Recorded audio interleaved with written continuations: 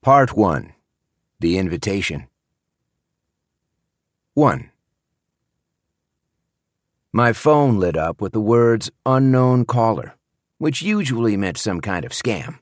But I guess I felt like talking because I answered anyway. Hello. Dad?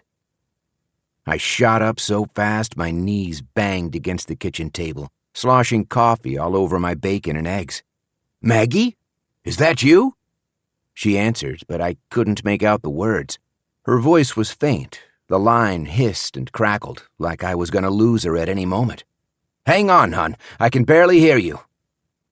The kitchen is the worst room in my house for taking calls. You never get more than a bar or two of signal strength. I carried the phone into my living room and tripped over some lumber I'd been trimming and sanding and staining. Just a little carpentry project to kill the time at night. It would all turn into a coffee table, eventually, but I could never motivate myself to finish the job, so there were screws and sawdust all over my rug. I hopscotched through the mess and rushed down the hall to Maggie's childhood bedroom. She had a tiny window overlooking our backyard and the old Lackawanna rail lines, and when I leaned against the glass, the signal popped up to 3 bars. Maggie, is this better? Hello? She still sounded a million miles away, like she was calling from overseas, or from a cabin deep in a remote wilderness, or from the trunk of an abandoned car buried at the bottom of an underground garage. Dad, can you hear me? Are you okay? Dad? Hello? Can you hear me? I mashed the phone to my ear and shouted, Yes, yes, I could hear her. Where are you? Do you need help?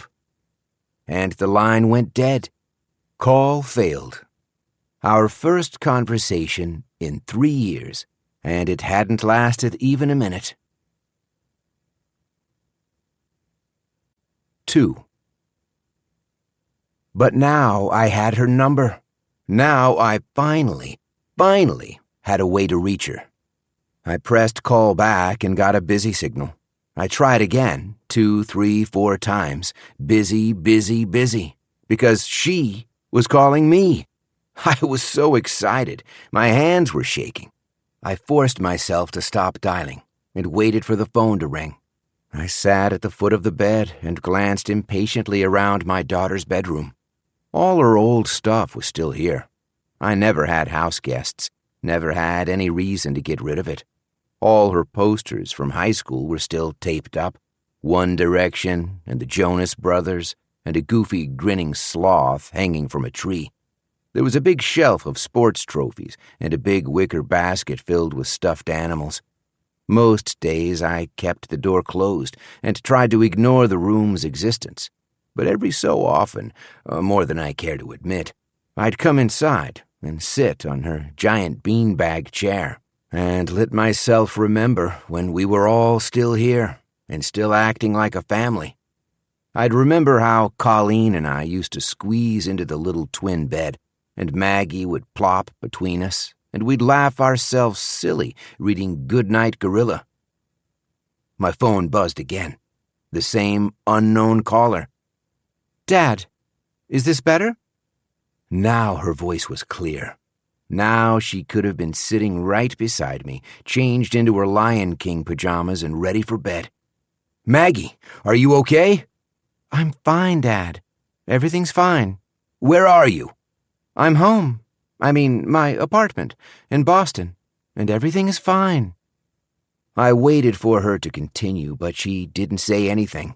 Maybe she didn't know where to start, and neither did I, really. How many times had I imagined this moment? How many times had I rehearsed this conversation while standing in the shower? Now it was finally happening, and all I could think to blurt out was, Did you get my cards? Because, God, I sent this kid so many cards. Birthday cards, Halloween cards, just because cards, always with $10 or $20 of pocket money and a little note. I got them, she said. I've been meaning to call for a while now, actually. I'm so sorry, Maggie. This whole situation. I don't want to talk about it. Okay. All right. I felt like one of those hostage negotiators on Rescue 911. My number one objective was keeping Maggie on the phone, keeping her talking. So I pivoted to a safer topic. Are you still at capacity? Yeah, I just had my 3-year anniversary. Maggie was so damn proud of that job. She was hired by Capacity right around the time our trouble started, and long before anyone had ever heard of the place. Back then, it was just one of 1,000 Cambridge startups promising to change the world with a new top-secret technology. Now they have 800 employees spread across 3 continents, and they'd just run a Super Bowl commercial with George Clooney and Matt Damon. I read everything I could find about the company, always searching for a glimpse of my daughter's name, or at least some insights into her life and career. Those new Chevys look amazing, I told her. As soon as the prices come down. She cut me off mid-sentence. Dad, I've got some news. I'm getting married. She didn't pause to let the information sink in. She just started spilling the details like she couldn't hold them back anymore. Her fiancé's name was Aiden. He was 26 years old. His family was hosting the reception at their home in New Hampshire. And all the while, I was stuck on the first bombshell. She was getting married? And in spite of everything that's happened, Maggie continued, I'd really like you to be there. 3. My name is Frank Zatowski, and I am 52 years old. I've spent most of my adult life driving a package car for the United Parcel Service. You know, those big brown trucks rumbling around your neighborhood full of goodies from the internet. UPS calls them package cars, even though they're technically large step vans. I started driving young, straight out of the Army, and I was recently inducted into the Circle of Honor, an elite group of UPS drivers who've worked 25 years without an accident. I make a decent living, and I've always liked the work, even though it keeps getting harder and harder. When I started, back in the late 90s, most of the parcels were still boxes. The heaviest thing you'd lift might be a gateway computer. These days, forget it. Any given shift, we're hauling futons, file cabinets, artificial Christmas trees, flat screens, even ping-pong tables. And car tires. Holy mother of God, those are the worst. Did you know you can buy car tires online? They ship in packs of 4, strapped together and bundled in cardboard, so we can't even roll the damn things. Still, if I pulled enough overtime, I could usually clear $100,000. My Jeep was all paid off, my mortgage was close, and I didn't owe a penny to Visa or MasterCard. I was 3 years away from early retirement with a decent pension and comprehensive health care. Not bad for a guy who never went to college, right? Up until my wife passed and all my troubles with Maggie started, I used to say I was blessed. I used to feel like the luckiest bastard on earth. So now listen to what happened. The wedding's in 3 months, Maggie told me. July 23rd. I know I'm calling super last minute, but... Well, I'll be there, I said, and my voice cracked because I was starting to cry. Of course I'll be there. Okay, good. Because we're mailing the invites tomorrow, and I wanted to call first. And then the conversation sputtered out, like she was expecting me to say something, but I was too choked up to answer. I made a fist and thumped my breastbone, 3 hard whacks to keep myself from blubbering. Come on, Frankie, keep it together. Don't be such a baby. Dad, are you still there?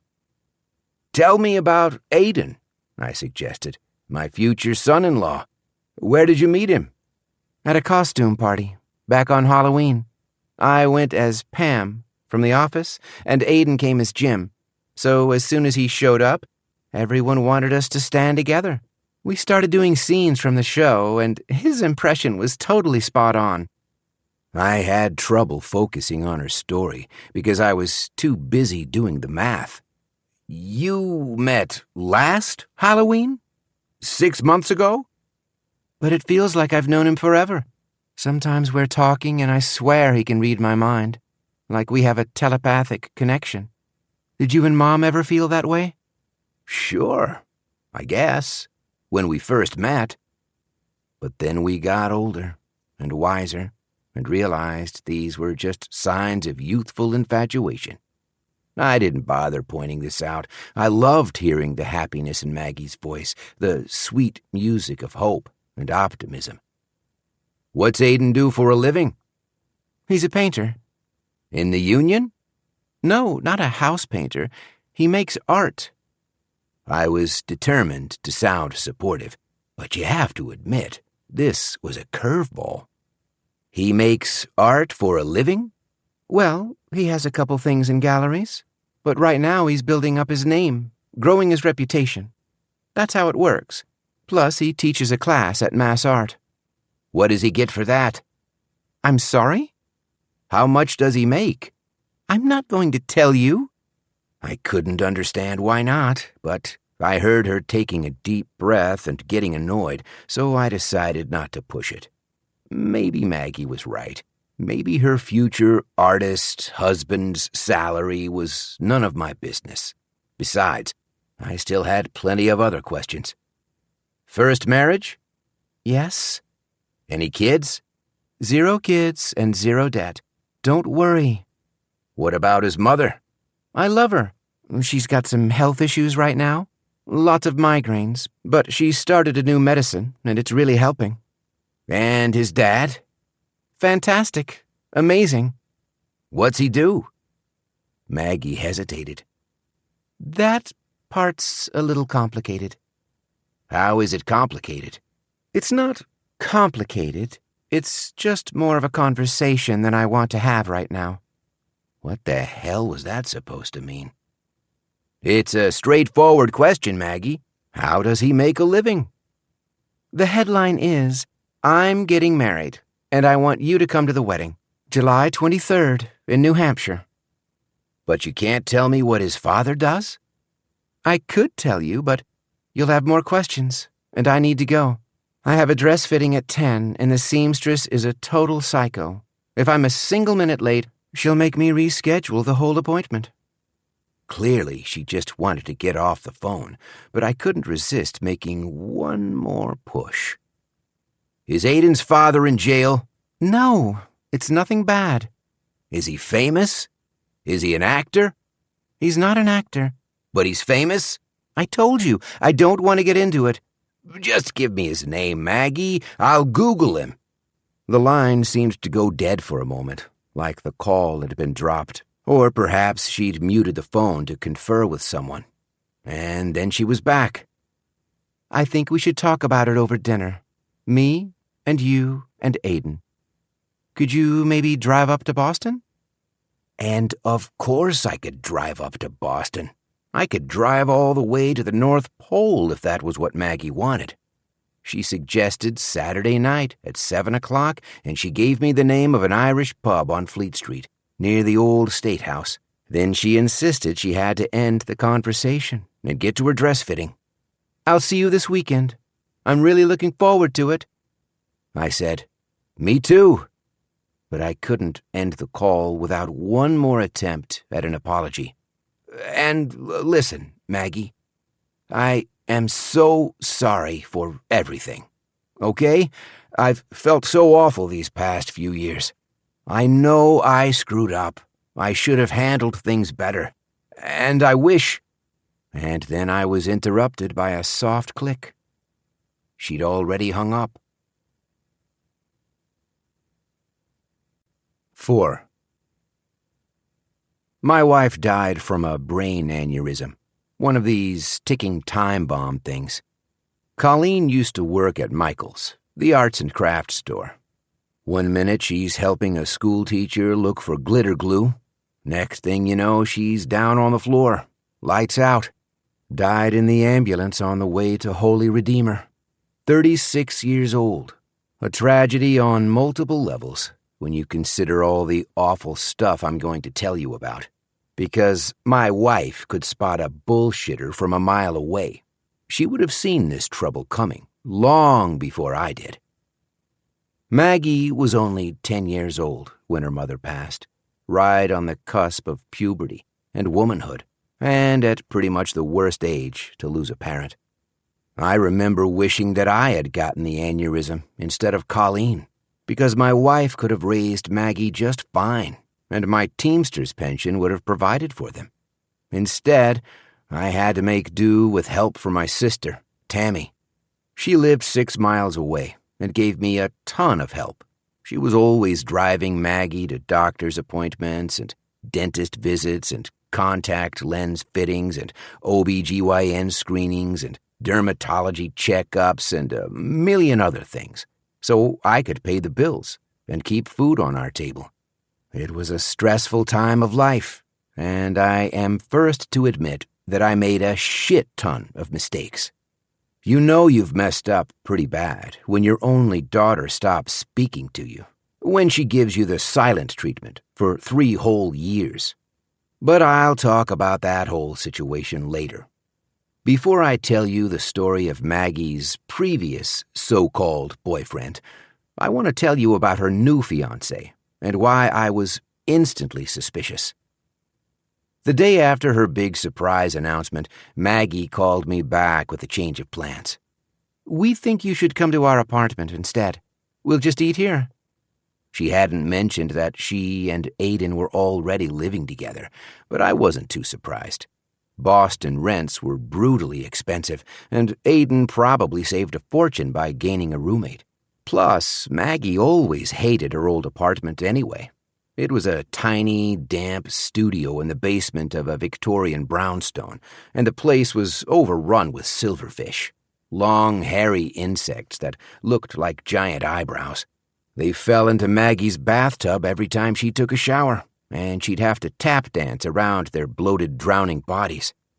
My daughter claimed to spend all her weekends in the capacity offices just to steer clear of the dank, damp apartment. I'm sure she was thrilled to break her lease and move to Aiden's place.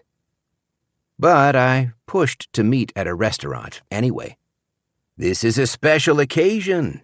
I don't want you to cook. "I'm not cooking." Aiden's cooking? "We worked it out, Dad. You just need to show up." I thought I understood what was happening. I figured that with a big wedding on the horizon, the kids were looking at their checkbooks and cutting expenses. I'd already Googled how much do they pay art teachers, and let me tell you something, it is not good. The median salary was $40,000, and that won't go far in a city like Boston. $40,000 won't get you more than a couple of cans of baked beans. I assured Maggie that I wanted to pay for the entire meal at the restaurant of their choice. Chinese, Italian, anything you want. Let's splurge. But she insisted I come to their apartment. "It's right off Route 93, by the Zakem Bridge." You live next to a bridge? "Not literally next to it, but you can see it from our window." "And it's safe there?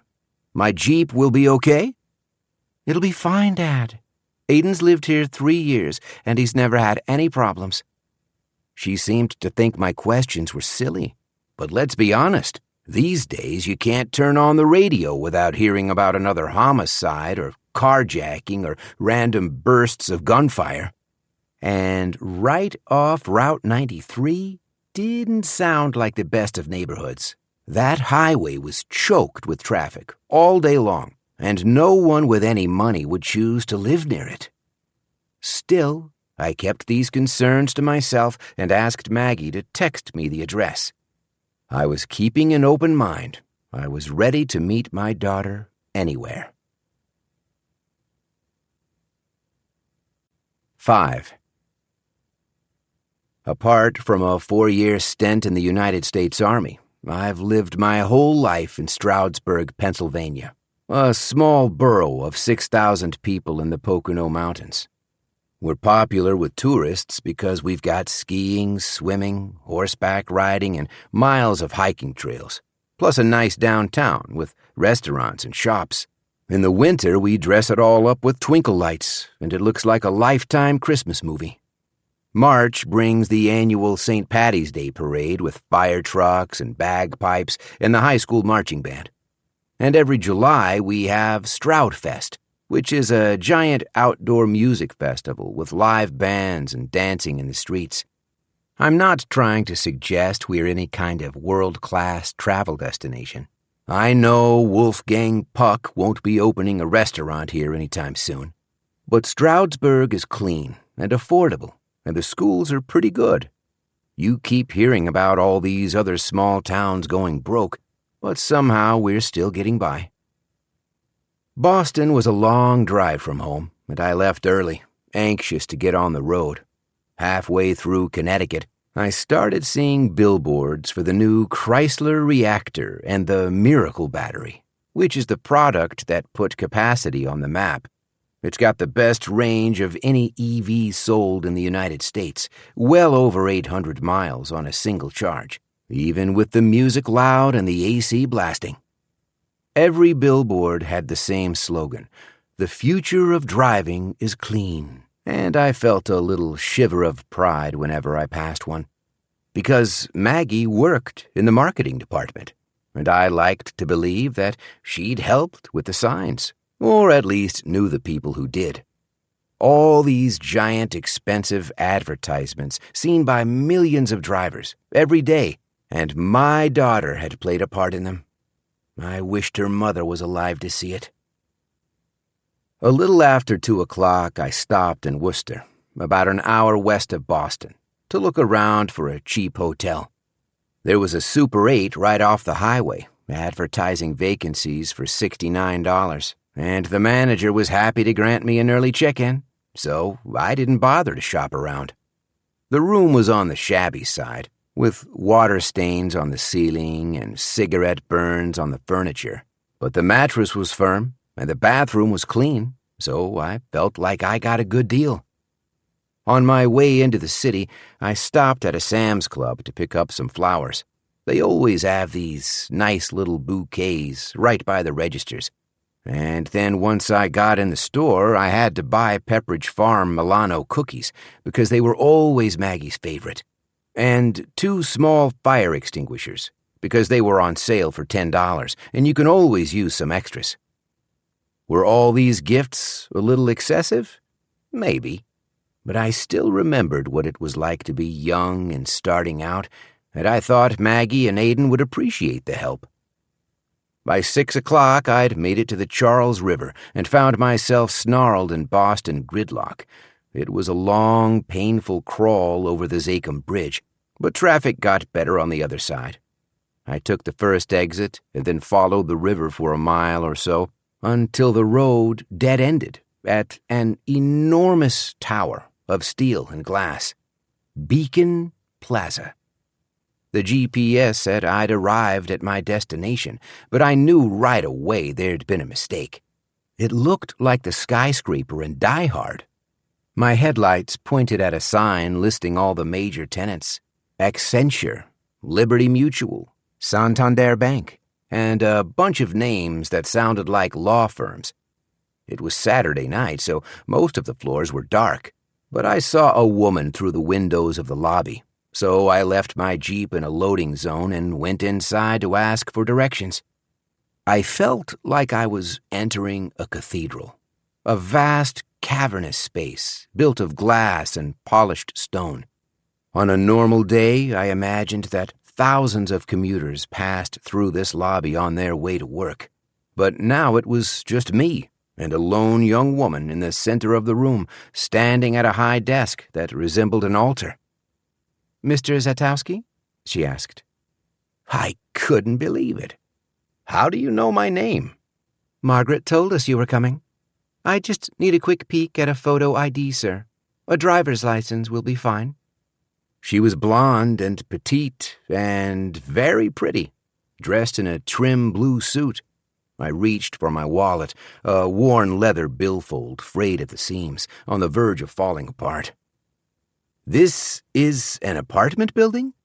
It's mixed use, mostly commercial, but the top floors where Aiden and Margaret live, they're all residential. I offered my Pennsylvania driver's license, and Olivia, up close I could see her name tag, handled it with tremendous reverence, like I'd just shared an original parchment copy of the Declaration of Independence. Thank you, Mr. Zatowski. Elevator D is to your right, and that'll take you upstairs. My car is in the loading zone, I explained. Is there? A young man materialized on my left, as if conjured out of thin air. I'll take care of your vehicle, Mr. Zatowski. There's a garage beneath the building. I didn't know what was more incredible, that everyone in the lobby already knew my name, or that they were all pronouncing it flawlessly. If you've got any Polish blood, you know the S is silent, and it's pronounced Zatowski. But your average person tries to pronounce the S anyway. They call me Mr. Sizatuski, or worse. You would not believe all the different ways people butcher it. He held out his hand, requesting the keys, but I still had all my gifts waiting in the Jeep, so I followed him outside to retrieve them. The young man gave me a paper tag with his phone number, and he instructed me to call it when I was ready to leave so he could have the vehicle waiting for me. I reached into my wallet for $1 and tried to give it to him, but he backed away like my money was radioactive. It's my pleasure, sir. Enjoy your evening. I returned to the lobby, and Olivia welcomed me back with another heart-melting smile. I didn't know what this woman was doing, stuck behind a reception desk on a Saturday night.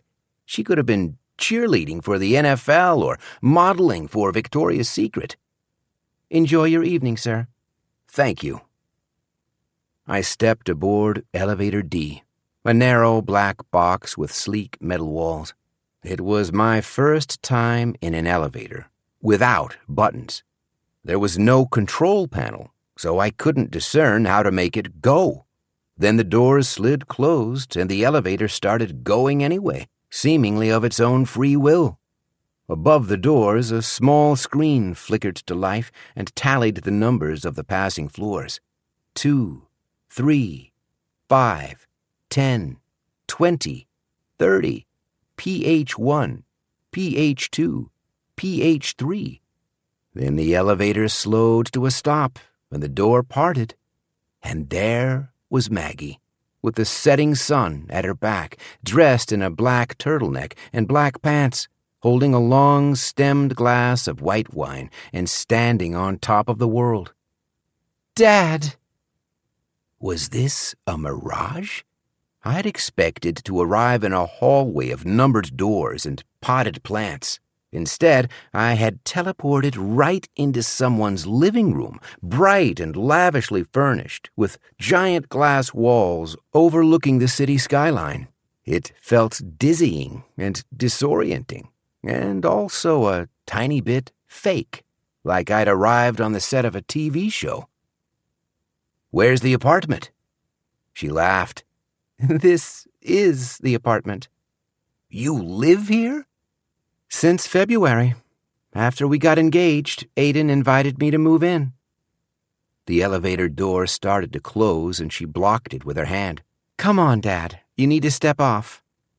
I took a careful step forward, disoriented, not completely sure the floor would support me. I almost didn't recognize my daughter. As a little girl, Maggie was what people used to call a tomboy. She favored overalls, sports jerseys, and flannel shirts from my closet, knotted at the waist so they didn't flap around. But then, in high school, she veered hard in the opposite direction, pivoting to swishy skirts and floral sundresses and crazy thrift store discoveries. Now she'd adopted another new look, and this one was pure Cambridge Ivy League, smart and chic, urban and sophisticated. She'd grown out her hair. It fell halfway down her back, fuller, with more layers, like she'd invested real money in it. And there was a light in her eyes that I hadn't seen since childhood. She looked like a Disney princess, ready to burst into song. Or, to put it more simply, my daughter looked head over heels in love. "Maggie, you look amazing." She waved off the compliment. Aw, come on. "I'm serious. What did you do to yourself?" It's just the lighting in the apartment. This building makes everyone look like a supermodel. Let me give you a hug." She put her arms around my waist and pressed her face to my chest, and I was so happy I thought I might start to cry. Because this kid used to hug me every day. When she was 6 years old, we used to play this game called Hug Monster, where she'd crawl around on the rug, snarling and growling and biting my ankles, and the only thing that would turn her back into a little girl was a monster hug that swooped her off the floor, arms and legs flailing. I probably hadn't thought about the game in 10 years, but the memory came bubbling up out of nowhere. "I'm glad you're here," she said, speaking softly into my shoulder. "Thank you for coming."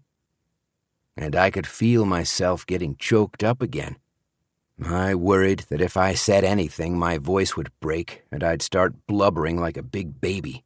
So I just broke away and gave her my bag of gifts. She seemed confused by the fire extinguishers, but clearly loved the flowers. "They're beautiful," she said. "Let's get them in water." I'd never entered an apartment through an elevator, so I needed a minute to orient myself and get my bearings. The living room was just one part of a sprawling open floor plan that wrapped the corner of the tower. The exterior walls were all glass and offered a panoramic view of the city skyline. And the interior walls were covered with faces, men and women of all different ages, all photographed in black and white and staring at the viewer. None of these people would ever be mistaken for supermodels, because their faces had too many flaws. Wrinkles and blotches and drooping eyelids, crooked teeth and thinning hair and pointy chins. In other words, they looked like regular, everyday people, the kind you'd see shopping for groceries or riding the bus after work. "These are Aiden's," Maggie said proudly. I looked closer and realized that each photograph was actually a painting, expertly rendered in black and white and shades of silver and gray. "He's sold a couple, but these are his favorites, so we're hanging on to them. What do you think?" I thought they were a little creepy, if I'm being honest. All these faces staring out with their cold expressions, looking like they'd been photographed against their will. But then again, if a couple of creepy faces paid the rent for a luxury penthouse apartment, I bet I could learn to live with them. "They're incredible, Maggie.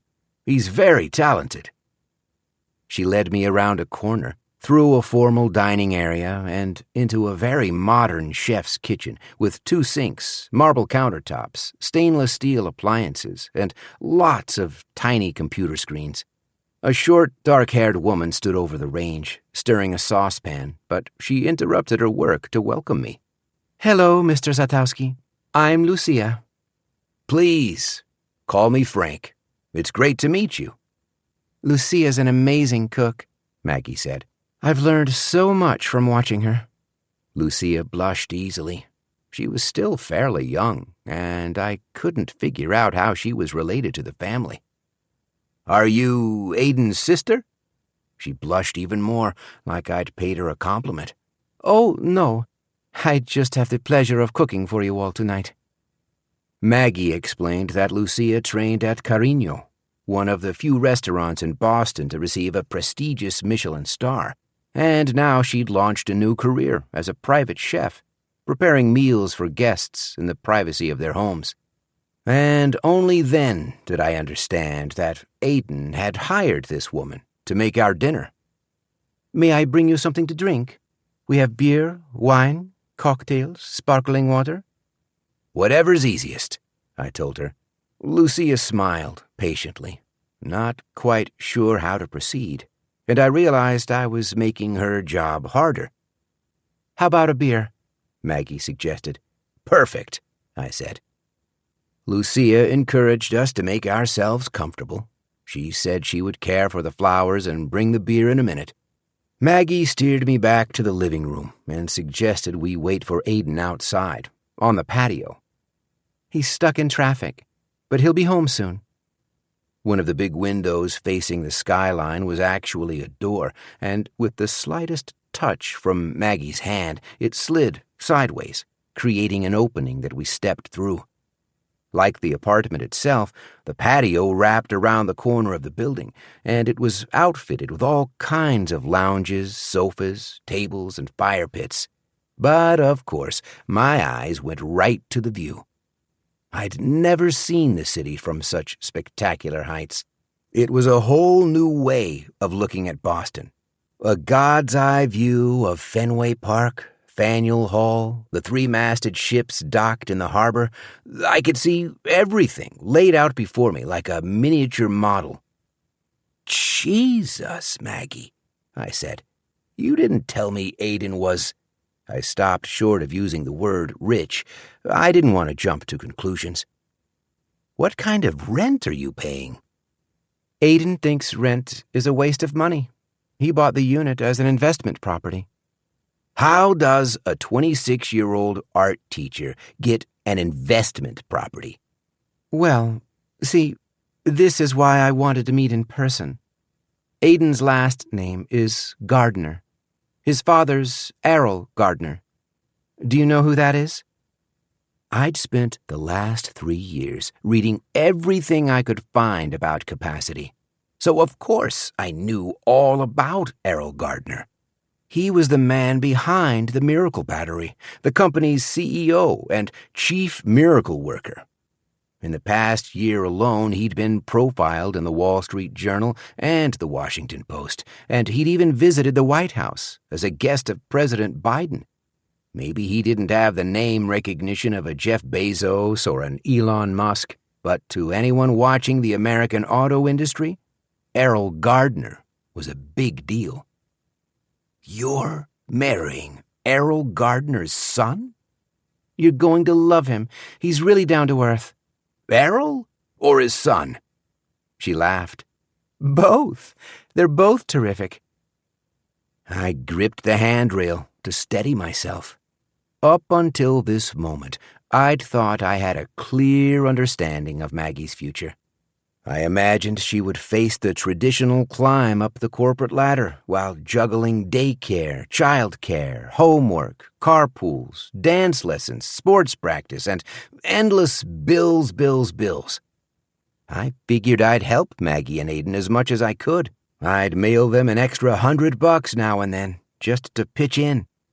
But now here I was, 40 stories above the Charles River, seeing her future from a brand new perspective.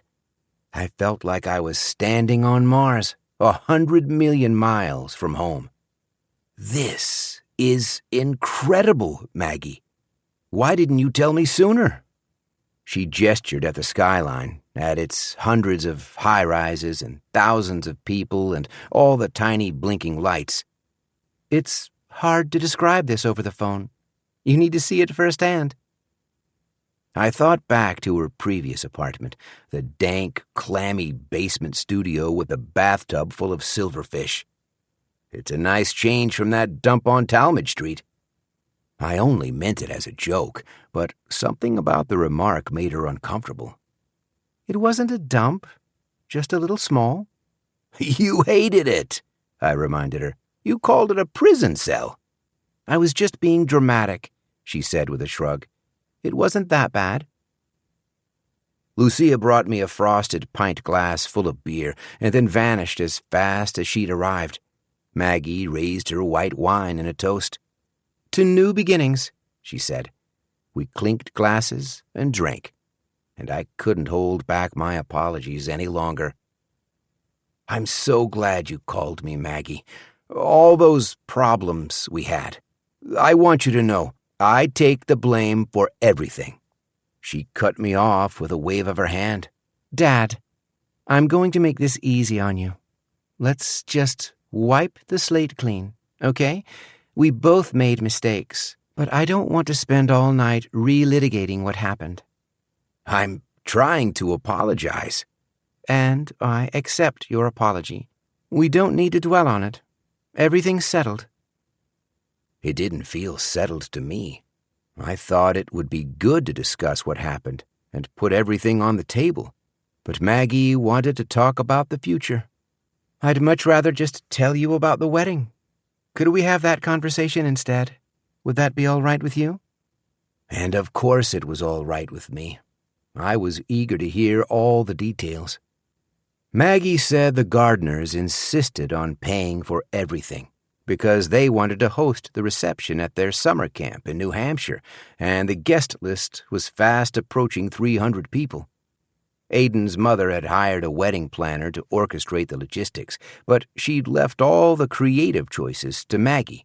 Invitations, place settings, table linens, centerpieces. There were 1,000 small decisions that required Maggie's attention, and she felt more overwhelmed than ever. Is there something I can do? She smiled like the offer was appreciated but utterly impractical. Not really. You just need to show up. Then she must have glimpsed her fiancé through the windows of the apartment because she leaned closer to me and lowered her voice. Here he comes. He's nervous about meeting you. So be nice, okay? Of course I'll be nice. And don't mention the bruises. He just got mugged, but he doesn't want to talk about it. He just got mugged? There was no time for her to elaborate because the glass door opened and Aiden Gardner stepped outside to join us. My immediate thought was that he looked too young to be living in such a nice apartment.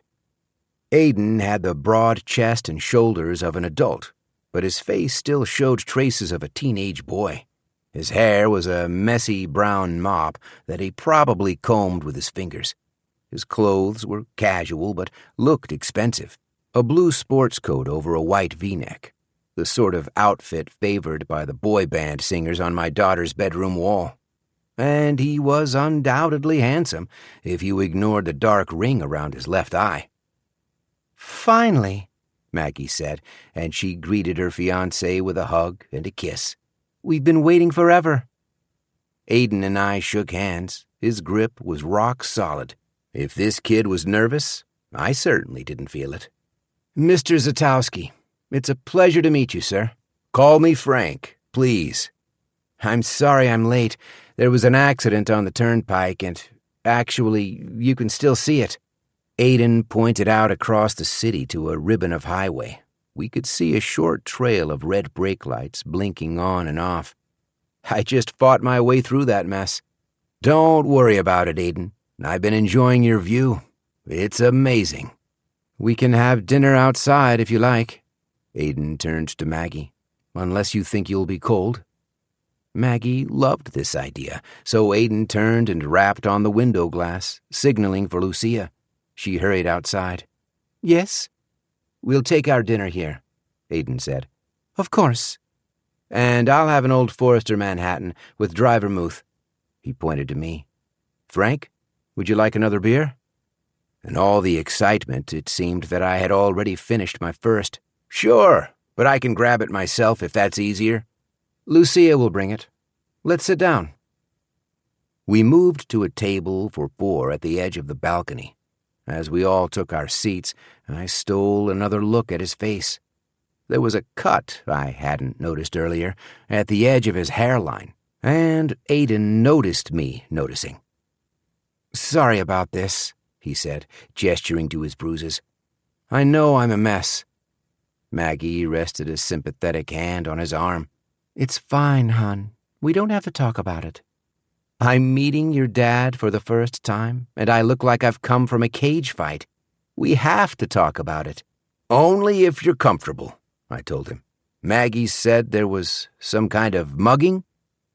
Aiden explained that a gallery in Chicago was exhibiting 5 of his paintings, and he stayed too late at the opening night reception. It was past midnight when he left for his hotel, and he'd found himself on a dark and desolate street. 3 men crossed the road to approach him. One of them had been carrying a gun. They demanded his wallet, and Aiden immediately turned it over, no questions asked. Then one of the guys decked him anyway, knocking him to the sidewalk, and the others started kicking him. "That's terrible, Aiden. I'm so sorry." Lucia arrived with our drinks, and Aiden paused to take a long sip of his Manhattan. The alcohol seemed to steady his nerves. It could have been a lot worse, because while I was down on the pavement, trying to shield my head, I could hear a car coming. A taxi driver. He saw what was happening and started honking his horn, and the guys ran off. "Did the cops catch them?" He looked sheepish. "I didn't call the police. I know I should have, but by that point it was really late, and I had an early flight. I just wanted to go home." "How do you fly home without your wallet?" "Oh, I had my passport back at the hotel, and I used my phone for everything else. Thank God for Apple Pay."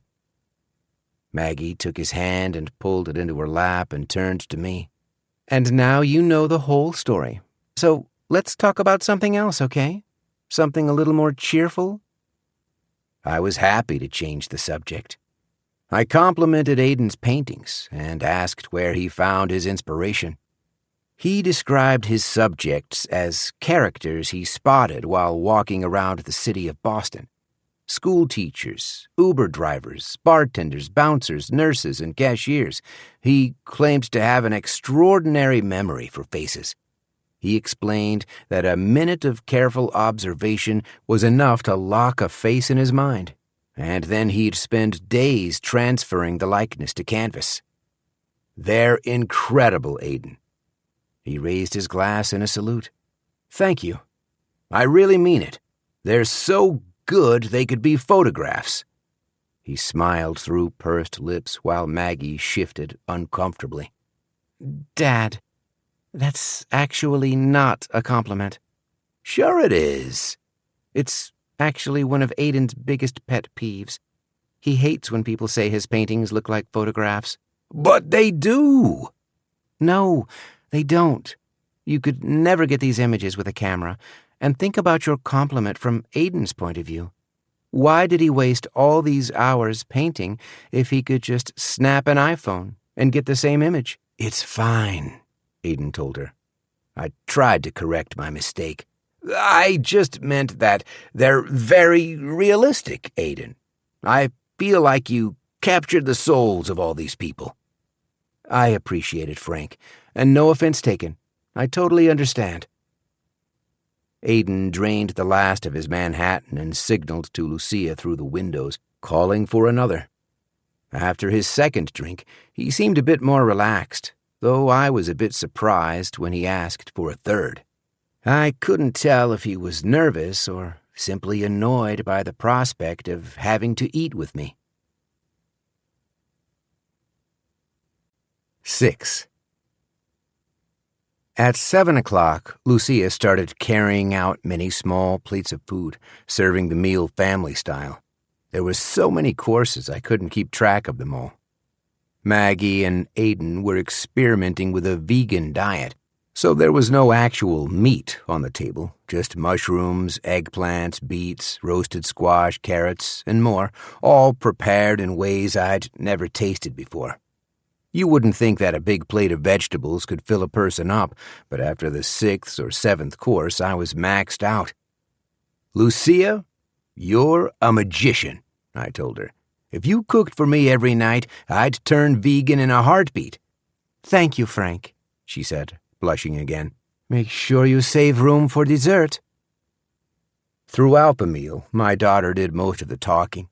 She showed me her engagement ring, an enormous pear-cut diamond on an ornate gold band, and explained it was a family heirloom that had belonged to Aiden's grandmother, and she spoke with tremendous excitement about their wedding reception. It would be rustic and country style, with lots of wild flowers and outdoor activities. From time to time, I'd glance at Aiden to gauge his feelings, but he seemed happy to let his fiancée do all the talking. Clearly, Maggie was calling the shots, and he was simply along for the ride. I suppose a lot of young men feel the same way about their weddings, but I wanted to draw him into the conversation. "How about a honeymoon?" I asked. "Are you taking a trip anywhere?" "Undecided," he said. "Do you have any suggestions?" I told him that Colleen and I were always big fans of carnival cruises. As newlyweds, we took a 6-night excursion to the Bahamas, and the whole crew treated us like VIPs. I tried to describe all the incredible amenities, the water slides, the couples massages, the Broadway-quality theater productions, but I must have prattled on too long because I realized Maggie had stopped listening. She was looking at a message on her Apple Watch. The stupid thing had been pinging and dinging all through dinner. "I'm sorry," she said, abruptly standing up. "I need to call someone. There's a thing at work." "It's 8:30, I said. "Who's still working at 8:30? "Capacity never stops moving," Aiden said, and I realized he was quoting the company tagline from the Super Bowl commercial. "Go ahead, Margaret. Don't worry about us. Your dad and I will hang out." 5 minutes, she promised, and then she gave him a quick kiss on the forehead before darting into the apartment. Aiden finished the last of his Manhattan and then signaled to Lucia for another, his 4th, if I was counting correctly. "Is she like this all the time?" I asked. "Only 7 days a week," he said, with a good-natured shrug, like he'd already made his peace with her work habits. And then the conversation sputtered out. I tried a couple of polite prompts just to get Aiden talking. I asked about his family and his teaching at Mass Art, but his answers were short and perfunctory. He seemed happy to sit in silence and sip his cocktail. I remember feeling disappointed that he didn't ask me any questions. I'd hoped he might want to get to know me a little bit, or at least ask about Maggie's childhood. Instead, we just looked at the skyline in silence until Maggie returned to the balcony with a fresh glass of wine. "Last interruption, I promise." Aiden asked if everything was okay, and she just sank into her chair. "Everything will be fine." "Maybe you should tell your father the good news." There was a quick flash of panic in her eyes, and then she shook her head very deliberately. "It's too early." "But he's your dad." "I know, but we already agreed not to say anything." And by this point, I had a pretty good idea of what Maggie's good news might be. Any time a man and woman hurry to the altar after 6 months of dating, there's usually just one reason. I crossed my finger over my heart and promised I wouldn't tell a soul, and then I leaned forward so Maggie could whisper her news. "What's the secret?" She took a deep breath. "Well, Capacity's starting a new division for the aerospace sector, and I'm going to be on the team." "Not just on the team," Aiden said. "It's a huge promotion. She'll have her own staff and everything." I must have looked bewildered because Maggie started explaining what it all meant. She said that the biggest obstacle to all electric air travel was the enormous mass of traditional lithium batteries. The true miracle of the miracle battery was not its incredible capacity, but its extremely low weight. The plan was to start with smaller planes for cargo flights before expanding to larger passenger airlines. "And you're going to love this next part," she said. "We're already in discussions with UPS. Last month we met with Armando Costado, and he's totally on board." Holy Mother of God! In a night full of surprises, this was the biggest bombshell of all. Armando Costado started working at UPS in 1990 as a preloader and package car driver before rising through the ranks to become chief executive officer.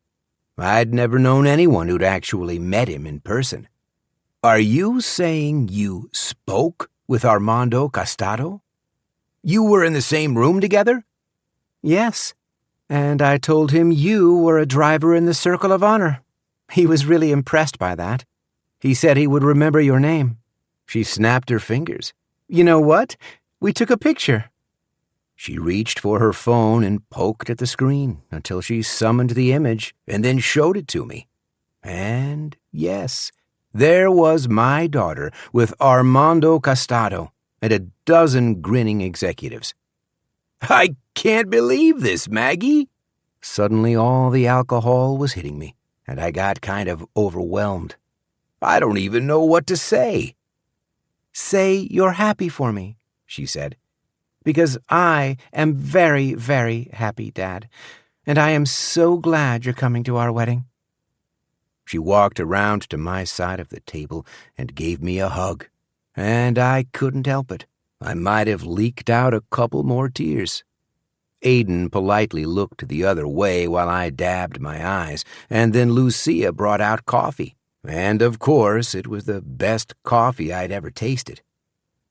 And the night would have ended on a high note if I hadn't stopped to use the restroom on my way out the door. Lucia was in the powder room, so Maggie led me down a short hallway to the master bath, which could be accessed from either the hallway or the adjoining bedroom. "I'll box you up some leftovers," she offered. "Meet me back in the kitchen." The bathroom was ridiculously large, like something you'd see in a Real Housewives McMansion, with 2 sinks, an enormous shower stall, and a bathtub big enough for LeBron James. I used the toilet and then went over to the sinks to wash my hands. There were all kinds of beauty and cosmetic products spread across the counter: Aztec healing clay, charcoal-flavored toothpaste, bamboo fiber dental floss. I spent a minute or two browsing through everything, trying to decipher why someone might pay extra for Acqua di Parma Italian shave gel over good old-fashioned Barbasol.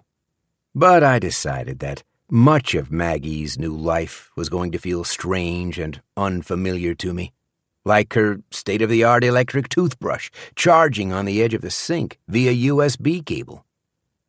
I'd finished snooping around and was ready to leave when I noticed the toilet was still running. I waited another minute for the water to turn off, and I suppose I'd fixed enough toilets in my lifetime to know something was wrong.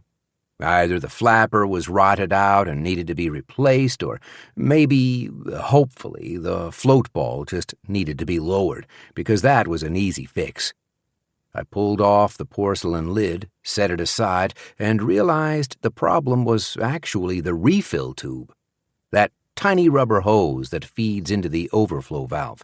Something had knocked it loose, so I just clipped it back into place and saved the kids a $100 house call from a plumber. Then I went to replace the lid, and that's when I noticed a black plastic bag attached to its bottom, held fast by many strips of duct tape. It was the same type of plastic bag you'd find in a kitchen trash can, trimmed and cut into a kind of small pouch. I poked it with my finger and felt something hard inside, with the same size and dimensions of my checkbook. Then came a knock at the door, loud and insistent. "Dad?" Maggie asked. "Is everything all right?" 7.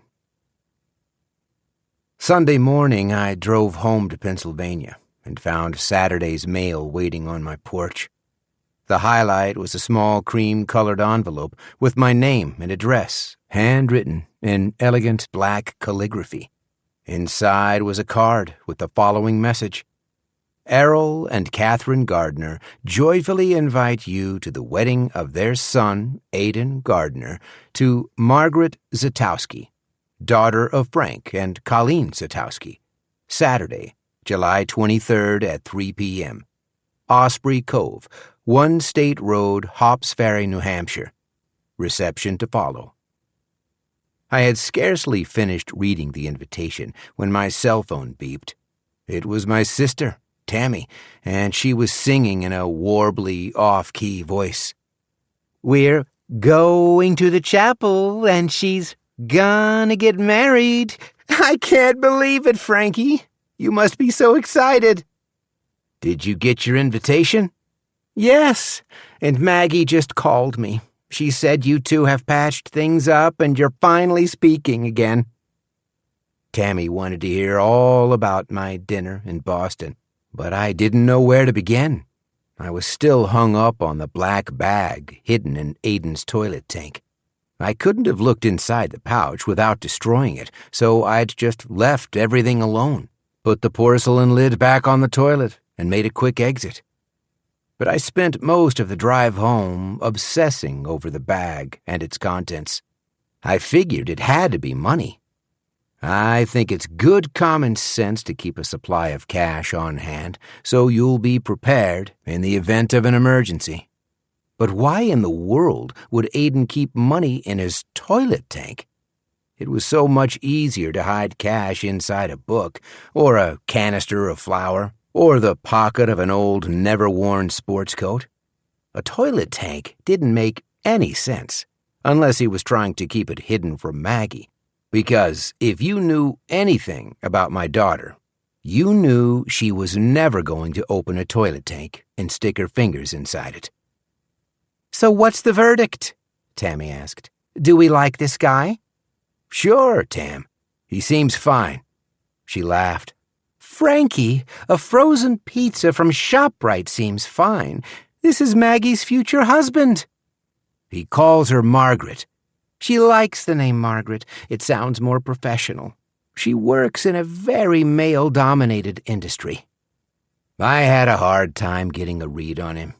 He was polite, but very quiet. I'm not sure I met the real Aiden. Or maybe you did. Maybe the real Aiden is polite, but very quiet. You could do a lot worse, Frankie. He's certainly better than Dr. Cellphone.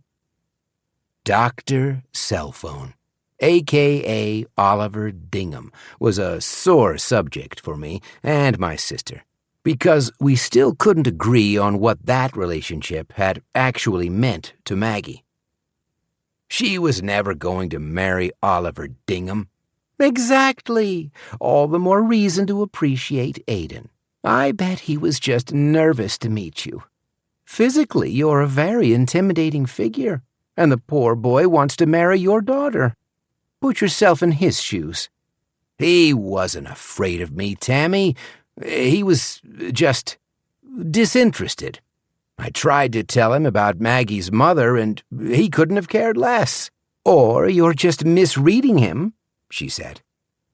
Tammy married at 19 and divorced at 21, and she's never had children of her own.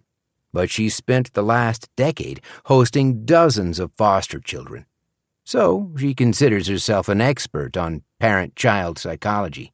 None of her placements have ever lasted more than a year or two, and she has certainly never parented a 25-year-old woman. But my sister feels qualified to give me unsolicited advice. "Frankie, let me tell you something. You've always been tough on Maggie's boyfriends, ever since she was a teenager, since she started dating. No one's ever been good enough for your little girl. But I don't see how we top this guy. He's handsome, he's smart, he's artistic, and he owns 80,000 shares of Capacity stock." "Maggie told you that?" "I read it online. I've been Google stalking the whole family. Ask me anything you want about Errol Gardner." "She's marrying Aiden Gardner." "But the apple doesn't fall far from the tree, and Errol Gardner looks after his whole family. He's supporting all his sisters, plus 10 nieces and nephews, private high schools, fancy clothes, vacations in the Caribbean. These kids are like Kardashians." "You shouldn't spy on them." "They're all on TikTok." "I don't care what you call it. If you get caught, it's going to be really embarrassing." "Please, Frankie, I have so many aliases. I would never get caught. I'm just making sure our girl's protected. For example, do you know if she's signing a prenuptial agreement?" I had to admit, this question had certainly crossed my mind, but I never mustered the courage to bring it up. "I don't know." "Well, I do know, because I asked her." "And?" "I have a simple rule for living, little brother. If you don't ask, you don't get." So when Maggie called me, I put all my cards on the table. I said, "Sweetie, I'm sure Aiden's a great guy, but your interests need to be protected. Are you signing any kind of prenuptial agreement?" And? Tammy paused for dramatic effect. There was nothing my sister loved more than a big, fat, tantalizing shred of gossip. She could savor it for hours, pulling apart every detail and examining it from various angles, like a dog working all night on a turkey leg. "Do you want to guess?" "I'm guessing there isn't, and that's why you're so excited." Tammy made a loud buzzing sound, like I'd just lost on a TV quiz show. "Wrong. They did sign a prenup, but it's the best possible kind of prenup. In the event of a divorce, regardless of the circumstances, they're splitting all their assets, 50-50. "That can't be true, Tammy." I didn't know what 80,000 shares of capacity stock were worth, but the value had to be astronomical. "Why would he agree to that?" "Because he's in love, completely smitten, head over heels." She spoke like this was wonderful, fantastic news, but I didn't like it at all. I reminded her that they'd only been dating for 6 months. "What's the big rush to get married?" "Bite your tongue, Frankie. No father in the history of the world has ever asked that question. She's getting married at the perfect age to the perfect guy, and you don't even have to pay for the wedding. Do you know how many parents would kill to be in your situation?" A short while after our call, Tammy sent me a long email with research supporting her claims, links to all kinds of tech websites, newspaper articles, social media posts, and YouTube videos. I read enough about the Gardners to write their family history. Catherine Gardner, née Riggins, was born in Houston, the granddaughter of a prominent Texas oil man. She'd grown up in the white-gloved world of cotillions and debutante balls, then attended Wellesley College to study art history. There she fell in love with Errol Gardner and New England, and she'd been a prominent Bostonian ever since, showering her inheritance on a variety of philanthropic causes. She sat on the boards of a dozen different charities and nonprofits, everything from Boston Children's Hospital to the New England Aquarium. Errol Gardner was born and raised in blue-collar Lowell, Massachusetts, according to his bio on the Capacity website, and spent 2 years at Harvard before dropping out in 1987 to start Apollo, one of the earliest internet service providers. All his early funding came from his young wife, and within 7 years the company was bought by AOL for an undisclosed sum, rumored to be $100 million.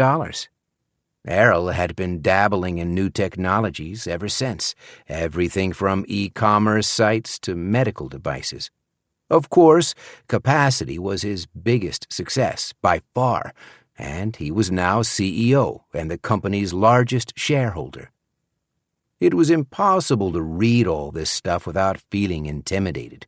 Clearly, Errol and Catherine were very smart and successful people, and I worried they would dismiss me as some kind of freeloader because I wasn't paying for any part of the reception.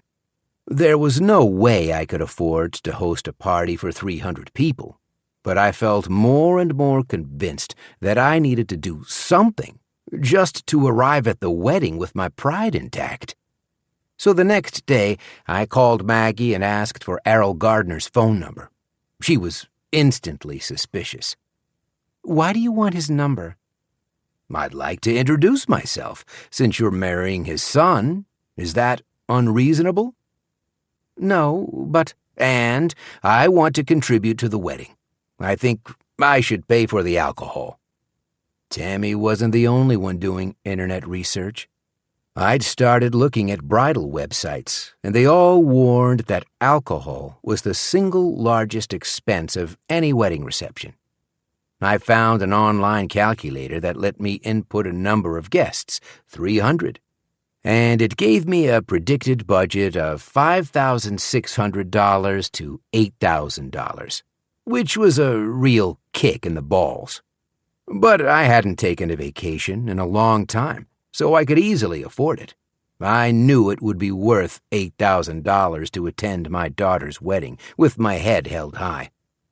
Hey, everybody, the drinks are on Frank Zatowski, so let's give the guy a hand.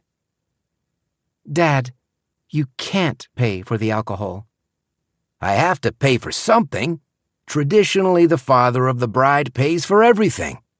It's not the 1800s anymore. Errol Gardner won't take a dime from you. Why not? Because he knows your financial situation. What's that mean? Don't get sensitive. He just knows when I was growing up, we didn't have money. I took you to Disney World. Okay, sure. We stayed on Disney property, Maggie. Do you have any idea what those character breakfasts cost? Dad, and I paid for your college. You don't have a dime of student debt. Why would you tell him I didn't have money? Because money is relative, Dad. Compared to Errol Gardner, you don't have money. That's all I meant. I do have money, and I want to spend some on this wedding. And now I would like this man's phone number, please. Well, see, that's the other thing. You don't just call Errol Gardner on the phone. The man is booked 24/7. Even his assistants have assistants. And he's traveling this week. He's in Yokohama. He's meeting with Isuzu. I sensed that if I didn't interrupt her, she would offer another 1,000 explanations for why contacting Errol Gardner was simply impossible. Maggie, I just want 10 minutes of the man's time, because his son is marrying my daughter. Now, if you don't give me his number, I'm going to call Capacity and explain the situation and ask for him myself. She sounded terrified by this alternative and promised to have Errol call me within 48 hours.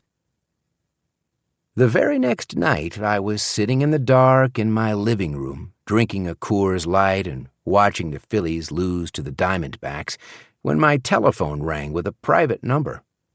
Errol Gardner apologized for the late hour. He was calling from an airport in Osaka.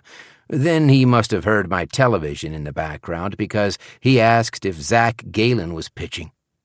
I said that he was, but he wasn't doing his team any favors. Turns out Errol was a baseball fan, so right away we had something in common, and that made me feel more comfortable. He was very complimentary of Margaret. He described her as smart and confident and a real rising star at Capacity. I keep telling Aiden he hit the jackpot. The girl's a total catch. I'm sure there were boys knocking on your door all through high school. The worst ones didn't even knock, I told him. They'd just show up in their cars and text her to come outside. Errol laughed. Oh, I would have hated that, Frank. That must have been really hard for you. I figured I needed to return all of his compliments and say something nice about my future son-in-law. So I called Aiden a talented artist with a bright future. His father just laughed. He's picked a brutal way to make a living, I'll tell you that much. Name the 5 most important painters working in America. Hell, name just one. I confessed that I was the wrong person to ask, that I hadn't been to an art museum since middle school. But that's exactly my point, Frank. If you read the New York Times, you'll see hundreds of stories about artificial intelligence, gene therapy, nanotech, all these big world-changing innovations. Painting pictures is not one of them.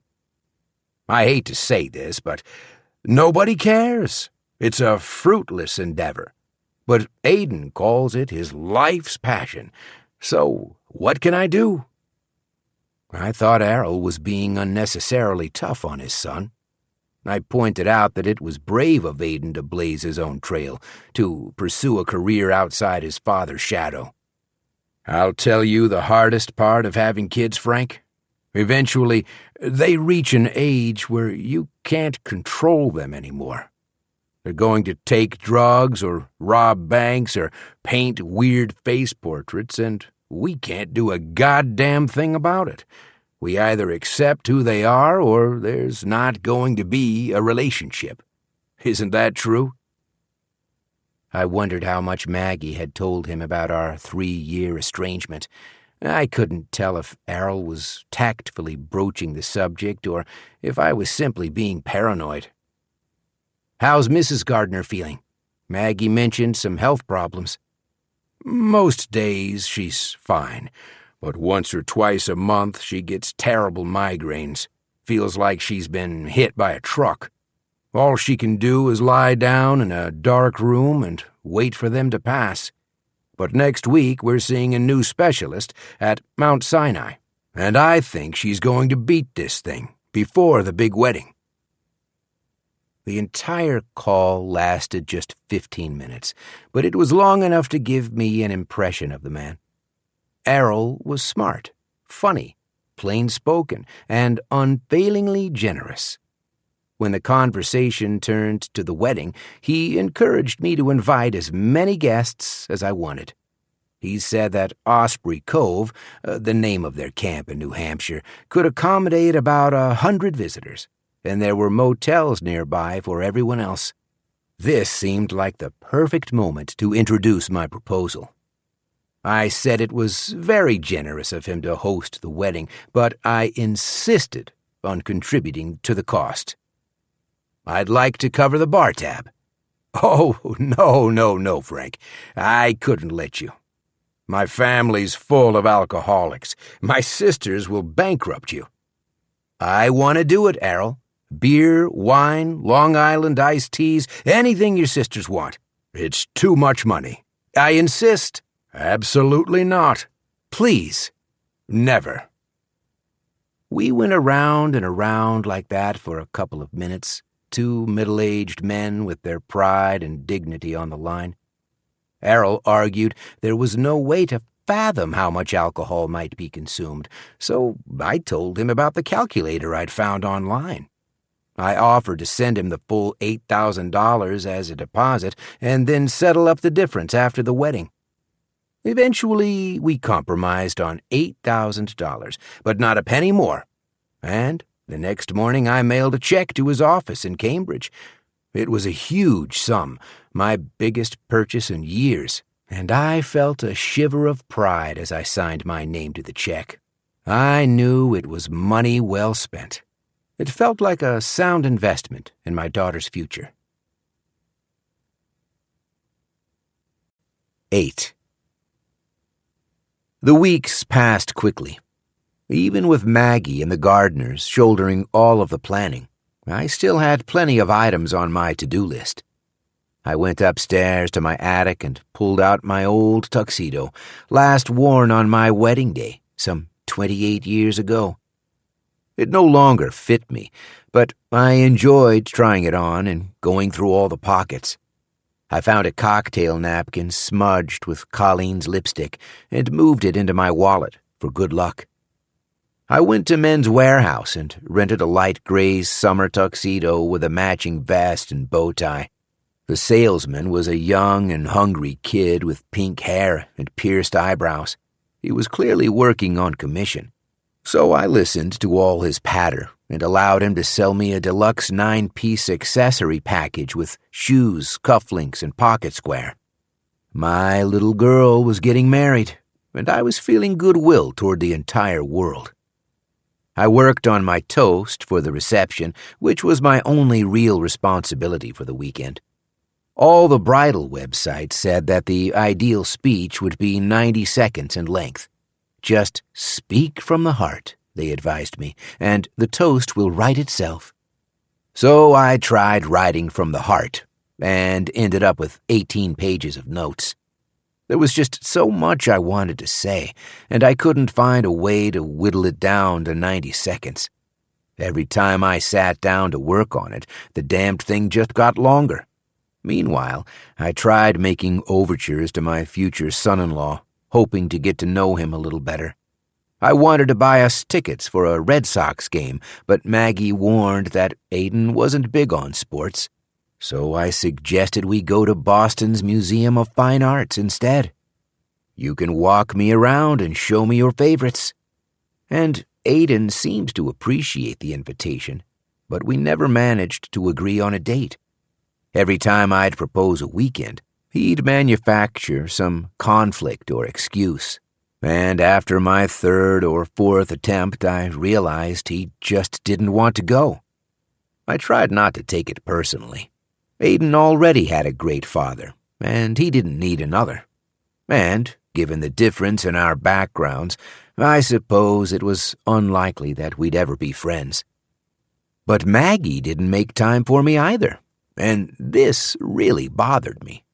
Now that we were back on speaking terms, I was anxious to make up for lost time.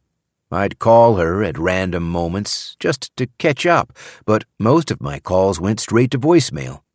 And on the few occasions we actually connected, our conversations never lasted more than a few minutes. Between planning the wedding and all her new job responsibilities at capacity, she said she felt overwhelmed.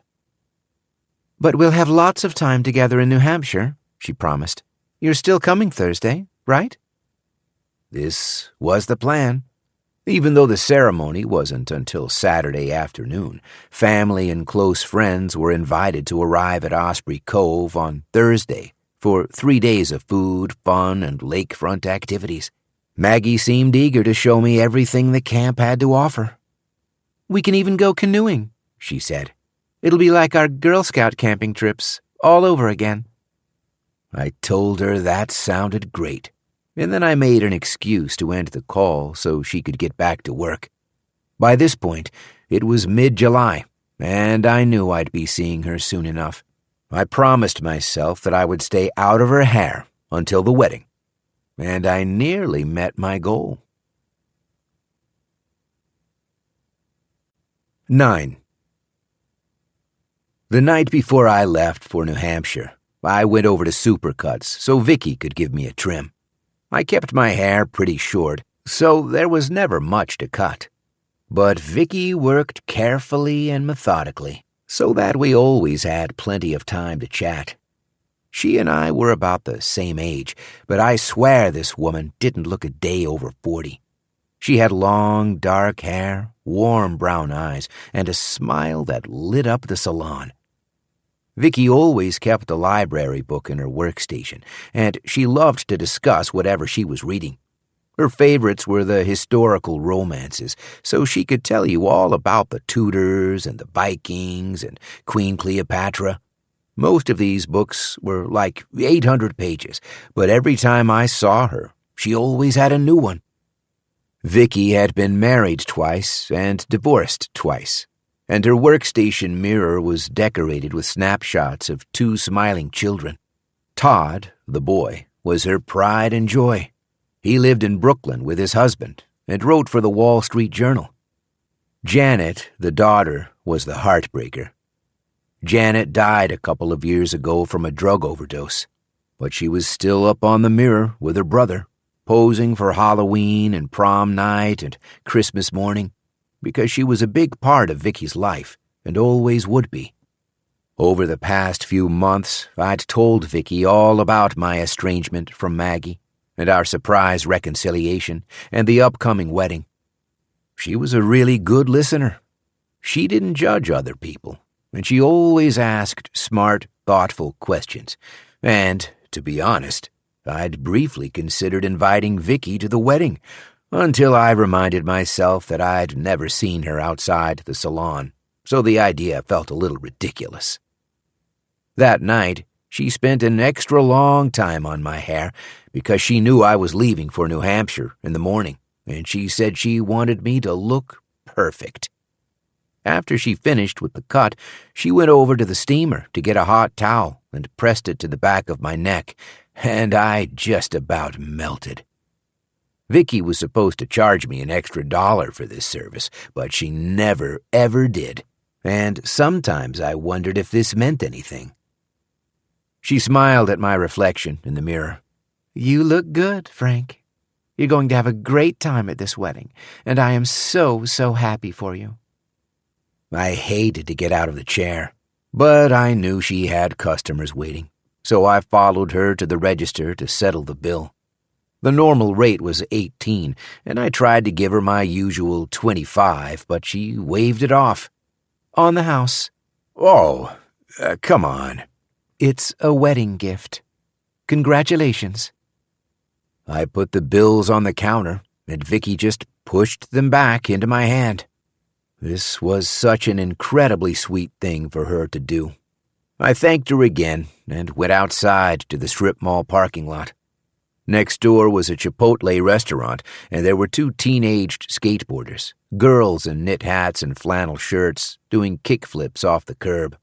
I watched them for a minute, thinking, then walked back inside.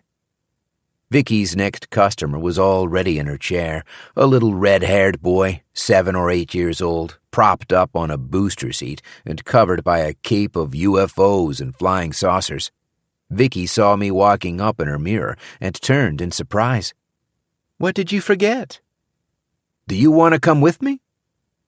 Where? To New Hampshire. Tomorrow? I'm sorry, Vicky.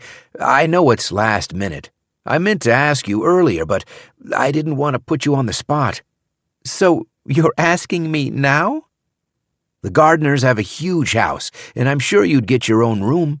Maggie says there's tons of space, and I bet you'd love these people. I bet they all read like crazy. The little boy in the barbershop cape watched Vicky's reaction in the mirror, suddenly very interested in her response. She opened a drawer of toys and pushed a plastic dinosaur into his hands. Listen, Frank, I know this wedding is important to you, and I am very, very flattered to be invited. But I'm already scheduled to work. Right. And we're crazy busy all weekend. Sure. I can't leave the other girls in the lurch. Of course not. I should have asked you sooner. I'm sorry to be so weird about this. You're not being weird. I'm glad you invited me. And I swear to you, Frank, I would probably say yes if I had the weekend off. She thought for a moment and added, and if I had the right dress, and shoes, and a gift for the couple. I understand.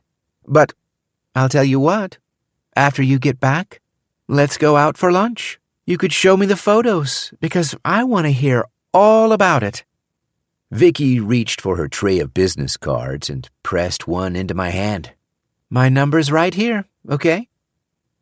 I already had 5 of her business cards at home, pinned to my refrigerator with magnets, but I took the extra one anyway. I promised to call her, and she said she'd be waiting. 10. That night, I pulled into my driveway around 8 o'clock. On my way into the house, I stopped at my mailbox and pulled out the usual junk. A ShopRite circular, an invitation to join AARP, and pleas for money from a host of charities. But when I got inside and tossed the mail onto my kitchen counter, I noticed a white business-size envelope with no return address. My name and address looked like they'd been typed on an old-fashioned manual typewriter with a worn-out ribbon. There was nothing to identify the sender, just a U.S. flag stamp and a postmark of Hops Ferry, New Hampshire. I opened the refrigerator, grabbed a bottle of Coors Light, and sat down to open the envelope. Inside was a sheet of paper with a 5x7 photograph printed in its center. Printed at home is what I mean, on one of those cheap inkjets you get for free when you buy a new computer. The colors were dull and washed out, but the image was clear. A man and woman, both young, standing in front of a lake. I almost didn't recognize my future son-in-law, because Aiden was 15 pounds heavier in the picture. with an easy, relaxed smile that he never shared at our dinner.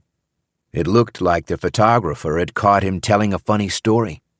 And the woman was completely unfamiliar.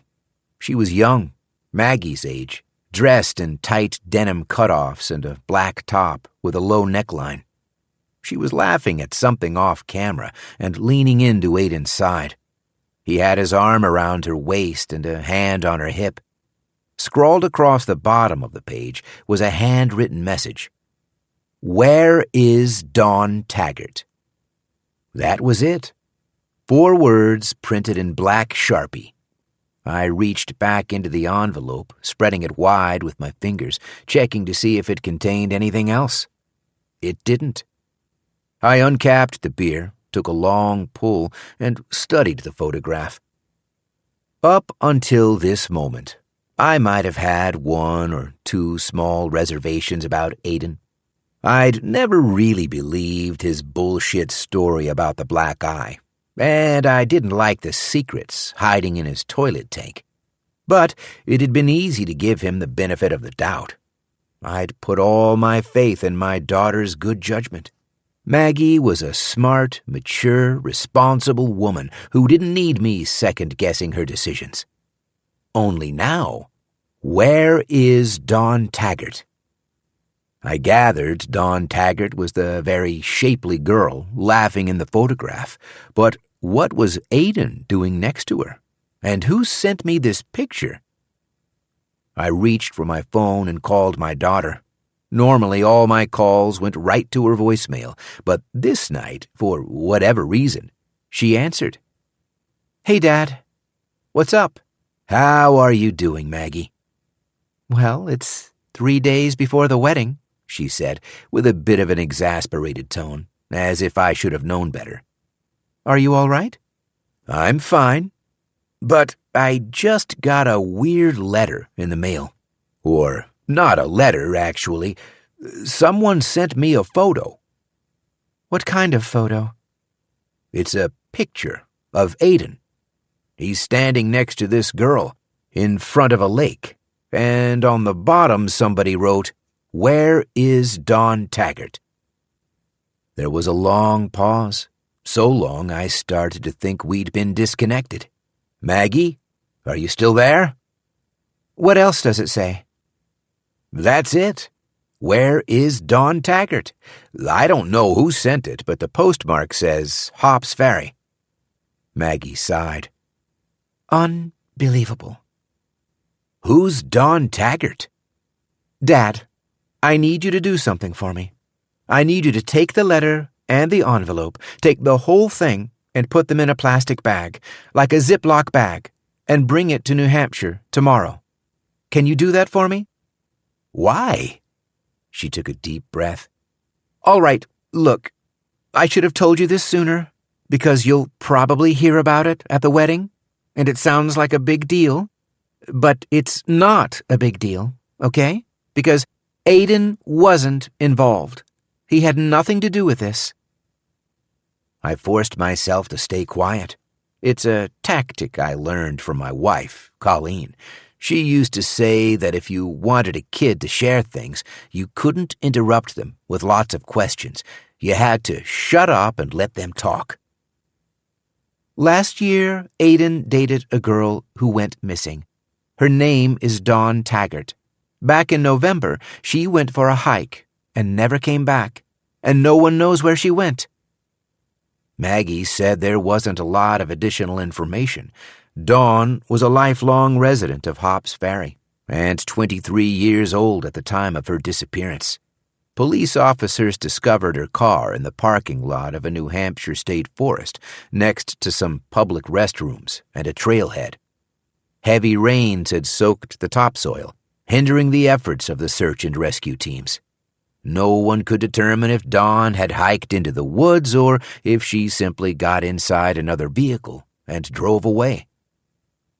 So how does Aiden factor in? He doesn't. That's what I'm saying. The police cleared him immediately. The day Dawn disappeared, Aiden was 200 miles away, in Boston. But Dawn's mother blames him anyway. Why? Because she's psycho. He barely knew the girl. You just said they dated. Once. They had one date. They never got serious. I looked at the photograph on the table. Aiden had an arm around Dawn's waist, and he was resting his hand on her hip. They seemed comfortable with each other, like a boyfriend and girlfriend who had moved past the awkward preliminaries of early courtship. So, who sent this to me? Dawn's mother, most likely. She's already harassing the Gardners, so now it's your turn. That's why you need to bring it with you tomorrow. It's evidence the Gardners can give to the lawyers. There's lawyers involved? Of course, Dad. This whole thing's just a ploy for money. Dawn's mother wants the Gardners to pay her to go away. She said that? She actually asked for money? Not yet, but the lawyers say it's her endgame. Trust me, Dad. If you saw this woman, you'd understand. She's drunk all the time. She spends the whole day in her nightgown, and she wears this horrible orange pancake makeup, like the people you see on Dr. Phil. Who? The talk show, with all the crazies fighting on stage. This woman would fit right in. She lives in a forest, in a trailer. It's a funny thing about Maggie. I think she often forgets that I grew up in a trailer myself, that many of my friends grew up in trailers, and our parents were nothing like the crazies you see on reality TV shows. Most of our neighbors were decent, hard-working people who lived modestly and paid their bills on time. The point is, Maggie said, all she cares about is money, so you need to bring the photo and give it to Errol, okay? Sure, I told her. I didn't ask too many questions because I wanted to sound supportive. If people were taking sides, I didn't want to end up on the wrong one. How's Aiden dealing with this? It's hard for him. The whole family feels terrible. They even hired their own private investigator to find Dawn and put this whole thing to rest.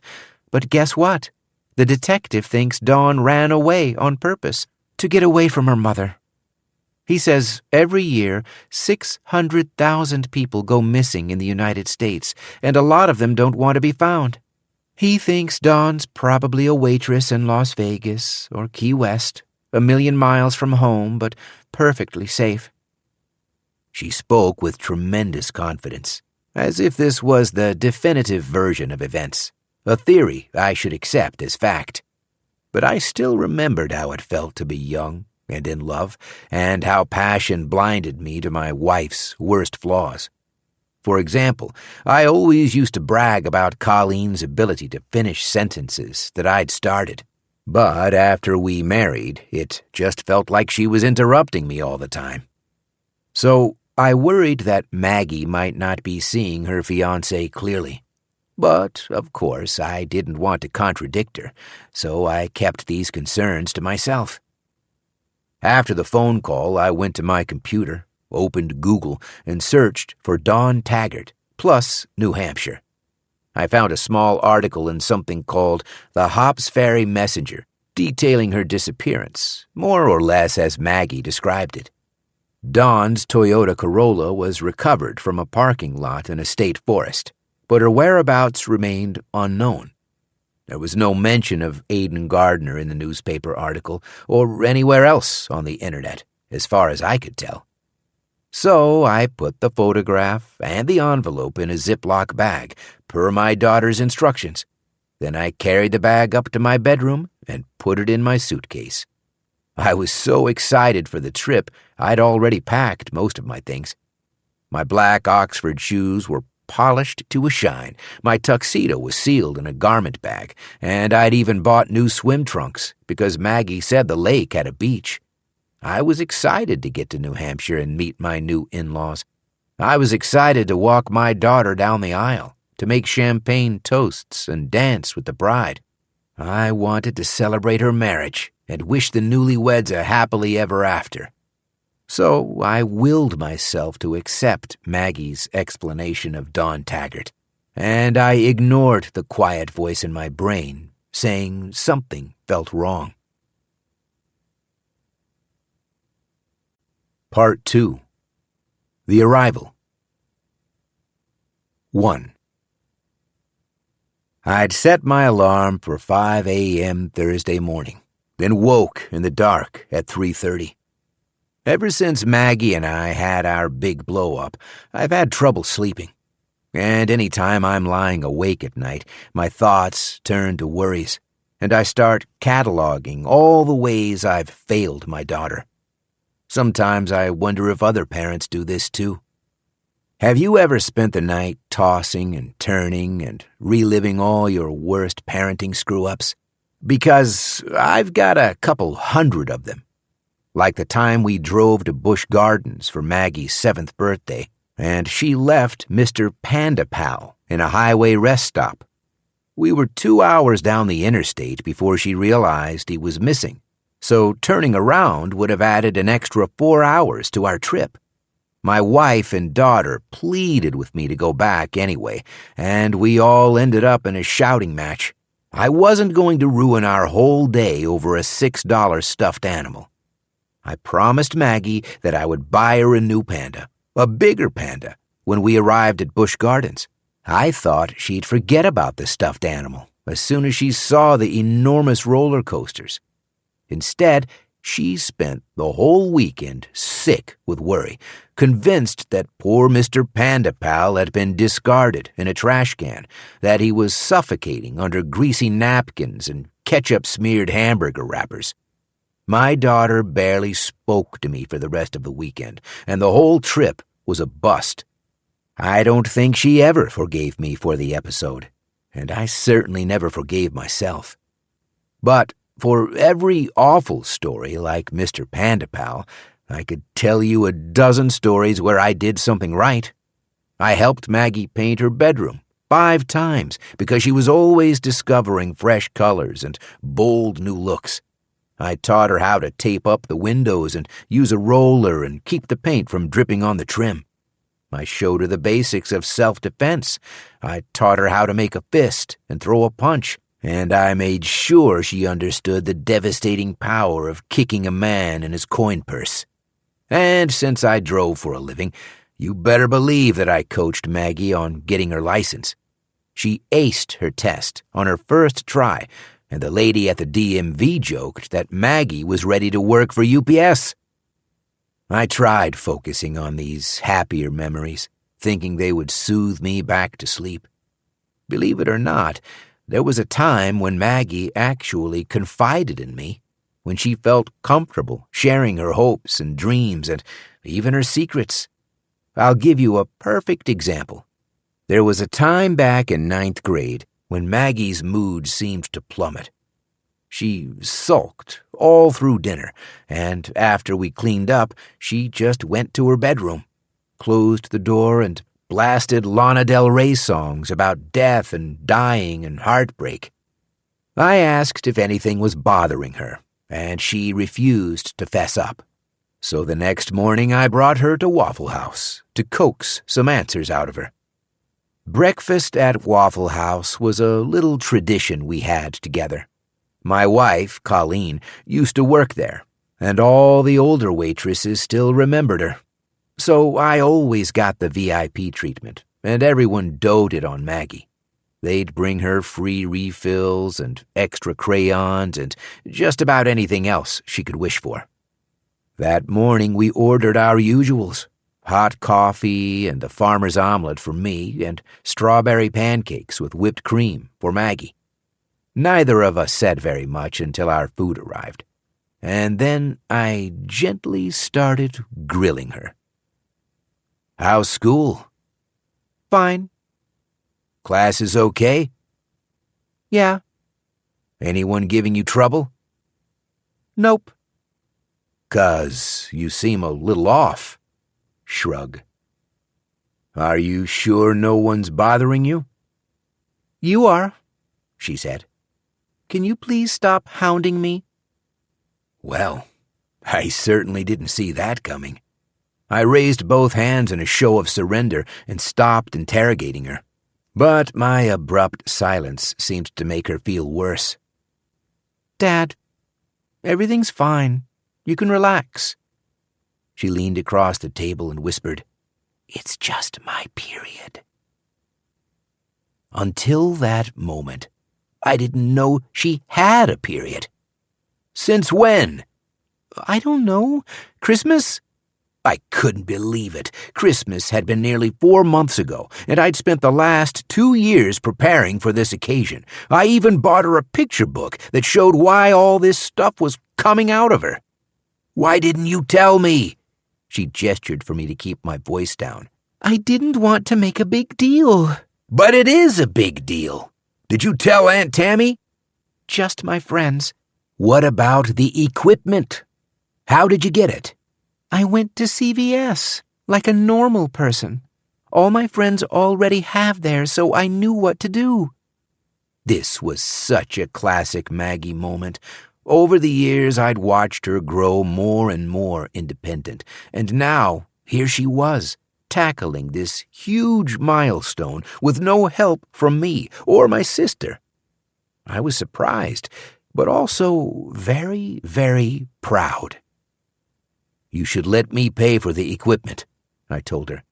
Don't buy it with your allowance. Just tell me what it costs. Fine, but you have to stop calling it the equipment. They're pads. I'll take you to Walmart, I promised. We'll get you the biggest box of pads in the store. After we'd finished eating, I waved to the waitress and called for the check. Maggie watched me calculate the tip and count out my money. Now that she was getting older, she was more keenly aware of the prices of things, and maybe buying her own pads had something to do with that. Isn't 25% too much? Yeah, but your mother always did it. She said these waitresses deserved it. I used to complain she was throwing our money away. So why are you doing it now? I shrugged. In case she's watching us. I think it would make her happy. I pointed the pen at her. And you, with your big news, you would definitely make her happy. She'd be so proud of you, Maggie. 2. I'd told my sister that I wanted to get an early start, and she'd agreed to be ready at 6 in the morning. Tammy lived in a big complex of condos called the Preserve at Saddlebrook Crossing. The units were clean and quiet and full of people who worked for a living and went to bed at a decent hour. She had a 2-bedroom apartment with an entrance at ground level, right off the parking lot. I rang the bell and her door was opened by a little girl, dressed in a t-shirt and shorts. She was maybe 9 or 10 years old with an Army-style crew cut, like she'd just completed her basic training at Fort Jackson. Hi, Mr. Frank. A lot of my sister's foster kids struggle with my last name, so Tammy tells them to call me Mr. Frank, but I was certain I'd never seen this one before. She was kind of weird-looking, with a round, flat face and eyes that were too far apart, like someone smushed her features with a rolling pin. Who are you? Abigail Grimm, with 2 M's. She unlatched the screen door and pushed it open. Miss Tammy says you better come inside. She says she's not quite ready. My sister's condo has the vibe of an overly cluttered Hallmark store. She's always burning candles that smell like vanilla or pumpkin spice, and her walls are decorated with lots of framed quotations. You are special. When you're here, you're home. There's always room at my table. Little cutesy sayings to help her foster kids feel like part of a family. But Tammy wasn't supposed to be hosting anyone all summer. She'd been keeping her schedule clear in anticipation of Maggie's wedding. Abigail sank into the sofa and returned her attention to the television. She was watching the local news station out of Allentown. At her feet was a small black suitcase, identical to mine. The bag used to belong to my wife, but after Colleen passed away, I gave it to my sister. And now it seemed like Tammy had given it to Abigail Grimm. Are you waiting for a ride? I asked. How do you mean? Is someone coming to get you, to take you to another foster home? She scratched the side of her head like a puzzled character in a comic strip. Miss Tammy didn't say anything about that. She said we were waiting for you. The girl kept scratching her scalp and then studying the tips of her fingers like she was searching for traces of something. I crossed the living room and called upstairs to the second floor. "Hey, Miss Tammy, can you come down here, please?" Heavy footsteps shook the ceiling. It sounded like my sister was rearranging her furniture. I just need 5 minutes, she called back. Why are you here so early? I'm not early. Yes, you are. Tammy, I told you I wanted to leave at 6 o'clock, but I took my time because I knew you'd be late. And now it's 6:15, and you're still not ready. Over on the sofa, Abigail smiled, revealing a mouthful of crooked yellow teeth. Have some coffee, Tammy said. It's in the kitchen. I didn't want coffee. We had a 300-mile drive ahead of us, and I didn't want to make a ton of bathroom stops. So I just sat on the sofa and watched the local news with Abigail Grimm. There'd been a house fire in Allentown, and 2 brothers had died from smoke inhalation. A news anchor explained that 9 Americans died every day in accidental fires. He was interviewing the lone survivor, a middle-aged woman wrapped in an emergency blanket. The poor woman's face was covered with soot and ash and dirt, like she'd just clawed herself out of the wreckage, and her voice was shaking. This is the worst day of my life, she said between great shuddering sobs. A horrible, horrible day. I looked around for the remote control and discovered that Abigail was holding it. Could you turn this off? Why?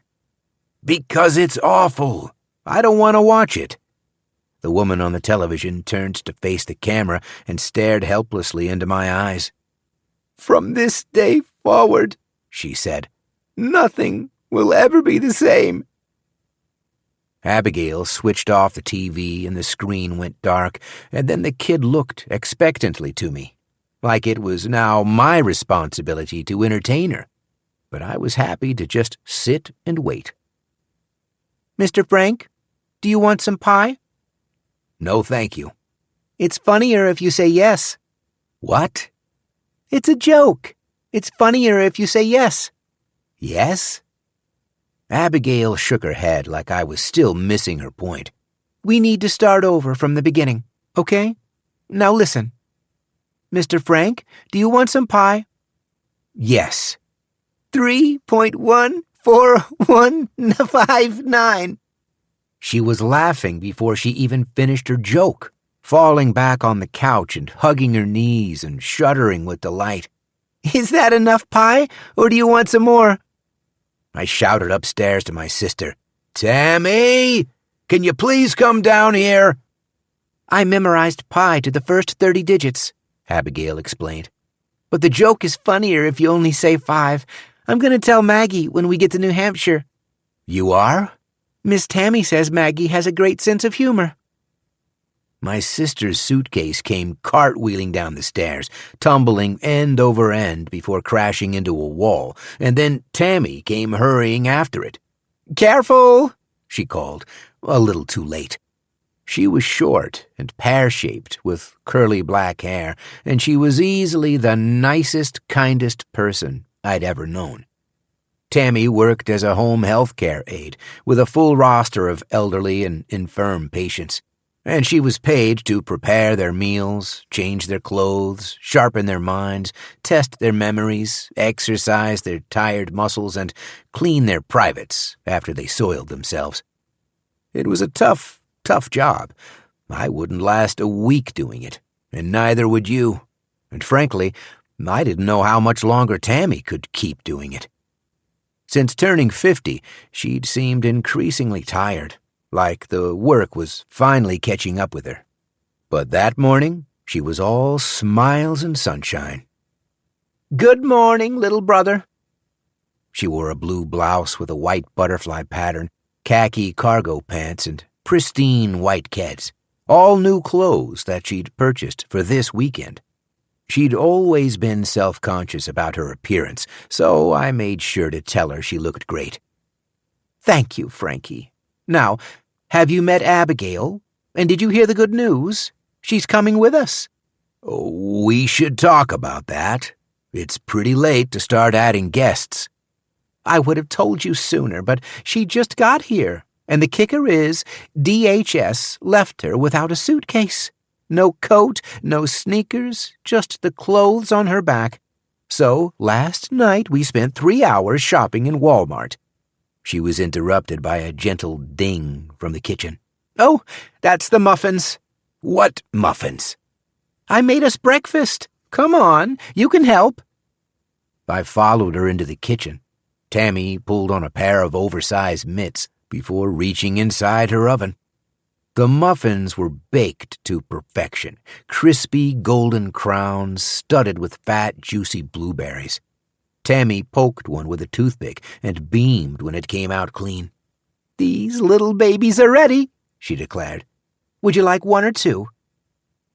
I ignored her question and closed the pocket door that separated her kitchen from the living room. Tammy, listen to me. You cannot bring that kid to the wedding. I don't have a choice, Frankie. Hortensia was stuck, and she begged me. She had another family all set to take her, but then they flaked at the last minute. Why? Because people are stupid, Frankie. There's nothing wrong with Abigail. She's just a sweet kid in a tough situation. My sister says the same thing about every foster kid who walks through her door, even the toughest cases, like Emma Lou, the little girl who pooped in my bathtub because she was afraid of man toilets, or Michael Jackson. Seriously, the genius parents named their kid Michael Jackson, a 6th grade boy who couldn't be trusted with sharp objects. One night he got into Tammy's thumbtacks, and we had to call an ambulance. My point being, Tammy never brings home Little Orphan Annie singing "The Sun'll Come Out Tomorrow." She specializes in emergency short-term foster care, which means a lot of her kids are fleeing seriously dangerous situations. They're the children of drug addicts, criminals, white supremacists, and worse. Many were raised in poverty, and an appalling number have been sexually abused. Yet Tammy always maintains there is nothing wrong with any of them. And I understood what she meant, but you have to understand my side too, right? This wedding was a big deal for me, and I didn't want Tammy's big, dumb heart to ruin it. Please be honest with me, I told her. Why didn't the other family take her? She's got a very small touch of pediculosis. I stared at my sister until she clarified what this meant. Head lice. Oh, Jesus! Tammy! She's already been treated. I don't care. These are my in-laws. The eggs are completely dehydrated. If anything new hatches, I'll see it right away and put mayonnaise on it. I pressed both hands to the sides of my head to keep it from exploding. Please, Tammy, listen to yourself. We're not bringing mayonnaise to the wedding. We can't do this. How many times can I say it? I don't have a choice. She's already in my custody. So I bring her, or I miss the wedding. And I am not missing this wedding. Maggie's my niece. She's my family, too. I was struck by a flash of inspiration, a last-minute Hail Mary loophole. But the wedding's in New Hampshire, I reminded her. Isn't it illegal to take your foster kids out of state? Normally, yes. But Hortensia got us a special dispensation. Her boss signed off on it. As long as we're back by Sunday, everyone's willing to look the other way. But if anything goes wrong, you'll never foster again. You'll lose your certification. I can't believe you're willing to take that risk. She wrapped a muffin in a paper towel and placed the bundle in my hand.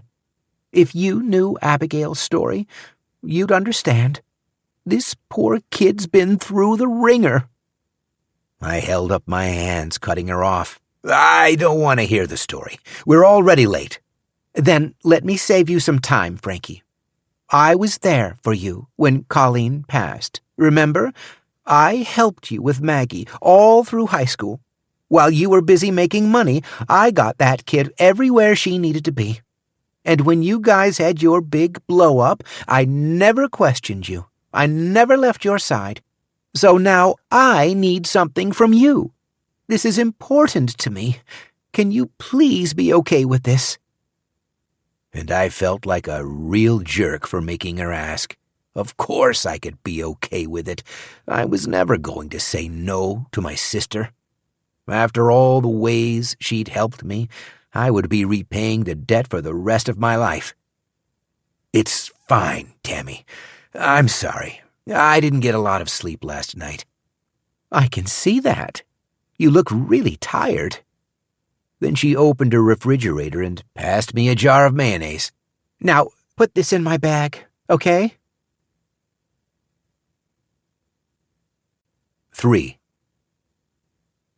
We had all the ingredients of a perfect road trip. Clear blue skies, puffy white clouds, 3 lanes of swiftly moving traffic, and a newly serviced Jeep Wrangler with a full tank of gas. Tammy was a good traveling companion. She knew how to read a map, she chose radio stations she knew I could tolerate, and she'd packed a small insulated cooler with sodas, snacks, energy bars, Tylenol, breath mints, Kleenex, handy wipes, and just about anything else we might need. The problem was Little Miss Chatterbox in the back seat.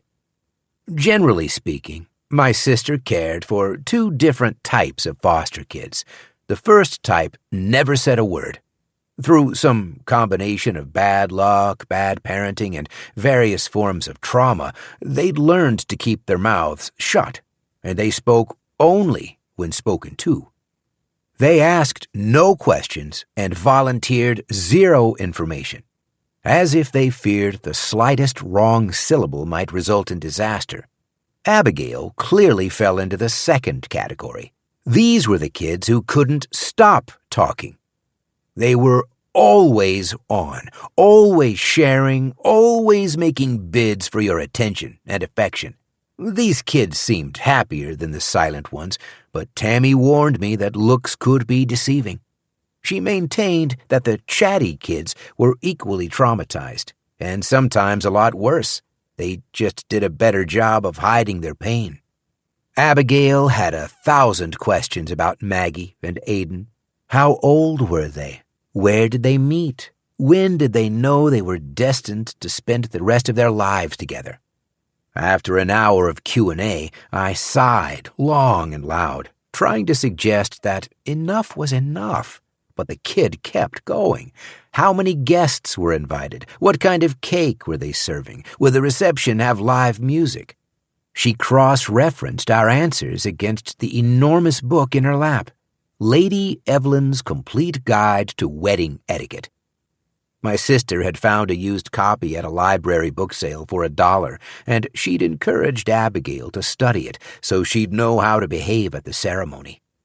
The bride on the cover was straight out of 1965, and the pages were brittle and yellow and stank of sour milk.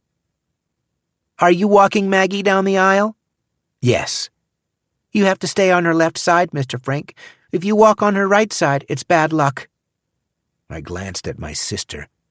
Is that true? She shrugged. If Lady Evelyn says so. Abigail leaned over the book with a sharpened pencil and underlined a key passage. You should read all of Chapter 7. There's a whole list of daddy do's and daddy don'ts. Would you like to hear one? No, thank you. I reached to turn up the radio, but Tammy pushed my hand away. I'd like to hear one, she said. I bet there are some good tips. Do tell your daughter she looks beautiful, Abigail read. Don't criticize your future son-in-law. Try to focus on his positive qualities. I said, I'm already doing that. But Tammy went, like she wasn't so sure. Do make friendly and intelligent conversation with your new in-laws. Don't introduce controversial topics, such as the plight of the Negro. Jesus, Tammy, how old is this book? Honey, we don't use that word anymore. It's offensive. Then Tammy proceeded to explain that the advice was nevertheless on point. We want to discuss safe topics, like recipes and horoscopes. Here's something I don't understand, Abigail said. If the bride's family hosts the wedding, why are we going to New Hampshire? Why isn't Aiden's family coming to us? Maggie wants it this way, Tammy said. She planned the wedding without our input. Why? It's a long story, honey. The bottom line is the gardeners are paying for everything. I glanced at Abigail through the rearview mirror. I'm paying for the alcohol, I told her. It's $8,000. $8,000? Seriously? That's a lot of money, right? Alcohol is the most expensive part of the wedding, but I took care of it. You must be rich, Mr. Frank, Tammy snorted. He's not rich. I do all right. Honey, listen, Tammy said. Aiden is rich, and Aiden's father is mega rich, but me and Mr. Frank, we're just middle class. Like average? Exactly.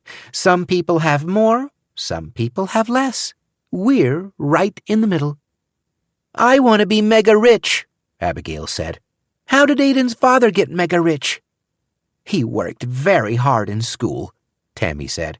He got good grades in science and math, and then he went to Harvard, and then he started his own business. With his wife's money, I added. Why does that matter, Frankie? Why would you say that? Because it's true. Everyone carries on like he's this incredible self-made zillionaire, but the truth is he used her money to get started. Her family is crazy wealthy. Her grandfather built oil rigs. Fine, Frankie, you're right. Like most married couples, Errol and Catherine shared their money, and then Errol turned it into more money. How much more? Abigail asked. Oodles and oodles, Tammy said. They're worth more than everyone you know combined. But my point is, if you work hard enough, you can have everything they have. Don't goof off in school like me and Frankie here. God, she was really getting on my nerves. I never goofed off in school, Tammy. Why would you say that? I just meant you were never Harvard material. Can I be Harvard material? Abigail asked. Yes, that's what I'm saying. All you have to do is work for it. Tammy reached into her cooler for a bag of goldfish crackers and tossed it back to Abigail. And then make sure you visit me after you're rich and famous. Remember how I took care of you. And then take me for drives in your stretch limousine. Okay? 4. Maggie had suggested we arrive at 12:30 for lunch, but we didn't cross into New Hampshire until 11 o'clock, so I knew I had to pick up the pace. We followed Interstate 93 through the Lakes region and then exited onto a smaller 2-lane highway. The road passed through long, beautiful stretches of forest, miles of white pines, red maples, and hemlock trees, interrupted every 10 minutes or so by a town. Gas stations, sports bars, vape shops, bait shops, and roadside produce stands.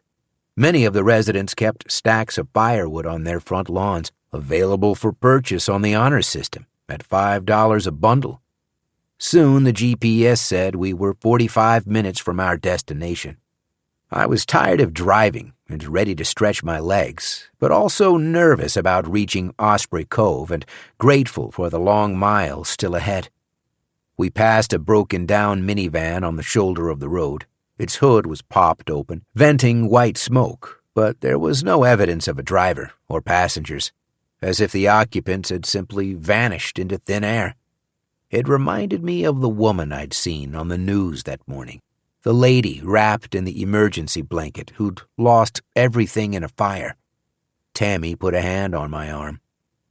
Don't be nervous. I'm not nervous. You're picking at your nails, Frankie. You only do that when you're nervous. Fine. Maybe I was a little nervous.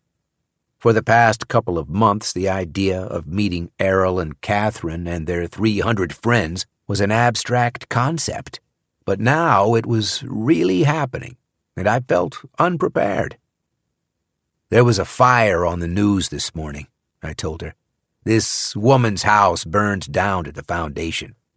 She was standing in this pile of rubble and saying all these awful things.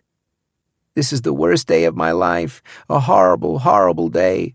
From this day forward, nothing will ever be the same. And the way she looked at the camera, I felt like she was talking to me, like a kind of omen. It's called the pre-wedding jitters, Tammy said, and they're totally normal. I've got them too, Frankie. I've never been to a summer camp before. I have no idea how the sleeping arrangements will work, and I'm sure my hair won't do well with all this humidity. But we just gotta show up and be ourselves. What's the worst that can happen? My biggest fear was doing or saying something that would embarrass Maggie, something that would tarnish her special weekend and ruin our chances of reconciliation. I worried about fitting in, about making a good impression on her new friends and family. I worried about bringing a foster kid with crooked yellow teeth and head lice. But then I glanced in the rearview mirror and saw that Abigail was waiting for me to explain myself. I don't want to talk about this anymore. You're going to be fine, Tammy said. Everybody loves the father of the bride. You're an automatic VIP, and you don't even have to do anything. Just smile at your daughter and get a little misty-eyed. Right before 12:30, we crested a large hill with a view of the surrounding countryside.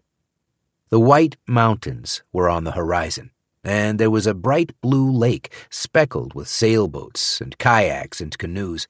Then an old wooden sign welcomed us to the historic village of Hops Ferry, established 1903. We passed a post office, a barber shop, and several vacant storefronts with dirty windows, for lease, for rent, available now. Unlike the previous towns, this one had seen better days. Tammy lowered her window to look around. Can we stop for a bathroom? We're 10 minutes away. That's why I want to stop. I don't want to show up at their house and run to the toilet. It's embarrassing.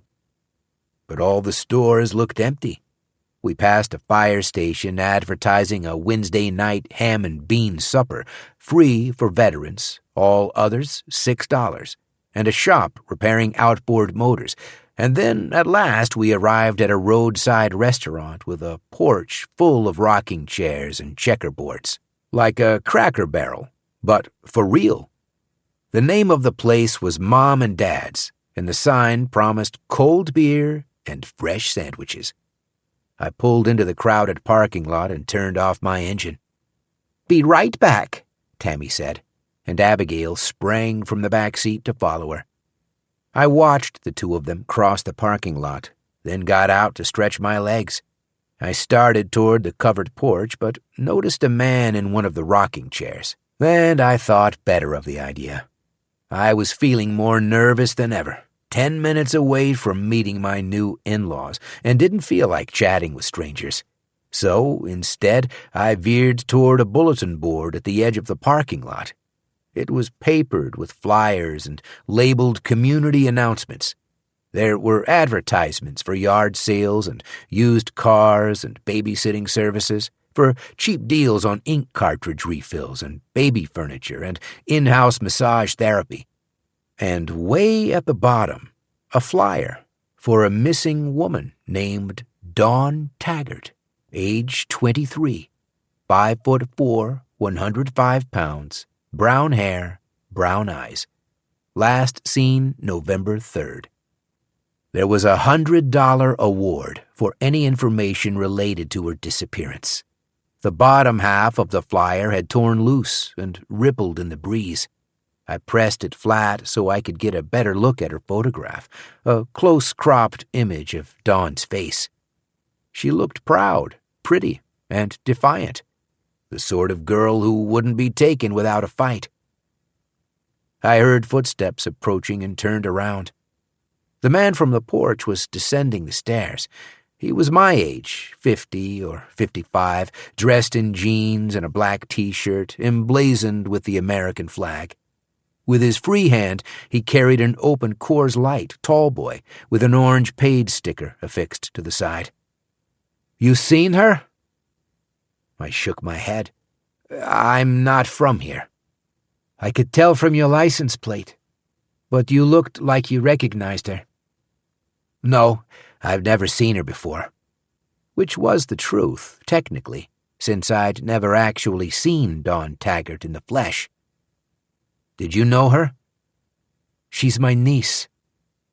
"I'm sorry. That's awful." "It's a miscarriage of justice is what it is." He seemed ready to elaborate, then stopped and offered his hand. "Brody Taggart." "Frank." "What brings you to Hops Ferry?" I said I was traveling to a family get-together. I had the uneasy sense that telling him the full truth might not be a good idea. "With your wife and son?" "Actually, that's my sister, and her foster daughter." Brody paused to reflect on this information, like it didn't quite add up. "I guess these days you see all kinds of females. But Dawn here, my niece, she wore her hair long. Classic all-American girly girl. Never missed a chance to dress up, even if it was just for Burger King." Brody set down his tall boy and began rearranging the notices on the bulletin board. He ripped away outdated advertisements for church picnics and charity car washes, and then with trembling hands, he moved Dawn's flyer to the center of the board, where no one could possibly overlook it, and he tacked all four corners into place. He was clearly intoxicated, and it wasn't quite 12:30. "Back when this country functions properly," he continued, "you could handle this thing in an afternoon. You'd gather your friends and knock on some doors and get to the truth pretty fast. But these days you can't count on anyone. There's too much money changing hands. Lawyers and cops and soldiers of fortune. Everybody gets a piece of the action. Do you hear what I'm saying? These days, if you have enough money, you can get away with anything. You can take a beautiful, innocent girl and—" He snapped his fingers and then revealed his empty palm, like a magician vanishing a coin. Poof! She's gone. With a tiny jingle, the door to the restaurant opened, and out came my sister and Abigail. They didn't notice me until they were down the stairs, and then Tammy veered in my direction, excitedly waving a newspaper. "Frankie, oh my gosh, you are never going to believe this. Look what I found inside. I told them who I was and why we were here, and they let me have it for free." She showed me a small local tabloid, 16 flimsy black and white pages. The Hops Ferry Messenger. And right on the front page was an engagement photograph of Maggie with my future son-in-law. The headline read, "Aiden Gardner to wed Margaret Zatowski." "Our little girl," Tammy said, "all written up like she's Meghan Markle. Can you believe it? And your name's here too, Frankie. Look." "I'll read it later, Tammy. We should go." I tried directing her toward the Jeep, but it was already too late. Brody stepped in front of me, moving so close I could see the dandruff in his hair and the squiggly red blood vessels in his bloodshot eyes. "Wait. Hold up. You know the Gardners?" "We've never met them." "Please, Frankie, don't be modest," Tammy said. "We're practically family." She held up the newspaper so Brody could see for himself and directed his attention to a line in the third paragraph. "Listen to this. The bride is the daughter of Frank Zatowski, a United States Army veteran and a 26-year employee of the United Parcel Service." Brody turned to me in disbelief. "You're letting your daughter marry Aiden Gardner? Are you out of your fucking mind?" Abigail drew in her breath sharply. It couldn't have been her first time hearing the word. I think she was just frightened, because the man sounded unhinged. I put my hand on her shoulder, lightly gesturing for her to move behind me. "Do you know anything about this family? Do you know how much evil shit they've gotten away with?" Tammy was completely bewildered. "Would someone please tell me what the heck is going on? Who are you? And what gives you the right to say all these awful things?" Brody yanked the missing persons flyer from the bulletin board and shoved it into her face. "This is my niece. She got pregnant with Aiden Gardner's baby, and he killed her." "Pregnant?" Tammy asked. The door to the restaurant opened, and a large bearded man in a greasy white apron stepped onto the porch. "Leave those people alone, Brody. Let them be on their way." "It's a free country," Brody told him. "I can say whatever the hell I want." The man descended the stairs and began untying his apron. "Not in my parking lot, you can't. I want you off, and I'm not going to ask you a second time. Do you understand?" Brody backed across the gravel while holding up both hands. "Hey, take it easy. Calm down." He was walking away, but he refused to shut up. "You people have no idea what you're getting yourselves into. You all think Aiden's Mr. Wonderful. Everyone acts like he's Prince Charming. But you've got to believe me. He's the Prince of fucking Darkness." "Enough, Brody." "Look at the flyer," he told Tammy. "Look at my niece's face.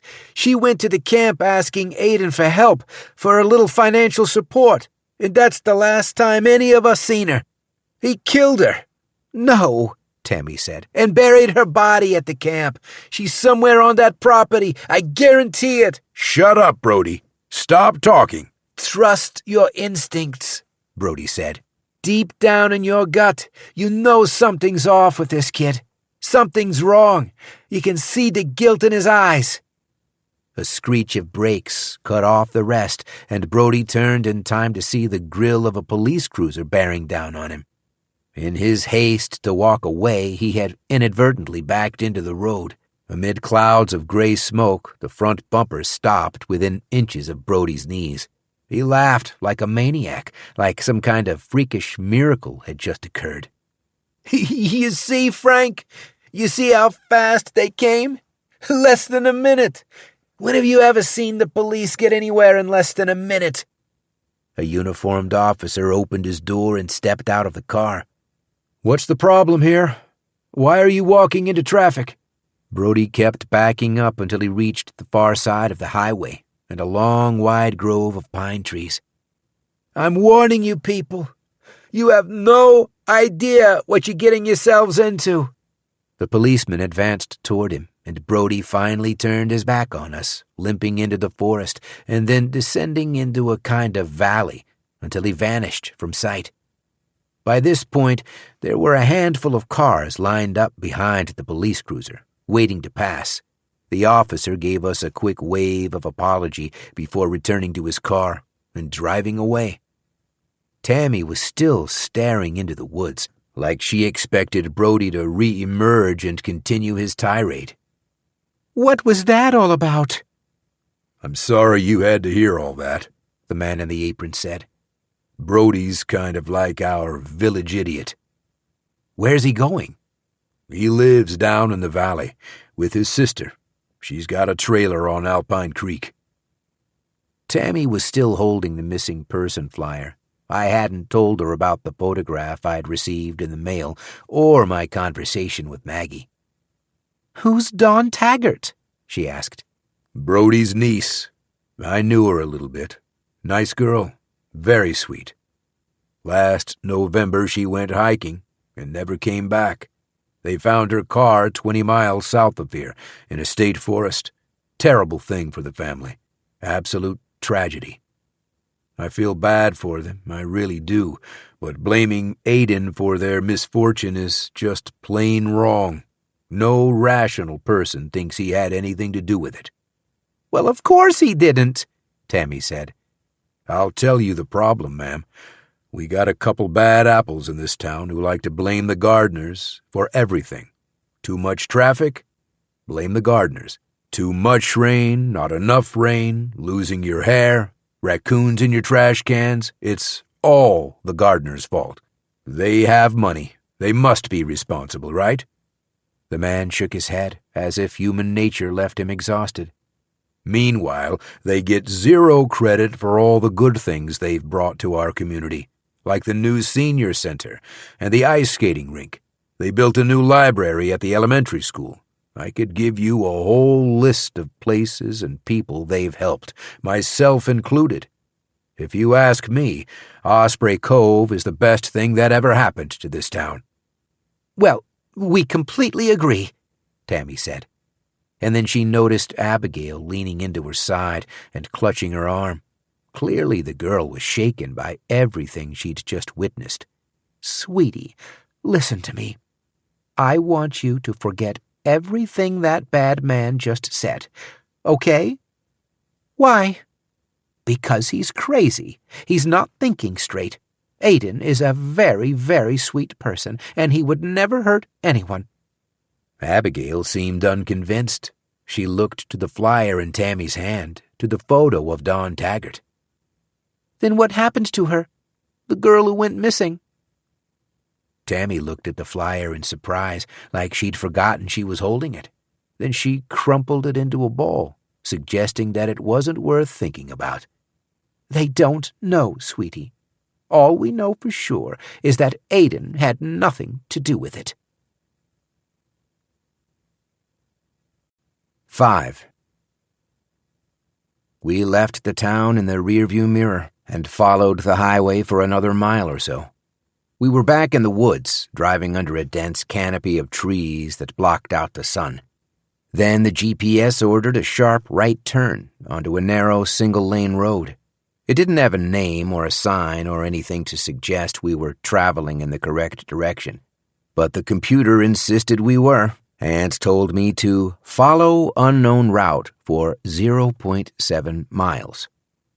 I said, "This feels wrong," but Tammy encouraged me to keep going. We descended a long, sloping hill, hurtling deeper and deeper into the wilderness. The asphalt was mottled with cracks and divots and sinkholes. All the bumps were doing a real number on my suspension, and I pumped the brakes, slowing my speed to 20 miles an hour. There was a giant rock in the middle of the lane, about the size of a basketball, just waiting to destroy my front axle. I swerved to avoid it, and one of my tires nearly sank into a crater. "We're going the wrong way," I said. "The gardeners would never live on a road like this." "Let me tell you something about rich people," Tammy explained. "They're not all like Elvis Presley, buying mansions right in town so everyone can gape at them. Real rich people hide their money. They don't want you to know how much there is, and they definitely don't want you looking at it. So you have to work really hard to find their houses. Trust me, I watch a lot of HGTV. The trip computer was counting down the distance to our destination. 800 feet, 600 feet, 400 feet, and still no houses or buildings in sight. Just dark, dank forest, stretching as far as I could see. I slowed to a stop and the computer said, "You have arrived at your destination," which made me laugh because we were very clearly lost. "I told you so, Tammy. I knew we should have turned around. Now we're going to be late for lunch." I cut the wheel to make a K-turn, and Abigail tapped on her window. "Over there," she said. "Do you see?" God, it was so easy to miss. A small break in the pines and a narrow strip of gravel, winding even deeper into the woods. It might have been the access road for a utility company, except for the bouquet of gold balloons, the only clue we were still on the right track.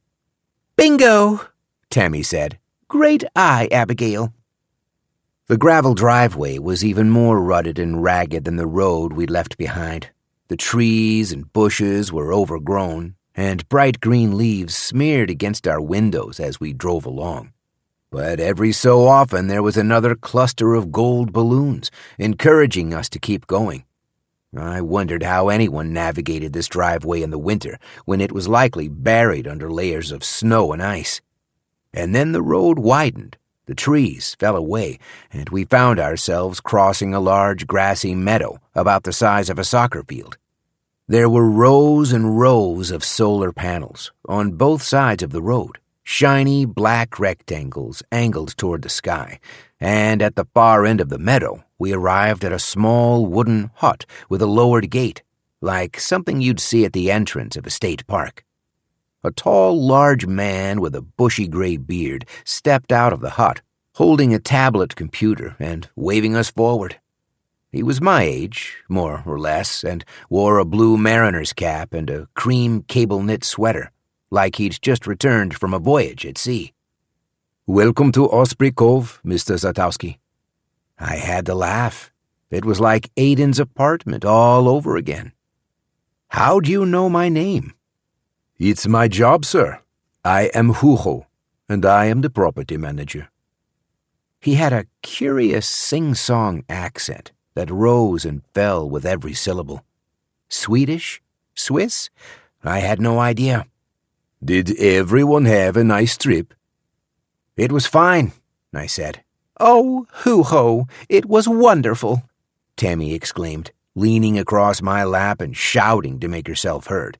"What a glorious morning." "I am happy to hear that, Ms. Zatowski."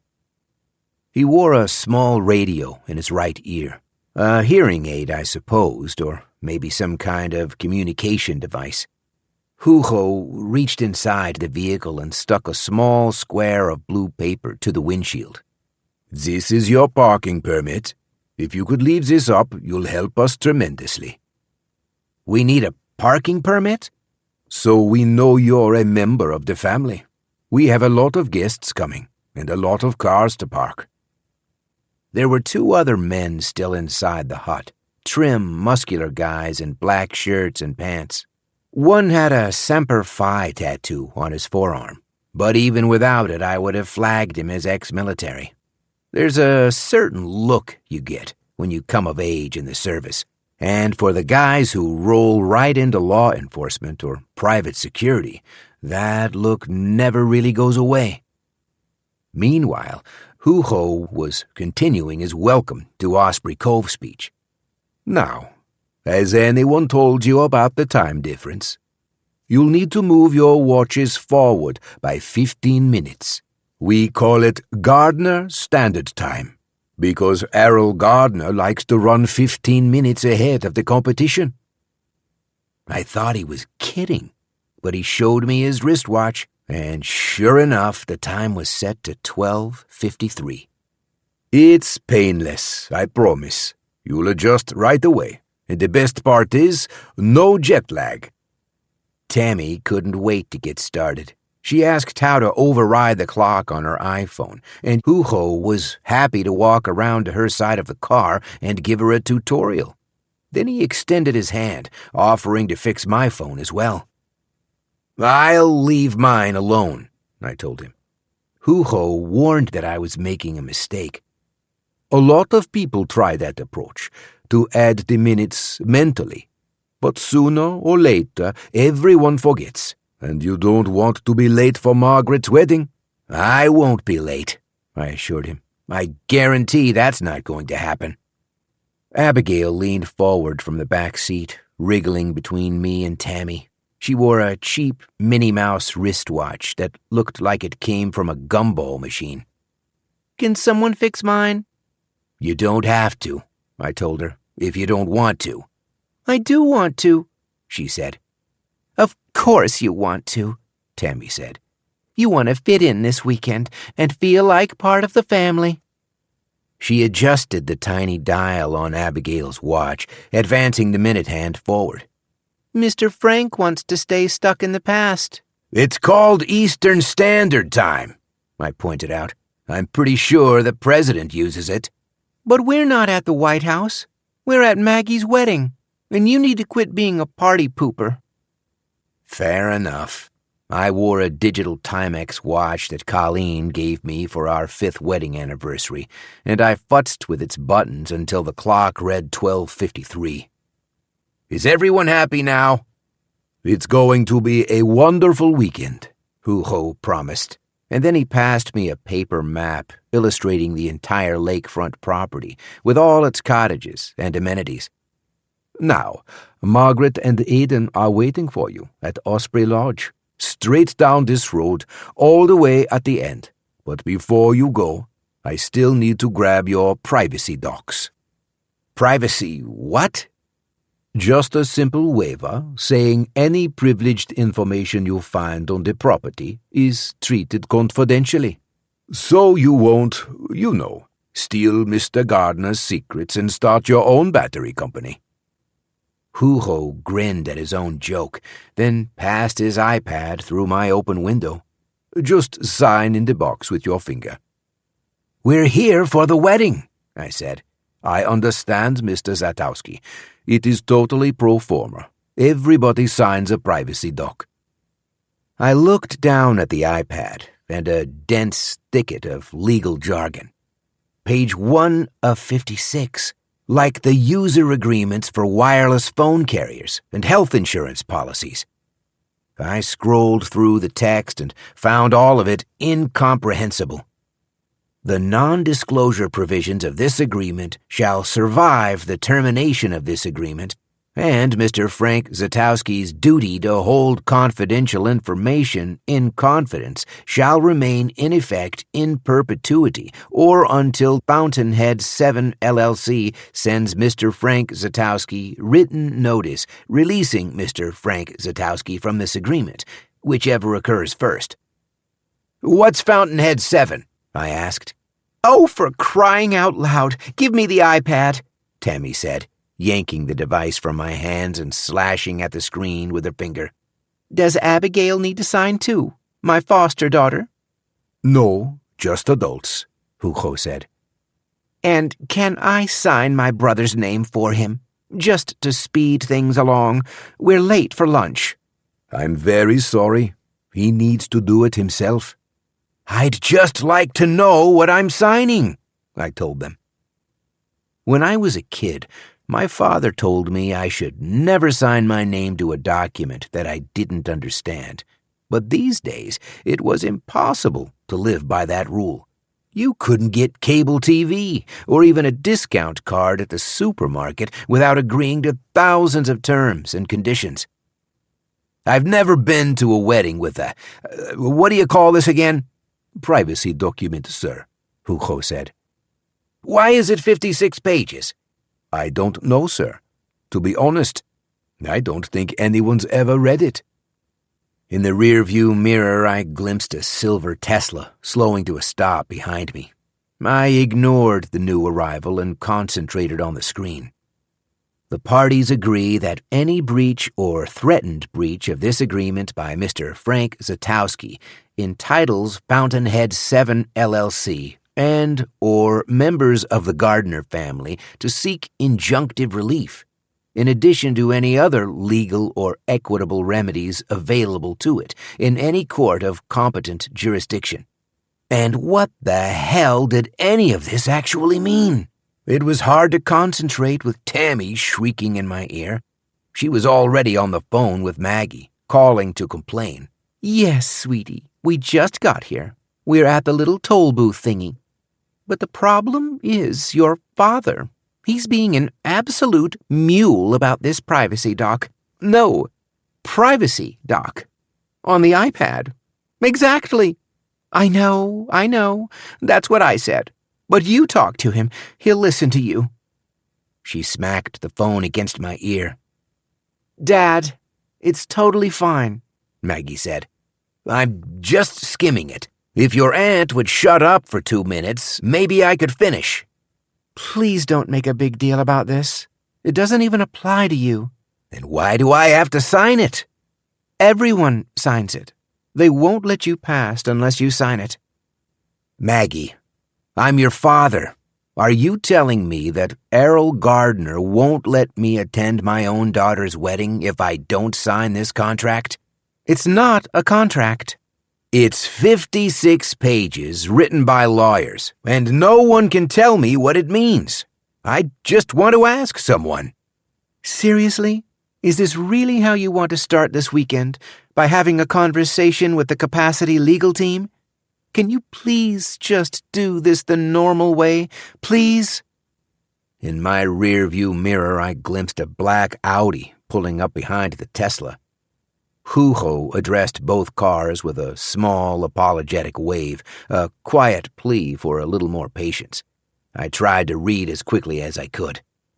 This agreement is binding on me, my heirs, executors, administrators, and assigns and inures to the benefit of the company, its successors, and assignees, but it was only page 4 of 56, and I realized I would never get through it all. So I just scribbled my signature and ticked a box marked, I accept. Tammy sighed with relief and told Maggie we were good. It's finished, sweetie. We'll see you in a minute. Hoo-ho took back the iPad, ensured that we'd done everything correctly, and smiled. Very good, sir. Now just proceed straight down this road. We call it Main Street. You'll pass a few smaller cottages, but keep going to the big one. How will I know it's the big one? I think you'll know. Enjoy the wedding. The gate went up and I drove away without thanking him, which my sister interpreted as a slight. You don't have to be rude, Frankie. He was just doing his job. We shouldn't have signed it. You have no idea what we just agreed to. Maggie says it doesn't apply to us. So why did we sign? She threw up her hands, the universal gesture for, I don't want to talk about this anymore. As we drove along, I glimpsed 2 more guards dressed in black. They were deep in the woods and walking along what appeared to be a 10-foot-high metal fence. It looked like something from Jurassic Park, designed to keep the dinosaurs from getting out. I could only glimpse a small section, but it seemed to wind through the woods in both directions. Meanwhile, Tammy opened the map to take a closer look. It was the sort of cartoony drawing you'd get at an amusement park. All the buildings had numbers, and there was a legend at the bottom to help you identify them. 5 cottages had lakefront views, and another 9 were farther inland, plus a game room, a spa, wellness center, a boathouse, and a few smaller buildings marked staff. Each structure was named after a different bird, from tiny 1-bedroom bungalows like Hummingbird and Warbler to larger 2-story buildings like Falcon, Bald Eagle, and Ibis. Tammy read aloud from a history on the back side of the map. In 1953, the Lutheran Church purchased 300 acres of land on Lake Wyndham to create Osprey Cove, a Christian overnight camp that operated for more than 30 years before falling on hard times and closing in 1988. The camp lay dormant for more than a decade until its purchase by Errol Gardner in 1999. Together with his wife, Catherine, and son, Aiden, he reimagined Osprey Cove as a sanctuary for the world's most innovative thinkers, leaders, artists, and entrepreneurs. We invite you to follow a good idea along our 6 miles of walking trails, or relax and recharge in our spacious, well-appointed cottages, and paddle toward future inspiration on the shores of Lake Wyndham. Oh, Abigail, doesn't this sound incredible? The kid had her hands and face pressed against the window, watching in fascination as the first few buildings came into view. The Gardners must have demolished the original cabins, because all these log and timber cottages looked contemporary, with big picture windows and lots of expensive hand-finished construction details. Next to the front door of each residence was a wooden sign illustrating its namesake: Kingfisher, Loon, Woodpecker, Puffin. Which house is theirs? Abigail asked. All of them, Tammy said. They own everything you're looking at, and all these people work for them. Everywhere we looked, employees were washing windows, shaking out rugs, pruning branches, painting fences, and sweeping dry leaves from porches. We passed a woman in a blue housekeeping dress, pushing a wheeled basket piled high with white linen sheets. And then 3 sweat-soaked men kneeling at the side of the road, laying down mulch in a flower bed. They were all dressed in matching green polos and light khaki pants. "Oh, for crying out loud," I said. "What's wrong?" "Look at them, and then look at me." Tammy realized that I was dressed in a green polo and light khaki pants, too. "Well, I'm sure they could use a hand, Frankie.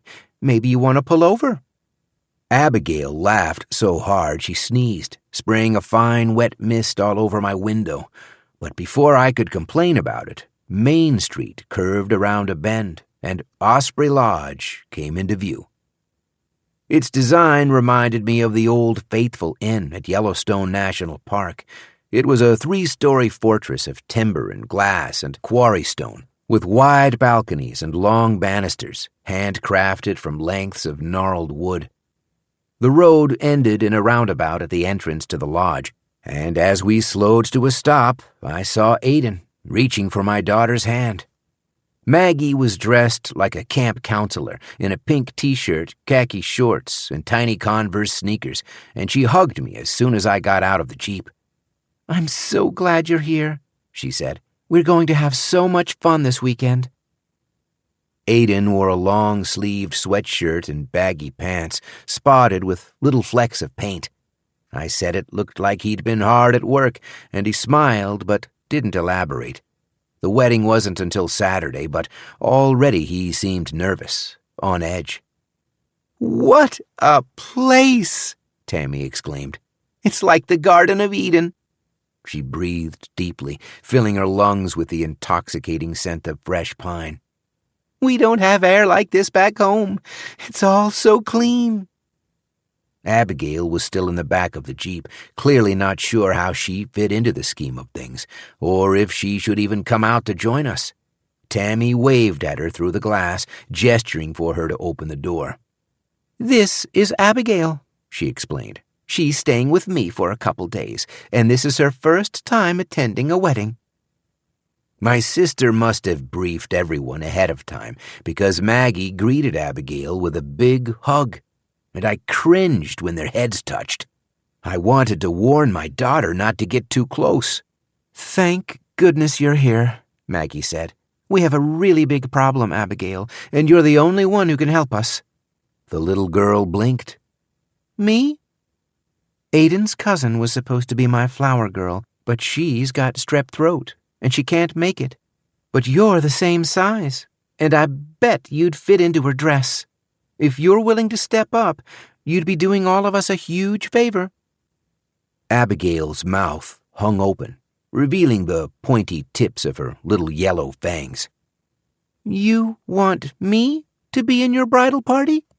"I promise. It's super easy," Maggie said. "All you have to do is precede the bride down the aisle and scatter flower petals on the runner," she said. "I already know. I have a whole book about it." "So that's a yes?" Abigail glanced to Tammy for permission, and my sister flashed her a thumbs up. "Yes, I'll do a great job. I'll go get the instructions." She dove into the Jeep to look for her book, and I leaned closer to my daughter. "You don't have to do this, Maggie. I know you're trying to be nice, but it's your special day. You shouldn't have to compromise." "I'm not compromising," Maggie said. "I want to do something nice for her." Aiden didn't say anything. I couldn't tell if he was uncomfortable with the idea or simply uncomfortable with the presence of our family. "Abigail's in foster care," I told him, just to be completely clear. I had no idea she was coming. Tammy just sprang her on me this morning. "Maggie told me. It's fine." But he didn't seem fine.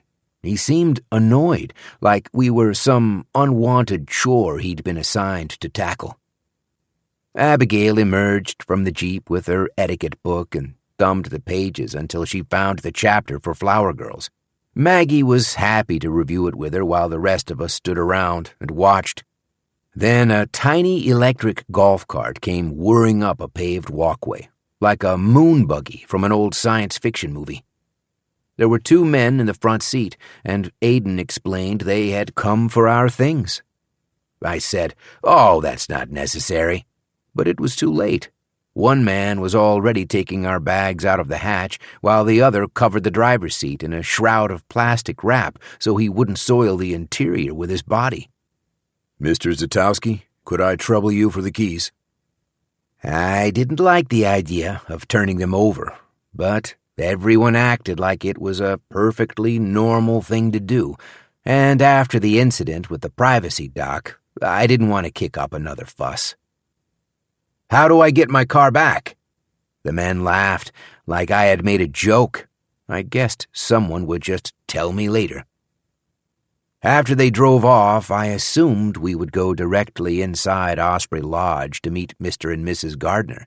Instead, Aiden led us to a flagstone walkway that wrapped around the side of the building. "We'll take the scenic route to your cottage. Lunch will be waiting when we get there." I asked if his parents were joining us, and Maggie said no. She explained that Errol was on a Zoom with Capacity's board of directors because they were about to issue their second quarter earnings report.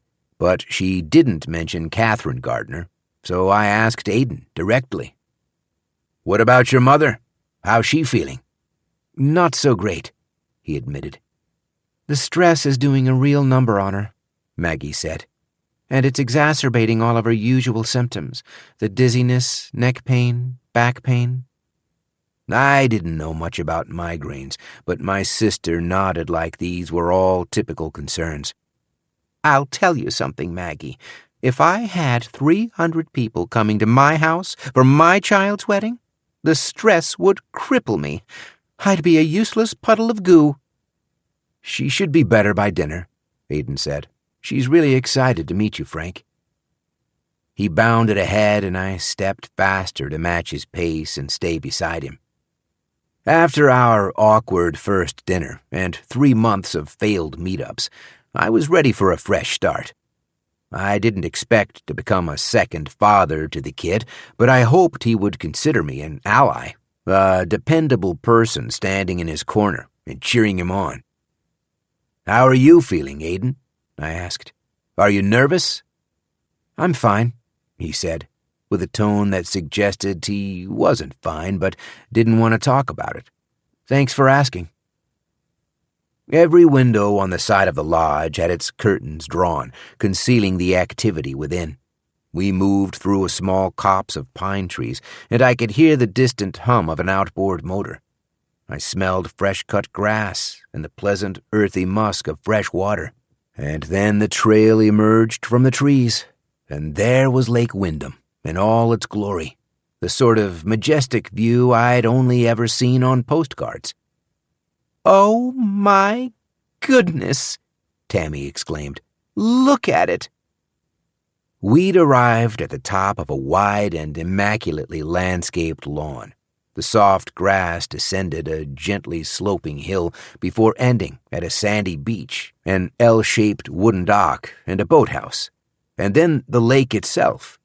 10 square miles of royal blue water, speckled with colorful kayaks and sailboats. Completing the view was a horizon with 3 green mountains and a sky full of cotton puff clouds. "This is where Aiden proposed," Maggie explained. "Back on Valentine's Day, so the lake was still frozen over. Snow everywhere you looked. Just this beautiful, majestic winter wonderland. I thought we were going snowshoeing, but next thing you know, he was down on one knee with a ring." "So romantic," Tammy said. "I can't think of a more perfect spot for a proposal." Aiden smiled through pursed lips, and I realized it was the same beach I'd seen in the photograph.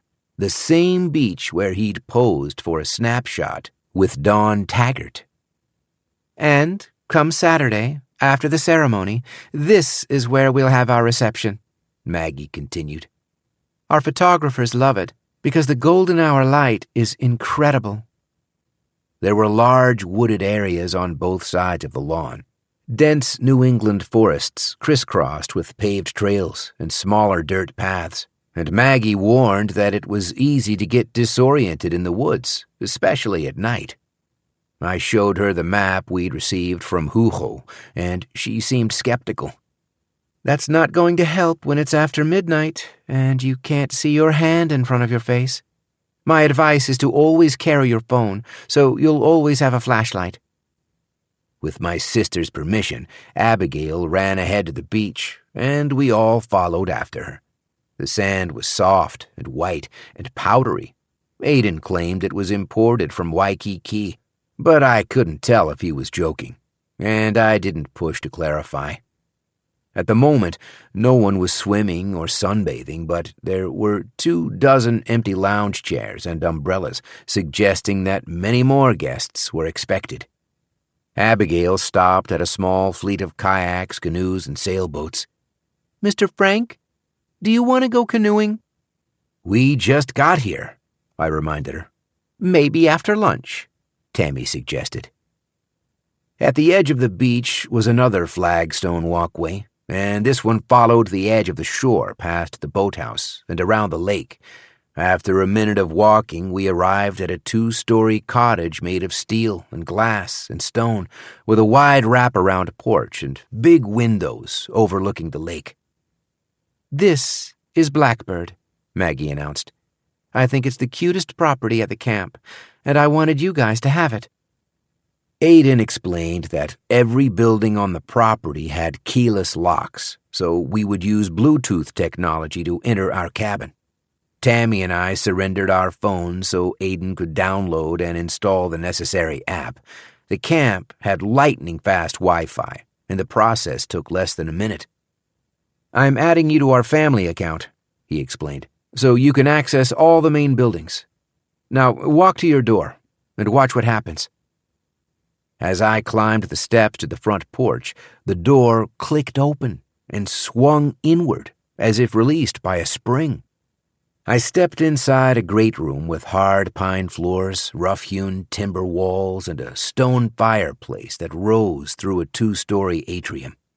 The place was furnished with rustic decorations, elk antlers and vintage wooden oars and maps of the local terrain, plus enough chairs and sofas for a dozen visitors. "How many people are staying here?" "Just you 3. Aiden pointed to the upstairs balcony and a pair of doors. "Your luggage should be waiting in the bedrooms.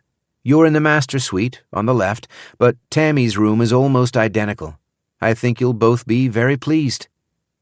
My sister and Abigail followed us inside, and Tammy clutched a hand over her heart. "Holy guacamole! Look at this place! Abigail, have you ever seen anything like it?"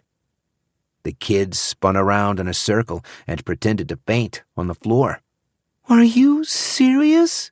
This is our motel room?" "Feel free to use anything in the house," Maggie said. "And if you need something you can't find, just pick up the phone and dial 0. Someone will run it right over." I felt certain the cottage had everything we could possibly want. There were closets filled with extra blankets, pillows, towels, first aid kits, bug sprays, flashlights, and pull-over water shoes, plus an enormous flat-screen TV with dual soundbars, a big round table for playing cards, and a whole shelf full of board games, Mousetraps, Snakes and Ladders, Trouble, and Taboo. But my delight was short-lived because Aiden announced he was already leaving. "Glenn's here," he told Maggie, and he showed her a text on his phone. "I better go lend a hand." "Of course."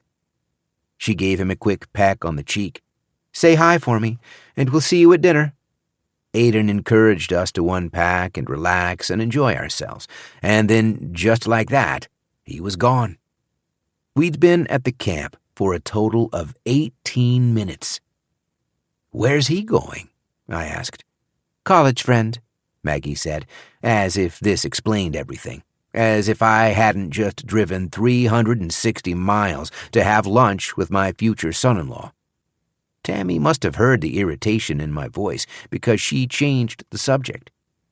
Do I smell cinnamon rolls, or is it just my imagination? I'll show you, Maggie said. She walked us through a dining area and into a thoroughly modern kitchen. Waiting on the countertop was an enormous spread of food, baskets of fresh-baked bread, platters of miniature sandwiches, a whole tray of fresh-cut fruit, and a mountain of pastries and cookies and brownie bites. There were enough provisions to last the three of us all weekend, but Maggie presented the vast buffet as simply lunch. I figured you'd want something quick, she said. Does this look okay? Tammy laughed. Maggie, are you kidding? This is more than we have for Thanksgiving.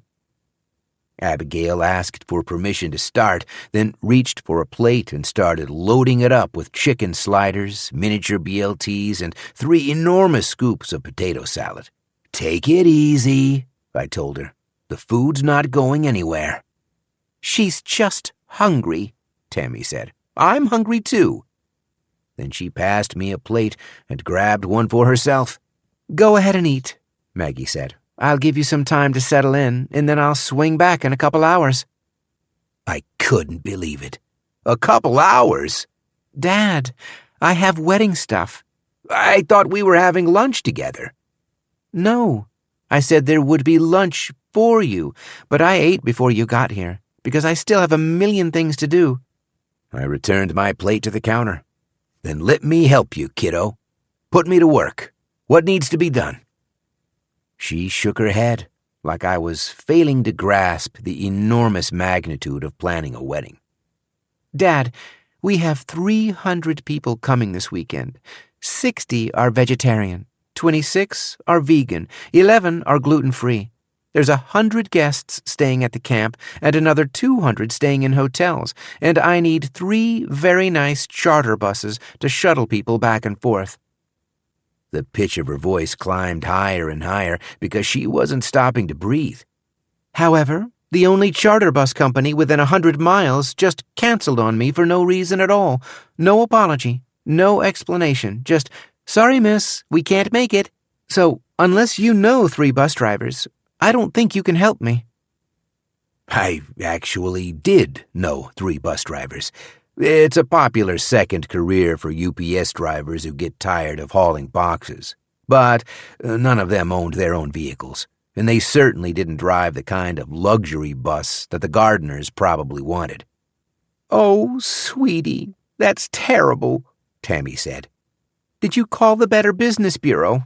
It's their job to investigate these companies. Someone has to hold them accountable. Maggie nodded patiently and waited for my sister to finish her suggestion. That's a great idea, Aunt Tammy, but I already have a plan. I just need to go do it. If you all want to help me, you'll just stay here and unpack and relax. I could see she was frazzled. I knew planning a wedding was a ton of work, and I didn't want to add to my daughter's growing list of burdens. So I tried to look agreeable, but she could still see the disappointment on my face. Listen, Dad, I'll try to be back by 3 o'clock, and then I'll give you a tour of the camp, okay? How does that sound? That sounds great, Tammy said, hooking her elbow through mine and then leading me away from my daughter. Go take care of business, Maggie. We'll be fine. Don't you worry. 6. Abigail ate too much and threw up. I saw it coming from a mile away. It must have been her first time eating from a buffet. She seemed to think she was required to try everything. I said, "Hey, Cookie Monster, take it easy." And my sister got upset with me. Don't say that, Frankie. Why not? Look at her. Abigail had actual cookie crumbs all down the front of her shirt, and now she was eating fruit salad faster than she could swallow it. Her cheeks were stuffed with green grapes she hadn't gotten to yet, and still she kept pushing more in. She's had issues with food insecurity. You're going to choke, Abigail. Slow down. Don't regulate her. That's not what you do. She looks like a hamster. I don't want her eating like this in front of the gardeners. I'll take care of it. Just eat your lunch. Everything's going to be fine. Then Abigail bolted for the bathroom and fell in front of the toilet, yakking her guts out. I reached for a handful of cherry tomatoes and popped one into my mouth. "What a shocker," I said. "Who could have seen that coming?" Tammy frowned. You promised you would be cool with this, and instead you're being a jerk. I don't know why you're so irritable, but it needs to stop. She went to help Abigail and left me alone to finish my lunch. I knew she was correct. I was being a jerk, and I didn't know why I felt so irritable. Maybe it was my lack of sleep, or maybe I just knew from the get-go that something about the camp was wrong. So, yeah, lunch was pretty much a bust, but our moods improved tremendously after we all went upstairs to unpack. Holy Mother of God, you would not believe the size of my master suite. I could run laps around the place for exercise. There was a king-size bed, my own private bathroom, another enormous flat screen with Netflix, Hulu, Amazon, Apple, the works, and a little balcony just for me, so I could sit outside with a beer and watch the sun go down over Lake Wyndham. Tammy was next door in a suite identical to mine, and Abigail was at the end of the hall in a tiny room for children with a nautical theme. There were colorful fish swimming all over the wallpaper and miniature bunk beds painted to look like sailboats. Abigail couldn't believe she had her choice of the upper bunk or the lower bunk. I think she'd been expecting to sleep on the floor. Unpacking my suitcase only took a minute, and then I changed my clothes so I wouldn't look like a landscaper anymore. My suite had a small writing desk facing the window, and someone had left me a calendar of events. Margaret and Aiden's wedding weekend, Thursday, July 21st, 12 to 5 p.m. Unpack, unwind, relax, and explore. 5 p.m., welcome cocktails, main lawn. 6 p.m., dinner, main lawn. 8 p.m., campfire s'mores, beach. Friday, July 22nd, 11 a.m., group hike to Cormorant Point. 12 p.m., lunch at Cormorant Point. 4 p.m., rehearsal, the Globe. 6 p.m., rehearsal dinner, main lawn. 8 p.m., karaoke contest, beach. Saturday, July 23rd, 11 a.m., outdoor brunch, main lawn. 3 p.m., wedding, the Globe. 4 p.m., post-nuptial cocktails, main lawn. 5 p.m. to whenever, dinner, dancing, and more dancing, main lawn. The schedule was encouraging me to unwind, relax, and explore, but I was far too anxious to nap or lounge in a rocking chair, and I didn't feel comfortable wandering the camp on my own. I was nervous about meeting Errol and Catherine Gardner in person, and I guess I wanted Maggie to be present when that first encounter actually happened. So instead, I sat down at the tiny writing desk and worked on my toast. I'd already cut it down to 2 pages, and then I'd spent the last few weeks rewriting them, over and over. I'd try a line, cross it out, and then repeat the same sentiment with different words. Maggie, I am so proud of the woman you've become. Scratch. And Maggie, you have always been such a kind and sweet and generous person. Scratch. And if Maggie's mother is watching us from heaven, I know she's pleased by what she sees. Scratch. I was trying to speak from the heart, but any time I read my words out loud, they just felt cheesy and corny and false, and the more I revised, the worse everything got. I found myself wishing I knew some kind of professional writer who could give me advice, and that's what made me think of Vicky. She wasn't a professional writer, but her son was, and she read more books than anyone else I'd ever known. I dialed the number of her salon, and the receptionist got her on the line. "Frank?" she asked. "Are you okay?"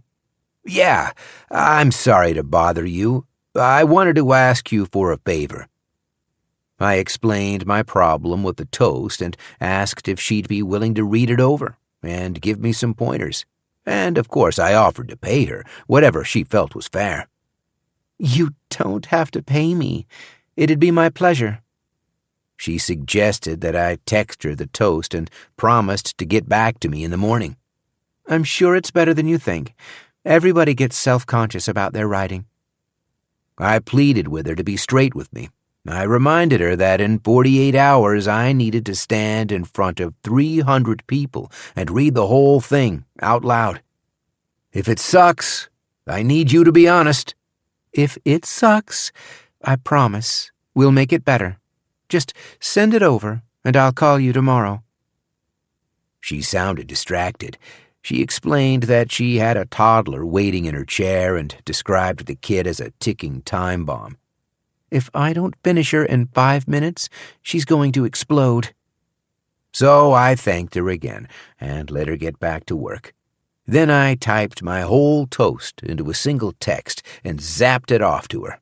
And after that I felt a whole lot better, because I knew I could count on Vicky to make it right.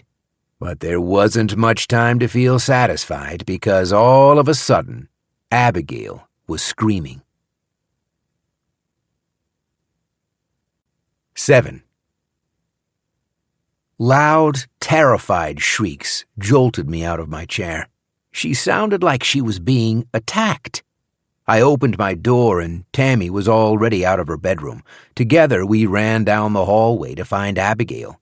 Her door was closed, but we could hear her on the other side, yelling like she'd stepped onto a bear trap. We went inside and found her backed into a corner, eyes wide with terror, gesturing furiously to an empty wall. "Abby, what is it?" Tammy asked. "What's wrong?" She was too hysterical to answer. She just kept pointing and shaking her finger at some invisible, unspeakable horror. Tammy approached her cautiously, both hands raised to show she meant no harm. "It's okay. It's all right. You're safe here. No one's going to hurt you. Breathe, sweetie. Breathe." Abigail flipped face down on the rug like she was trying to bury her head in the floor. She was inconsolable. She hammered her fists and kicked her feet, and I started to think maybe she had much bigger problems than food insecurity. Maybe she had a major behavioral disorder. Maybe she'd throw a temper tantrum at the wedding and fling all her flower petals into the horrified faces of Aiden's parents.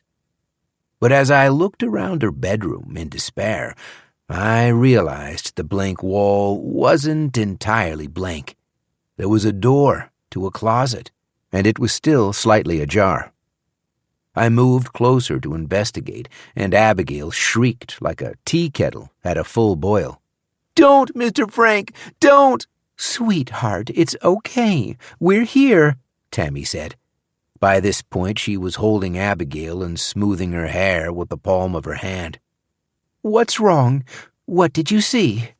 She shook her head, refusing to answer, as if naming her discovery would somehow grow its power. "Oh, for Pete's sake!" I threw open the door to reveal an empty cedar closet. Nothing but a single high shelf, a wooden rod, and a couple of wire coat hangers. As I leaned inside, an overhead light flickered on, revealing a fuzzy clump of something on the shelf. At first glance, I thought it was a wig, a long weave of curly dark brown hair. Then I looked more closely and realized it was quivering, like it had a very faint pulse. "What is it?" Tammy asked. "Frankie, what do you see?" I grabbed a coat hanger and used one end to gently poke at the wig. A daddy longlegs climbed out of it, then another, and then suddenly dozens more. I realized it wasn't a wig, it was a nest, Hundreds of daddy longlegs huddled together for safety and warmth in the darkness of the closet. Now they were fleeing from attack and scrambling across the walls. A big fat one dropped on my hand, and I shrieked. I couldn't help it. I slapped myself silly trying to knock it off. "Close the door!" Abigail screamed. I slammed it shut, then looked down and saw a half-inch gap at the bottom.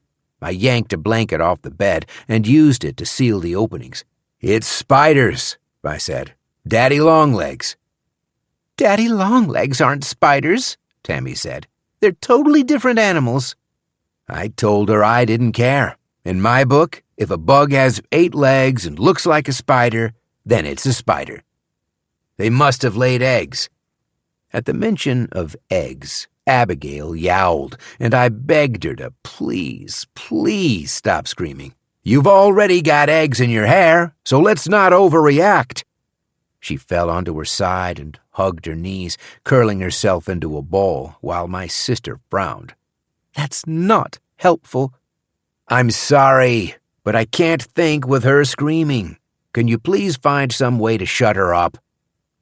Tammy rubbed her hand in gentle circles on Abigail's back, trying to soothe her. "Let's just call the gardeners and explain the problem. I'm sure we can switch cottages." "No, I'm not doing that." "Why not?" "Because it sounds pathetic. What kind of man calls Errol Gardner and complains about spiders in his closet?" "It's a serious infestation, Frankie. I think they need to call an exterminator." "Those guys are a waste of money. They charge you $300 to spray a bunch of poison, but all I need's a good shoe." Tammy and Abigail waited outside on the front porch, while I did all my dirty work with a Florsheim leather Oxford, one half of the pair I'd brought to walk Maggie down the aisle. I didn't want the spiders to escape, so I sealed myself in the closet and started swatting. It was brutal, nasty work. There were hundreds of spiders, and their mashed-up bodies excreted a foul odor, like something you'd squeeze from a boil. But I soldiered on, gagging on the awful stench, until every last one was dead. Then I went downstairs for a bowl of warm water and a kitchen sponge, and I proceeded to wipe down the cedar walls and ceiling, cleaning up all the broken legs and splattered remains. So much for unpack, unwind, relax, and explore. After I finished, I went outside to the front of the cottage and told Tammy the coast was clear. Then we spent a good 10 minutes persuading Abigail that it was safe to return indoors. She was certain that I'd missed a few spiders and said she'd rather spend the weekend sleeping on the porch. I reminded her that most bugs lived outdoors, that the forest was alive with beetles, ticks, wasps, and centipedes, but this just set her off all over again. "I won't go back in there," Abigail said. "I can't do it, Miss Tammy. Please don't make me do it. Please, please, please, please, please." So I figured, fine, case closed. Let the kid sleep on the porch. There were some really nice Adirondack chairs, and we'd just bury her in blankets or dial 0 on the house phone to request a sleeping bag. But my sister said she had a better idea, and she asked me to come inside the cottage. "I want to talk to you for a minute." We went into the kitchen, and Tammy used the little Nescafe machine to fix us both coffee. She made mine with milk and 2 sugars because she knows that's how I take it. Then she placed the tiny cup in front of me and lowered the boom. "I think you and Abigail should switch rooms." "No way! Forget it!" "It's just a place to sleep. We're going to spend most of the weekend outside." "Fine. You give her your room." "I can't trade with her, Frankie. You know I'm scared of bugs." "The bugs are gone." I was still holding the Florsheim shoe, and I showed her the bottom. "I just killed 1,000 of them. I was like John Wick in there." "Right, but you couldn't have gotten all of them.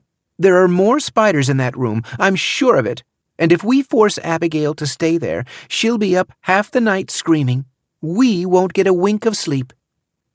I was struck by the maddening realization that Tammy was right. I had to choose between a sleepless night in my luxury suite or a solid 8 hours in a child's bunk bed.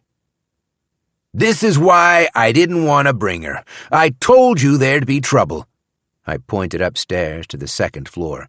"That is nicer than any hotel room I've ever seen, and I shouldn't have to give it up."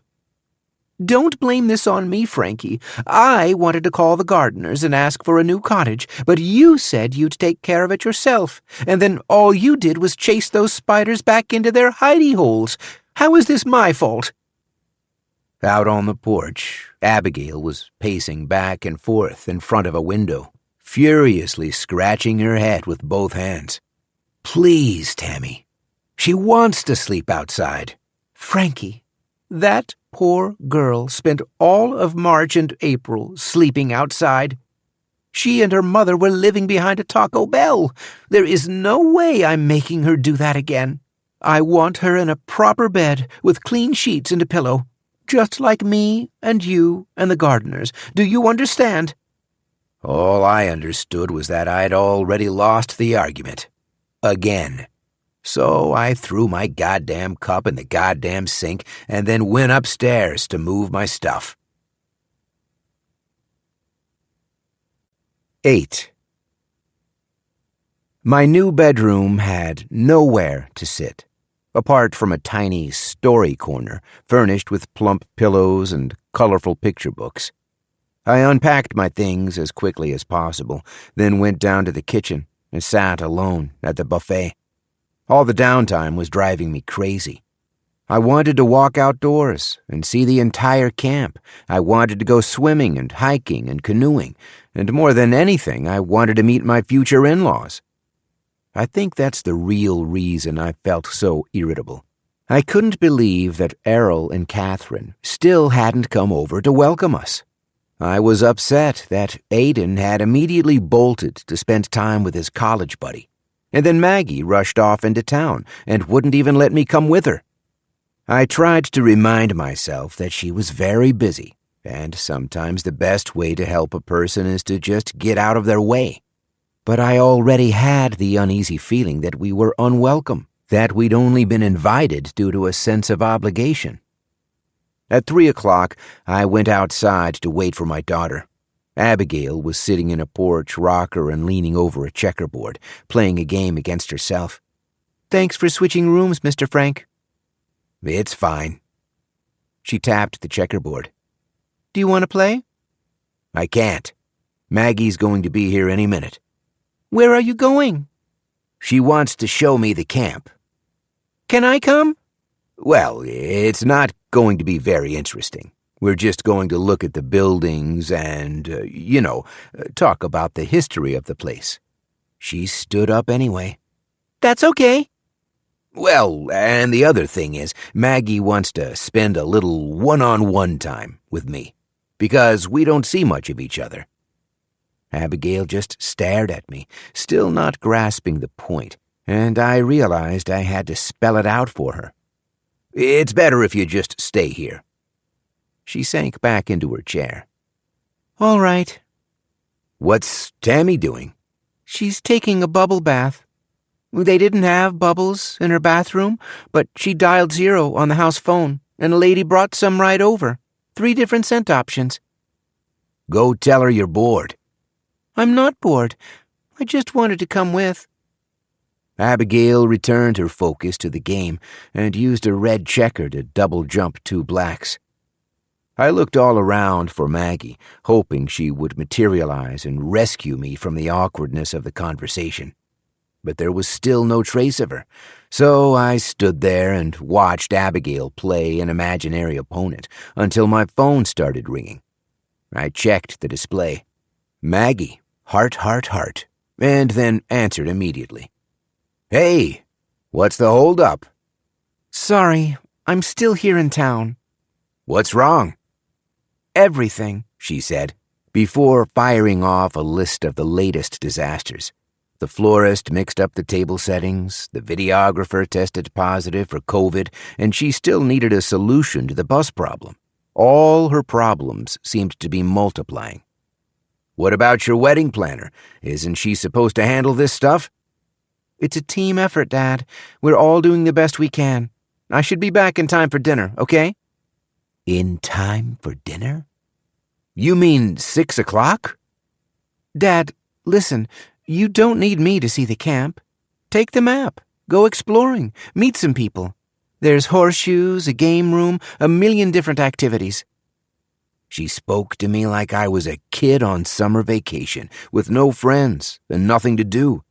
She didn't seem to understand that I'd come to New Hampshire to spend time with family, not play horseshoes with a bunch of random strangers.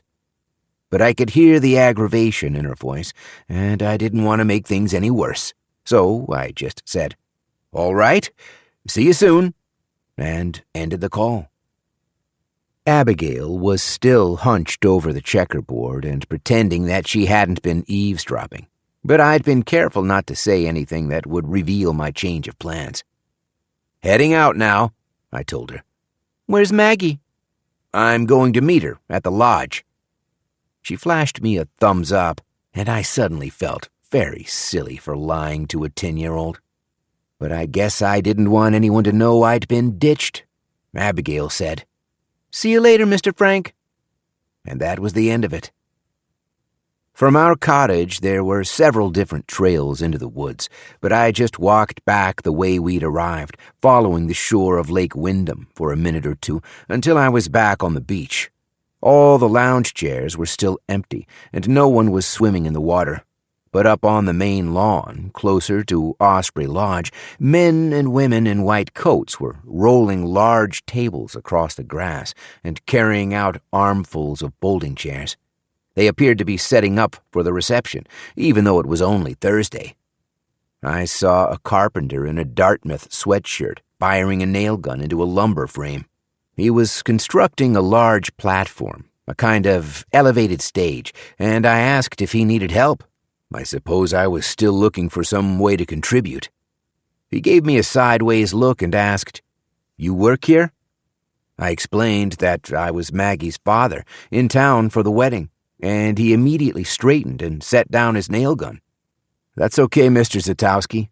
You should just relax and enjoy the camp."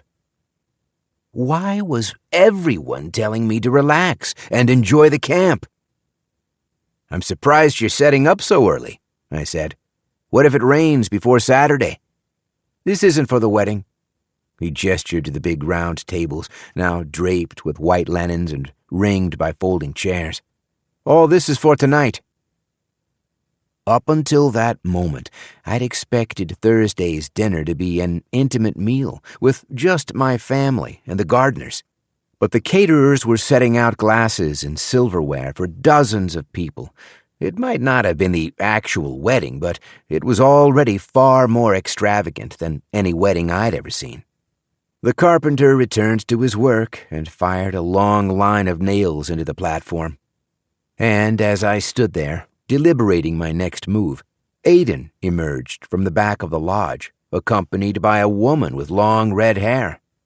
I waved and called his name, but with the nail gun blasting, he didn't hear me. He and the woman set off on a narrow trail that disappeared into the trees. I hurried across the lawn, weaving around tables and caterers, trying to catch up. By the time I reached the start of the trail, they had already vanished into the woods. But since everybody kept encouraging me to explore the camp, I decided to follow the path anyway. Inside the woods, it was cooler and darker and surprisingly quiet. The sounds of the camp fell away, and soon I heard nothing but trilling cicadas and the occasional bird song. From time to time, I'd glance at the paper map and try to orient myself, but the trail wasn't marked. I was west of Osprey Lodge in a large cluster of trees labeled Imagination Grove, and the path was leading me to the outermost boundaries of the property. I began to understand that the map couldn't possibly be drawn to scale, that the wooded grove must have been much larger than shown, so all the areas would fit on a single page. Or maybe I was just lost. One of the most useful things I learned during my 4 years in the United States Army is a concept known as situational awareness. The idea is that you're always assessing your surroundings, with a focus on threats, risks, and signs of recent disturbances. A very useful mindset for a scared 19-year-old kid patrolling Iraqi villages during the 1991 Gulf War. And I've found the habits hard to shake. To this day, I can't walk into a restaurant without taking note of the emergency exits. After several minutes of following the trail, I stopped and turned around, and I did not see a single living creature. There was no reason for me to feel nervous in an open wooded area with clear sight lines in every direction, but I had the uneasy feeling that an ambush was waiting just around the corner, that I was walking into some kind of trap. The path brought me up a steep section of trail that was poorly maintained, and then I glimpsed a structure in the distance, something resembling an old tool shed and completely unlike all the modern buildings back at the camp. This one had worn-out wooden siding, dusty windows, and a gray shingled roof speckled with spongy green moss. I checked the map to orient myself, but the building wasn't on it. I approached from the side, a flat and mostly featureless wall with 2 rusty vents and a single hung window. The curtains were drawn, but the screen was open, and I could hear voices within.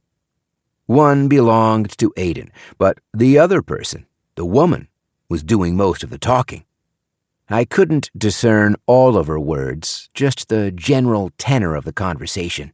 She was angry, and Aiden was placating her, or trying to. This isn't fair. I know. It's not fair to me. I hear you. I understand. Don't say you understand, Aiden, because if you really understood, if you actually agreed with me, you wouldn't be doing this. He said something I couldn't make out, and I dared to move even closer, stepping softly across dry leaves until I was right beside the window. Then he said, "What would you like me to do?" Tell the truth. Besides that, I'll help you. I still care about you. We can do it together. No. We are not doing anything. There is no we. And then he said something I couldn't make out again. The woman was upset, but Aiden's tone was steady, stubborn, immutable. I glanced around, afraid that someone might catch me eavesdropping. But from what I could gather, the 3 of us were all alone in the forest. I sidestepped to the back of the cabin, to a larger window where their voices were easier to hear. You're not seeing the big picture. Maybe I should talk to Margaret. Do not talk to Margaret. I just think... Stay the fuck away from Margaret. Jesus. Aiden... She cannot know about this conversation. If you say one word to her... The rest of the sentence was spoken under his breath. Are you threatening me? No, I just... Are you sure? Because that sounded like a threat. Relax, okay? Come here. Hanging over the back window were faded yellow curtains that didn't quite reach the sill. I pressed my face to the screen and squinted through the open gap. I saw a cluttered room, dimly lit, canvases leaned against the walls in stacks that were 6 or 7 deep. There was a workbench full of paints and supplies and a large wooden easel. Aiden stood with his back to me, and the woman was embracing him. She was my daughter's age, tall, with long red hair and a freckled complexion, and we immediately locked eyes. She straightened her shoulders and shook off Aiden's hands. "Someone's here," she said. The sun was at my back. I realized I had cast a shadow on the curtains. Aiden spun around, and I leaped away from the window. He walked over and peered outside. "Frank? What are you doing here?" I gave the first explanation that came to mind. "Just exploring the camp." Then I showed him the paper map, hoping it would add some credibility to my story. It seems like I got myself lost. You're not lost. This is my studio. Come around to the front, and I'll give you a tour. Aiden was waiting in the doorway when I reached the entrance. You've found my little secret. I've tried painting back at the lodge, but it's impossible. Too many distractions. All the staff coming and going, but this place is perfect. It's the last surviving structure from the original summer camp. Super quiet, and you won't find it on any of the maps. Most people don't even know it's here. I followed him inside. The air was musty and smelled of chemicals, mineral spirits, turpentine, linseed oil. There were paintings everywhere. Lots of haunted black and white faces, like the ones in his penthouse apartment. But many more were incomplete or abandoned, and these canvases showed just pieces of faces. An open mouth, a long, slender neck, a single ear, half concealed by lengths of hair. I found these face parts even more unsettling than the completed portraits. The redhead was leaning against Aiden's workbench. She wore a cream-colored blouse, a long green skirt, and brown leather sandals. All her clothes and jewelry looked homemade and slightly primitive, like she'd come from a Renaissance fair. "Frank, this is Gwendolyn," Aiden said. And I realized I'd misheard him earlier. He'd been running off to meet Gwen, not Glenn. "We went to art school together. Now she's a teacher, like me." She seemed amused by the comparison. "Aiden likes to make people sound important. I teach at a preschool on Tuesdays. Finger paints and popsicle sticks. The rest of the week, I'm just driving for DoorDash." "That's nothing to be ashamed of," I told her. "I've been at UPS for 26 years. "Driving?" "It's hard work, but I guarantee we pay better than DoorDash." She seemed genuinely intrigued, so I bragged a little about my union benefits, about the pension plan and the health care and the perks of being a Teamster. Plus, they're dying to hire more women right now, because of Me Too and everything. Depending on your location, you could have a real good shot. "You know, I might just look into it," she said. "How do you guys know each other?" "Frank is Margaret's father," Aiden explained. And it was like he'd flipped a switch. All at once, her entire demeanor soured. "Wait, you're Margaret's father?" "Yes, Frank Zatowski." "Then I guess you'll be hanging up the brown uniform pretty soon, right? Have you delivered your last package?" She wasn't the first person to make this kind of joke. A lot of my friends at work had made similar comments. Like they all expected Maggie to turn over some vast sum of money that would allow me to move to Key West and vacation in Hawaii and live a life of leisure with all my new gardener relations. But I had no intention of taking a penny from my daughter. I've always felt that family fortunes should only travel in one direction. Downhill, from parent to child, and not the other way around. "I'm pretty happy with my life," I told her. "I'm not making any changes." She didn't try to hide her skepticism or her sudden, inexplicable contempt for me. "And is Aiden going to call you Dad, or do you think you'll keep things on a first-name basis?" "We haven't talked about it." I turned to Aiden. "But since Gwen brought it up, I'm happy to answer to either one. Whatever makes you more comfortable." "I know, Frank, and thank you. Gwen's just being provocative. It's kind of her brand." She snorted at the assessment. "Sure, Aiden. Telling the truth is so edgy. I'm a real loose cannon." Then she leaned closer to me, squinting at my wristwatch. "Tell me something, Frank. What time do you have?" 3:30. She shot a wry look at Aiden, as if this proved some kind of point. "All right. I'm going to go jump off a cliff, but it was great to meet you, Frank. I'm sure you'll have an amazing weekend. Give my best to Margaret." Then she went out the door and bounded off into the woods. And maybe I was imagining it, but I thought she put some extra swing in her hips, like she knew we were watching. "Sorry about that," Aiden said. Did I say something to offend her? "It's nothing you did. She's just weird about money." He explained that Gwendolyn lost her parents at the age of 7, so she'd been raised by her grandmother, an Irish immigrant who worked as a housekeeper. Somehow, Gwendolyn managed to attend NYU Steinhardt on a full scholarship, where she and Aiden struck up an unlikely friendship. They were close friends and confidants for 4 years, then parted ways after graduation. Aiden moved to his penthouse apartment in Boston, and Gwendolyn went back to Lawrence, Massachusetts, and her 81-year-old grandmother. Because the world wasn't fair, Aiden said, and making a living as a visual artist was just about impossible. What does that have to do with me? "It's got nothing to do with you. She's just weird whenever she's here. Very critical of the camp. And she hates capacity. It was probably a mistake to invite her, but we used to be good friends." I wanted to ask about the conversation I'd overheard, but there was no way to do it without admitting I'd been eavesdropping. "This isn't fair. Tell the truth. Maybe I should talk to Margaret." I reminded myself that I hadn't heard the entire conversation, so they could have been talking about anything. But still. "Are you threatening me?"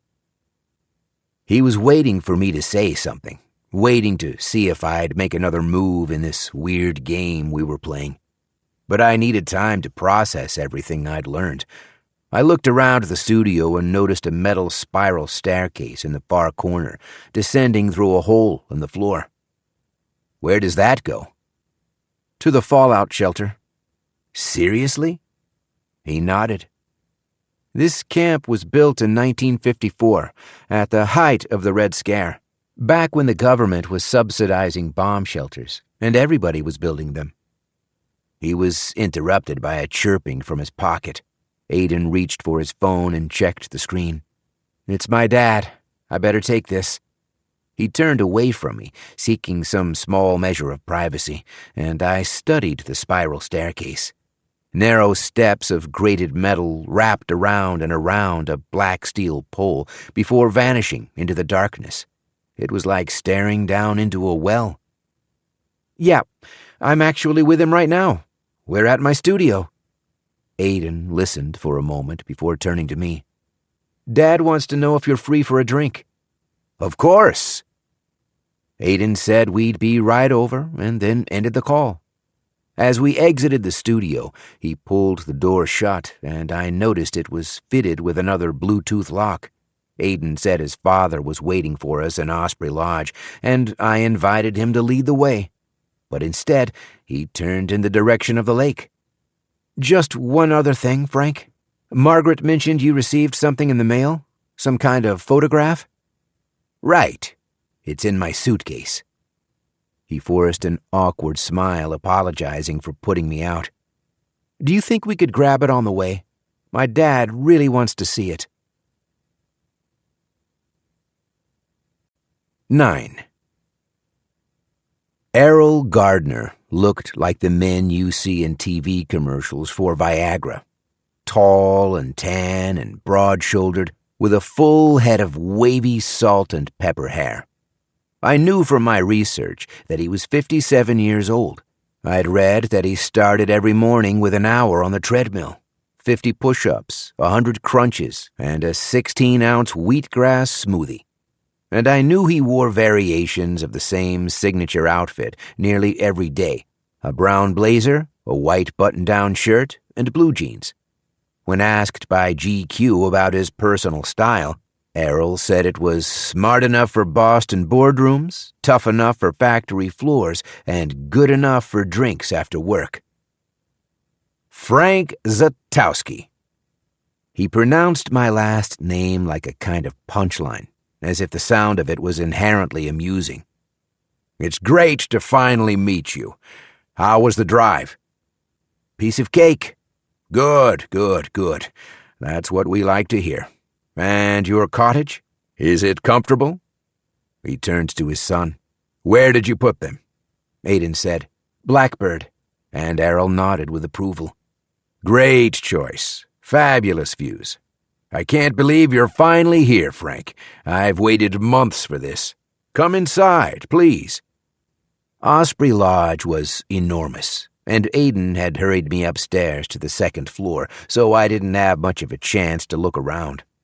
Errol Gardner's office was ringed with natural woodwork and timber, as if the space had been carved from a giant tree.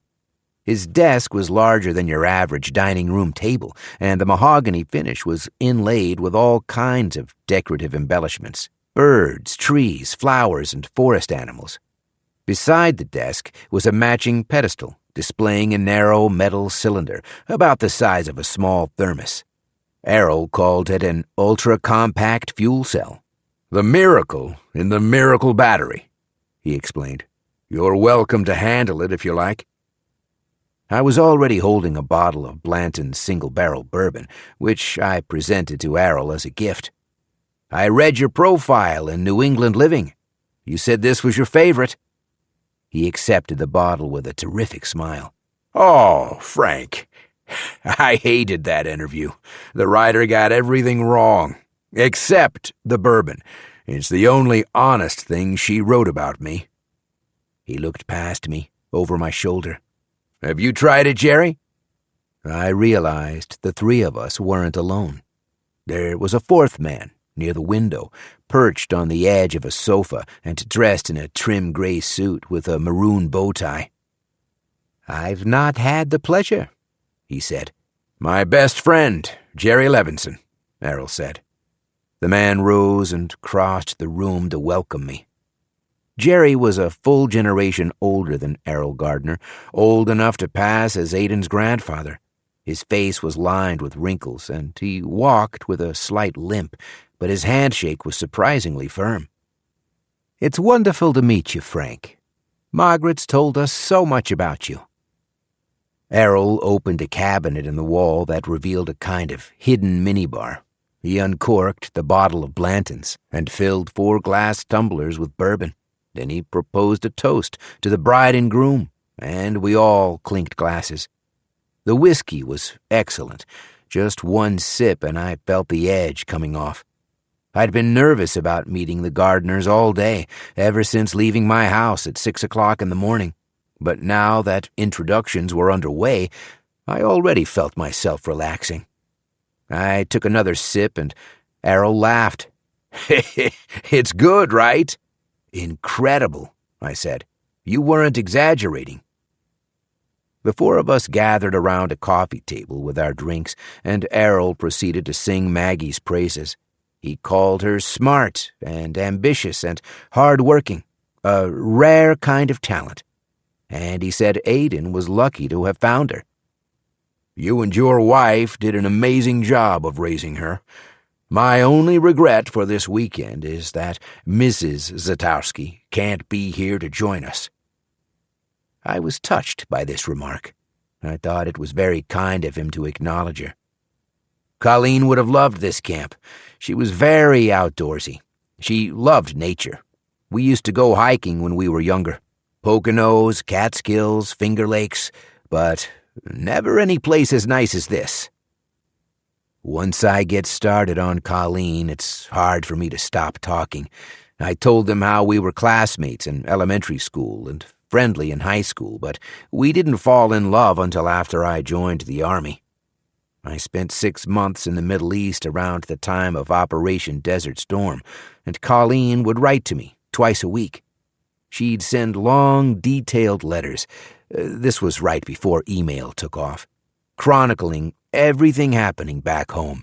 So when our local Blockbuster Video went out of business, or when the rector of our church was arrested for embezzling funds, or when any of our mutual friends got pregnant or arrested or whatever, Colleen would send me an update.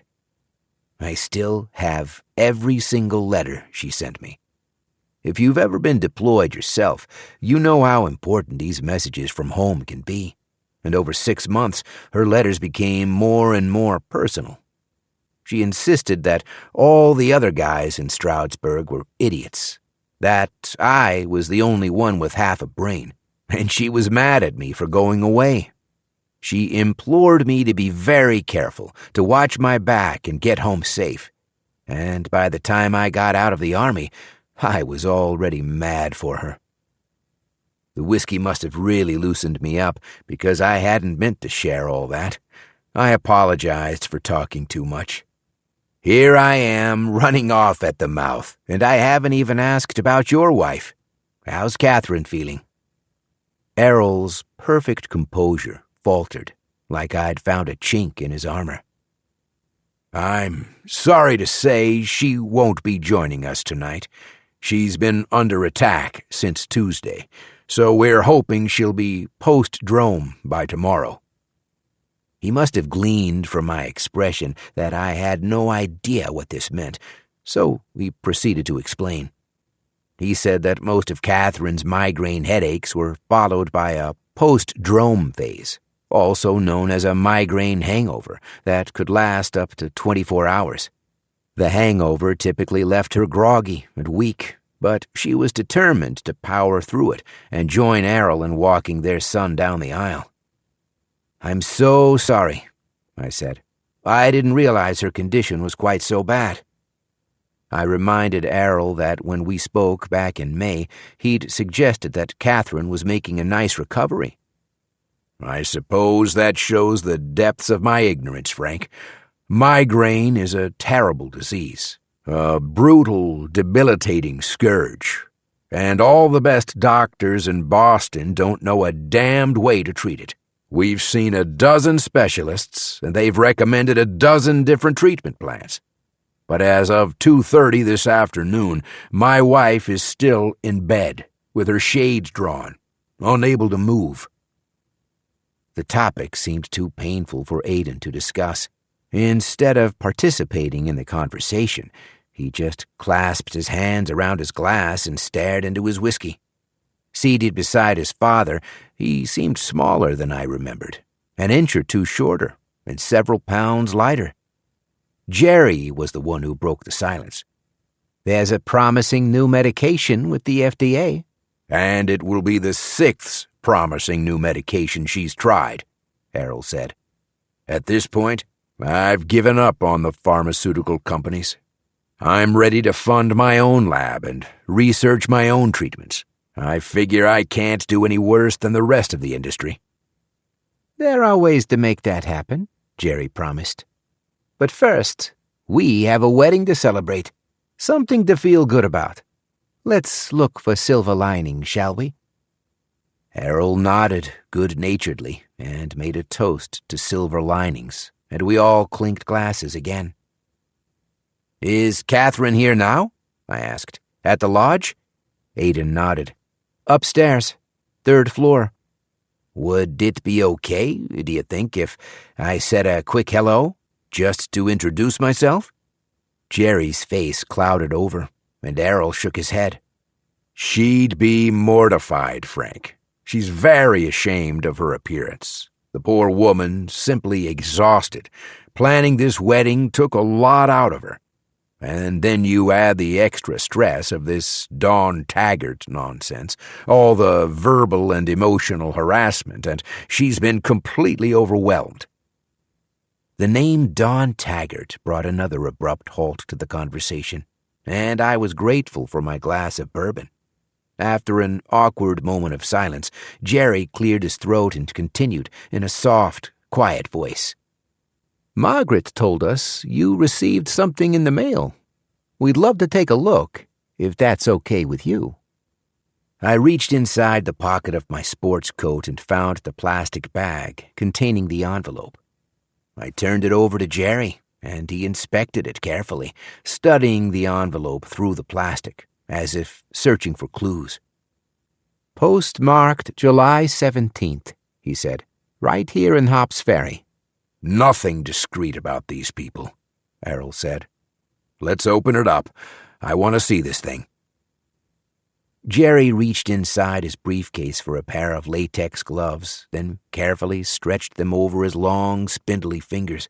Then he removed the sheet of paper and unfolded it on the table where everyone could see it. Aiden took one glance at the photo and immediately shot out of his chair. "That's a fake! I never brought her here!" "Of course it's a fake," Errol said. Jerry nodded. Dawn's mother must have found a picture of Aiden online and then photoshopped her daughter into it. Then the three of them looked at me to see if I'd reached the same conclusion. "I don't know anything about Photoshop," I said, "but it looks pretty real to me."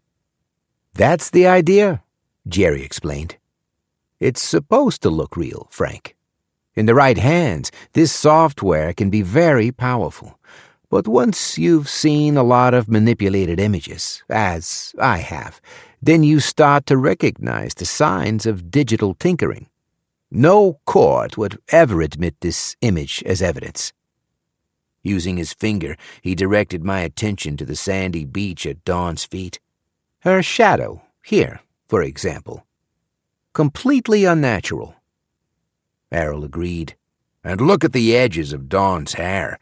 Do you see how they look kind of jagged and pixelated? That's a bad cut and paste." I leaned so close my nose practically touched the paper, but I couldn't see any jagged edges. I thought it looked like a perfectly normal photo. Jerry took away the picture and resealed it in the plastic bag, as if the matter was settled. But Errol seemed to recognize that I wasn't satisfied. "Frank, I'm sure you have lots of questions, so let's just put everything on the table. How much has Margaret told you?" "Not much, just that Aiden wasn't involved." Errol laughed. "Well, we can't take her word for it, right? She's a young woman in love. She has an unfair bias. You need to hear all the details so you can decide for yourself." Then he looked at Aiden, encouraging him to proceed. "Right. Okay," Aiden said, swallowing hard. He'd already finished his second bourbon and looked like he might appreciate a third, but Errol seemed to be holding the bottle at a distance. I could tell Aiden took no satisfaction in telling the story.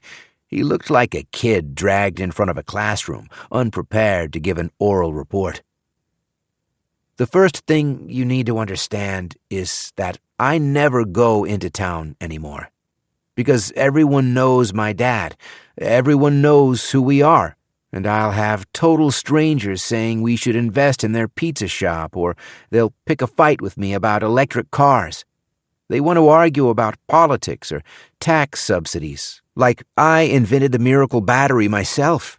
So anytime I come to Osprey Cove, I always take back roads to avoid driving through town."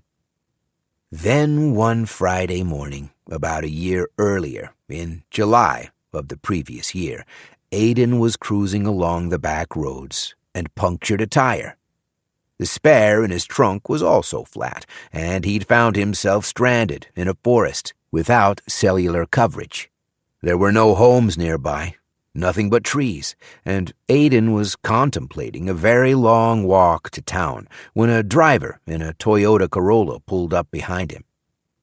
Dawn Taggart got out of her car and asked if he needed help. She had just finished her shift at Dollar General and was still wearing her sales vest and name tag. Aiden explained that he didn't have a spare tire, and Dawn suggested they try hers, just to see if it fit. Aiden was then forced to admit that he didn't actually know how to change a tire. So Dawn got out her jack and lug wrench and knelt down in the gravel and showed him how to do it.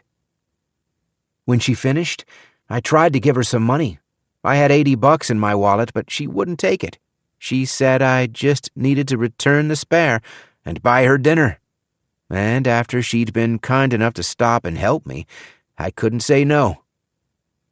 The next night, Aiden met Dawn at Millie's Bar and Grill, the only real restaurant in a county full of fast food and pizza shops. Of course, the whole place is full of busybodies. All the guys are staring daggers at me like I've come to steal one of their women.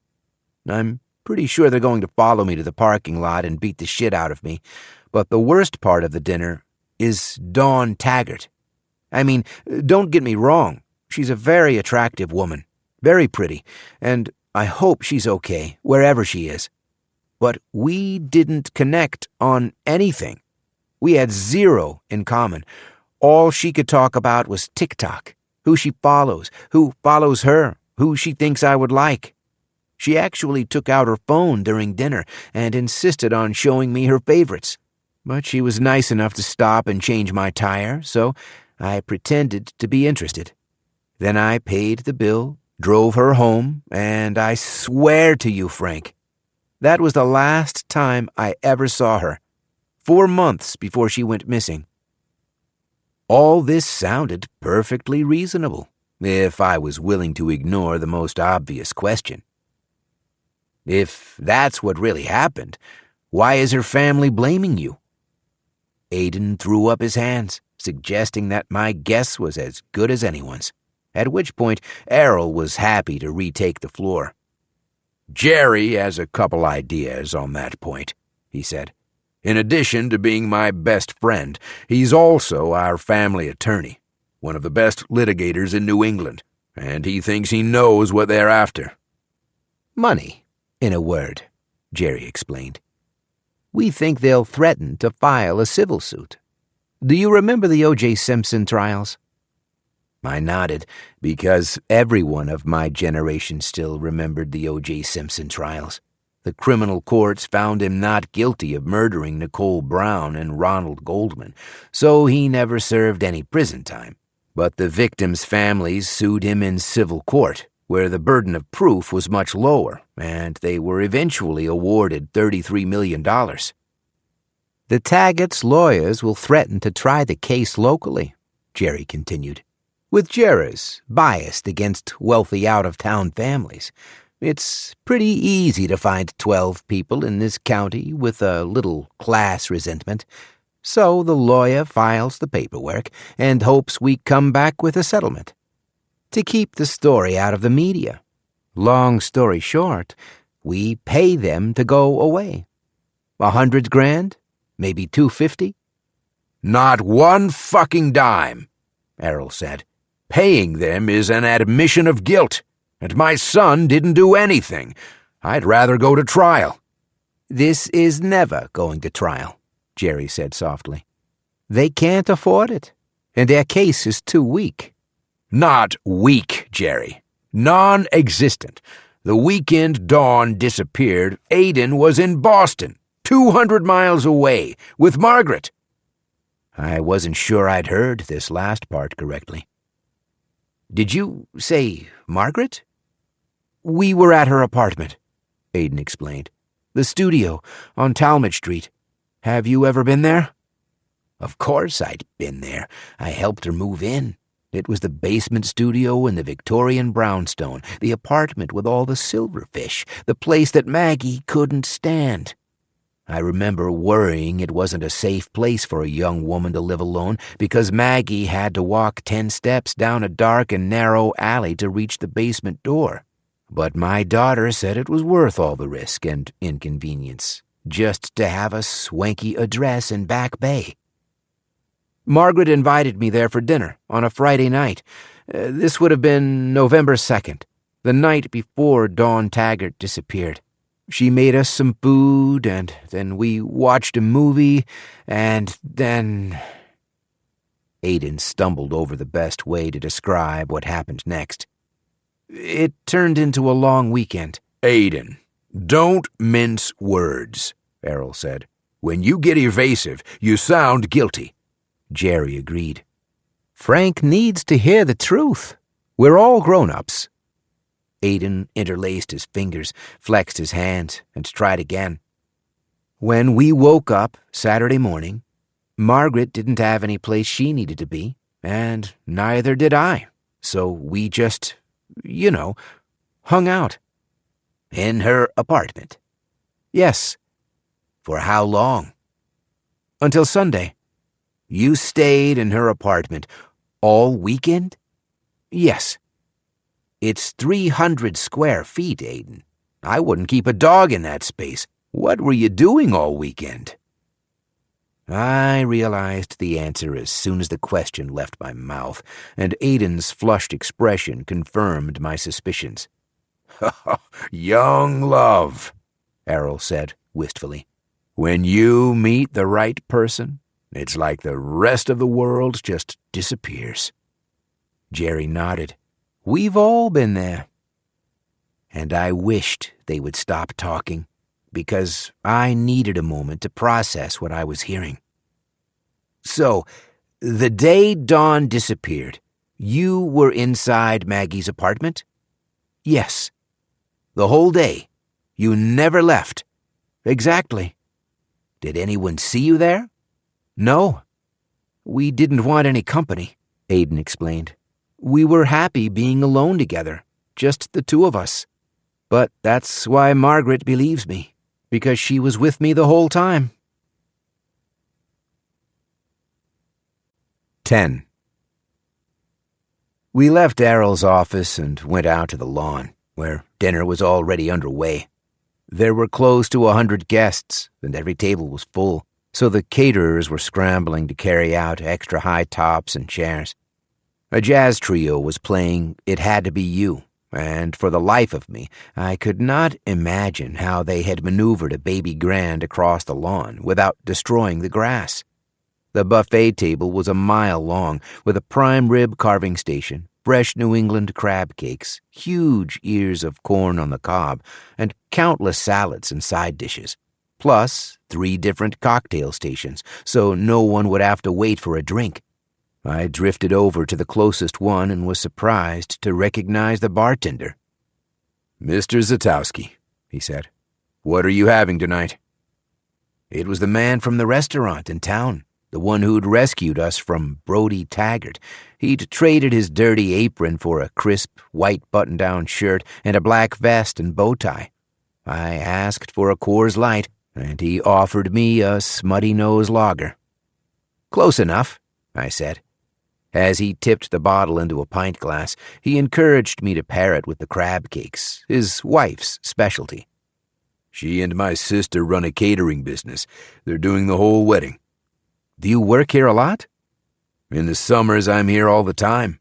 The Gardners have always done a lot of entertaining, but this wedding's taking things to a whole new level. We're cooking enough to feed an army. I thanked him for the beer and then plunged into the crowd to search for my daughter. I needed to talk to Maggie right away. I needed to know if Aiden's story was true, and if it was, why hadn't she told me? Maggie always compared her apartment on Talmadge Street to a dungeon prison cell. She called it dark and damp and claustrophobic, a place to sleep while she scraped together a living. When the company offered to let employees work remotely, Maggie refused. She even went into the office on weekends, or she'd escape to Boston Common with her picnic blanket and laptop and work outside. Anyone who'd heard her complain about the apartment would have a hard time believing Aiden's story. The crowd was younger than I'd been expecting, mostly people in their 20s and 30s, and I gathered most of them worked for capacity. Several wore zip-up fleeces with the Miracle Battery logo, and I spotted a woman in a tank top with a circuitry schematic tattooed across her bicep.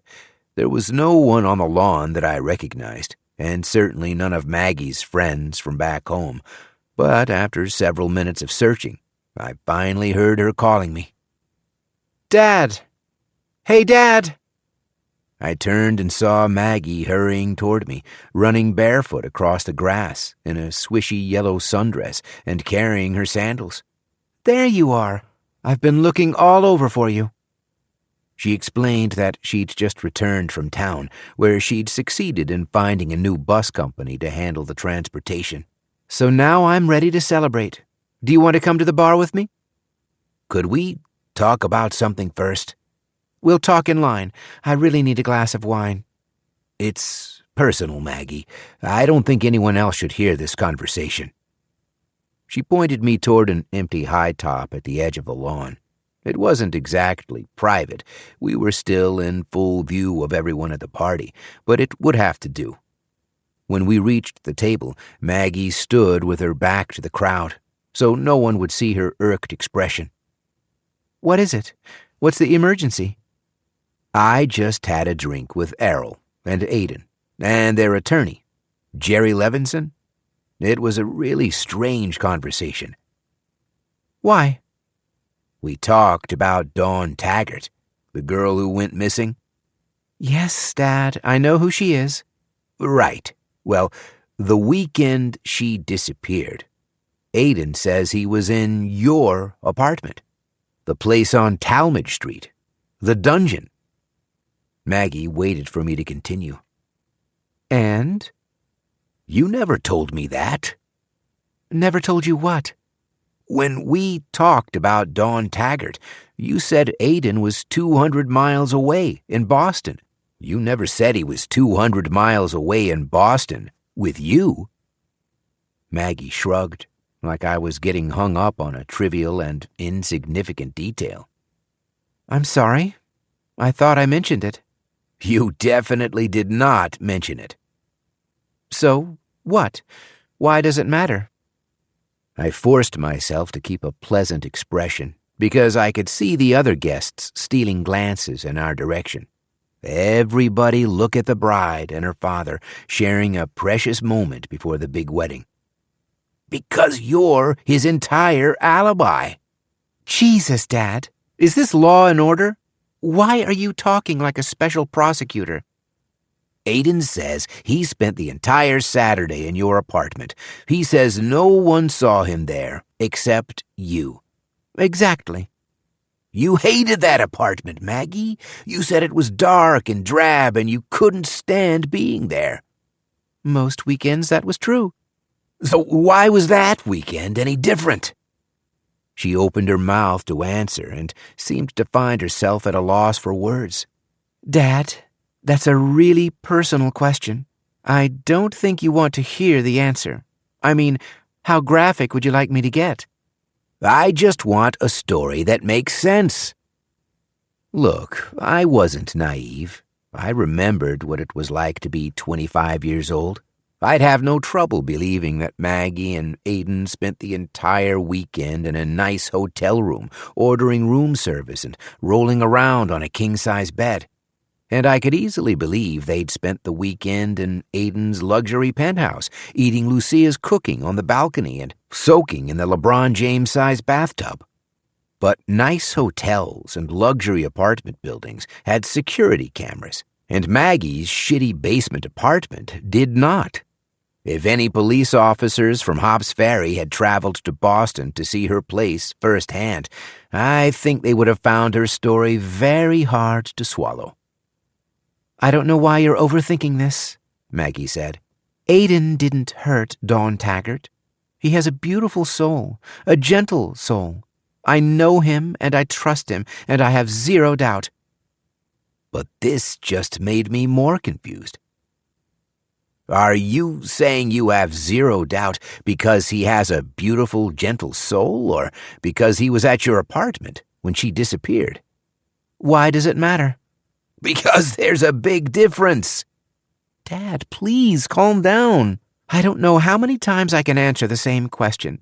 I met Aiden on Halloween at a costume party. We went out the next night for dinner, and the night after that I invited him to my apartment. He came over on Friday and left on Sunday, and we spent a wonderful weekend together. He is the sweetest, kindest, most compassionate man I've ever met. And I wish you could just be happy for me. Why can't you just be happy? Because I'm worried, Maggie. I worry that maybe you love him so much, you're not seeing the situation clearly. Dad, believe me, I see the situation just fine. My daughter could be very stubborn. Once she committed to a certain point of view, it was difficult to rattle her belief system. I'd always found it one of her most admirable qualities. But right now, it was driving me bananas. Maggie, listen to me. Earlier this afternoon, we stopped at a restaurant in town. Me and Tammy and Abigail, and we met Dawn's uncle, a man named Brody Taggart, and he's convinced that Aiden did something to her. He thinks her body's still here at the summer camp. She laughed like I'd just told a joke. Let me ask you something, Dad. When you spoke to Brody Taggart, was he intoxicated? Yes, but So why would you trust a drunk over your own daughter? she had me there, but I wasn't finished. Next, I told her about the conversation I'd overheard between Aiden and his art school friend, Gwendolyn. And I couldn't hear all of it, but he was threatening her, Maggie. He told her to stay the F away from you. Again, she laughed. That's because I don't like her. No one in the family likes her. Gwen's only here because Aiden feels sorry for her. They're keeping secrets, Maggie. There's something you don't know, and I think it's about Dawn Taggart. Oh my God, Dad. Enough with Dawn Taggart already. Are you going to talk about Dawn Taggart all weekend? I think you should talk to Gwendolyn. Find out what she knows. That woman's a train wreck. She doesn't have any friends, so she just messes around in other people's business, and she's always giving Aiden shit about his money. She hates capacity, and she hates his dad, and therefore she hates me too. Why does she hate capacity? She thinks we use too much cobalt, or the wrong kind of cobalt. I have no idea. We get it from this tiny region of Africa where, it's true, the working conditions are not ideal. When your job involves digging tunnels into the earth, you don't always get central air and a good 401k. But guess what? The exact same cobalt goes into Gwendolyn's cell phone, and her laptop computer, and her e-book reader, and her environmentally sustainable electric toothbrush. So why is she picking a fight with us? Once again, it seemed like I'd managed to work my daughter into a bit of a frenzy. And this last outburst must have traveled across the lawn, because heads were turning in our direction. But before I could respond, Errol Gardner came walking over with a smile and a glass of white wine. "This is for you, Margaret. I know you've had a long day.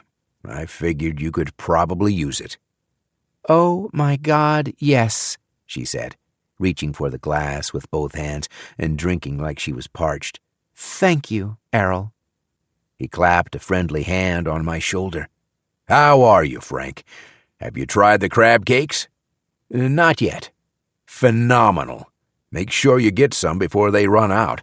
And would you mind if we grabbed a quick photo? Just the dads?" I realized a woman with a large camera was trailing him at a respectful distance. "Boston Mag is here." The quick photo actually took several minutes because the photographer coached us through a variety of poses and angles, and then she asked for my name and home city and occupation. I said that I worked for UPS, and Maggie inserted herself into the conversation. "He drives for UPS," she said. "He's gone 26 years without an accident, more than 1 million miles without a scratch." The photographer wrote everything down in her notepad. "They'll love those details. Thanks for letting me know."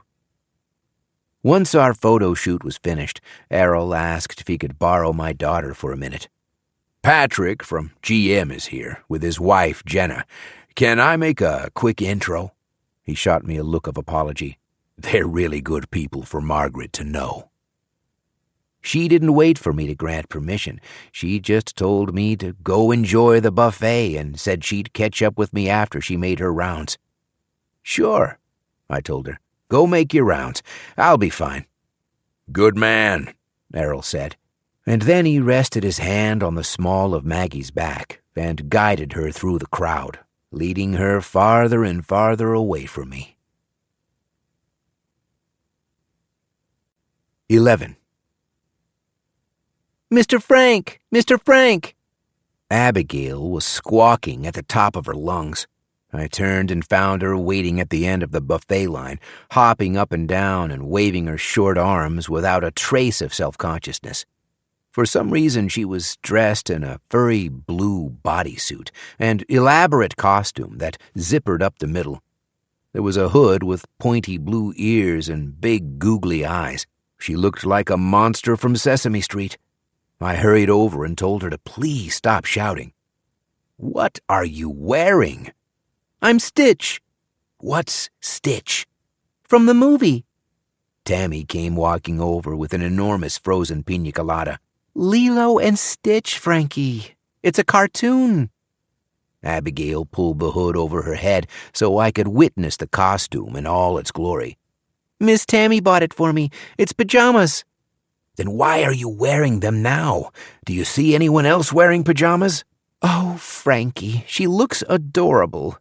Now, do the voice, Abby. Say something in his weird alien language."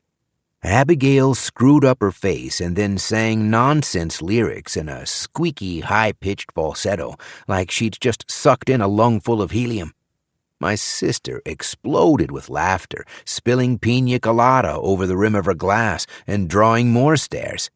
But since I'd made a promise to be cool about Abigail, I just smiled politely and then coaxed the child into the buffet line. "Let's not repeat what happened at lunch, okay? You've got to take small servings. Pace yourself. You can always come back for seconds." She didn't hear a word of this. First, she reached for the dinner rolls, 3 of them, followed by an enormous scoop of mashed potatoes and 2 mini corn on the cobs. "Okay, see, you're doing it again. You're taking too much. You've already filled your whole plate." I looked to Tammy for support, but she was chatting with the woman waiting behind us, talking about the secret to making a good mac and cheese: panko breadcrumbs. Abigail reached for a pair of tongs and started poking through a tray of chicken piccata in search of the perfect cutlet. "Mr. Frank, are there bones in these?" "You don't have room. Come back for it later." "What if they run out?" "They won't run out." "How do you know?" I knew because no person in their right mind would choose a chicken cutlet over prime rib or a fresh New England crab cake, which is what I intended to eat. Just keep moving. Instead, she pinched the tongs and dragged out an enormous cutlet that dripped lemon caper sauce all over the table. She tried plopping it onto her mashed potatoes, but it immediately tumbled off the side of her plate.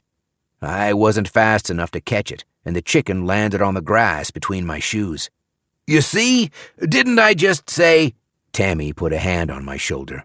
"Easy, Frankie." "I told her this would happen." We'd brought the buffet line to a halt, and I ordered Abigail to pick up the cutlet. She stared down at the grass and shook her head. In a very soft voice, she said, "I don't want it anymore." "Doesn't matter. Pick it up." Abigail shrank away from the chicken like she was suddenly afraid of it. "I can't," she whispered. "I don't want to touch it." Now everyone in line was staring at us, so I had to reach down and pick it up myself.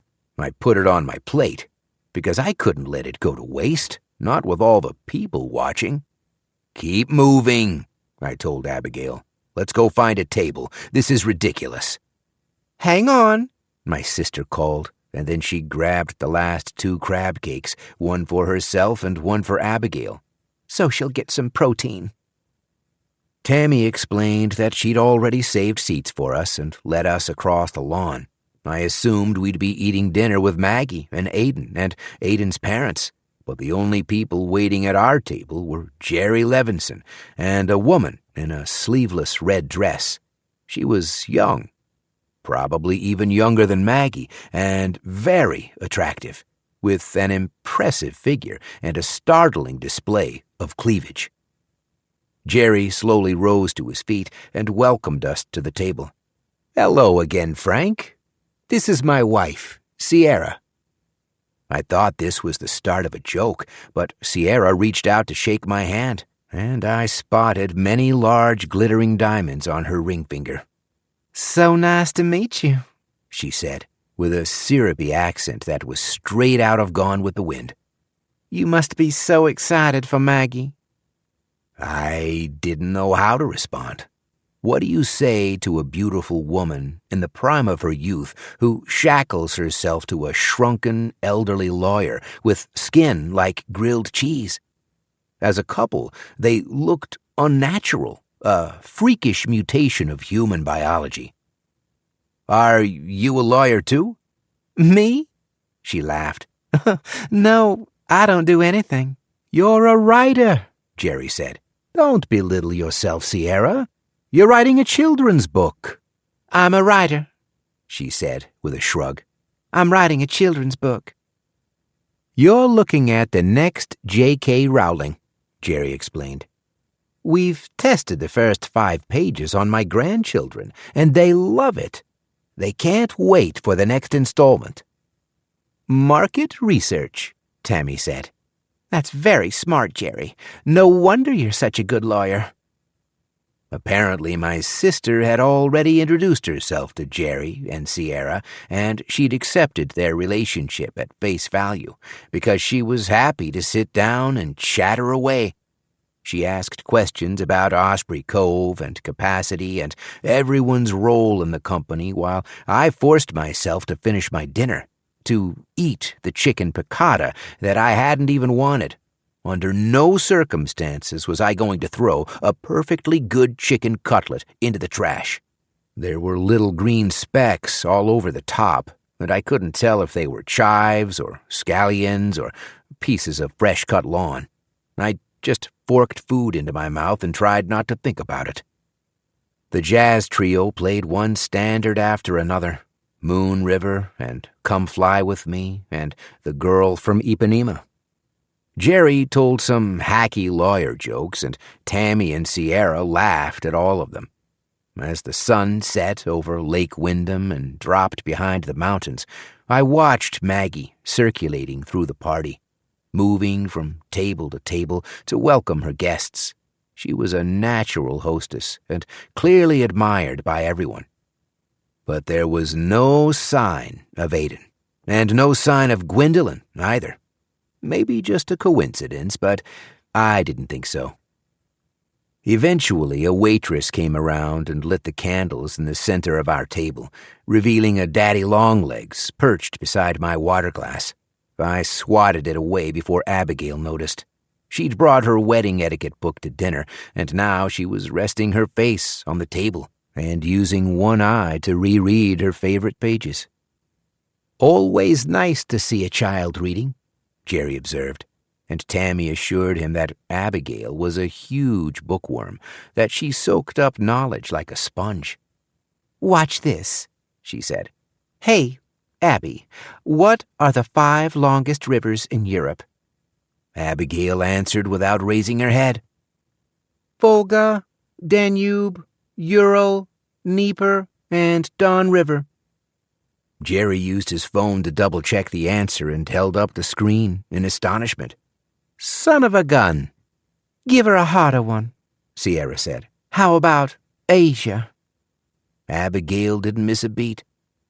"Yangtze, Yellow, Mekong, Lena, and Irtish." "She's faster than my Alexa speaker," Tammy said proudly. "I told her she needs to go on Jeopardy and make some money. She knows every state capital, every U.S. president, and every animated Disney movie since Snow White." "That's extraordinary," Jerry said. "Maybe you should come work for Errol Gardner, Abigail. What do you say? Would you like to join the capacity team after you graduate from college?" She just turned the page of her book and shrugged. "I don't know. Maybe. We'll see." And for the first time all day, I was grateful Abigail had joined us.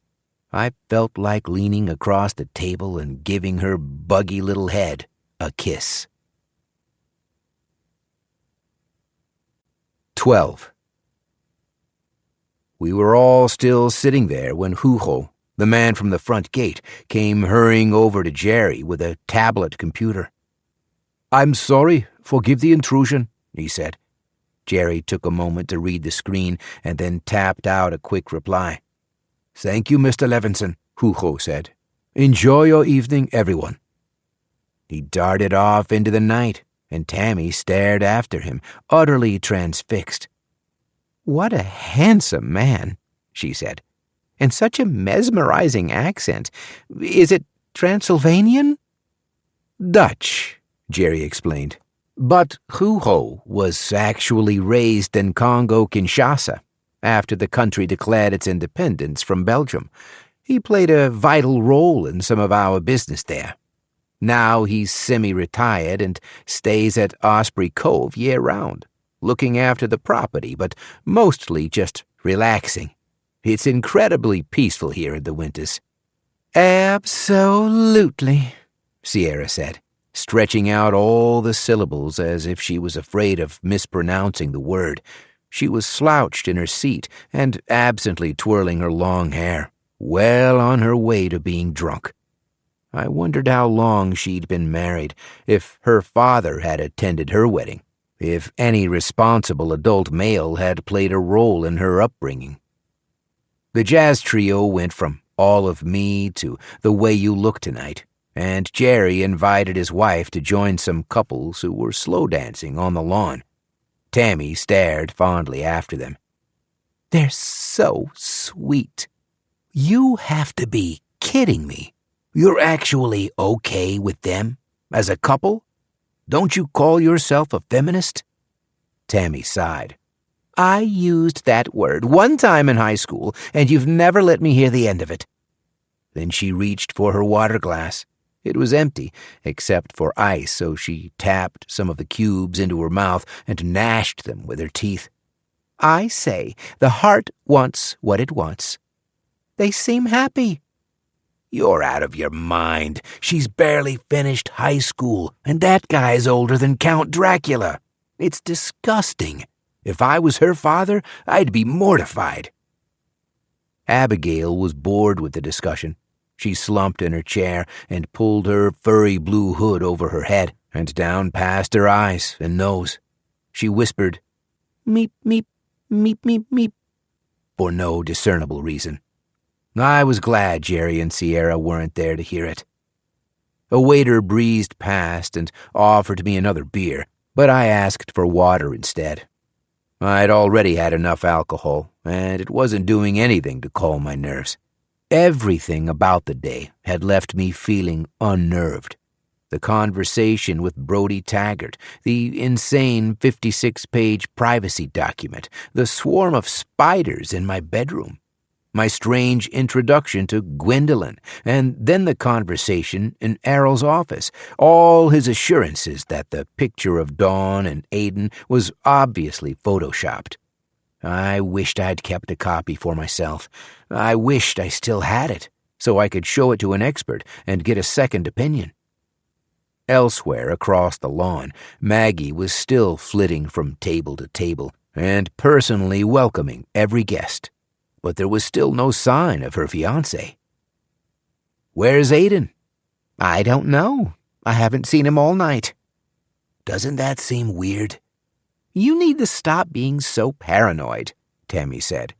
"You're carrying on like he's Dr. Cellphone, but look around you, little brother. Open your eyes. This is a totally different situation." Abigail looked up from her book and grinned. "Who's Dr. Cellphone?" "Maggie's last boyfriend," said Tammy. No, don't call him a boyfriend." "His real name was Oliver." "But he wasn't a boyfriend." Tammy shrugged. "I kinda think he was." "For how long?" Abigail asked. "For never. That guy was a creep and a pervert and an absolute fucking degenerate." I might have been shouting a little because Tammy clapped her palms over Abigail's ears, shielding her from my outburst. "Frankie, calm down," she said. "And you know what else bothers me? Where are Maggie's friends?" Tammy gestured out to the lawn. "These are her friends." "I mean her real friends, school friends, girls from Stroudsburg." I tried to summon their names from memory, but it was hard because Maggie had brought so few of them around to meet me. She claimed that my shoddy housekeeping embarrassed her. She was always wishing we'd move to a nicer house on a better block. What about the girl who lived on the corner? The Indian girl with the lisp? Priya Hattukudur, Tammy said. I think they drifted apart after high school, Frankie. But that's normal. People develop different interests. Priya's doing real estate with her parents. I understood that Maggie had chosen a different path for herself, and now she lived in a different world. But I thought the point of a wedding was bringing everyone from your past together so that people could celebrate your future. Instead of complaining about who's not here, Tammy suggested, maybe you should go meet some people who are.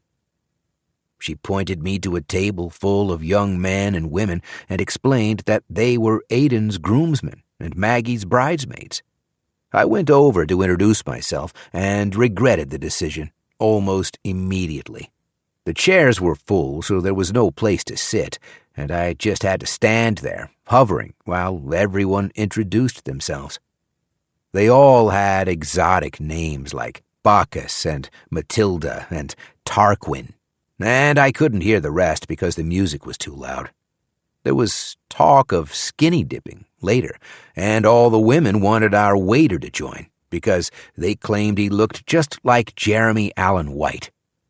Listening to their banter was like wandering into a movie 30 minutes late.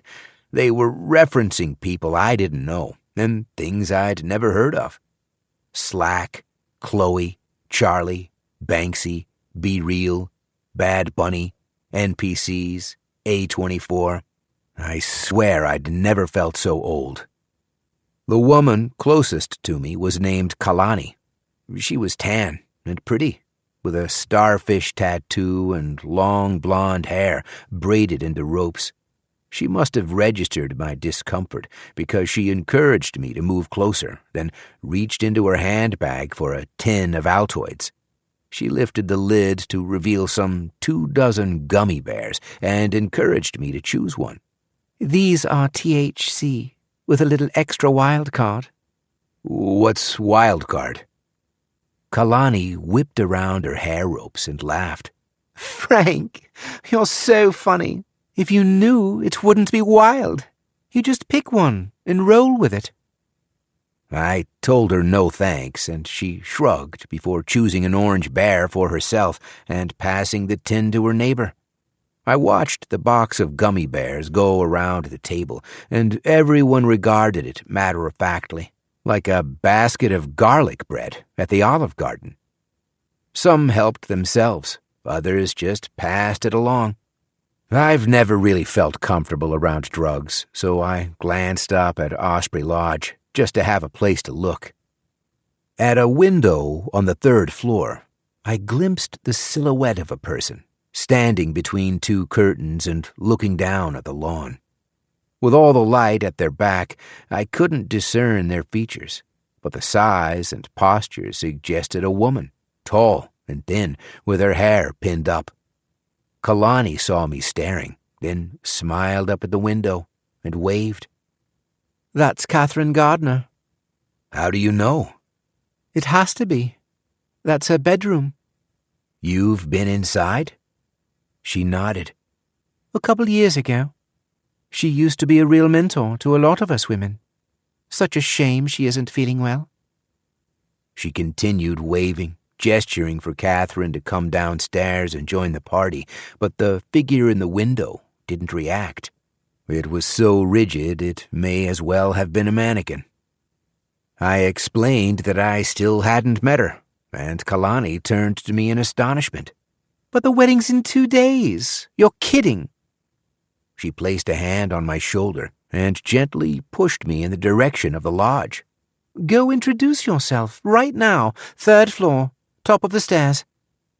Errol said she's napping. She's not napping now. Look at her. She's wide awake and dying to talk with you. I'd already seen enough of the lodge to know I could find my way to the 3rd floor, but still I hesitated, afraid of doing something inappropriate. I'll wait for Maggie to introduce us. She's too busy. Trust me, Frank. Catherine's a total sweetheart, and she'll be thrilled to meet you. Don't be shy. I guess I didn't need that much of a push. I knew I wouldn't be able to relax until I met Catherine Gardner and properly introduced myself. So I stopped by the dessert table, arranged a small assortment of cookies on a plate, and walked up to Osprey Lodge. I retraced my route from earlier in the afternoon, through the massive front doors and into the house.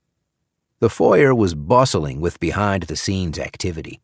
Lots of caterers wheeling boxes and trays to the refrigerated truck parked outside, so no one noticed me slipping inside and climbing the grand spiral staircase. I paused on the landing where I'd met Errol Gardner and then continued to the third floor and a short, darkened hallway. I waved my hand over the walls, feeling around for a switch, until motion sensors registered my presence, and some lights in the ceiling flickered on. I passed a bathroom and a kind of utility closet, and a pair of darkened guest bedrooms, before arriving at the final door. I gathered it was the master suite, so I screwed up my courage and knocked. "Hello?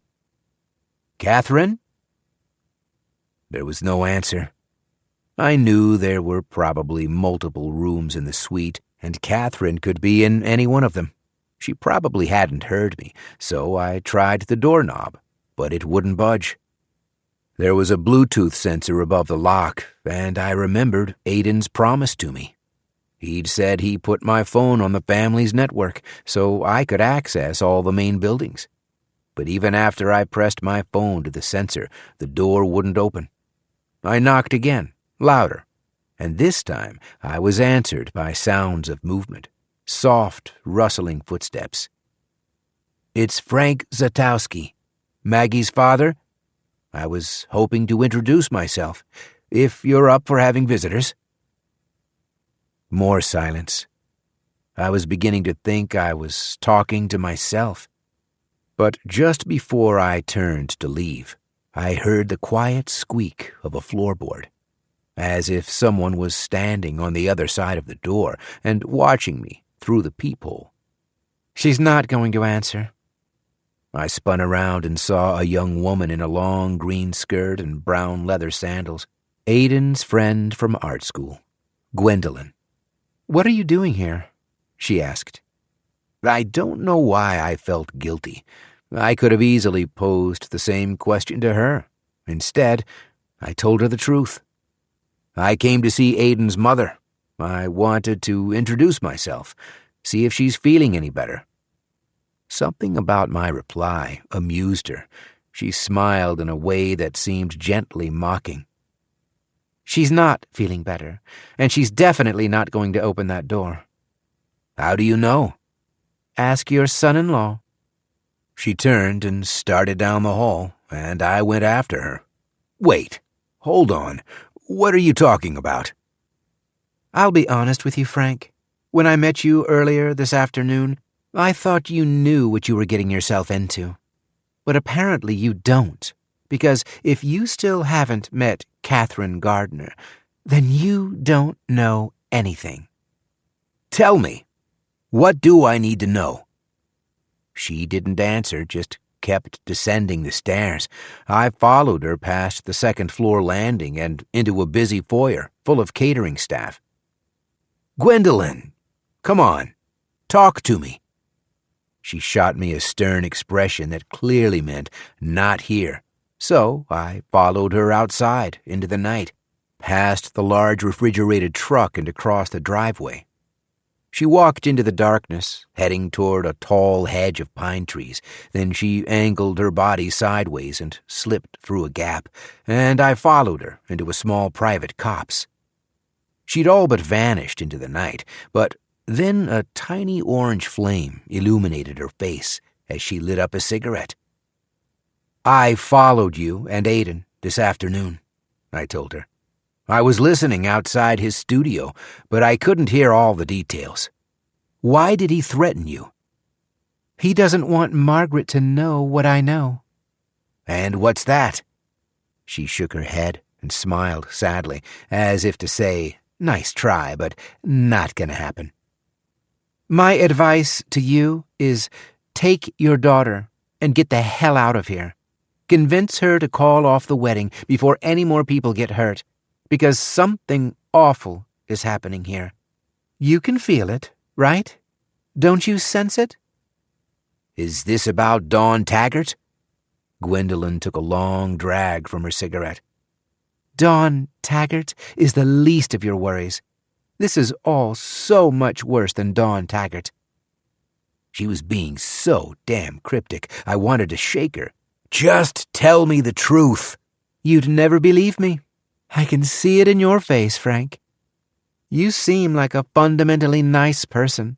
You're not ready to hear it. I yanked the cigarette from her lips, dropped it in the dirt, and stubbed it out with my shoe. Listen to me, Gwendolyn. I'm not as nice as you think I am. I spent 6 months in the Middle East when I was barely out of high school, during this little thing no one remembers anymore called the Gulf War. And believe me, I saw things you cannot possibly imagine. So why don't you just tell me your big, scary secret? Gwendolyn's face lit up with a harsh white glow, the narrow, laser-like beam of a headlamp slashing through the night. 2 guards dressed in black were off in the forest, trampling along a path on their nightly patrol. Gwendolyn stole an anxious glance in their direction and then lowered her voice. Tomorrow morning, at 11, there's a group hike. People are walking up to Cormorant Point. Tell them you're not feeling well. I'll come find you and tell you everything. But until then, you need to keep quiet. Don't mention this conversation to anyone. The guards were walking in our direction, and Gwendolyn slipped away without another word. One of the men shined his flashlight directly into my eyes. "Mr. Zatowski?" I recognized the voice as Hugo's. "You appear to have lost the trail. Is everything okay?" With his cheerful demeanor and sing-song accent, he could have been a kindergarten teacher addressing a classroom full of children. "I'm fine, just taking a walk." Surely he had seen me talking to someone, but he didn't inquire who the person might be. He simply encouraged me to return to the dinner party so I wouldn't miss s'mores on the beach. "There's a beautiful bonfire going, and all the young people are enjoying it. You should hurry and go now, before they run out of marshmallows." 13. Back on the lawn, the jazz trio was gone, and somehow they'd taken their grand piano with them. Now there was electronic dance music blasting from someone's portable speaker. The device wasn't much larger than a softball, but it filled the night with a relentless thumping bass that shook my entire body. Guests were shouting to be heard over the looping melodies. I returned to my dinner table, but Tammy and Abigail were gone. In their place were a bunch of young people I hadn't met, drinking shots and slamming the empty glasses onto the table. I glanced up to the 3rd floor of Osprey Lodge, but the silhouette in the window was gone. It was hard to recognize anyone in the dark. My night vision isn't as good as it used to be. I circled the tables and studied all the different figures, scanning the crowd for Maggie's familiar silhouette. I passed 2 men making out on a chair. One straddled the other's waist, and they looked like they were trying to devour each other. The legs of the chair buckled beneath their weight, teetering on the verge of collapse. Elsewhere on the lawn, 3 women had started a game of horseshoes. Even though it was too dark to see the pit, they were just hurling the rings into the black of night and listening for the clank of metal. Then I felt a hand on my shoulder and turned to see my sister. She was carrying Abigail on her hip, and the little girl was drowsy with sleep. "There you are," Tammy said. "Where the heck have you been?" "Looking for Maggie." "You just missed her, Frankie. She came to our table while you were off wandering around. We had a nice long conversation, but she got tired of waiting for you." "What about Aiden? Have you seen him?" "Not yet, but I need to get Abigail out of here. She's got a bellyache, and besides, this party's getting a little dystopian." I agreed this was a good idea. Pennsylvania foster parents are expected to care for their children in safe environments, free of drugs, alcohol, and promiscuity. So Tammy was currently failing her duties on multiple levels. If photographs of the party ever filtered back to DHS, she would never host another foster child again. Abigail nuzzled her face into Tammy's shoulder, then opened her eyes and gave me a sleepy smile. "I'm sorry I dropped the chicken, Mr. Frank." I told her not to worry about it. The kid looked exhausted, and I knew it had been a long day for all of us. I said I'd be home soon, and I watched my sister carry Abigail into the night. Then a steel horseshoe whizzed past my face, just inches from my nose, and a young woman ran bounding after it. "Sorry." I walked down to the lake, and as Hoo-Ho promised, there was an enormous bonfire blazing on the beach. 2 shirtless guys were throwing more and more wood into the conflagration, coaxing the flames higher and higher. I thought they were being irresponsible. There was a gentle breeze coming off the lake, and I knew there was a real risk of embers blowing into the woods. It would only take a single spark to ignite some dried leaves. I thought back to the news that morning, to the 9 Americans dying every day in accidental fires. And then a young woman in a white robe walked between me and the fire. She untied her belt, shook off the robe, and let it fall to the sand. Underneath, she was completely naked, with a slender back and long, muscular legs. She marched confidently into the water, wading in until she was waist deep. Then she dove forward and disappeared below the surface. Others were already in the lake and cheered at her arrival, a chorus of disembodied heads all smiling and bobbing in the gently lapping waves. And when I looked around the beach, I recognized another 6 figures in various states of undress. Young people stripping down to their bras and boxers and thongs. I spotted Maggie standing among them, a white robe belted tight around her waist. "Dad, where have you been?" "Looking for you. What are you doing here?" "We're going swimming, as soon as you take off." She winked. "It'll be a little awkward if you stick around." I told her this was a terrible idea. Some of these people are taking drugs, THC with extra wild card. She laughed. "They're just microdosing." "What does that mean?" "It's totally safe. Commercial-grade psilocybin and ketamine. They make it in labs, like vitamins." "Does Aiden take them?" "I wish Aiden took them. He could use them." "Is he here, in the water?" "No, definitely not." "You're going skinny dipping without him?" "Trust me, Dad. This is not his kind of thing." She took me by the hand and led me back to the lawn, and in my peripheral vision, I saw boxer shorts dropping, and robes springing open, and long bare legs sprinting past us. "Where have you been all night? I've been waiting to talk to you." "I know, and I'm sorry, but I'll make you a deal.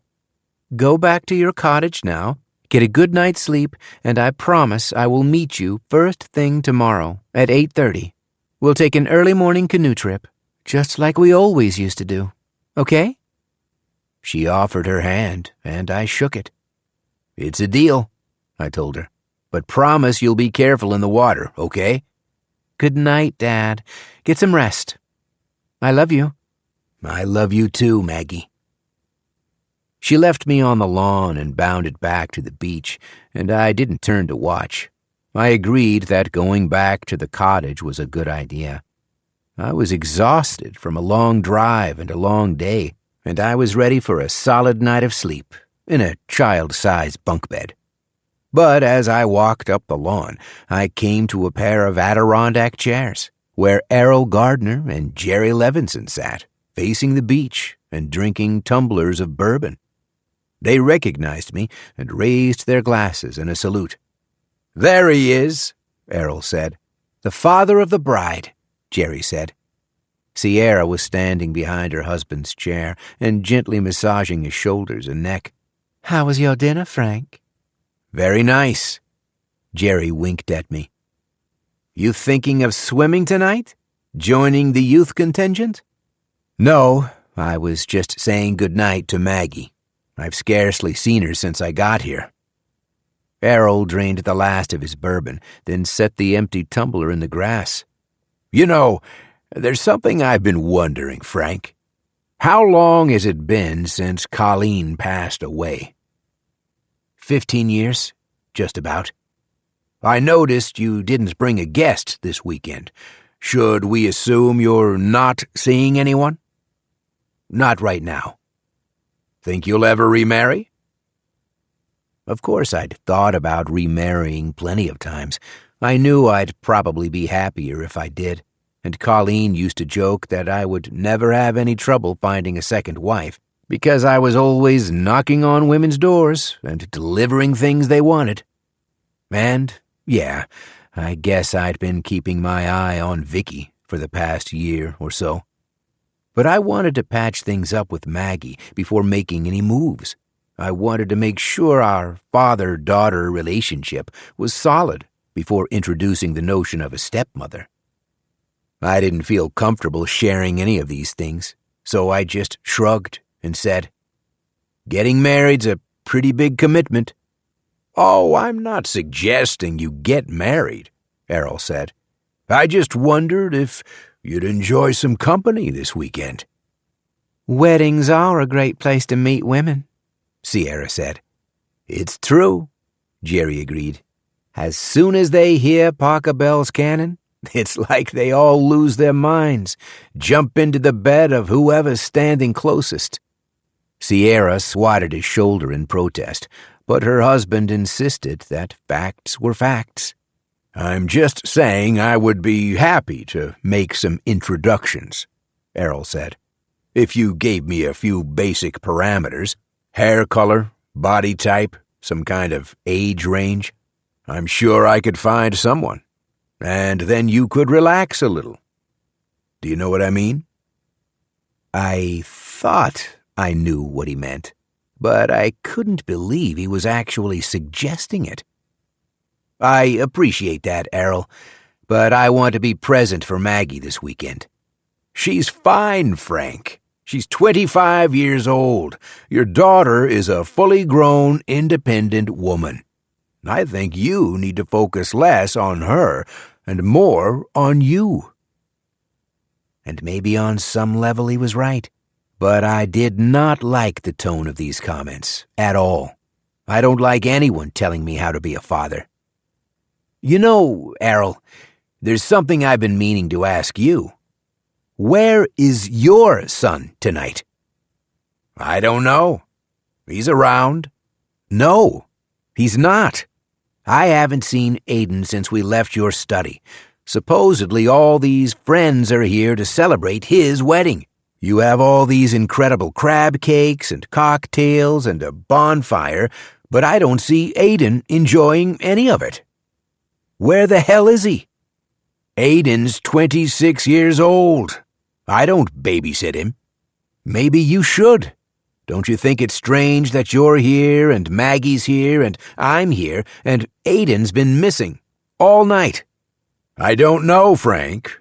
What are you suggesting? I didn't know what I was suggesting, but I remembered all of Brody's warnings from earlier in the morning. Trust your instincts. You know something's wrong. He's the prince of fucking darkness. Jerry cleared his throat and then spoke in his soft, quiet voice. Frank, I think I can answer your question. Earlier this evening, I saw Aiden going into the lodge. He told me he was going upstairs to sit with his mother. She isn't well enough to attend the dinner, but he didn't want her feeling left out, so he brought up some plates of food, and he's been keeping her company all night. Sierra's mouth fell open, and she rested one hand on her breast. Oh, now that is just about the sweetest thing I've ever heard. You raised a fine young man there, Errol Gardner. Aiden does look after his mother, Errol agreed. He'd do just about anything for her. I decided this all seemed plausible. Aiden could have been in Catherine's room when I knocked. Maybe he was the person I'd heard shuffling on the other side of the door. And maybe Catherine had told him she didn't want visitors. Maybe she'd asked him to ignore me. "I'm sorry, Errol," I said. "I wasn't trying to imply anything. I've been awake since 3:30, and I think I just need some sleep." He stood up and shook my hand. "No hard feelings, Frank. It's a big weekend, full of big emotions, especially for us dads." "Tomorrow's going to be a wonderful day," Jerry assured us. "The weather looks perfect for a hike, and then we'll all have fun on the lake." I wished them all a good night, then crossed the lawn and walked toward the trees, following a trail that would lead me back to the cottage. Just before stepping into the woods, I took one last look back at Osprey Lodge, and I noticed the silhouette had returned to the third-floor window. And even though I could only see a general outline of her figure, I had the distinct sense she was watching me. I offered a small wave, as Kalani had done, and, to my surprise, she raised her right hand, returning the greeting. Then she stepped back from the window and extinguished the light. Part 3. The Rehearsal. 1. I woke to a gentle caress on my cheek.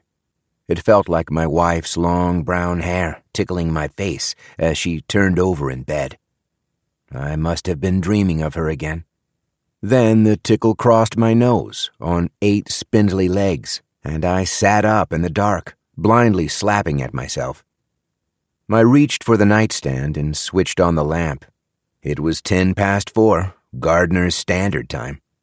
I was sprawled across the tiny bottom bunk, and there were 3 more spiders directly above me, suspended from the upper mattress. I grabbed a tissue from the box on the nightstand and squashed them.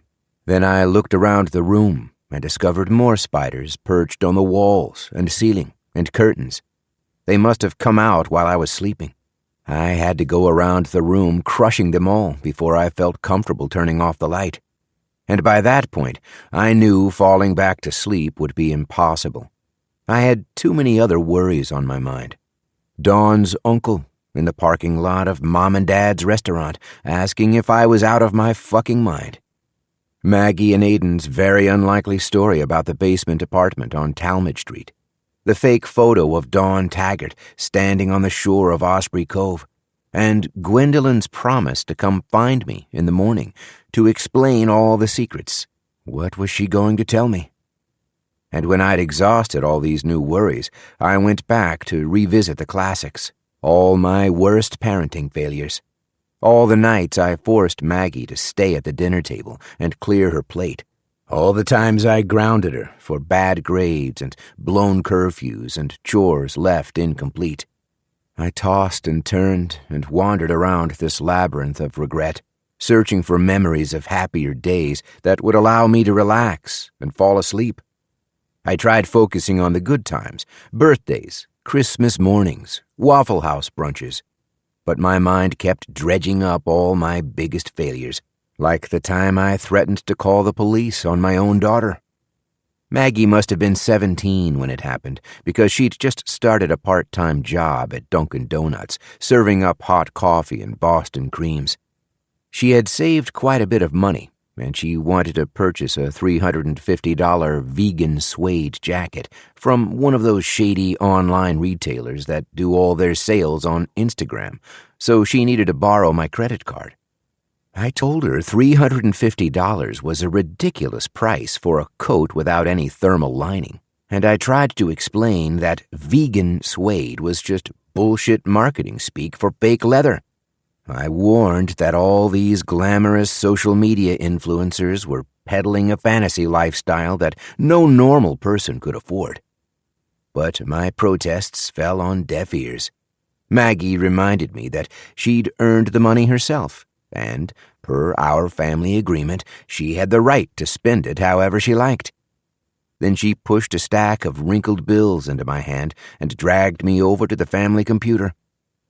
I used my credit card to order the coat, size medium, free standard shipping via UPS. A week later, Maggie received an email saying that her jacket had been delivered, but when she went outside our house to collect it, there was no trace of a package. Later that night, after I got home from work, Maggie explained the problem to me and wondered aloud if our driver had brought the jacket to the wrong address, but I knew our driver personally. John Speedy Gonzalez had been on the job 15 years, and we both worked at the same package facility. He wasn't going to bring any box marked Zatowski to the wrong house. Speedy gave us VIP treatment, and he always left our deliveries on the porch, where they'd be safe from rain and wind. The most likely explanation, I told Maggie, was that her package was stolen. Porch pirates are a real problem in my line of work, and you'll find them trolling residential neighborhoods all over the country. They are vast networks of thieves and scammers who shadow package cars and then snatch boxes right after we deliver them. Several times a month, I'll suspect I'm being shadowed myself, at which point I will usually stop, pull over, and take a photo of the street behind me, making sure to capture the car and driver in the frame. That's usually enough to deter them. Unfortunately, the pirates are a lot like cockroaches. For every one you see, there's usually another 3 or 4 lurking around the corner, just out of sight. Maggie was so upset by the news, she nearly started crying, but I assured her that she wasn't completely out of luck. I wrote an email to the retailer, identifying myself as an employee of United Parcel Service and explaining the situation. Their reply included a gift code for a replacement jacket, free of charge, and this time Maggie placed the order herself. 3 days later, another vegan suede jacket arrived at my house, and Maggie was waiting on the doorstep to receive it. I thought the coat looked cheaply constructed and wouldn't be much use in a snowstorm, but Maggie liked the style and wore it all the time. Now, that should have been the end of it, except a few weeks later, I stopped at the Sam's Club to pick up some grass seed and bumped into one of my daughter's friends, a girl from down the street named Priya Hatikudur. I liked Priya and thought she was a good influence on Maggie. Her parents were real estate agents, and I saw their smiling faces on benches and bus shelters all over Monroe County. They seemed like smart, hard-working people with a lot of common sense. So I was a bit surprised to see Priya wearing the same overpriced vegan suede jacket that my daughter owned. And when I asked her about it, she said Maggie sold it to her. "The company sent 2 by mistake," she explained. "She was going to list the extra on Depop, but she let me have it for $80. I cannot tell you how awful I felt in this moment. If you've ever been disappointed by your children, deeply, seriously, profoundly disappointed, then maybe you have some inkling of what I mean. I was so shaken, I left the store without buying the grass seed. I had to go out to the parking lot and sit in my Jeep to steady my thoughts, and I pounded the empty passenger seat in frustration, striking it again and again until my fist was sore. At dinner that night, I told Maggie about my conversation with Priya. She immediately confessed and apologized for lying, but she did it all with a sheepish grin, like she was Ferris Bueller caught playing hooky. "You stole a jacket," I said. "You're a thief." "Not a real thief," she said. "It's not like I carried the jacket out of a store." "Yes, it's exactly like that." Maggie fired off every excuse in the book. The retailer was part of a massive international conglomerate, so they wouldn't feel the loss. The jacket was stupidly overpriced, so she deserved to have 2 for the price of 1.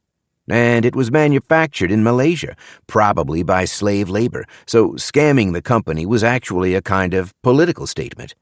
Maggie insisted that all her friends pulled the same kinds of tricks, that in the world of online shopping, this was completely acceptable behavior. "You used my credit card," I reminded her. "You made me complicit in your crime.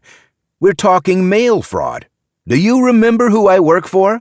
How I put food on this table?" My sister was joining us for dinner, so, of course, Tammy had to interrupt and give her 2 cents. She reminded me that no one else knew the truth of the situation, so there was no need to fly off the handle. And I guess that's when I really flew off the handle, because I threatened to report my daughter to the police. Maggie just laughed, because she knew I'd never actually do it. "Let's be sensible," Tammy said, before proposing that Maggie simply return the jacket instead. But we couldn't figure out how to do it. There was no way to get a return label without triggering an automatic refund, so, in the end, I forced Maggie to donate the jacket to Goodwill. She was mad at me for a month, and out of spite, she refused to wear any coat for the rest of the winter. She'd venture out in a blizzard dressed in a cotton hoodie, as if I'd left her with no other choice. And I didn't care, because back then, I still had the courage of my convictions.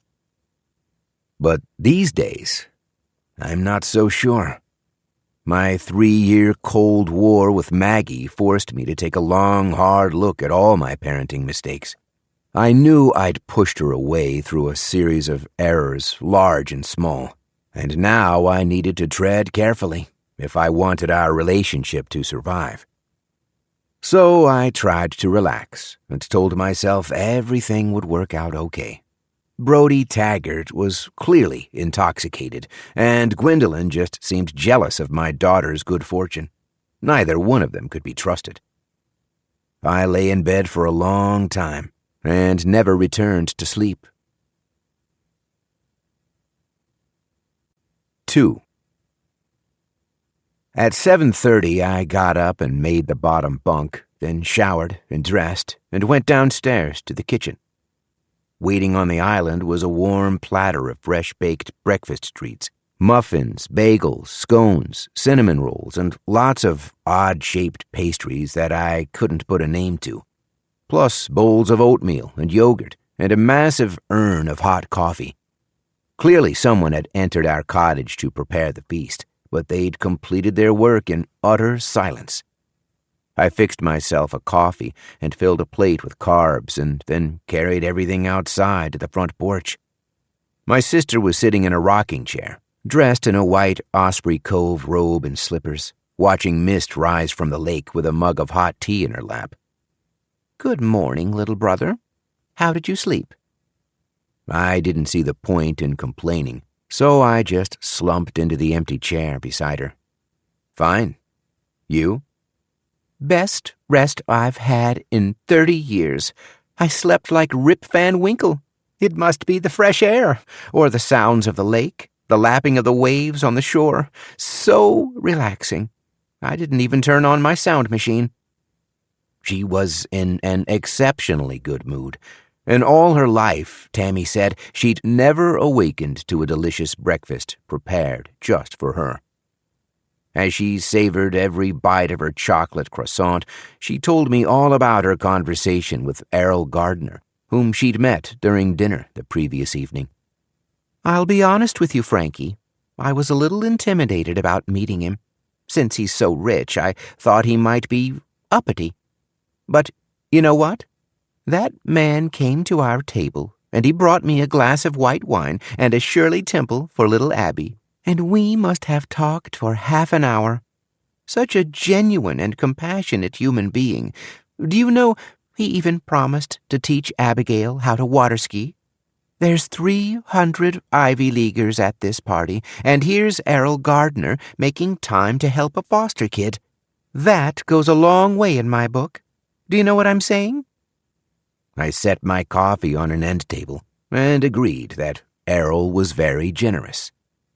Last night he offered to find me some company. "What kind of company?" "Female company." My sister was delighted. "I bet he knows some nice widows." Or prostitutes, one or the other. She started choking on her chamomile tea. Oh, Frankie, please. Did he actually use the word prostitute? He said companion, but I could pick her age and hair color and body shape, like I was ordering off a menu. It was really weird. And the whole time, Jerry's right next to us with his 18-year-old bride. God only knows how those two found each other. Errol just wants to know your type. I can talk to him on your behalf. I think I know what you're looking for. No, Tammy. Do not talk to Errol on my behalf. I don't want a companion for this weekend. I want to spend time with Maggie and Aiden and Aiden's family. That's it.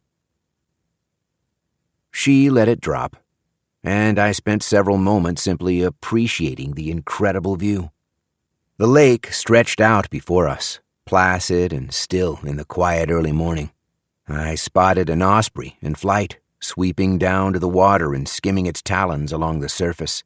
An instant later, it was soaring skyward with a fish in its clutches.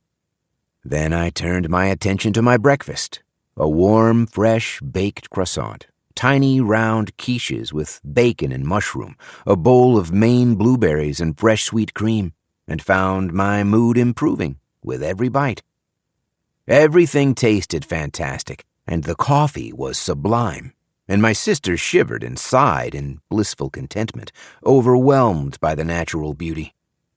Then the screen door creaked open, and Abigail shuffled outside, dressed in her blue alien pajamas and clawing the side of her head. Tammy said, "Good morning, Potato Bug." And the little girl just groaned. "How did you sleep?" Abigail scrunched up her face like she was constipated. "I'm all itchy, Miss Tammy." "Really? Worse than yesterday?" "Uh-huh." "All right, honey. Do me a favor. Go inside and get a towel, and bring the mayo from the fridge, and a rubber spatula, the kind you use to ice a cake. Do you know what I mean?" Abigail nodded and disappeared inside the house, and I glared at my sister. She waved off my concern. "It's probably just dry skin. Don't mind us. Go watch the birds or something." There was a pair of binoculars on the front porch so that guests could sit in their rocking chairs and marvel over all the magnificent waterfowl. But Abigail's arrival ruined everything. She squirmed and fussed and groaned as Tammy worked the mayonnaise into her scalp, and all the birds flew off in search of peace and quiet. The smell was awful, like stinky, sweaty feet and polyester socks. I reached for the jar to check the expiration date. "Tammy, this went bad in November." She shrugged. "If these lice die from salmonella, it's all the same to me." Finished, she wrapped the bath towel around Abigail's neck so the condiment wouldn't drip on her pajamas. "These little buggers can hold their breath for an hour, so you need to leave this on until 9:30. And with that, I realized I was late and stood up. "I have to go. I'm meeting Maggie for a canoe ride." Abigail's eyes went wide. "Can I come with?" Tammy shrugged. "Sure. Why not?" No, I told her. "You should stay here and eat your breakfast." "Frankie, she really wants to canoe," Tammy explained. "She was asking all day yesterday." I promised Abigail that I would take her in the afternoon, if there was enough time, and she looked disappointed, and so did my sister. But you understand my point of view, right? I was already sleeping in a baby bed and eating chicken cutlets that fell on the grass, and I refused to sacrifice the most important thing, which was quality time with my daughter. I didn't want Abigail coming between us and stinking up the whole boat. "You could take her yourself," I reminded Tammy. "They've got a dozen canoes. Anyone can borrow them." "I have no idea how to drive a canoe. I'd be scared to death." "It doesn't matter," Abigail said. "I'll just stay here and read my book." She shuffled back inside the cabin, and my sister shot me a look of grave disappointment. But I refused to feel guilty about it. I set off down the path and followed the shore of the lake until I was back at the beach. The sand was littered with traces of the previous night's revelry, forgotten towels, empty glass tumblers, someone's bright yellow bikini bottoms, and lots of botched s'mores, teeming with little black ants. The mess looked out of place in Osprey Cove, but there was already a trio of landscapers moving across the lawn and collecting the trash with long metal tongs. I found Maggie standing near the shore, dressed in a 5K charity-run t-shirt and khaki shorts. She held 2 insulated thermos cups full of coffee and passed one to me. "Milk and 2 sugars," she said, and I was so touched by this simple gesture. Touched that she'd remembered my order and taken the time to think of me. Of course, I didn't know how I was supposed to canoe with hot coffee, but Maggie explained that modern canoes came with cup holders now, just like everything else in the world. We grabbed a canoe and flipped it upright, only to discover it was full of daddy longlegs. I used a paddle to run them off, and then together we pushed the nose of the boat into the lake. "I'll steer," Maggie offered. "I know where we're going." I took my paddle and my coffee and settled into the front seat. My daughter pushed us off and then gracefully vaulted into the back seat without getting a drop of water on herself. She explained that our destination was Cormorant Point, a rocky ridge about a mile west of the cove. "We're going to hike up there for lunch, but I thought you'd enjoy seeing it from the water." I still remembered Gwendolyn's instructions, how she'd told me to stay behind when everyone walked to the cliffs. "Are you and Aiden going?" "Yes, everyone's going." "Even Aiden's mother?" I wish I could have seen Maggie's reaction, but I was facing the wrong way. "Well, no, Dad. Obviously Catherine can't go. She's in no shape for a hike." "How's she feeling this morning?" "I don't know. I'm staying in Hummingbird, all the way on the other side of camp. I haven't been to the lodge since yesterday." "So we're just going to leave her alone all day? That doesn't seem right. This is your mother-in-law." We'd already traveled about 100 yards from shore when Maggie angled her paddle, spinning us into a 90-degree turn. Then we resumed our paddling so we were following the shoreline. "Catherine doesn't mind. There's a nurse in the house who looks after her, keeps her company, and makes sure she has everything she needs." I was tempted to ask why her nurse didn't answer my knocking last night, but decided against telling that story. I knew Maggie would just get upset. "I'd be happy to stay home and have lunch with Catherine," I said. "If she's feeling better and she's ready to have visitors. I can stay with her and keep her spirits up." "Dad, that is really sweet of you, but I know how Catherine is, and I know she will want you to do the hike. She'll feel bad if you're stuck in the house with her. She doesn't like to burden people." I remembered Gwendolyn's words from the previous evening. If you still haven't met Catherine Gardner, then you don't know anything. But how much did my daughter know, and why was she being so evasive? "I'm surprised you didn't bring Abigail," Maggie said. "She told me she wanted to go canoeing. She could have taken the middle seat." Her head lice came back. Tammy's putting mayonnaise on it. "Seriously? That's just an old wives' tale. Mayonnaise isn't going to fix anything." "Your aunt swears by it." "That girl needs a doctor. When we get back to camp, I'll call the clinic in town. I'm sure they can send someone over." "No, Maggie. You've already got a million things on your plate. I've barely seen you since I got here. You don't need any more responsibilities." "Dad, why are you yelling?" I didn't realize I was yelling. I lowered my voice and tried to explain myself in a calm, measured tone. "This weekend is about family, Maggie. After we drive home on Sunday, Abigail will go back to her mother, or some other foster parent, and we are never going to see her again. 30 years from now, you'll be looking through your wedding photos and you won't even remember her name. You'll be like, who the hell is this kid? What's she doing at my wedding?" She laughed. You're probably right, but I'm calling the clinic anyway. Someone will hurry right over. You never hear about doctors making house calls anymore, but I guessed if you were in the Gardner family, you could pick up a phone and ask for anything you wanted. You could specify an age and hair color and body type and magically conjure up a female companion, like a genie summoned from a lamp. We paddled along, and Maggie enjoyed playing tour guide. She directed my attention to various landmarks around the lake, such as a small decommissioned lighthouse and a property that once belonged to Jimmy Stewart. I could tell she was proud of the camp and excited to show it off, that she already felt an ownership of the place. Cormorant Point was a rocky gray cliff that jutted out from shore. Apart from being the tallest point on the water, there was nothing especially notable about it. A couple of early risers were already milling around at the top, leaning against the safety railing, while snapping selfies on their phones. Maggie explained that the top of the cliff was a 50-minute walk from Osprey Lodge, just enough of a climb to work up an appetite. The caterers would have lunch and refreshments waiting when we arrived. And then I realized that Maggie was already turning the boat around, as if our morning excursion was complete, and now it was time to turn back. We'd been on the water for scarcely 20 minutes, and there were still so many things I wanted to ask her about.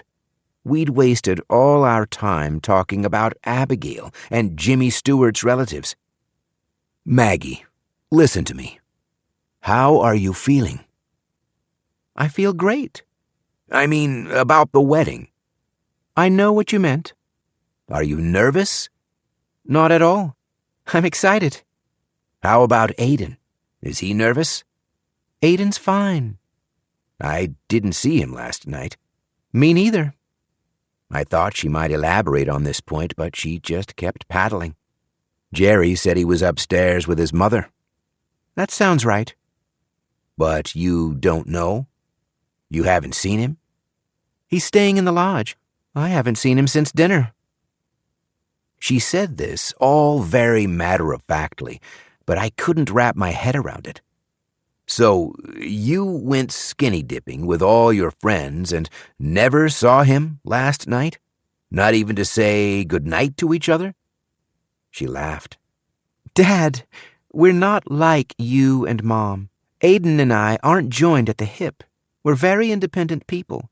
We have different interests and friends. And Aiden's an introvert. He's an artist. He needs a lot of downtime.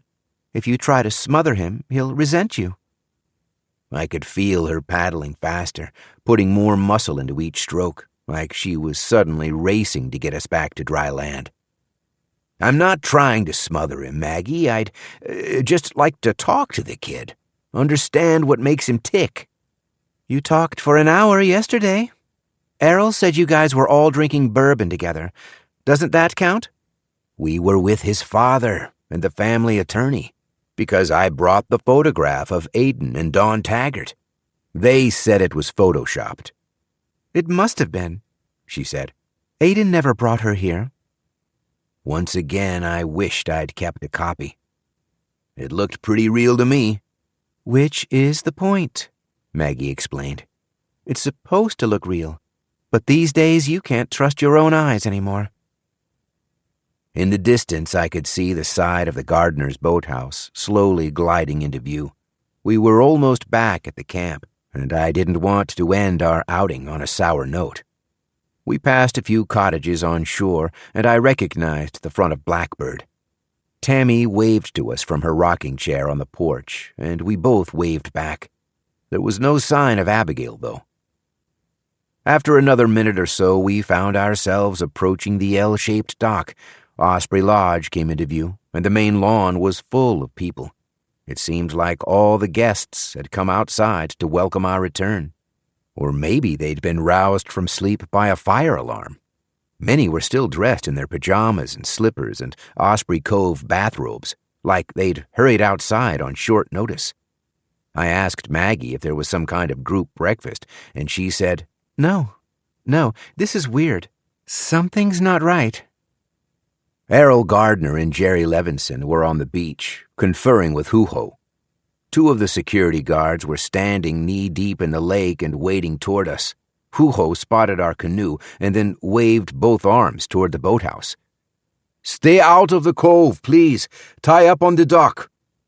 The sun had risen over Osprey Lodge, and I had to squint through my fingers just to orient myself. I couldn't tell what was happening. Maggie dug in with her paddle, spinning us around in a 180-degree turn, and then a cloud moved in front of the sun, allowing me a clearer look at the shore. The two men in the water were now waist-deep and advancing toward a large object floating just below the surface. I stared until it assumed a kind of form, and its parts came into focus. Slender bare legs, an open white robe, long red hair. 3. Maggie hurried over to Errol and Jerry while I hastily tied up the canoe, and then I rushed over to join them. None of the guards objected to my arrival, perhaps because they were focused on a larger problem: the dead woman in the lake, and how to bring her ashore. Her robe had opened at the waist and expanded in the water, giving her figure the white-winged silhouette of an angel. The guards were using paddles to prod and push the body toward the beach. The guests on the lawn were keeping a respectful distance, but I noticed Kalani holding up her iPhone to record the events. Jerry noticed too, and he sent a guard to speak with her. "Go remind that idiot she's signed an NDA. Then tell her to remind her friends they all signed NDAs. If I see any glimpse of this on TikTok, I am coming to her first." Huho knelt in the sand, pulled on a pair of thin gloves, and carefully turned the woman onto her back. I'd already recognized the long red hair, but I wasn't prepared for the shock of seeing Gwendolyn's face. Her eyes were still open, and her lips were darkened and slightly parted. The overall expression was a look of surprise. Water trickled from her mouth and dribbled down the side of her face, like she was a vessel that had been overfilled. "This doesn't make any sense," Maggie said. "My dad and I were just here at 8:30. The beach was empty." "She was under the dock," Errol explained. "The landscapers came out to rake the beach, and one of them spotted her." Huho pressed a finger to Gwendolyn's neck, feeling for a pulse. I thought it was a wholly unnecessary precaution, but maybe he did it because so many people on the lawn were watching. He turned to another of his men and said, "Bring us some blankets. Quick, quick, quick." Then he adjusted the folds of her robe, trying to preserve what remained of her modesty. "We need to talk to the other guests, see what we can determine before the police arrive. Find out if anyone saw her last night." "I saw her last night," Maggie said. "It was around 11 o'clock. No, actually 11:30. Huho encouraged her to continue. "A bunch of us were leaving the beach, heading back to our cabins, but Gwendolyn was walking toward the water, and she was alone, dressed in the robe she's wearing now. I told her she was too late. Everyone was finished swimming. But either she didn't hear me or she didn't care. She just kept walking." "Did she appear to be under the influence?" "I have no idea. She's never been especially friendly to me, so I didn't go out of my way to speak with her. But Aiden says she's done a lot of drugs, so it certainly wouldn't be—" Her voice trailed off, as if the right word had eluded her. "It wouldn't be out of character?" Errol suggested. "Exactly," Maggie said. In fairness, I felt obligated to point out that lots of people were taking drugs the previous evening. I reminded Maggie about Kalani's gummy bears and the THC with extra wild card, but she responded like I was confused. "I don't mean microdosing, Dad. Gwendolyn was using street drugs, the real hardcore illegal stuff." A guard came running up with a blanket, and I worked with him to cover Gwendolyn's body. Just before lowering the blanket over her face, I noticed 2 red marks on the side of her neck. Each was about the size of a quarter. "What are these?" Hugo held up one hand, signaling for everyone to halt. Then he knelt down and leaned over the body, moving so close to her face that I thought he intended to kiss her. Instead, he abruptly stood up and slapped his hands clean. "Those were caused by something in the lake, like a rock or the tip of a branch." He pointed his index finger to demonstrate. Poke, poke, poke. Then motioned for us to finish covering the body. "We'll call the police, of course, and they'll bring the medical examiner." In the meantime, he asked his men to disperse the crowd because he worried that onlookers might put the police on edge.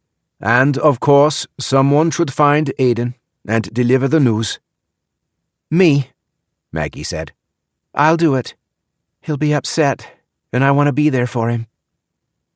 I wanted to warn her to be careful. I had a hunch that Aiden already knew exactly what had happened to Gwendolyn. "I'll come with you," I offered, but Maggie firmly shook her head, making it clear once again that my help was not required. 4. I think we can all agree she looked like trouble. News of Gwendolyn's death must have traveled quickly, because by the time I caught up with Tammy, she'd already formed strong opinions on the subject. I saw her last night in the buffet line, and my first thought was, this kid's an addict. She had that glassy-eyed, malnourished look they all get, plus she barely took any food, just green beans and corn and a little rice. What does that tell you? She was vegetarian? She was trouble, Frankie, with a capital T that rhymes with D, and that stands for drugs. I'd found Tammy and Abigail in the shade of Big Ben, the largest and oldest tree on the property, first planted, if you believed the plaque, by Union Army war hero Benjamin Butler in 1853. There were 2 wooden swings hanging from the lowest bough, but Abigail had ignored them and climbed up into the tree. Now she was high off the ground and reaching blindly into a knothole. I warned her that some animal living inside the tree was probably on the verge of biting her fingers, but she just ignored me and reached even deeper. "I don't think Gwendolyn was an addict," I said. "I talked to her last night. She seemed perfectly sober." These people do a good job of hiding it, Frankie. Trust me, a lot of my birth parents are addicts, and they're pretty good fakers. But if you know the warning signs, you can spot them. She sighed. I just hope this doesn't impact the wedding. Do you think they'll postpone it? They have to. The police are here. They're going to interview everyone at the camp. It'll cast a shadow over the entire weekend. Something struck the back of my neck, and I turned to see Abigail's sneakers swinging past my face. She had returned to the lowest limb, and now she was stuck. "Mr. Frank, I need help." Even with both of my arms fully extended, I couldn't reach higher than her knees. "You have to jump." She shook her head. "I can't." "I'll catch you." "No, no, no." "Just scooch your butt off the branch. Don't worry, Abigail. I promise I'll grab you. I will not let you fall." Her lower lip was trembling, like she was going to cry. It was like her freak-out with the spiders all over again. "I think we should ask for a ladder," Tammy said. "I can dial 0 on the house phone." I turned to look at her. "We don't need a ladder, Tammy. I can fix this. All she has to do is jump." My sister's eyes widened in alarm, and then 70 pounds of Abigail came crashing onto my shoulders. I fell to my knees, my palms slammed into the dirt, and something awful popped in my lower vertebrae, like a muscle snapped in half. "Abigail," Tammy said. I closed my eyes, gritted my teeth, and whispered a string of profanities. Abigail rolled off me and stood up and showed Tammy a thin, red scratch on her wrist. "It burns," she whispered. Tammy swept her up off the ground. "You're going to be okay, Potato Bug. I've got cortisone in my purse. Let's go back to the cottage and we'll get you fixed up." At last, she noticed I wasn't moving. "Are you okay, Frankie?" I said, "I'm fine," because I just wanted them to leave. Rolling onto my side made the pain slightly more bearable, but standing up was impossible. In my line of work, there is nothing more dangerous than a back injury. You can lose an eye and still get behind the wheel. And I know drivers who have powered through arthritis, knee pain, and carpal tunnel syndrome, but there is no way you're hauling flat-screen TVs with a busted back. I was terrified that Abigail had left me unemployable, that I'd be forced to go out on disability, which was the worst thing I could imagine. But after a short rest in the grass, I managed to sit up, and then I slowly coaxed myself into a standing position. If it had been any other weekend, I would have gone straight to bed with 2 Tylenol and an ice pack. Instead, I limped back to Osprey Lodge to find my daughter and see how her fiancé was coping with the news. 5. Down on the beach, there were 3 EMTs and a half-dozen police officers working side by side with members of Osprey Cove's security team. I watched from a distance, standing in the shade of the trees and observing their work. Apart from taking lots of photographs, no one seemed to be doing all that much. There was a stretcher in the sand, lying parallel to Gwendolyn's body, and the EMTs appeared to be deliberating the best way to get her on it. Errol Gardner exited the back door of the lodge and walked over to me.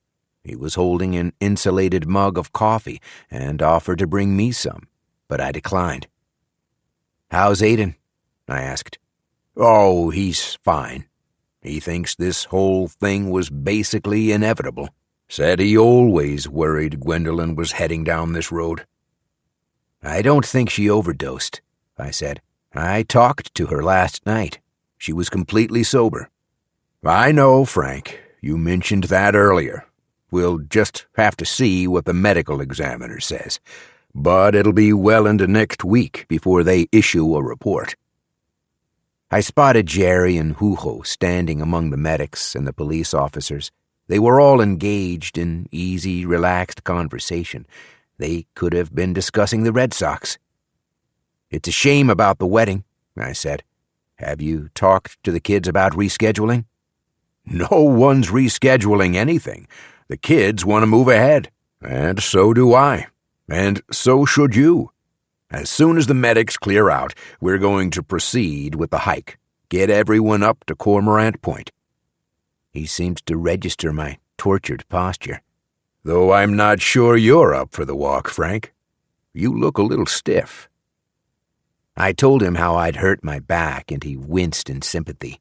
Errol mentioned that the camp clinic had a heating pad and promised to have it sent over to my cottage. But first, he explained, he needed to talk to the police and encourage them to hurry things along. I watched him march down to the beach and approach the police like he had every right to be there. I couldn't hear their conversation, but the officers seemed to be apologizing for taking so long. "Of course, Mr. Gardner. We'll be finished in a few minutes, sir. And then we promise we'll be out of your hair." There were still plenty of guests hanging around the back of the lodge, but no one was bothering to interview them. The scene on the beach looked more like a coffee break than an actual police investigation. I was still watching it all in disbelief when my phone chirped with an incoming text. It was a message from Vicky, replying to my text from the previous afternoon. "Frank, I've read your toast, and I really think you nailed it. Your writing is warm and heartfelt, and there's not a single word I would change. I guarantee people are going to love it, especially Maggie. You got this. Heart, Vicky." She usually worked noon to closing, and it was only 10:30, so I knew I had a good chance of catching her at home. I ducked into the trees for some privacy and dialed her cell. "Hey, Frank, I just sent you a text." "I know. I just read it." "Is everything okay?" "No, not really. I'm sorry to keep bothering you." "What's the matter?" I peered through the trees to the main lawn. The medics had lifted the stretcher off the ground, and now they were carrying Gwendolyn's body up the lawn to Osprey Lodge. A woman died last night. Oh, no. They're carrying away the body, and then we're all going on a picnic. Except Aiden's mother, because she won't come out of her bedroom. So she missed all the skinny dipping and microdosing last night. And did I mention all the clocks here are 15 minutes fast? I could hear Vicky settling into a chair and popping the tab on a can of Diet Coke. Frank, slow down. I think you should start from the beginning. Walk me back to yesterday afternoon. Tell me what's going on. I walked her back even further, to Wednesday night, right after she cut my hair, when I came home to find the photo of Aiden Gardner and Dawn Taggart in my mailbox. I told Vicky about Huho and the privacy docs and Catherine's mysterious illness, about Jerry Levinson and his absurdly young wife, and Gwendolyn's promise to tell me everything just hours before she turned up dead. I feel like I'm in the Twilight Zone. Everywhere I look, there's all kinds of crazy stuff, but people keep saying it's totally normal. I can't tell left from right anymore. What about Tammy? What'd she think?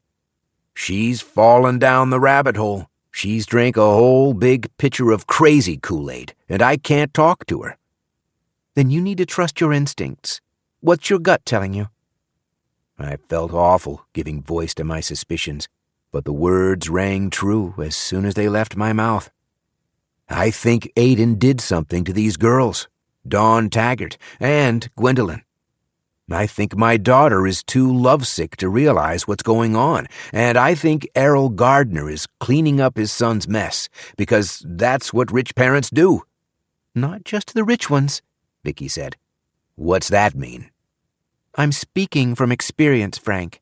When my daughter, Janet, started getting into trouble, I made 1,000 excuses for her. Oh, she doesn't have a drug problem. She's just experimenting. She's just exploring her wild side.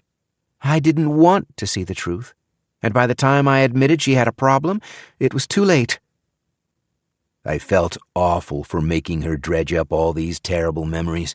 She'd told me more than once that losing Janet was the worst thing that ever happened to her. I'm sorry, Vicky. It's fine, Frank. I'll tell you something I learned from hard experience. Every parent's an unreliable narrator. We think we know our kids better than anyone, but none of us can see them objectively. Not even a visionary like Errol Gardner. Your son-in-law sounds like Sam Bankman-Fried. Who? The cryptocurrency kid. Don't you read the news? I don't read about crypto. All that stuff's bullshit. Well, exactly. But Sam Bankman-Fried made a fortune off it. He stole billions from his customers. The judge gave him 25 years in prison, but the real kicker was his parents. They're both professors at Stanford Law. They know the rules of finance better than anyone, but they insisted their son was innocent, claimed he never did anything wrong, because they couldn't see him clearly. It's a willful kind of blindness, Frank, and I was the exact same way with Janet. She offered to make a call to her son, the one who worked for the Wall Street Journal, but I didn't want to do or say anything that might prompt an investigation. They're trying to keep this quiet. You realize that sounds terrible, right? I could hear people behind me on the trail, approaching from the eastern cottages. I gotta go, Vic. What are you going to do? I've got an idea, but I'm not sure it'll work. Be careful, Frank. If you keep snooping around, you might get in over your head. I'm already in over my head, I reminded her. Tomorrow at 3 o'clock, Maggie's supposed to marry this guy. 6. I returned to Blackbird Cottage and found Tammy and Abigail on the porch, making last-minute preparations for the hike. My sister was never the outdoorsy type, but she was embracing the spirit of the event. She'd dressed in an old Dolly Parton concert tee and capri pants and gray Dansko sneakers, the official footwear of home healthcare aides everywhere. Abigail had changed out of her blue stitch pajamas and was finally dressed like a normal kid. But she'd done a lousy job of applying her sunscreen, and there were gloopy streaks of zinc oxide all over her face. She welcomed me back with a big, toothy grin. "Are you coming, Mr. Frank? Maggie says that if we climb to the top, we can see all the way to Maine." I told her that I hadn't slept well, that I was going to stay home and get some rest, but Tammy didn't seem to believe me. "Life is for the living, Frankie. I feel terrible about this accident, but Errol says we all need to forge ahead." "You go forge ahead," I told her. "I need some downtime." I went inside the cottage and watched through the window as Tammy and Abigail walked off to join the others. Then I moved to the kitchen and forced myself to eat an apple and a banana and a couple of slices of cheese. I knew I would be gone for a couple of hours, and I didn't want to be distracted by hunger. I also didn't want to be spotted by anyone in the hiking party, so I waited another 10 minutes before leaving the cabin. Instead of taking busy Main Street and passing Osprey Lodge, I followed the lake loop back to the beach and arrived to find the staff opening umbrellas and arranging the lounge chairs. All the police officers and EMTs were gone, and there was a large depression in the sand where Gwendolyn's body had been dragged to shore. I crossed the beach and continued around the shore of the lake, passing more cottages and even a small spa where guests were invited to register for hot stone massages and pre-wedding pedicures. Then I veered back into the woods, walking for another several minutes until I'd arrived at the entrance of the camp, the small wooden structure where we'd signed our privacy docs. 2 security officers were drinking from sports bottles and having an animated conversation, but at the sound of my approach, they stopped talking. Then Hugo himself emerged from the shelter. "Mr. Zatowski, you're going the wrong way. Cormorant Point is the other direction." "I need to go into town. How do I get my car?" "Oh, I'll have Oscar drive you. Where would you like to go?" "I can drive myself." "Is there something you need?" "Just odds and ends. Tylenol and whatnot." He smiled at me, revealing the whitest teeth I'd ever seen. "Our clinic has Tylenol. I'll send a bottle to your cabin and save you the trip." "Well, there's still the whatnot." Hugo encouraged me to elaborate. He explained that the camp received deliveries throughout the day, and he could procure anything I wanted within an hour. "Batteries, computer chargers, extra clothing, personal items." "All I want is my Jeep," I told him. "How long would I have to wait for my Jeep?" Nothing I said could dampen Hugo's cheerful enthusiasm. "Only a minute or two, sir." He ducked inside the hut and spoke into a radio, giving some whispered instructions I couldn't make out. Then he returned and announced the Jeep was on its way. "Would you like to wait inside my shelter? You might be more comfortable in the shade." "No, I'm fine." I asked Hugo if any police were still at the camp. He explained they'd worked quickly to minimize the disruption to the family. "Drugs are such a scourge in our rural communities. The police have seen enough overdoses to recognize the signs." I looked around and saw that the other guards had walked off into the woods, following the border of the 10-foot fence. I pointed after them. "Does that go all the way around the property?" Hugo nodded. "I know it's unattractive, but the camp is a serious target during the off-season. It's full of computers, kitchen gadgets, bedsheets, towels. There are thieves who will steal just about anything, and I'm just one man. I can't be everywhere at once." "So you're still here in November?" "All year round, Mr. Zatowski. Osprey Cove is my home. I have a little cottage called Nuthatch, about 100 meters into these woods." "And it's just you? All winter long?" "Oh, no, not by a long shot. Any given day I'm calling plumbers, painters, landscapers, gardeners, snowplows, you name it. With all these buildings, there's always something that needs fixing. But I keep everything tip-top so the place is ready when Mr. and Mrs. Gardner need it. They love visiting in the off-season, especially when the leaves start turning. How about Aiden? Does he ever visit in the off-season? Hoo-Ho's smile faltered just a moment, like he was contemplating the question behind my question. Almost never. Aiden's so busy with his artwork and his teaching in Boston. No time to relax and enjoy the finer things. Then the smile flickered back on. But maybe that will change after his wedding. Your daughter seems very happy here. I heard my Jeep before I saw it, heard the tires crunching gravel as it lumbered up the driveway. Hoo-Ho asked if I needed any directions, but I told him I'd manage fine. I recognized the young man behind the wheel from the beach earlier that morning.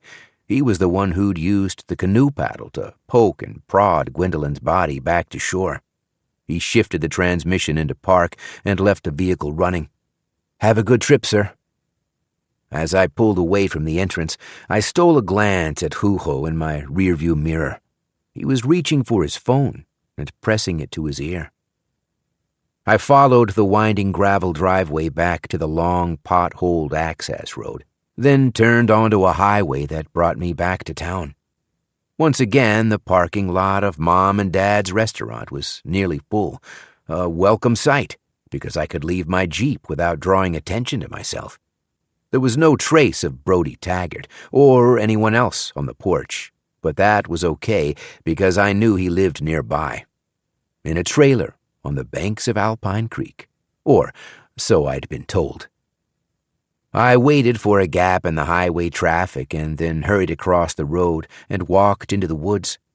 There was no obvious path to follow, so I just trampled along, stepping over ferns and fallen limbs and sidestepping past sticker bushes. After a minute of walking, I heard the distant crack of a rifle shot. There were black and yellow no hunting signs stapled to a few of the trees, but the signs were bleached by the sun, and the staples were rusted, and I wasn't sure if the old rule still applied. And then I found myself descending a steep and slippery hill. I fell from one tree to another, slamming into the trunks to steady myself, and repeatedly exacerbating the dull, throbbing pain in my lower back. For the umpteenth time, I silently cursed Abigail for leaping out of the tree and falling onto my shoulders. I knew I'd be scheduling a chiropractor visit as soon as I got home to Stroudsburg. At the bottom of the valley, I stopped at the bank of a swiftly rushing brook, which I suspected was Alpine Creek. There was a narrow path alongside it, with footprints going in both directions, so I wasn't sure which way to go. But as I stood there, trying to make up my mind, I heard the bark of a dog from the west, and this settled the matter. The dog must belong to someone, and maybe that someone was Brody Taggart. I walked about the length of a football field, just long enough to second-guess myself and wonder if I should have chosen the other direction. And then I spied the back of a small house. Based on everything Maggie had told me, I'd been expecting something like a FEMA trailer, one of those cramped metal boxes with all the furniture bolted in place. But this was a fairly large modular home, a double-wide plus, with bright yellow aluminum siding and white trim around the windows. The whole structure was 2 feet off the ground on concrete supports, and someone had built a strong, sturdy porch on the front and filled it with houseplants and wind chimes and a United States flag. There were 3 vehicles parked in the gravel driveway, a snowcat shrouded in a moldy black tarp, a silver Chevy Blazer, and a beat-up Toyota Corolla. And as soon as I saw the Corolla, I knew I'd come to the right place. I climbed the steps of the porch and heard the dog barking again, inside the house now, and going ballistic, snarling and snapping and flinging its body at the door. I thought I saw a flicker of movement in the big picture window, but it was covered by lace curtains, and I couldn't be sure. The dog barked and barked, and I wondered if it had been a mistake to come. I was nervous about the encounter because I still remembered how my daughter described Dawn's mother. She's drunk all the time. She spends the whole day in her nightgown, and she wears this horrible orange pancake makeup. I was reaching to knock again when I heard a soft little click. If you've spent any time in a combat zone, I guarantee you're familiar with the distinctive sound of a fire selector clicking from safe to semi or burst. Moving very slowly, I raised both hands and turned toward the noise. Brody Taggart was holding an AR-15, the civilian equivalent of the M16 rifle that I carried all around Iraq. He'd equipped the slide with a special scope and laser sight, and now it was pointed right at my chest. "I'm going to count to 3, he said, "and then I'm going to fire at anyone standing on my porch." I didn't make him count. I backed down the steps and past the cars and walked all the way to the end of his driveway. Only then did I stop and turn around. "We met at the restaurant yesterday," I reminded him. "You told me about Dawn, remember?" "1, he said. "I'm off your porch. Why are you still counting?" "Changed my mind. Keep walking." "A girl died last night at Osprey Cove. They're saying she drowned in the lake. They're calling it a drug overdose, but I think they're lying." "Not my problem," he said. 2. I raised my hands, imploring him to hear me out. "Is your sister here? Dawn's mother? Could I please talk to her?" The front door swung inward, revealing a large woman dressed in a men's flannel shirt and blue jeans. She said something to her brother that I couldn't make out, and he lowered his weapon. A fluffy brown and white cocker spaniel charged outside and bounded over to me, circling my legs and leaping up at my knees. I reached down to let her sniff my hand, and the dog immediately flipped onto her back, showing me her belly and pleading for affection. "That's Bongo," the woman called out. "And I'm Linda Taggart, Dawn's mother." "Frank Zatowski. My daughter's marrying Aiden Gardner." "Oh, I know all about it, Frank. I'm the one who sent you the picture." She called me up to the porch and encouraged me to have a seat in one of the rocking chairs. To my relief, she seemed perfectly sober, and if she was wearing any makeup, it was so subtle I couldn't tell. Linda said she'd be right back. She was going to fix us something to drink. Then she looked sharply at her brother and told him to put the weapon away, because China wouldn't be invading any time soon. Brody flashed a look suggesting this fact was debatable, then grudgingly followed her indoors. I moved to the porch and sat down, and Bongo settled happily at my feet. I gave her a good back rub and looked around at all the different houseplants. There were maybe some 24 of them. Wisterias and Boston ferns, and a bunch I recognized but couldn't name. Linda must have had a real green thumb, because everything was thriving. She and her brother returned with 3 glasses of iced tea and a large glass bowl of animal crackers. "I teach 2nd grade, she said with a shrug. "I wish I had more to offer you, but I never imagined you'd actually visit us." I sipped the iced tea, homemade, refreshing, and greatly appreciated after my short march through the woods. "I'm the one who should be apologizing," I said. "I'm sorry for barging in on you like this. I'm just scared, and I don't know what to do." "Tell us about the girl. What happened?" I knew I was probably violating the terms of my non-disclosure agreement, or privacy doc, as Huho had so carefully described it. But I told her the whole story anyway, beginning with my introduction to Gwendolyn on Thursday afternoon and ending with the discovery of her body, followed by the immediate assumption that she'd died of a drug overdose, despite the bruises I'd spotted on her neck. "That's just how the Gardners work," Linda explained.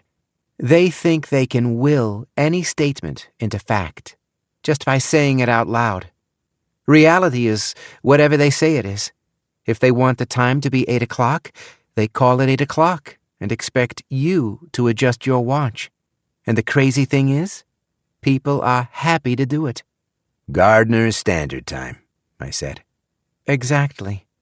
I'd call it a conspiracy, but they don't even hide their actions. They just lie and expect you to go along with it. Aiden says your photo is a fake, I told her. He says he never invited Dawn to Osprey Cove. Aiden's a goddamn liar, Brody said. I'd like to rip off his head and shit down his neck. He'd been leaning into the conversation, looking for a chance to contribute, and I suppose he couldn't hold back anymore. Linda shushed him and said he wasn't helping.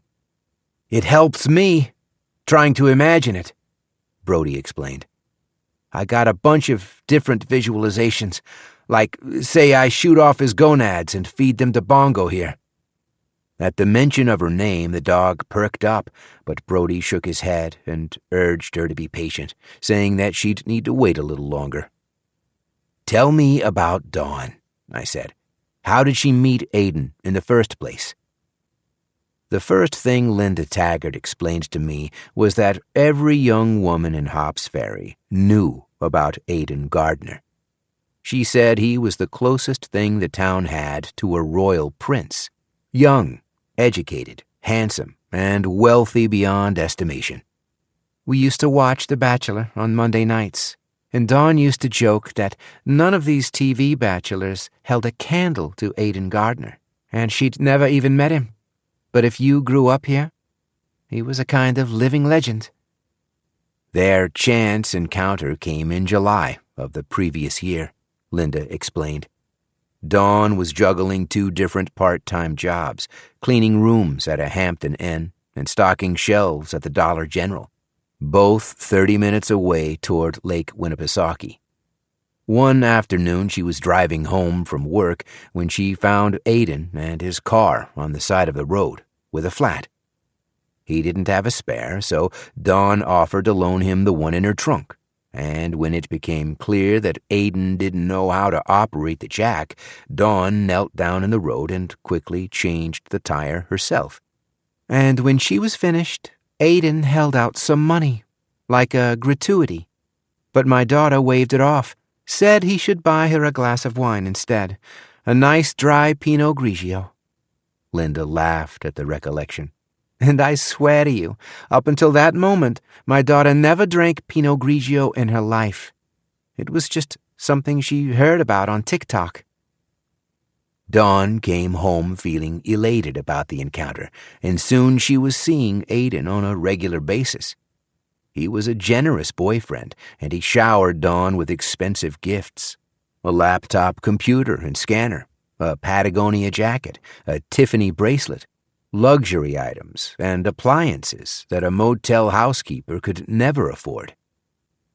I suppose a lot of mothers would have been thrilled, Linda said, but I didn't like it. Why not? It never felt like a healthy relationship to me. They never did anything socially, with other people. None of her friends ever met him. And they never went out to restaurants or movies because Aiden didn't like the locals all staring at him. Meaning us, Brody explained. Like we're all so frigging impressed by His Royal Highness, we're just going to gape at him. I'll give you another example, Linda said. Every year I do a cookout for Dawn's birthday.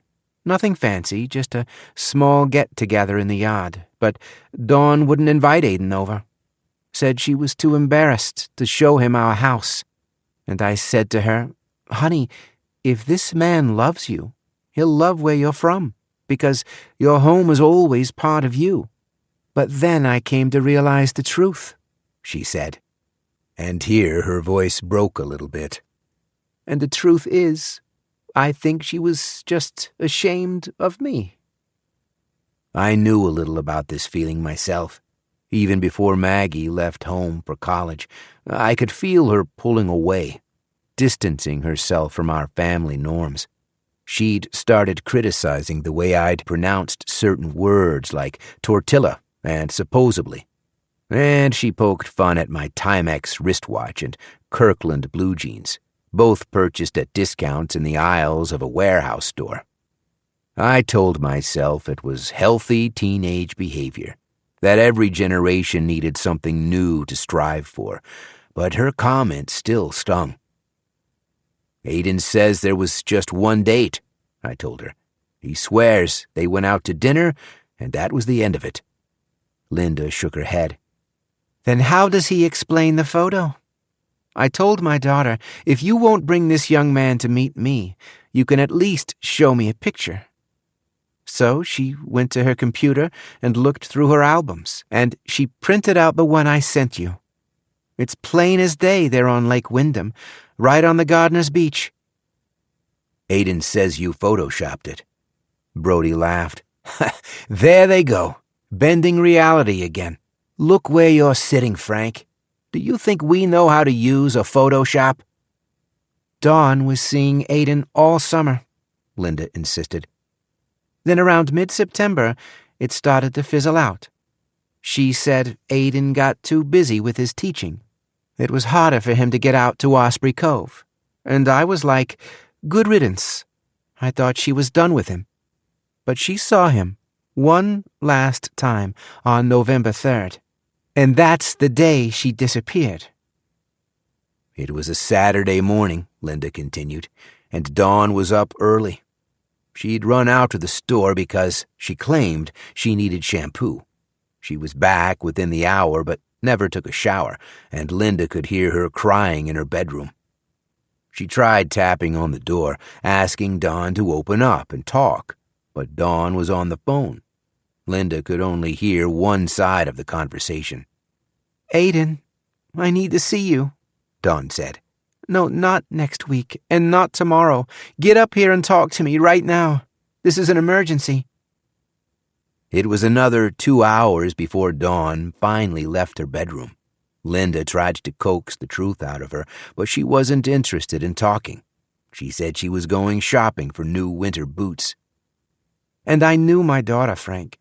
I knew she was lying, just like every parent knows when their kid is lying. And I wish I'd stopped her from leaving. I wish I'd forced her to tell me the truth. If only I'd stopped her. Brody put a hand on her knee. Don't go down that road, he said. Just tell him what happened next. What you seen on your phone. Linda took a deep breath. Right. I guess I need to explain that part. The thing is, I've always paid Dawn's cell phone bill. Ever since she was in high school. I just got in the habit, and I didn't mind. I tried to make her life a little easier. One less bill to worry about and all that. Plus, I liked knowing her whereabouts. Any time she'd stay out late, I could open my phone and look at the map, and there she'd be, this blinking blue dot. I knew exactly what she was talking about. Maggie and I used to share a cell phone plan, and I tracked my daughter's location all through high school, always making sure she was getting to class on time and staying out of trouble. So when Dawn left the house, I had a pretty good idea where she was going, but I opened the map just to be sure. I watch the blinking blue dot, and I see it go right up the highway to Osprey Cove. I see Aiden's agreed to come meet with her, and then I felt guilty for spying on her. I knew I ought to mind my own business, so I put away my phone and started doing my chores. I went around my house and emptied all the trash cans, and while I was in Dawn's bedroom, emptying her wastebasket, I found something. She slowly pushed herself out of her chair, stood up, and encouraged me to follow her inside the house. The three of us walked down a short hallway and then squeezed inside a very tiny bedroom. The door only opened halfway before colliding with a bed. It looked like a space in transition, with ivory white walls and white curtains. But when I peered closely into the corners, I could see glimpses of the previous color. Little spots of hot pink that were mostly painted over. Here and there were other remnants of a younger teenage girl, Polaroid photos of teenage friends, a medal from a high school volleyball tournament, a postcard of a goofy, grinning polar bear. Linda brought my attention to a wastebasket next to the bed. I looked in here, and I found this." It was the package for a Walgreens one-step pregnancy test, promising early detection with 99% accuracy. Just the box, but not the actual test, so I assumed Dawn brought that with her to show to Aiden. Now, my first impulse was to text her and tell her to come home.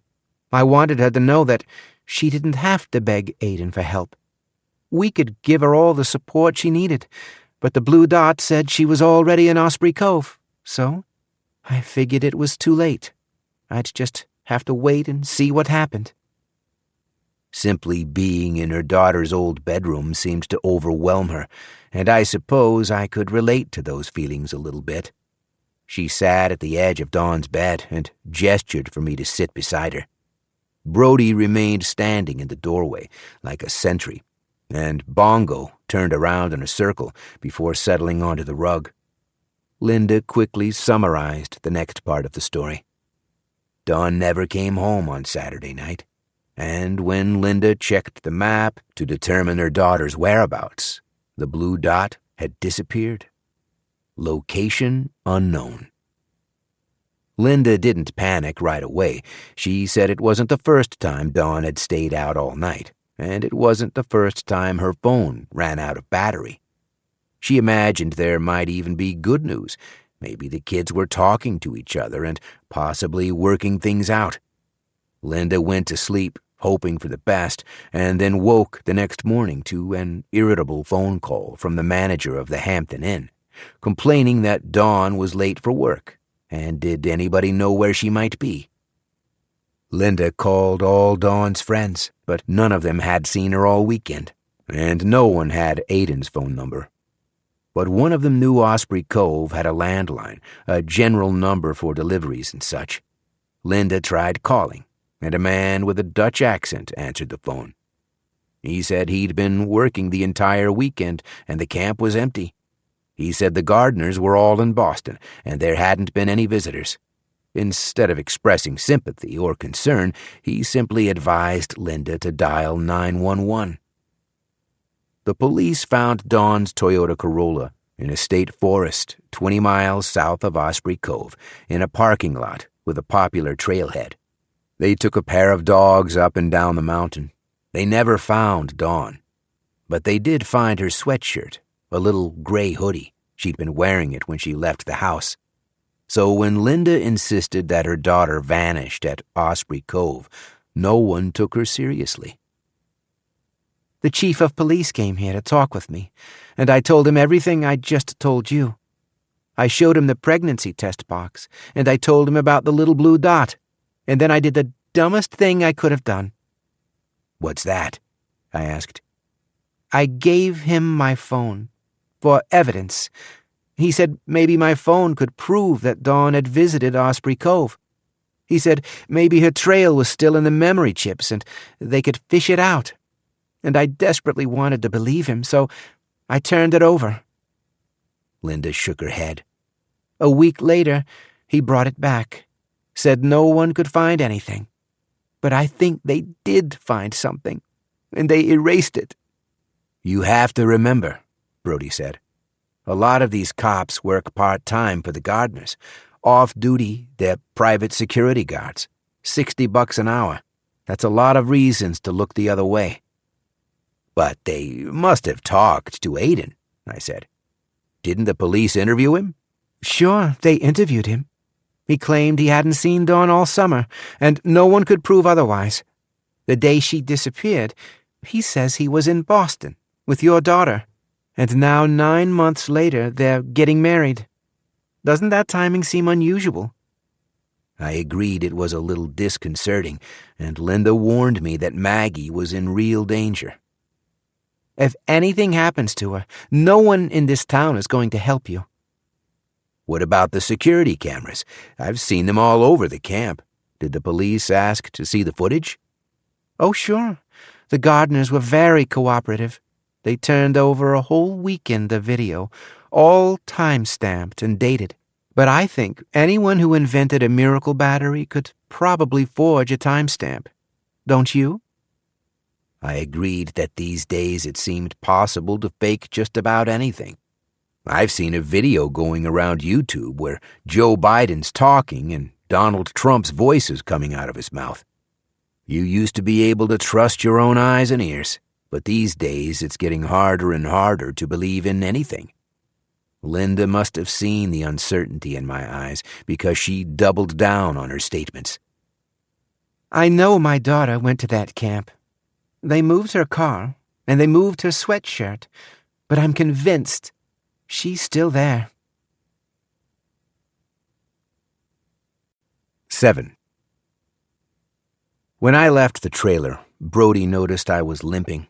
My lower back was still aching and messing up my entire gait, and he suggested I follow their access road out to the highway. "No offense," he said, "but you don't look like you're in any shape to climb out the gorge." I took his suggestion. The route was long and quite a bit out of my way, and I didn't make it back to Mom and Dad's restaurant until nearly 2 o'clock. I was backing out of my parking space when the door to the restaurant opened and my friend, the bartender, stepped outside. He recognized my Jeep, then squinted at me through the windshield and gave me a puzzled wave. I waved back, grateful to be in motion, so I wouldn't have to stop and explain why I'd parked there. Back at Osprey Cove, there were a half-dozen cars waiting to enter the camp, a long line of new guests arriving for the wedding. The security team was stopping every vehicle to check IDs and collect signatures, so I settled in for a long wait, but then Huho recognized me and came trotting over, insisting that I get out of my Jeep.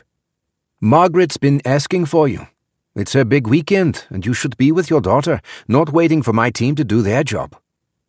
He was already opening my door, so I couldn't refuse him. "Thank you, Huho. I appreciate it." "No problem, Mr. Zatowski. Did you find what you needed in town?" I realized I was empty-handed, that I hadn't brought back any kind of bag, and from the way Huho smiled, I think he knew he'd caught me in a lie. "I found more than I expected," I told him. "Has there been any news on the girl?" "What girl?" I couldn't believe he had to ask. "The dead one?" "Gwendolyn." "Oh, no, sir. I don't think we'll hear anything until next week." Then he lowered his voice. "But since you are family, I will share some confidential information. The police found xylazine in her suitcase. You're probably not familiar with the name, but it's a deplorable drug, much more dangerous than heroin or even fentanyl. Some kind of animal tranquilizer used by farmers, but for the girl's sake, Mr. Gardner wants to keep that information private." I turned over my keys and followed Main Street back inside the camp. Now that the guests were arriving in force, Osprey Cove had taken on a whole new level of energy. The landscapers and housekeepers had moved out of sight, and all that remained were the fruits of their labors. Trees and flower beds popping with color, well-swept walkways, and immaculately clean cottages. Guests were everywhere, unpacking their cars, swinging in hammocks, whipping frisbees, and greeting friends with hugs and high fives.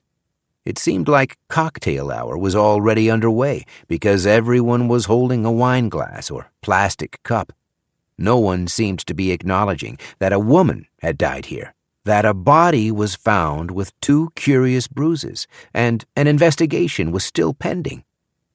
I was passing a cottage nicknamed Woodpecker when a young woman came bounding down the steps, waving to me. "Mr. Zatowski, it's Min from Babson College." She threw her arms open wide, revealing a Babson College sweatshirt. "Do you remember me?" Of course I remembered her.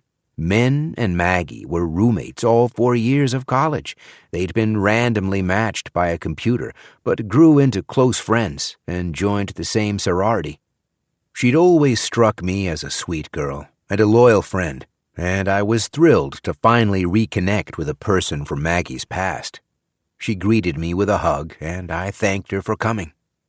"Well, if you think I'd miss this wedding, you don't remember me very well. I can't believe the size of this place." She explained that she was recently married herself and waved over her new husband, Brian. If you told me he was still in high school, I would have believed you. He had bright eyes and an impish smile, and he seemed completely enamored of his new wife. I noticed that he reached for her hand in a gesture that seemed reflexive. They'd been married a little over a year, but still looked and sounded like giddy lovebirds on their honeymoon. It's a funny thing, Mr. Zatowski. I was just telling Brian about Babs in college, and all those lousy admins, ready to throw Maggie under the bus. They were all so mean to her. Do you remember? But I'm making a prediction. After this weekend, I bet all those same deans and provosts will be knocking on her door and asking for donations. And I hope Maggie tells them to go to hell. She laughed at her own joke, but I had trouble seeing the humor in the subject. I told her I didn't really like to think about it. Well, I promise Babson has already forgotten. Their annual giving office has a very short memory. She'll make the cover of their alumni magazine before she turns 30. I guarantee it.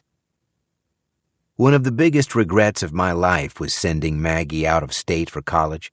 You have to remember that I joined the U.S. Army right out of high school, so when it came time to file Maggie's applications, we were both flying blind.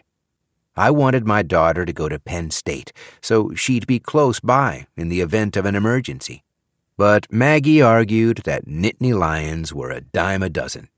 She said she needed to attend a more prestigious school to have a competitive advantage, and she quickly identified Babson as a feeder school to Amazon, Google, Microsoft, Bank of America, and other Fortune 500 companies. The tuition was ridiculous, but I could afford it, and I wanted her to have every advantage that money could buy. Her grades were fantastic, all straight A's, and she rushed the college's most popular sorority for business majors, which exposed her to a vast network of professional contacts. The problems started halfway through Maggie's senior year, when a sister named Jessica Sweeney got in trouble for selling test answers. She was dragged in front of the Board of Academic Integrity, and instead of taking responsibility like a mature adult, she tried to pin all the blame on Maggie, claiming that Maggie was the real mastermind of the operation and Jessica was merely an assistant. Most of the sisters united behind Maggie, but 2 insisted that Jessica was telling the truth. And the rest of the semester was an all-out civil war, with accusations and threats flying back and forth. Maggie called me crying every night. I'd never heard her sound so frightened and hopeless and terrified. And I was 3 states away, unable to help. I begged her to talk to a therapist, and I hired her a lawyer to help sort everything out. In the end, my daughter was completely exonerated, and Jessica Sweeney left the school in disgrace. But the experience ruined college for Maggie, and she refused to walk at her own graduation ceremony. I'm sorry she had to go through all that, Min said. But do you know something? I think the experience made her stronger. I bet no one messes with her anymore. I wasn't so sure about this last part. In fact, after hearing Linda Taggart's story, I was more certain than ever that Maggie was being played, and she was going to need my help to make things right. I told Min and Brian that I would see them at dinner, and then I walked down to Osprey Lodge in search of my daughter. The catering team was already hard at work on the main lawn, assembling twice as many tables and chairs as they'd brought the night before, and now the beach was full of sunbathers, beautiful young people with bronzed skin, sprawled out on lounge chairs, scrolling through their phones and sipping on piña coladas. There were more of them out in the water, swimming and paddleboarding and kayaking in the Cove. I moved just close enough to make sure none of them was Maggie, then followed the path around the lake until I was back at my cottage. There you are, Tammy exclaimed. Where the heck have you been? She and Abigail were sipping iced tea on the porch. Their faces were slightly pink with sunburn, as if they'd spent the whole afternoon outdoors. I had to run to the drugstore. Why? Tammy asked. It doesn't matter. What did I miss? According to my sister, they had been enjoying the most wonderful afternoon. First, they all hiked to the top of Cormorant Point, where the views were glorious and the lunch was exquisite. Best potato salad I've ever tasted, Tammy said, before miming a chef's kiss. Then Errol Gardner himself took them out on the lake in his speedboat so that Abigail could learn how to water ski. Maggie came too, and we had a wonderful time. Abigail seemed a little less enthused. I wanted to canoe, she explained. But Errol said water skiing was funner, so that's what we did. And I haven't even told you the best part, Tammy continued. After we came off the lake, Errol said he had something for me. She lowered her voice. Like a kind of wedding gift, because I played such a big role in bringing up Maggie. And only then did I realize my sister was holding a thick sheaf of papers in her lap. They were bound in a navy blue folder, embossed with gold foil letters, like something you'd receive from a bank. This is 1,000 shares of capacity stock in my own private brokerage account that Jerry set up for me. He's going to wire the transfer on Monday after we're back in Stroudsburg. Isn't that the most generous thing you've ever heard of? Last time I checked, capacity stock was trading for $262 per share. The gift was more money than my sister earned in the last 5 years combined. And don't hold me to this, Tammy continued in a low whisper, but I'm pretty sure you're getting some too. There was no time to elaborate because Maggie was emerging from our cottage with a glass of lemonade. Dad, where have you been? I'm glad you're here. Can I talk to you? What is it this time? In private, I said. I'm sorry, Maggie. I hate to ask you again, but it's really important. She seemed exasperated by the request, but followed me down a path to the lake anyway. I wanted to walk even farther, just to make sure Tammy and Abigail couldn't hear us, but Maggie insisted we'd gone far enough. We're already miles from civilization, she said. What is this very urgent, super private thing we need to discuss? You're not going to like what I have to say, but I need you to promise to listen and really hear me, okay? She exhaled and then smiled, to show she was still keeping an open mind. Yes, Dad. You have my complete attention. What is it? I drove into town this afternoon. I met Dawn's family. She opened her mouth to reply and nothing came out. The news had left her speechless. I wanted to hear their side of the story. You told me they were crazy, but I don't think they are. I think they're telling the truth. She stepped closer to the lake, putting some extra distance between us. She seemed ready to jump in the water and start swimming. Please tell me you're joking, Dad. Please don't say you went to meet them the day before my wedding. I think you should hear Linda's story. She wasn't drunk and she's not crazy. Something bad happened here. All my language seemed to wound her. She was gesturing wildly with her hands, like she was trying to shield herself from my nonsense. Dad, if I knew you were going to do this, I never would have invited you here. You're making me wish I never called you. Why can't we just have a nice weekend? I told Maggie the basics of what Linda Taggart had told me, how she'd traced her daughter's journey to Osprey Cove using the GPS app on her smartphone, monitoring her activity at the camp until the blue dot disappeared. How do you explain that, Maggie? The explanation is she's lying. She's making it up. No, Maggie. I think you're lying. She gaped at me like she'd been slapped, but there was no turning back now. I think you love Aiden very much, and you want to protect him. So you lied to the police and told them that he spent the weekend in your apartment, and maybe everyone here believes you. But I'm your father, and I know how to read your cues. I have never believed this story. You're hiding something. That's a great thing to hear, Dad. Thanks for sharing that with me.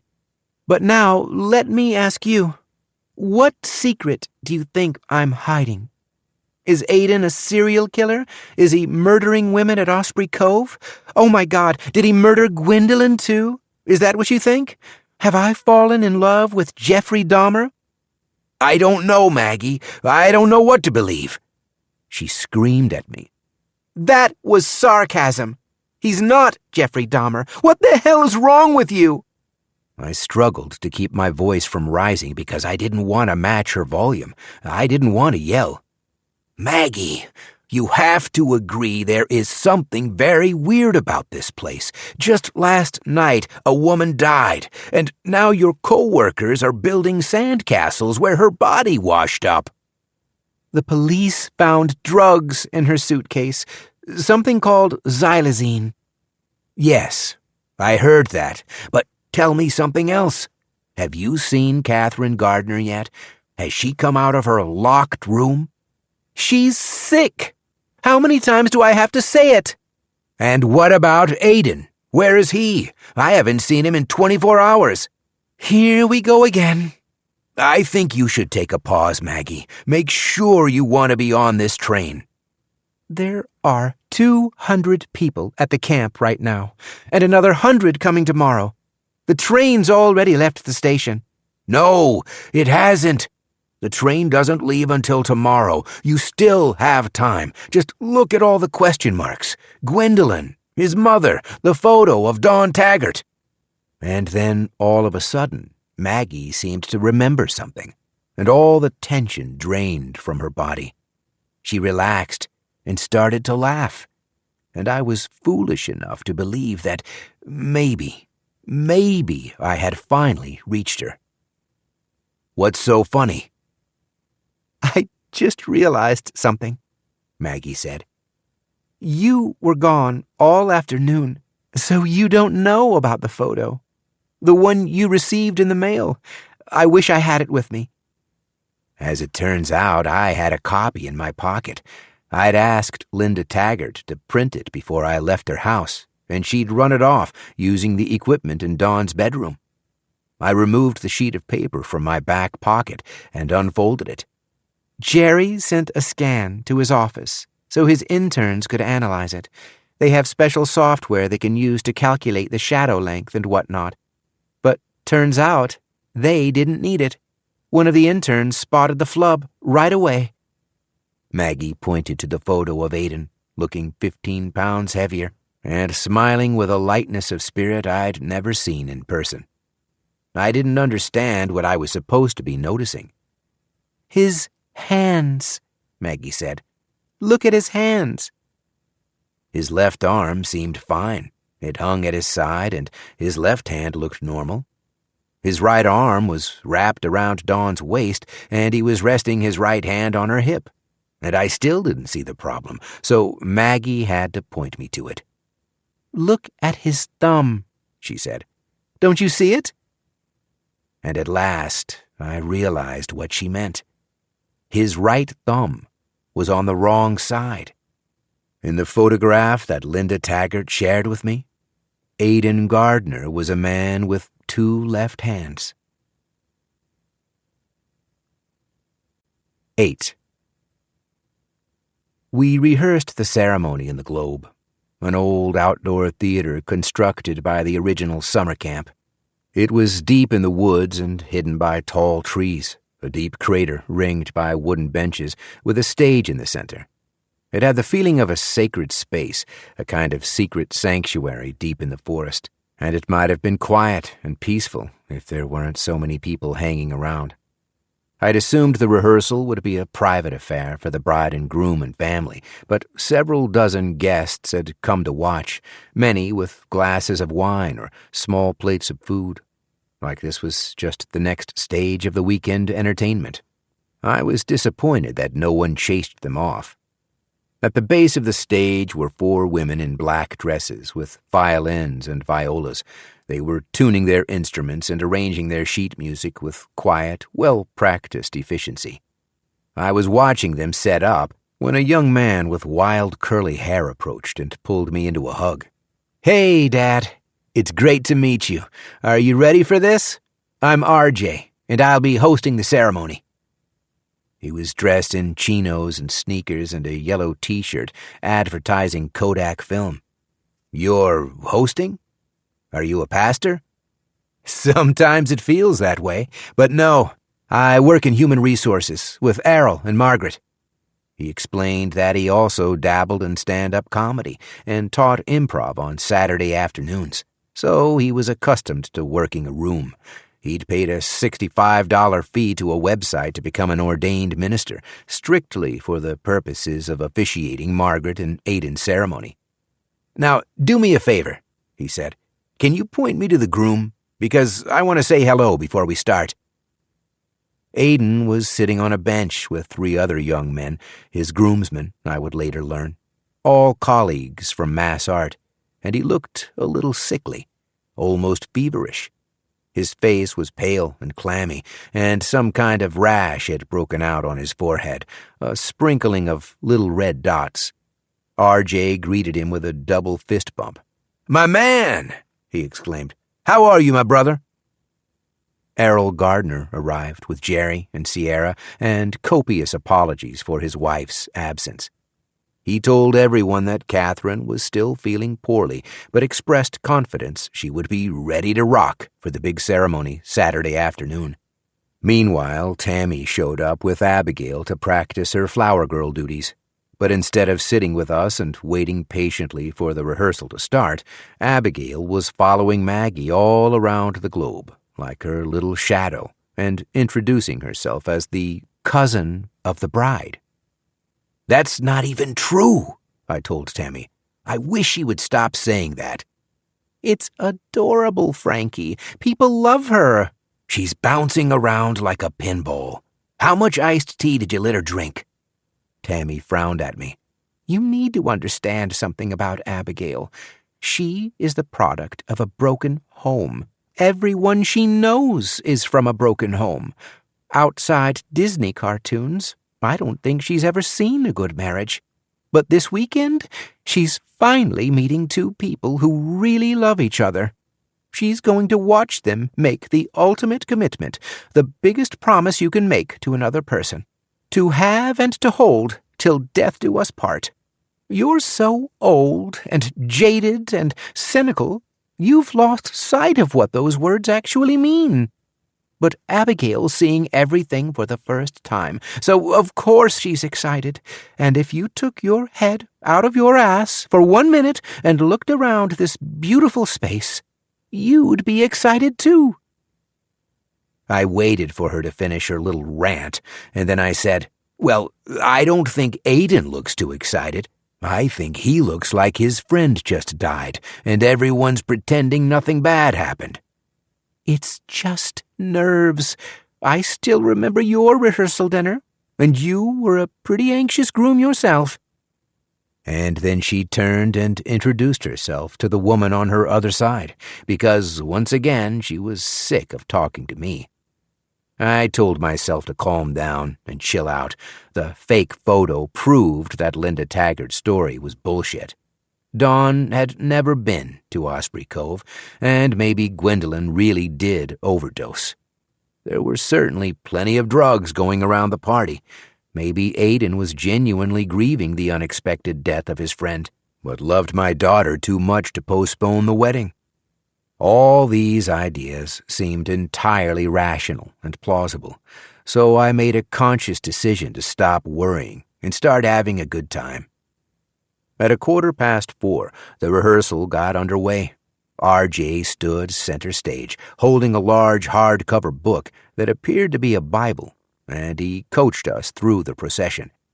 Abigail went first, pretending to scatter flower petals as she walked. Next were 3 pairs of bridesmaids and groomsmen, followed by Aiden and Errol Gardner, and then it was my turn to practice escorting Maggie. She'd been cold to me since we'd left the lake, since she'd proved without a doubt the photo was a hoax. She'd asked me what kind of father would side with a complete stranger over his own daughter. And I had to admit I felt bad for not trusting her instincts. I suggested we link arms, like I'd seen fathers and daughters do at other weddings, but Maggie said we could save the physical contact for tomorrow. Then she walked very purposefully down the aisle, a half step ahead of me, and I could hear spectators chuckling as I struggled to keep up with her. Up on the stage, I realized RJ's Bible was just a prop, a Harry Potter book with the jacket removed. Now I'll ask, who presents this woman to be married? And that's your cue, Frank. You say she presents herself with her father's blessing. Then you hug your beautiful daughter, you shake hands with the groom, and your work is finished. Sit down, relax, and enjoy the rest of the show. I joined Tammy and Abigail in the front row, and my sister patted my knee, congratulating me on a job well done. "Just remember to smile tomorrow," she suggested. "You looked pretty spooked up there." RJ sped through the rest of the rehearsal. He assured Maggie and Aiden that he'd go easy on the God stuff, and then wondered aloud if, given the setting, a little capacity humor might be warranted. Everyone looked to Errol for a judgment, and he shrugged. "Just don't go overboard," he said. "It's their wedding, not a shareholders' meeting." Most of the participants seemed too nervous and self-conscious to practice their parts in earnest.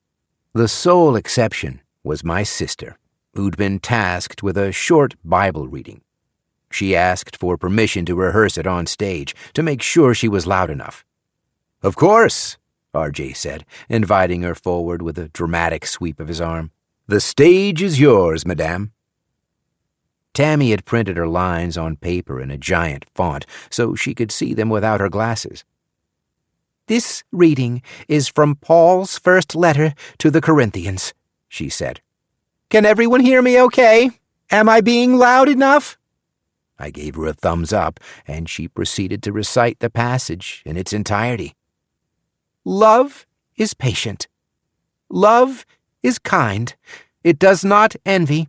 It does not boast. It is not proud. It does not dishonor others.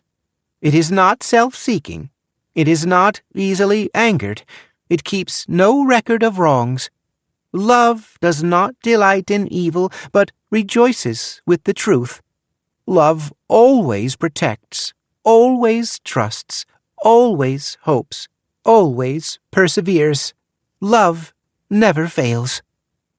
Tammy finished with a smile and a small sigh of relief, and for a moment there was absolute silence in the globe, as if the power of her words made all other speech seem frivolous. Then RJ looked to Maggie and saw something in her face that he didn't like. "Is it too cringe? Should we try something, I don't know, more contemporary?" And for a moment I worried Maggie might agree with him. But then she shook off whatever was bothering her, took both Aiden's hands and stared meaningfully into his eyes. No, it wasn't cringe at all. That was perfect." 9.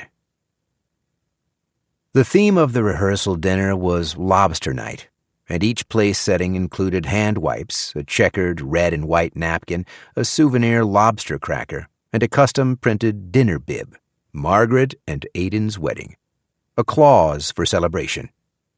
The seats were assigned, and I was grateful to find myself at a table with Tammy, Maggie, Aiden, Errol, and Abigail. There was an extra chair reserved for Catherine Gardner in the event that she was well enough to join us. But by this point, I had stopped expecting to ever meet her. Aiden took a seat between Maggie and Abigail, and I called across the table. "I'm sorry about Gwendolyn." "Thank you, Frank.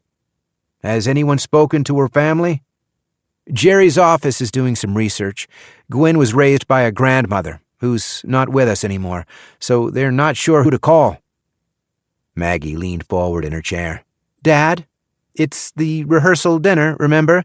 Can we stay focused?" Is everyone having lobster? Tammy raised her hand. Yes, please. Abigail was more reticent. They look scary.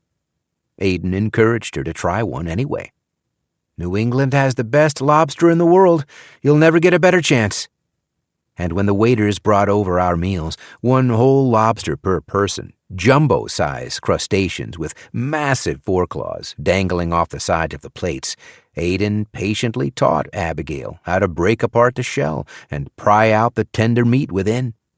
He spoke to her with a gentle tone that was wholly unfamiliar. I heard him asking patient questions about her interest in world geography, about her favorite mountains, rivers, and volcanoes. It was the most I'd heard Aiden speak to anyone all weekend, except for Gwendolyn, I suppose. He seemed happy to focus all his attention on the little kid and ignore the rest of the table, and the rest of the reception. The vibe of the dinner was country casual. There was a jug band with banjos and washboards, and they performed silly songs about bullfrogs and sunbeams and falling in love under the harvest moon. Waiters walked around with pitchers of beer, but no one was getting too sloppy. It seemed like people had learned a lesson from the previous night's tragedy. Every so often, some joker would start clinking his fork against a wine glass, and others would join in, and the sound would crescendo until Maggie and Aiden kissed. Abigail stood up and applauded every single time. She couldn't believe it was a real tradition. She said her wedding book never mentioned it. There was a microphone and a stage for people who wanted to deliver a toast to the bride and groom, and Errol asked me if I planned to say anything. I told him I was saving my remarks for tomorrow's wedding, and he kept his own speech very brief. He thanked everyone for attending. He acknowledged the absence of his wife and her continuing health problems, but promised we would see her in the morning. And then he raised his glass to the bride and groom. Margaret is a smart, hard-working, and beautiful woman, and I am so grateful that she and Aiden found each other. I love you both so much. He finished to a standing ovation and thunderous applause, like he'd just recited the I Have a Dream speech. My sister grabbed a red and white napkin to dab the tears from her eyes. I always cry at weddings, she told everyone. Aiden clapped politely, then removed his phone from his pocket to view an incoming text. He frowned at the screen before setting the device face down next to his plate. Then he leaned over to Abigail and asked if she'd ever been to the Grand Canyon, if she knew it was deep enough to hold 4 Empire State Buildings stacked on top of each other. There were a lot more toasts. In the wake of Errol's speech, it seemed like every capacity employee wanted to get on stage and share a story of how Maggie had touched their lives. And then RJ got up and did 10 minutes of crowd work, gently poking fun at all the married couples in the audience. What is the deal with mothers-in-law? Am I right? I had a hard time focusing on any of it. My thoughts kept drifting back to the mystery photograph of Aiden with Dawn Taggart. I understood that Maggie was correct. The photo was clearly manipulated, an obvious fake. But after meeting Linda and Brody, I couldn't believe they were capable of doing the work. Which left Dawn Taggart. She had an expensive-looking computer in her bedroom. It was possible that she photoshopped the image herself. But why? Why invent a relationship with Aiden? Up on the stage, Jerry and Sierra were delivering a joint toast to the bride and groom and sharing secrets from their own successful marriage. And then I glanced at my future son-in-law, sitting silently and wringing his hands in his lap. I could tell his thoughts were elsewhere, that he wasn't hearing a word of their speech. And resting beside him was a key that would unlock the answers to all my questions. 10. After the sun went down, a waitress came around and lit the candles in the center of our table. We'd all shuffled to new seats to change conversation partners. Now Errol was seated beside Abigail and explaining how the miracle battery functioned, while Tammy spoke with Maggie and Aiden about their upcoming honeymoon in Spain. They were planning to spend 2 weeks in the North Country to avoid the sweltering summer temperatures. Aiden had left his cell phone resting face down on the table, and I'd moved close enough to toss my red and white napkin on top of it. Then I looked around to make sure no one was watching, and I deftly slid his phone off the table and into my lap. I excused myself to use the restroom, then walked around Osprey Lodge to the main entrance. Inside the foyer was a long line of women waiting to use the powder room. A few of them smiled at my arrival, and I smiled back before starting up the stairs.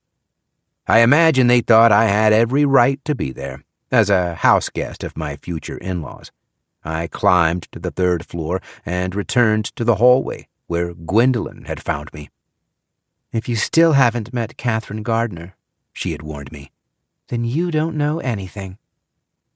I walked to the door of the master suite and knocked. "Mrs. Gardner? Hello?" There was no answer. I pressed Aiden's phone to the black sensor panel, and with a gentle click, the door unlocked. I pushed it open, revealing a short, dark hallway. At the far end were flickers of blue and white light and faint sounds of a studio audience cheering and applauding. Behind me, the door swung shut, and I heard the churn of the electronic deadbolt cranking back into place. I took a step forward, and my foot sank into something soft. It was fabric, some kind of blouse. There were clothes all over the floor, dresses and sweaters, skirts and slacks, enough pieces to outfit a dozen women. I stepped lightly through the clutter. "Hello? Is anybody here?" As I followed the passage, I became aware of an odor, a sour, pungent bouquet that smelled like the back of a garbage truck. The hallway ended, and I found myself in an empty bedroom. It was too dark to see very much. All the curtains were drawn, and the only light came from a large flat-screen television, playing Family Feud. "We asked 100 Americans, name a food that reminds you of the human body." A contestant buzzed in with, "Banana," and the audience went wild, cheering and applauding and stamping their feet, while the host pretended to keel over in shock like he never saw it coming. Women's clothing was everywhere, strewn across the floor and most of the furniture. All the items looked new and never worn. Most still had their tags attached, and a few were still sealed in plastic bags. There were so many outfits piled on the sofa, I nearly overlooked the person seated among them. She wore the same white bathrobe that all the guests had in their cottages, but hers was mottled with brown and yellow stains, and she'd neglected to close it all the way. I'd seen photographs of Catherine Gardner online. She was an elegant, smartly dressed woman who sat on the board of Boston's Museum of Fine Arts, and this person scarcely resembled her. She was alarmingly thin, almost skeletal, and her makeup looked like it had been applied by a child. Her cheeks were plastered with a fleshy paste that didn't match the color of her ears or neck, and her eyes were ringed with pink shadow that looked like a bacterial infection. She watched the television with a blank expression, not seeming to comprehend a word of it. The game show host was cheerfully greeting family members and then repeated the survey question to an elderly grandmother. "Name a food that reminds you of the human body." "Eggplant!" she shrieked to the cheers of the crowd, while the host reeled in astonishment, staggering around the set like he'd been punched in the face. And still, Catherine Gardner showed no reaction. I had to move between her and the screen before she finally registered my presence. In a quiet voice, she asked, "Where's Aiden?" I could scarcely hear her over the cheers of the studio audience. He's downstairs, Mrs. Gardner. Who are you? What are you doing here? My name is Frank Zatowski. You're not supposed to be here. I'm calling my son. Then she reached into the piles of clothing, burrowing under the garments in search of a phone. My daughter is marrying Aiden tomorrow, I told her. I'm Margaret's father. She stopped searching for her phone and reached for a table lamp, switching it on to get a better look at me. Of course you are. I see the resemblance now. But where are my manners? Suddenly she was pushing herself off the sofa, making a wobbly attempt to stand up. The folds of her robe fell open, leaving her naked and frail body completely exposed. With a sweep of her arms, she pushed all the clothes off the sofa, clearing a space for me. Would you like to sit down? I forced myself to hold eye contact. Do you need some help with your robe?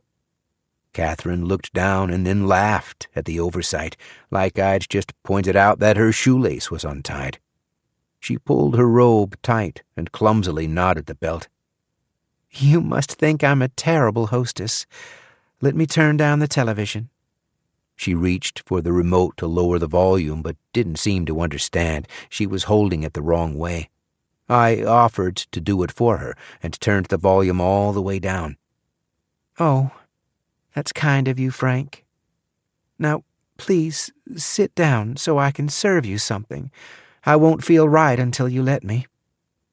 I perched on the edge of the sofa, and she brought over 2 tumblers and a bottle of Tanqueray. With trembling hands, she poured the glasses full of gin. No ice, no lime, just pure, colorless alcohol all the way to the rim. Then she sat beside me and lifted her glass, spilling much of the alcohol down the side and over her hand and wrist. To Margaret, she said. A wonderful young woman. Her toast was interrupted by a high-pitched pinging. I realized the sound was coming from Aiden's phone. It was emitting some kind of siren to help the owner recover it. No doubt he'd discovered it was missing, and now he was trying to find it. I pressed every button on the surface of the device until it finally went silent. I hope you'll forgive the clutter, Catherine continued, and she gestured to the piles of tangled clothing at our feet. It's impossible to do any shopping here in the wilderness, so I buy all my clothes online. But that makes sizing tricky. There's endless trial and error. I just want to look nice for the big day. In the span of just a minute or so, she'd shaken off her stupor to become a lively, animated hostess. She sat across the coffee table from me and took both my hands, like she was afraid I might try to leave. I'm sorry for hiding away all weekend. The doctors say I need to ration my strength. But now that you're here, is there anything I can do for you? I'd love to ask you about my son-in-law, if that's okay. The wedding's tomorrow, and I still don't know him very well. At the mention of her son, Catherine brightened. He's my favorite subject. You can ask me anything you like. I'm an open book. I want to know about the rumors, and Dawn Taggart. She released her grip on my hands and sank back into her chair. Well, that's totally understandable. I know what her family's saying about him, but I assure you, he never laid a finger on that girl. He's very gentle, very sensitive, and he'll be a loyal and faithful husband. You've got nothing to worry about. I met with Linda Taggart this afternoon. That woman's a fool. You may be right about Aiden, but I don't think Linda Taggart is a fool. I think she's just confused. How so? Linda Taggart made a habit of snooping on her daughter. She'd track the location of her phone, so she knew Dawn was coming here to Osprey Cove. That's a fact. Dawn Taggart was visiting someone here at the camp and bringing home all kinds of jewelry and expensive gifts, so she had to explain where everything was coming from. So she told her mother she was seeing Aiden Gardner. She even photoshopped a picture of the two of them together. Dawn invented a relationship because she was too embarrassed to tell her mother the truth. Which is? Dawn was having an affair with a married man. Catherine smiled and nodded, the way a tutor might encourage a student who is making progress in the right direction. That's very good, Frank, she said. You must be a very perceptive person. I need to know the truth. Did Errol do something to Dawn Taggart? My husband? Oh, no. Errol would never hurt anyone. Not with his own hands, at least. But now, if you don't mind, I'm going to have a second cocktail. I hadn't realized that she'd finished the first. With shaking hands, she lifted the bottle and refilled her glass before continuing. My husband has some very old-fashioned ideas about men and women. He keeps them to himself, because these days you have to be so careful with the internet and everything. But if you get a few drinks in him, he'll tell you his theories. Errol believes that men are incapable of monogamy. He believes that men, especially wealthy and powerful men, have an evolutionary imperative to mate with as many women as possible. He insists they all do it, all the titans of industry. Jeff Bezos, Bill Gates, all your movie stars, all your NFL quarterbacks, and, of course, all your politicians. Catherine shrugged. I wonder, Frank, if you think he's right. I told her I did not. I felt certain there had to be plenty of wealthy and powerful men who didn't cheat on their spouses. But when she pressed me for an example, I couldn't think of a single one. Tom Hanks? Probably. Jimmy Carter? Mr. Rogers? Well, if my husband had any sense at all, he would use an escort service. That's what all his friends do. That's how our lawyer, Jerry, met his 21-year-old bride. These services will deliver beautiful young women anywhere in the world, even here to Hops Ferry. But my husband hates paying for it. He likes the thrill of the chase. He needs it to feel like a conquest. The more illicit and forbidden, the better. There have been dozens of women, Frank, maybe even hundreds. I've no idea. I lost track of how many times I've been tested for venereal diseases. About the most humiliating procedure you can imagine. She reached toward the end table for a half-empty bowl of cereal, a mass of soggy brown flakes and an inch of tepid milk. Forgive me for eating, but you caught me in the middle of supper. What was I saying? How did your husband meet Dawn Taggart? Well, now, that's an interesting story. One evening last summer, Dawn came to Osprey Cove looking for Aiden. My son had already taken her out to dinner because she'd helped him change his tire. But one date was enough for Aiden. He didn't want any more to do with a bird brain. Now, my husband, on the other hand, he was happy to welcome a pretty young thing into the camp and give her a tour. Aiden and I were back in Boston at the time. We had no idea what was happening. She slurped another spoonful of cereal, and I looked down at my lap so I wouldn't have to watch her eat. And I suppose he liked having her around because she'd come visit any time he had the camp to himself. Just your classic sugar daddy gold digger scenario. She'd show up with frilly lingerie, and he'd send her home with laptops and Tiffany bracelets. Catherine held up one finger, gesturing for me to hold that thought, and a stream of thin brown liquid spewed from her lips, spilling over her chin and spattering into the bowl of milk. It was all over in a moment, and then she studied my expression, trying to see if I'd noticed. If I hadn't reacted, I think she might have just proceeded with her story. But the smell of vomit rocked me back in the sofa, and she apologized. "Are you okay?" I asked. "Can I get you something?" "I'm fine. This just happens sometimes." Then more brown sludge gurgled out of her mouth, and she held a bowl under her chin to collect it all. She motioned with her finger that she was okay, that she just needed another moment.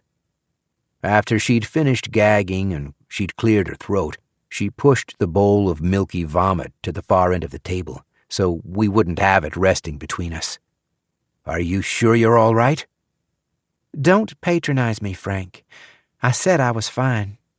Now, the problem with Dawn Taggart is that eventually my husband got tired of her.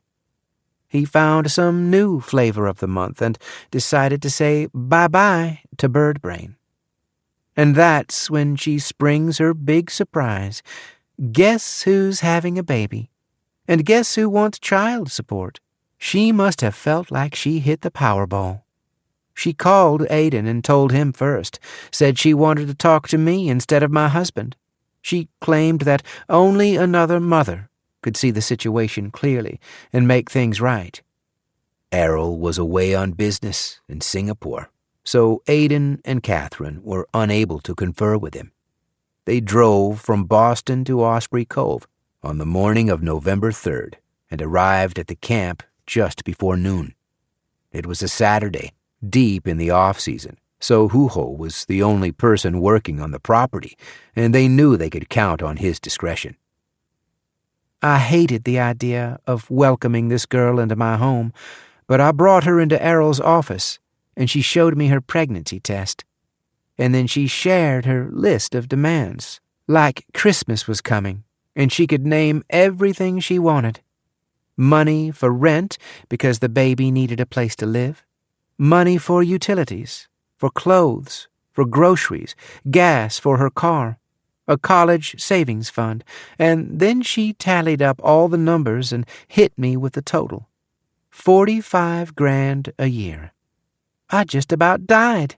This girl had no concept of money, no idea what Errol and I were actually worth. Last year, I gave $1.4 million to an aquarium for a jellyfish exhibit. I've got $45,000 in pennies at the bottom of my purse. But this girl was so entitled, so disrespectful. I turned her down on principle. I said I didn't give charity to whores. Her voice was shaking, and each new detail seemed to wound her, like she was cutting out pieces of her heart. I suppose that's when things got a little out of hand. Now Aiden's phone was ringing. I could feel it buzzing in my pocket, but I just urged Catherine to continue.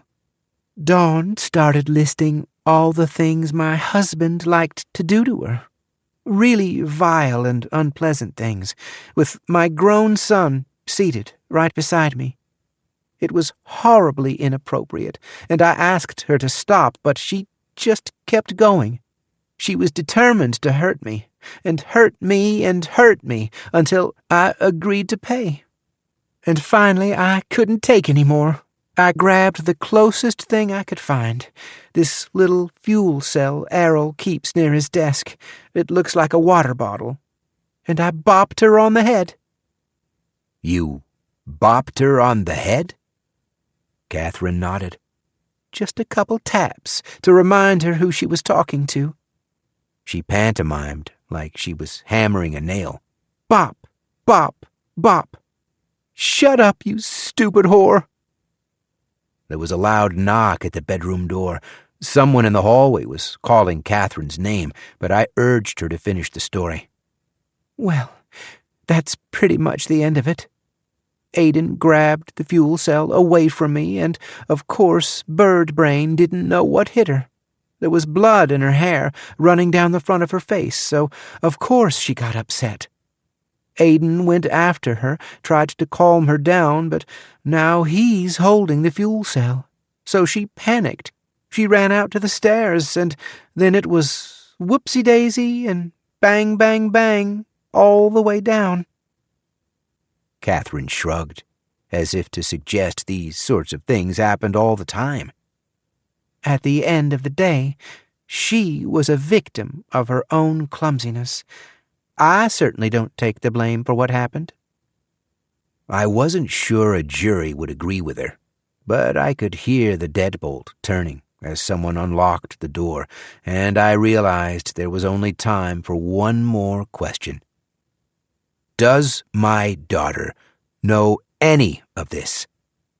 Catherine laughed. "Oh, Frank, you missed the whole point of the story. Or maybe I told it wrong. Did I leave out the part with Margaret?" Yes. What do you mean? I never found out. Hoo-Ho rushed into the bedroom, followed by Aiden and a middle-aged woman in nursing scrubs. "Mr. Zatowski, you really shouldn't be here," he said.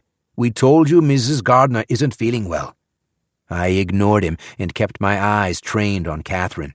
"Please, just answer me. What's the part with Margaret?" "Your daughter is a blessing." The nurse was already rolling up Catherine's sleeve and giving her an injection, and within seconds, her eyelids were fluttering. She said, "We'd be lost without her." And then she was gone.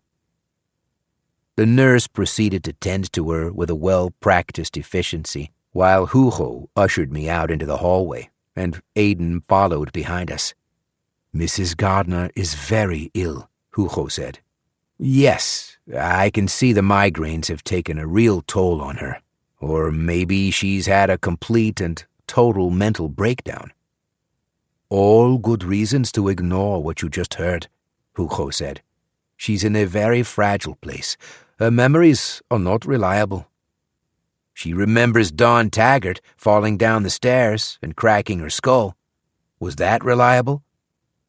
Aiden started to answer, but Hoo-Ho interrupted him. "We have no idea what happened to Dawn Taggart. We've already shared our surveillance video with the police, and there's no indication that she ever visited Osprey Cove. Her disappearance is a terrible tragedy, and we extend our thoughts and prayers to her family and the entire community. Now, I need to know if you're comfortable with that explanation, Mr. Zatowski. And when you answer that question, I need you to be very convincing." "My answer depends on Maggie." I turned to look at her fiancé. "She's obviously lying to protect you. But does she know the truth? Did you tell her what really happened?" Aiden nodded. "Margaret knows everything. We should have been more honest with you, but she worried you wouldn't understand. And I didn't understand, because this new information made their entire relationship look like a sham. She said she'd met you on Halloween, at a costume party, and then 3 days later she agreed to lie to the police on your behalf? How does that happen?" "No more questions," Hoo-Ho said. "Let's go find Mr. Gardner, and then we'll have this conversation together." "You find Mr. Gardner," Aiden told him. "I'll make things right with Frank. We could have saved ourselves a lot of trouble if we'd just been honest with him from the beginning." 11. Aiden didn't say another word until we were outside Osprey Lodge. He led me across the driveway and into the dark copse of pine trees where I'd met Gwendolyn the night before, and only then did he finally speak. "You stole my phone?" I returned it to him. "I'm sorry, Aiden. I needed to know the truth, but I feel like I only got part of it." "You're safer not knowing the rest. I was honest with Gwendolyn.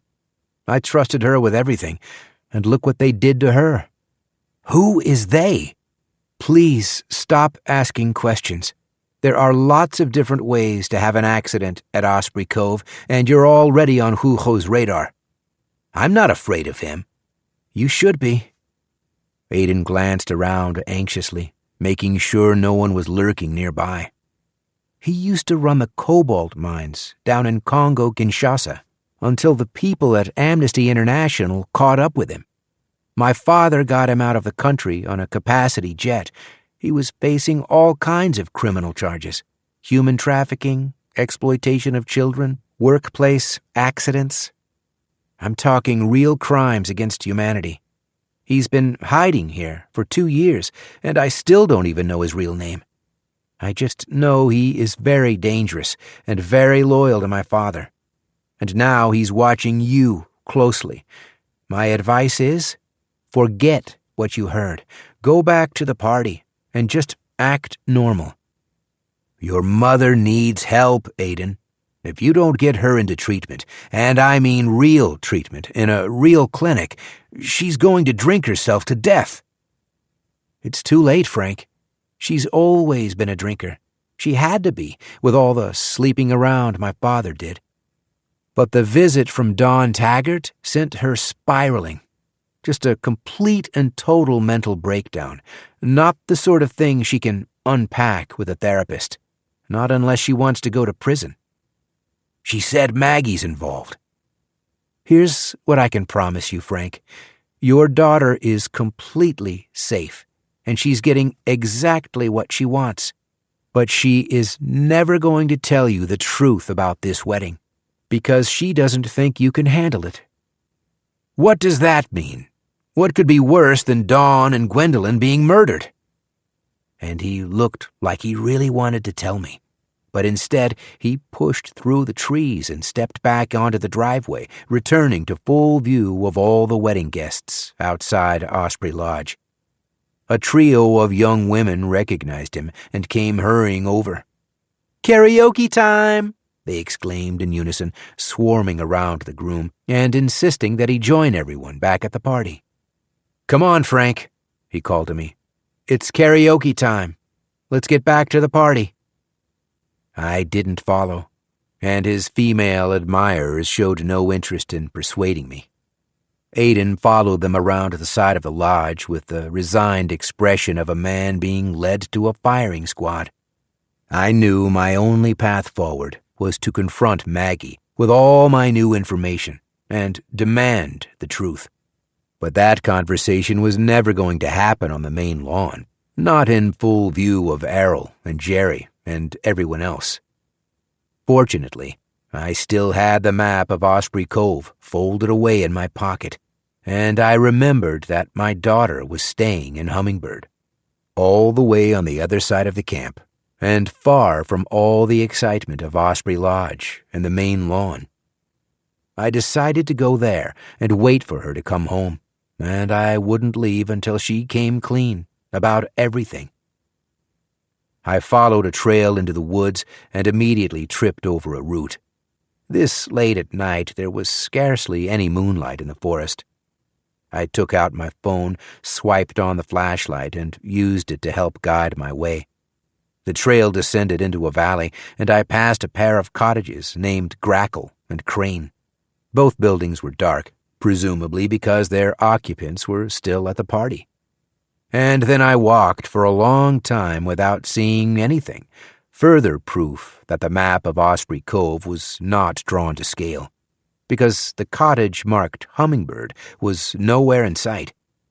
The silence and near total darkness had a way of narrowing my concentration.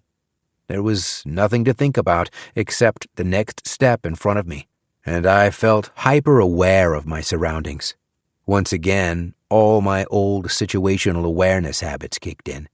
Once again, I had the uneasy feeling that I was walking into a trap, that something awful was waiting just around the bend.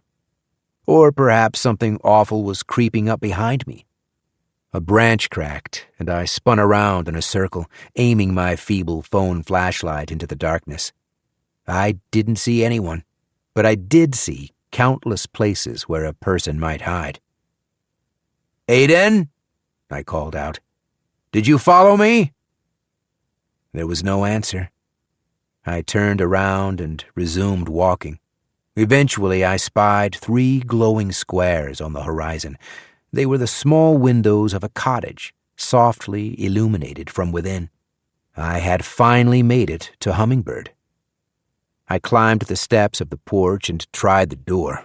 It was locked, but when I pressed my phone to the sensor, the bolt turned and the door swung inward. I entered a cottage that was much smaller than mine. There was scarcely enough space for a sofa, a small dining table, and a tiny kitchenette. Almost immediately I sensed that I wasn't alone. The door to the back room was slightly ajar, and I heard movement on the other side. I reached into the kitchen sink for an empty wine bottle. I grabbed it by the neck, holding it like a club, and then pushed the door open. Maggie lay on a bed, stretched out on flannel sheets, with her back slightly arched, her dress hitched up to her waist. She faced the ceiling, with her eyes closed, biting her lower lip and breathing fast and gripping the edge of the mattress. And crouched before her was a pale, fleshy monster, with its face between her thighs. I didn't realize I'd dropped the bottle until it hit the floor and shattered. Errol Gardner turned to me with wide eyes and wet lips, and I charged forward, knocking him off the bed and onto the floor. I straddled his hairy, naked torso before he could wriggle away from me. Maggie screamed, and Errol bucked his flabby, sweaty belly, trying to throw me off, but I had all the leverage. I had him pinned. I smashed the flat of my palm into his face, then squeezed my hands around his neck, pushing my thumbs deep into his throat. Maggie kept screaming, but it was just noise. She reached for my shoulder and pulled, and I felt a sharp stabbing twist in my lower back. Just enough of a distraction for Errol to swing out, a sloppy thunderclap to the side of my head that deafened my left ear. I felt concussed, like I might throw up. My arms went limp. I looked up at the bedroom window and saw a reflection of the open doorway. I saw Huho rushing into the room with a black baton raised high over his head. And right before everything went dark, I realized my daughter had stopped screaming. She was facing the door. She had seen Huho rushing in, and she hadn't even tried to warn me. Part 4. The Wedding. 1. Morning light filled my window. I squinted and turned away from the sun, pulling the blankets over my shoulders. A daddy longlegs crouched on my pillow, just inches from my face, and I brushed it away. Another spider watched me from my bedpost, but I left that one alone. I would deal with it later. I just wanted to sleep. But then I remembered. I sat up and swung my legs out of bed, and a sudden stabbing pain fired through the base of my skull. Holy Mother of God. My brain felt skewered. I closed my eyes and gritted my teeth and tried to gather my bearings. I was back in my cottage, back in the kitty room with its storybook corner and brightly colored fish wallpaper, back in the bottom bunk, though I had no recollection of coming here. The last thing I remembered was wrestling a naked, sweaty Errol Gardner to the floor. I remembered mashing the flat front of my palm into his face. A dream, I told myself. A horrible anxiety-fueled nightmare. Except my knuckles were split, my lower back was sore, and I was dressed in all my same clothes from the night before. I reached for my scalp and felt a tender, throbbing lump. My hair was caked with dried blood, and before I even understood what was happening, I was throwing up. I made it to the bathroom, but not the toilet, and vomited all over the sink. I gripped the towel rack to steady myself and tried to collect my thoughts. Love is patient. Love is kind. He's the Prince of fucking Darkness. There they go, bending reality again. Dawn Taggart is the least of your worries. Your daughter is getting exactly what she wants. The hurt inside my head was excruciating. It felt like a piece of my brain had been cut out, and now the raw, tender wound was exposed. I switched on the light and cleared the spiders off the mirror so I could see my reflection. My shirt was streaked with dirt and blood. 2 of its buttons were missing. I looked like an extra in a zombie movie, one of these businessmen commuting to the office who gets infected by the virus. I turned on the tap, splashed cold water on my face, and rinsed out my mouth. I had a couple of toiletries on the counter, a toothbrush, deodorant, a bottle of cologne, but I did not bother to collect them. I only cared about 2 things: getting Maggie and getting far away from Osprey Cove. The display on my Timex said 11:53, but of course this was still Gardner Standard Time. I fumbled with the little buttons and turned back the clock to 11:38, Eastern Standard Time. No more bullshit. Then I went into the closet to grab my suitcase. As soon as the motion light flickered on, dozens more spiders scattered across the walls, panicked by my sudden arrival. I just grabbed my bag and closed the door, because they didn't matter anymore. In another 5 minutes, I would be gone.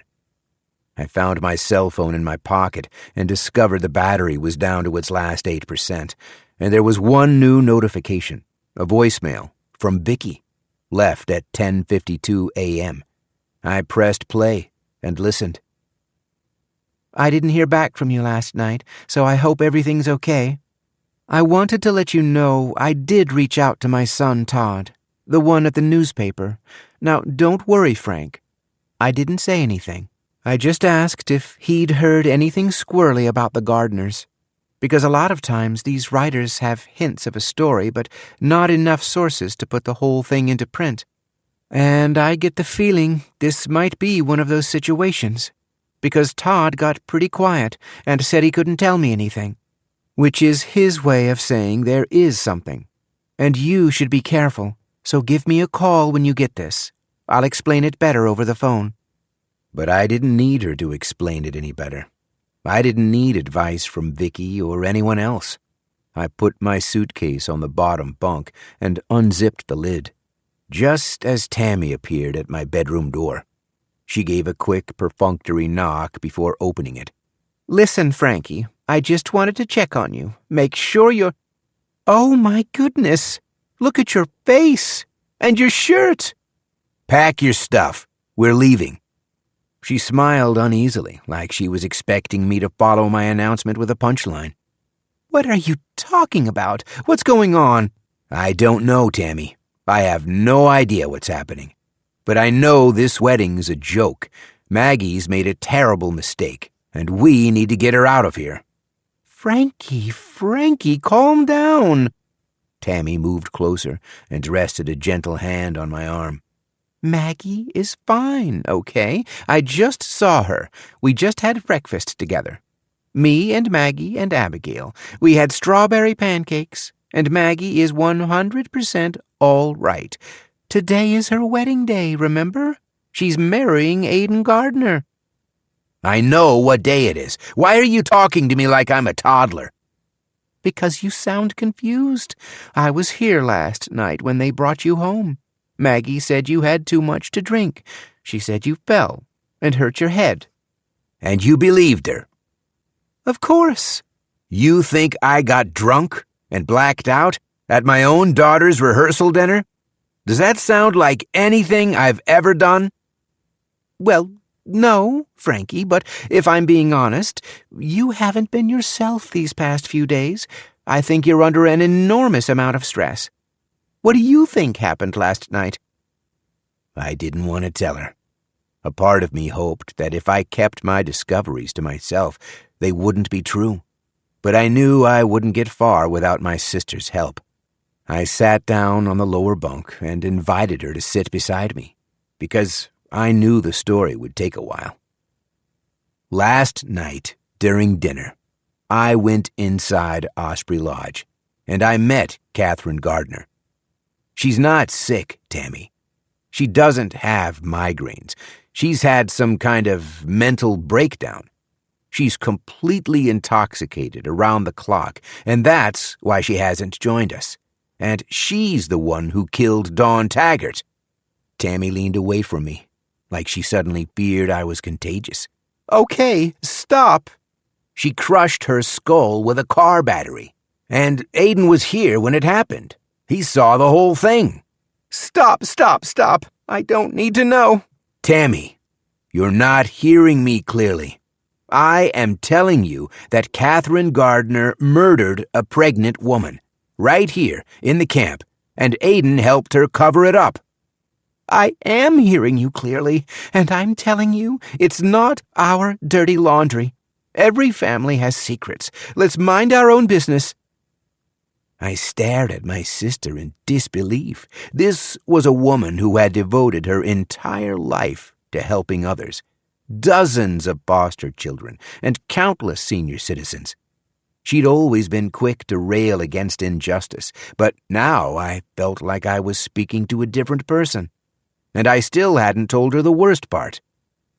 After I talked to Catherine, I went to Maggie's cottage, way off deep in the woods, and I found her, in bed with Errol Gardner. I searched my sister's face, looking for any kind of reaction, but her expression didn't change.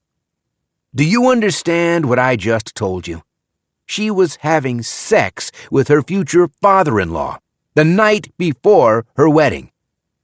I threw him on the floor and started hitting him. Then Hoo-Ho clubbed me over the head, and that's the last thing I remember. For a long moment, my sister didn't say anything. I assumed she was overwhelmed by the story and struggling to make sense of it. But when she finally spoke, she surprised me. I hear that you're upset. I blinked. You hear that I'm upset? I believe everything you're saying is true, and I understand why it bothers you. It bothers me, too. I wish Maggie had made different choices, but this is Maggie we're talking about. You can't say you're surprised. Yes, I can. I am. Frankie, come on. I helped you bring her up, and I love that girl as much as you do. But be honest with yourself. She has a history. What kind of history? Of manipulating people, using them to get what she wants. All that business with her sorority sisters and doctor's cell phone. Think about the whole reason Maggie stopped talking to you. She stopped talking to me because I let her down. She asked for my help, and I turned my back on her. No, Frankie, that is not what happened. She's manipulated you into seeing things that way. Because, again, she is very good at manipulating people. Especially you. As I recall, you were just trying to do the right thing. I couldn't process what she was saying. Things were moving too quickly, and I just wanted everything to stop. We need to help her. She doesn't need help. This isn't Taken, and you're not Liam Neeson. You don't need to rescue Maggie. She knows exactly what she's doing. I don't understand the choice she's made, but it is clearly her choice. She wants this. I think we'll be a lot happier if we just accept it. Dawn Taggart was murdered. And then Gwendolyn found out, and she was murdered too. Hoo-Ho drugged her and drowned her and dumped her body like it was garbage. But Maggie didn't hurt either one of them. And you know the Gardners are going to get away with it. These kinds of people always get away with it. They hire their lawyers and work the system. So you're just going to pretend nothing happened? You think you can actually do that? Frankie, I know I can. Because I'm tired, okay? She could tell I was bewildered, so she tried to frame her answer differently. We have very different circumstances, little brother. In 3 more years, you're going to retire with a pension and health care and the freedom to do anything you want. But me? There's no pension for me. If this wedding falls apart, if Errol takes back his 1,000 shares, I've got 40 grand in an IRA, plus whatever I shake out of Social Security. At that rate, I will never stop working. I'll be lubing catheters and treating bed sores until I'm 90 years old, and I don't want that life for myself anymore." She gestured out the window to the rest of the camp. "Especially after seeing all this. Everything's so beautiful here." "I would take care of you, Tammy. I'm not going to let you end up in the poorhouse." "I don't want to leech off you. I don't want to ask for a handout every time my car needs new tires. I want to keep my 1,000 shares and have a nice, quiet retirement." I felt another wave of pain coming on and gritted my teeth and squeezed the edge of the mattress, bracing myself for the worst. My big sister had always looked after me, always supported me, always stood by my side. But now she was a capacity shareholder, and I didn't recognize her anymore. She swiveled her fanny pack around her waist and unzipped the tiny pocket and removed a small bottle of Advil. She shook out 2 of the little brown tablets and gently placed them in my hand. "Tell you what I'm going to do. I'm going to find Maggie and have her come over so you can talk. But before she gets here, you need to shower. You look awful, and you smell absolutely foul. Go clean yourself up. And while you're in there, I want you to remember why you and Maggie stopped speaking. Be honest with yourself, because this whole situation feels very familiar, Frankie. It feels very 3 years ago, and I don't want to see you make the same mistakes.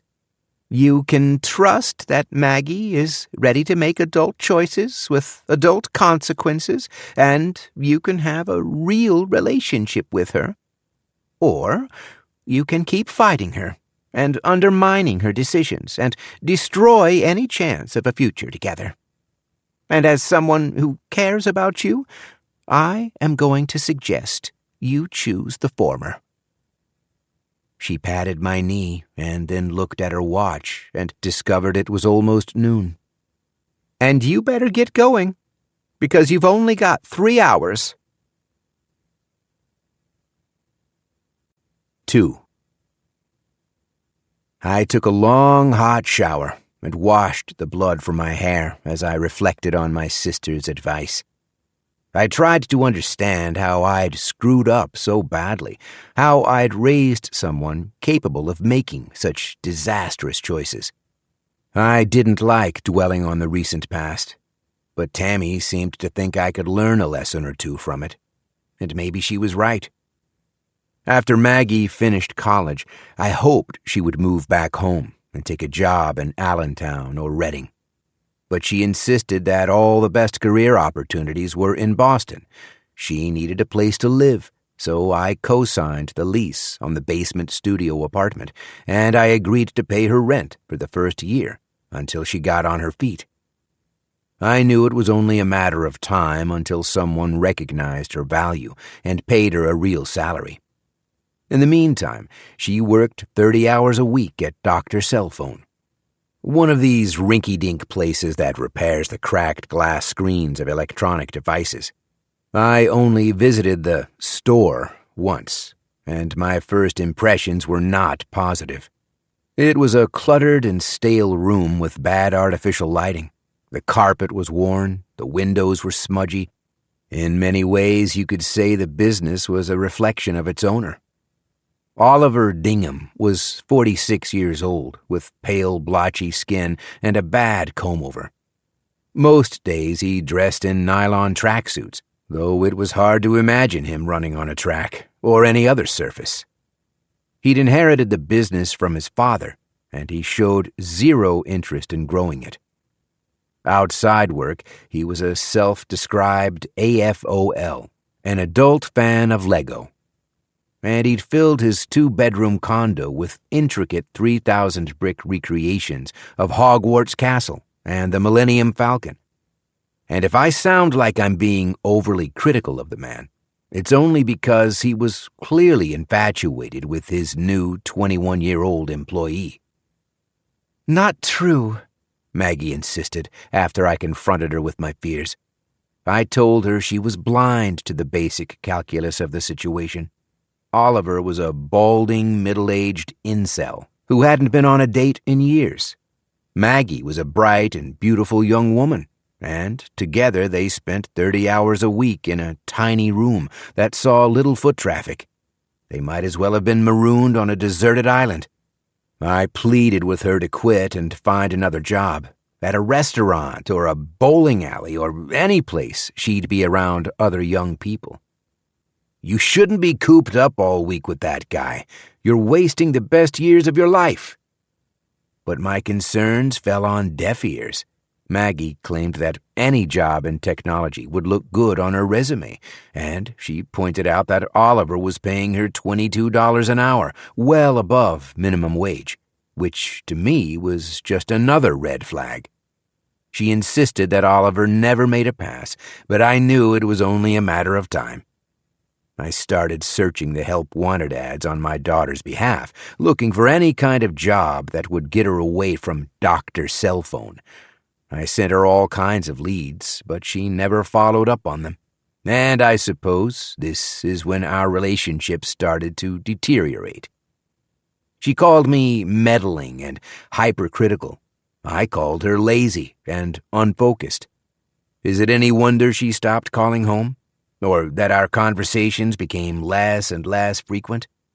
When she announced she was staying in Massachusetts for Thanksgiving and Christmas to celebrate with friends, I was gutted. Then one Saturday morning in February, I woke to the sound of a car pulling into my driveway. It was early and still dark, just a little past 5:30. The vehicle pulled all the way up my driveway and around the back of my house, and then I heard a car door quietly open and close, as if the driver was taking pains not to disturb anyone. I hopped out of bed and went downstairs to my kitchen, arriving just in time to see my daughter unlocking the back door. "Surprise," she said. "I hope I didn't wake you." She was dressed in ripped jeans, a dirty green sweatshirt, and beat-up Nikes, and she looked exhausted. I welcomed her with a hug, and I thought I smelled cigarette smoke in her hair, but I decided to let it slide. She explained that she'd been struck by a bout of homesickness, so she'd driven through the night to visit me. And now she was desperate for a shower and a nap. I made her scrambled eggs while she cleaned herself up and changed into fresh clothes. And while she slept, I did a little work on her car, topping off the fluids and checking the tire pressure and vacuuming the crumbs out of her floor mats. Later that morning, it started to snow, so we stayed around the house all day. Tammy came over with 2 of her foster kids, and the 5 of us made an enormous vat of chicken soup and loaves of fresh-baked bread. Once the yard was blanketed in white, Maggie took the kids outside to make snow angels and build an igloo, while Tammy and I watched through frosted windows with mugs of hot chocolate. After dinner, we put on some Billy Joel CDs and taught the foster kids how to play euchre and aw shucks. And it was pretty much a perfect day from start to finish. Sunday morning, Maggie seemed different. She'd emerged from her bedroom looking shaken. I'd heard her on the phone having a strained conversation, but I'd resisted the urge to eavesdrop. I asked her if everything was okay, and she said she was fine. We drove over to the Waffle House for brunch, and the waitresses welcomed her back like a homecoming queen. I ordered my usual farmer's omelet, and Maggie got the strawberry pancakes, but she barely touched her food. She seemed anxious to get back to Boston. I tried to make small talk, and I asked about her job search, but I didn't push too hard. She seemed frustrated by her lack of progress, and I didn't want to make her feel any worse. We were back at the house by 11 that morning, and she gathered her things to leave. I remember walking her out to her car, which had remained parked in my backyard all weekend. "Oh, listen," she said, as she unlocked the driver's door. "Could I ask you for a favor?" Of course, kiddo. Shoot. "If anyone asks what time I got here, could you say you're not sure?" Maggie slipped inside her little Honda and rolled down the window to hear my answer, like she'd just asked me to water her plants or borrow $20. You got here Saturday morning. "Right, and I'm asking if you could be a little less specific. Like, say you went to bed Friday night and never heard me come in, because I have my own key, and when you woke up Saturday morning, I was asleep in my bed." But you weren't asleep in your bed. You were awake in my driveway. She replied with a long, exasperated sigh, as if I was missing the point. "You don't have to lie. You just have to pretend you didn't see me pulling in." That is lying. That's not what happened. "It's what almost happened. If you didn't wake up so fucking early, you would think it's the truth, because you would have found me in my bed, and I would have told you I was there all night." My pulse started to quicken. This was bad. I knew it was bad. Maggie, get out of the car, please. Let's go inside and talk about this. Instead, she started the engine. "I have to leave."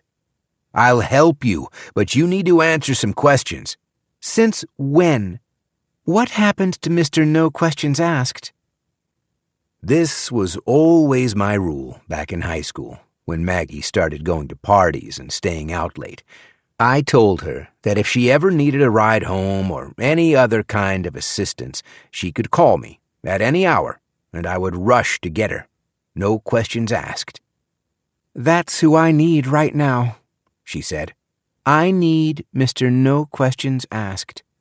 Please don't overcomplicate this, okay?" She was already backing out of the driveway as she made her final plea. She was going a little too fast and clipped my trash bin before rolling off the curb and veering out into the street. Then she shifted into drive and sped out of sight. I walked back inside the house and started to rehearse my story. I didn't understand what was happening, but I knew a call was coming, and I wanted to be ready. I'd gone to bed early Friday night, and I didn't hear Maggie come in. When I woke up Saturday morning, I found her asleep in her bed. That night, I had leftover chicken soup for dinner. It was usually better the second day, but not this time. After I finished washing the dishes, I emptied my kitchen trash and carried the bag out to my driveway. When I lifted the lid on the bin, I noticed there was another bag already inside. It was a 10-gallon bag, but mostly empty, and I knew I hadn't put it there. I pulled it out and carried it to the privacy of my backyard, and then patiently worked out the knot. Inside were Maggie's ripped jeans and dirty green sweatshirt, and her socks, sneakers, bra, and underwear, plus a pair of cheap yard gloves and a plain navy ball cap. I put it all back in the bag, then put the bag back in the bin, and then I dragged the bin out to the curb so it would get picked up the following morning. It was a long and mostly sleepless wait until sunrise when I heard the low groan of the garbage trucks turning onto my street. They carried away all the evidence, but none of my worries. The days passed, then weeks, and then a full month, and I almost allowed myself to relax. It seemed like Maggie was correct. Everything was fine. No one called me with any questions, and I'd been seeing problems where problems didn't exist. I sent a few casual texts to my daughter and asked how she was doing. Her replies were brief but friendly. She told me that she'd stopped working for Dr. Cellphone and found a new job as a barista. Meanwhile, she was emailing lots of resumes and hoping to find a better gig. All positive signs for a brighter future. And then Maggie got the offer from Capacity. She called me to share the good news, and we celebrated for close to an hour. It was her first professional job in a brand new office in downtown Cambridge, with a modest entry-level salary, plus performance bonuses, Blue Cross health insurance, and a slew of corporate benefits. Capacity employees had free access to the Museum of Fine Arts and the New England Aquarium. They received 10% off all purchases from Hertz, Avis, Southwest Airlines, and 100 other businesses. She read from a list that went on. And I remember feeling so proud of her. I knew it was hard to get your foot in the door when you didn't have any personal connections, and Maggie had risen to the challenge. The road to this point had been a little bumpy, but she'd finally made it. Now her future was wide open, and I sent her a large bouquet of flowers with a card. Congratulations, you did it. About 3 weeks later, I came home from work to find a white Chevy Impala parked in front of my house. At my arrival, the driver opened his door and waved to me. He was a black man, dressed in a shirt and tie, and there was something in his demeanor that reminded me of my father. Not so much his age, he was only a half-generation older than me, but his overall attitude. He had the kind of leisurely gait that I see on a lot of older guys who choose to work well past their retirement age. The pensions are locked up, so all the pressure's off, but they're enjoying themselves too much to quit. "Mr. Zatowski?" He was walking up my driveway. "I'm Leonard Summers. I work with the State Fire Marshal of Massachusetts. Could I ask you a couple questions?" "Was there a fire?" "Yes, sir. Pretty big one. Margaret didn't mention it?" "Is she all right?" He nodded and said my daughter was safe, and then he repeated his question. "She didn't mention any fire?" "I haven't spoken to her in a while. She just started a new job." "Right. I heard about that." He reached into his pocket for a tiny notebook and opened it. "Something called Capacity, right? Spelled with 2 I's?" Up until this moment, I'd hoped that Leonard Summers was mistaken, that he'd come to the wrong house for the wrong Margaret Zatowski. But evidently not. "That's correct," I told him. CITI. "Gosh, my mother would have hated that," he said with a smile. "She taught 2nd grade in Roxbury, and she was a stickler for spelling, always railing against Fruit Loops and Kool-Aid for making her kids illiterate. And nowadays it's so much worse. Lyft, Chick-fil-A, Capacity with 2 I's. It's good she's not around to see it, you know." He spoke like we had all the time in the world, and I just smiled politely and endured the anecdote and wondered why this man had come to see me. My next-door neighbor opened her front door and stepped outside, making a pretense of reaching into her mailbox, but clearly just eavesdropping. Leonard Summers offered her a friendly wave and called out, "Good afternoon," and then suggested we speak indoors. We went into my kitchen, and I offered to make coffee.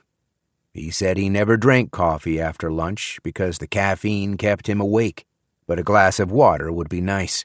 So I poured 2 glasses of water and joined him at the kitchen table. "I want to ask you about Margaret's previous job," he explained. "Last week, I arrested a man named Oliver Dingham. Have you ever met him?" "Once." "When was that?" "A couple months ago. I went to Boston to visit my daughter, and she showed me where she worked." "So you've been to the store? Doctor's cell phone?" "Briefly, but yes, I've been there." Good. That saves me some time. About 2 months ago, on the night of February 7th, Oliver Dingham started a fire that destroyed the entire building. He removed a laptop from his satchel, then opened the screen to show me photos of the wreckage. The building had been reduced to a smoldering pile of rubble and twisted steel. Now, I have been doing my job for a long time, and I have met some very bad arsonists. But Mr. Dingham is easily the worst. The poor fool made just about every mistake in the book. For example, most accidental fires can be traced back to a single point of origin, a space heater, say, or a dropped cigarette.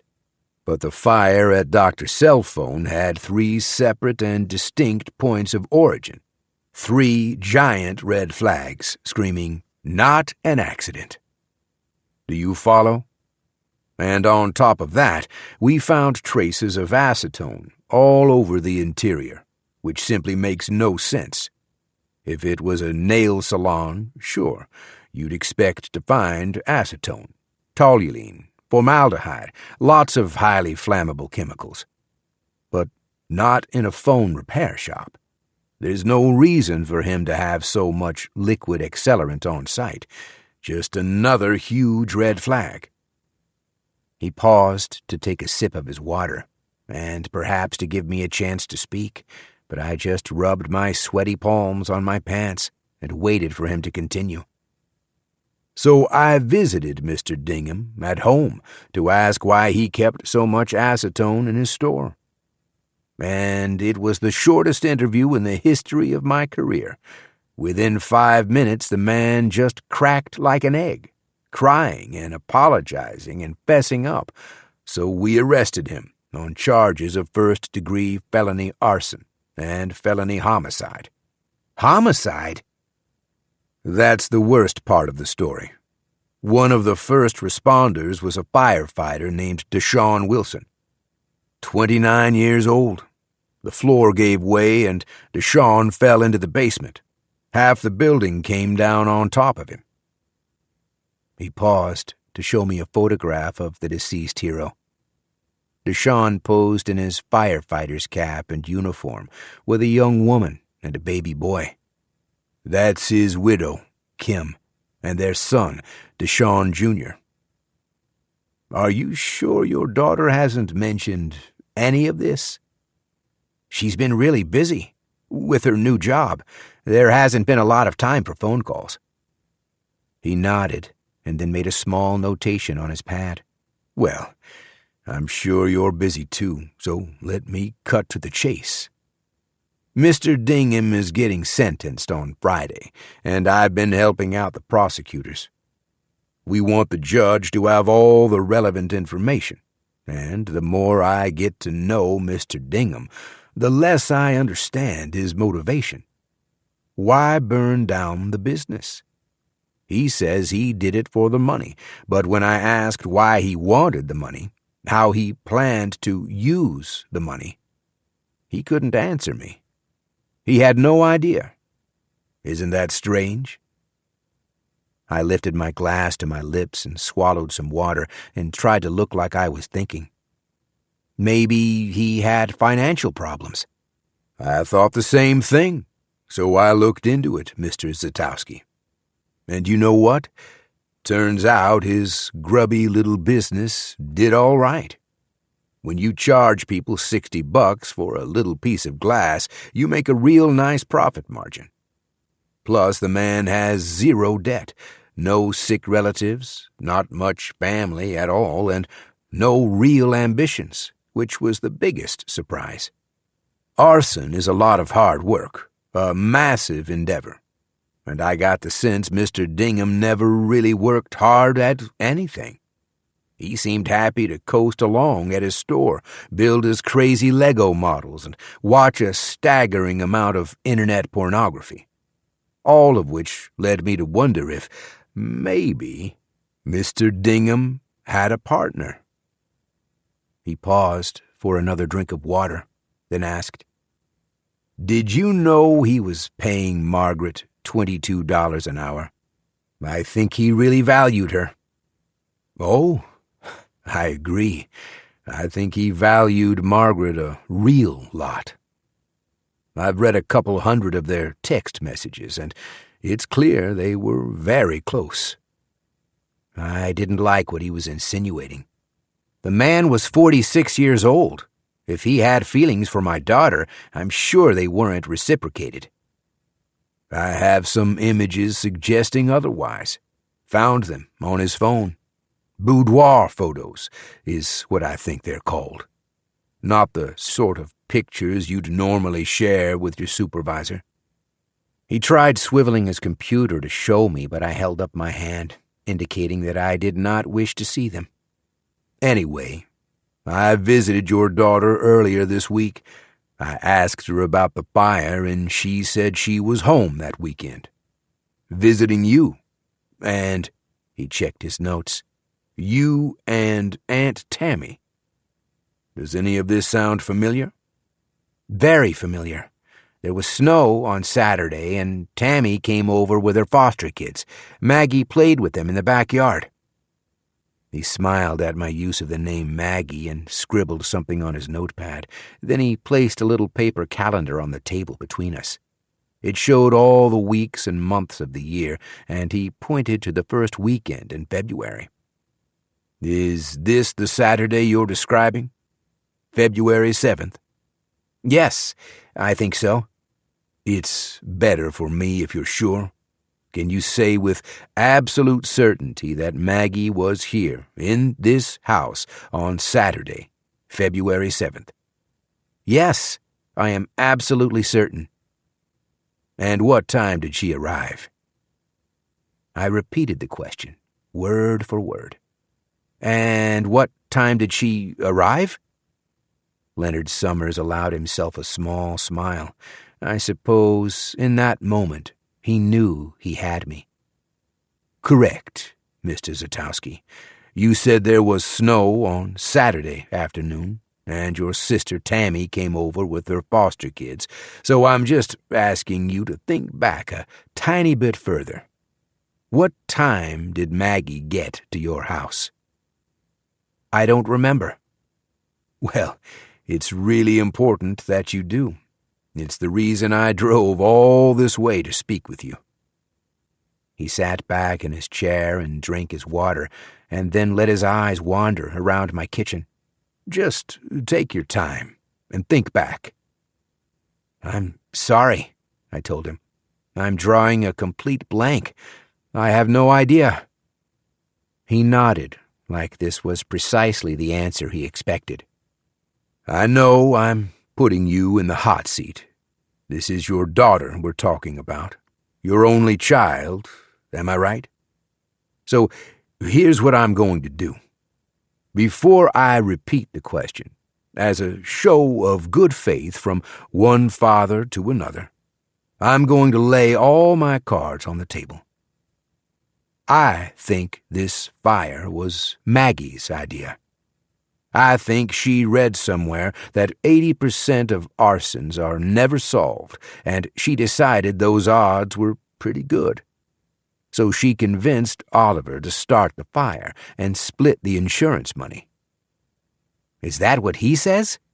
He shook his head. No, sir. Then what proof do you have? Not a whole lot, since I'm being honest.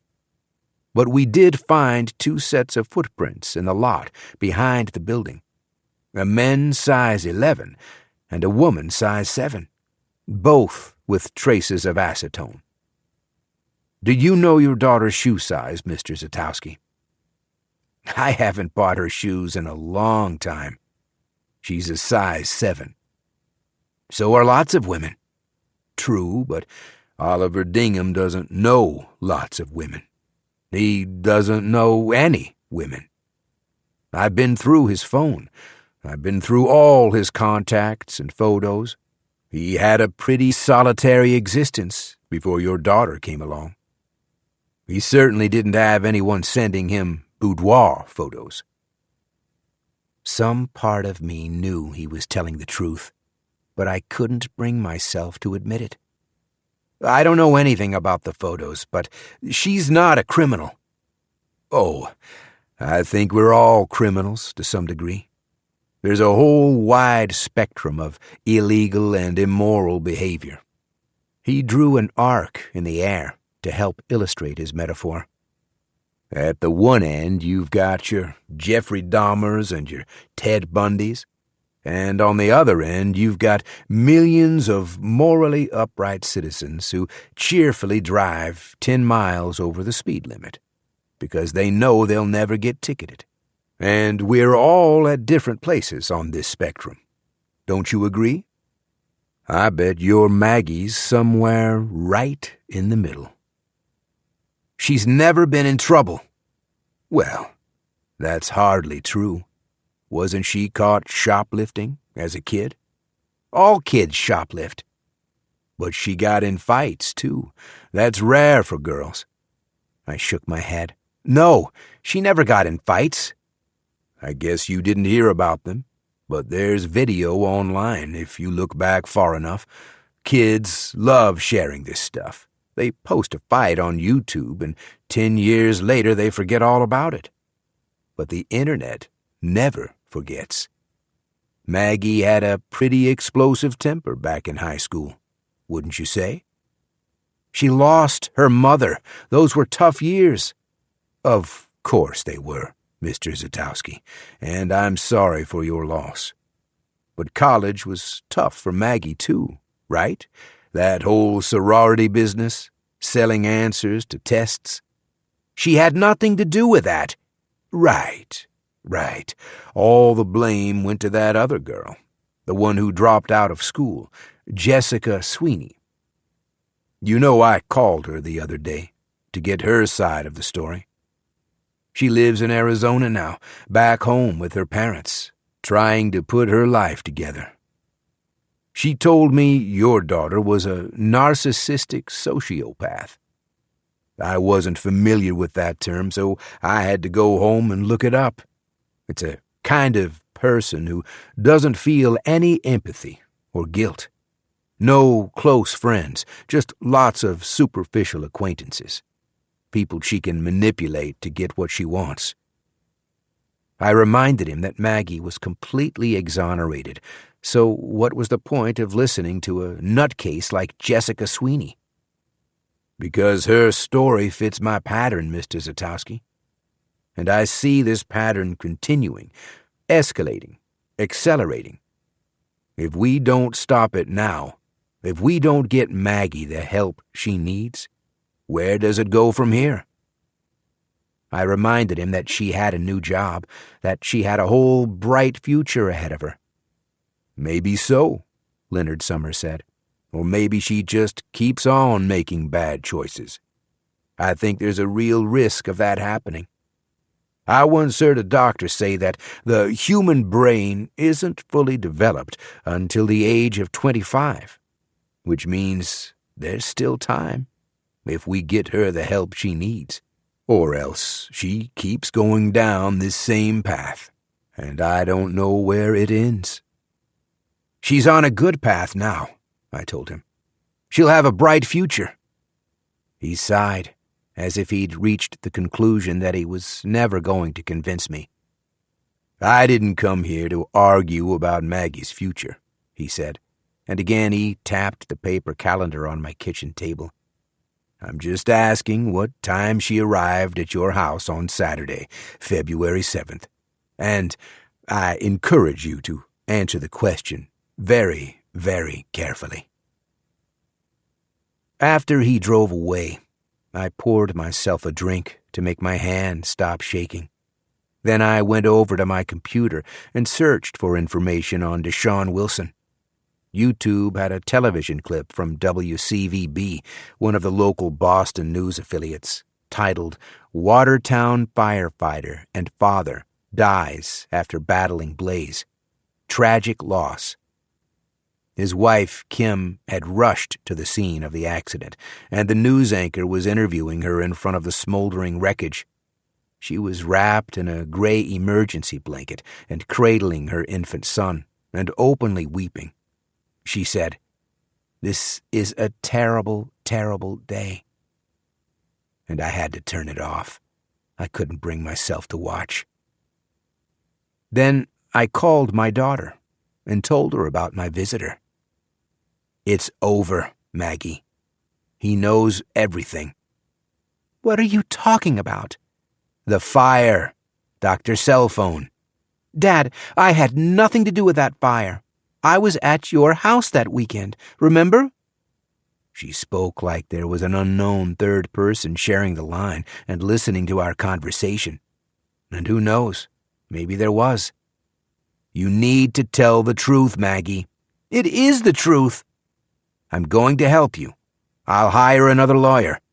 I don't need a lawyer. I didn't do anything. Maggie, listen to me. He asked about February 7th. He asked what time you came to my house. And?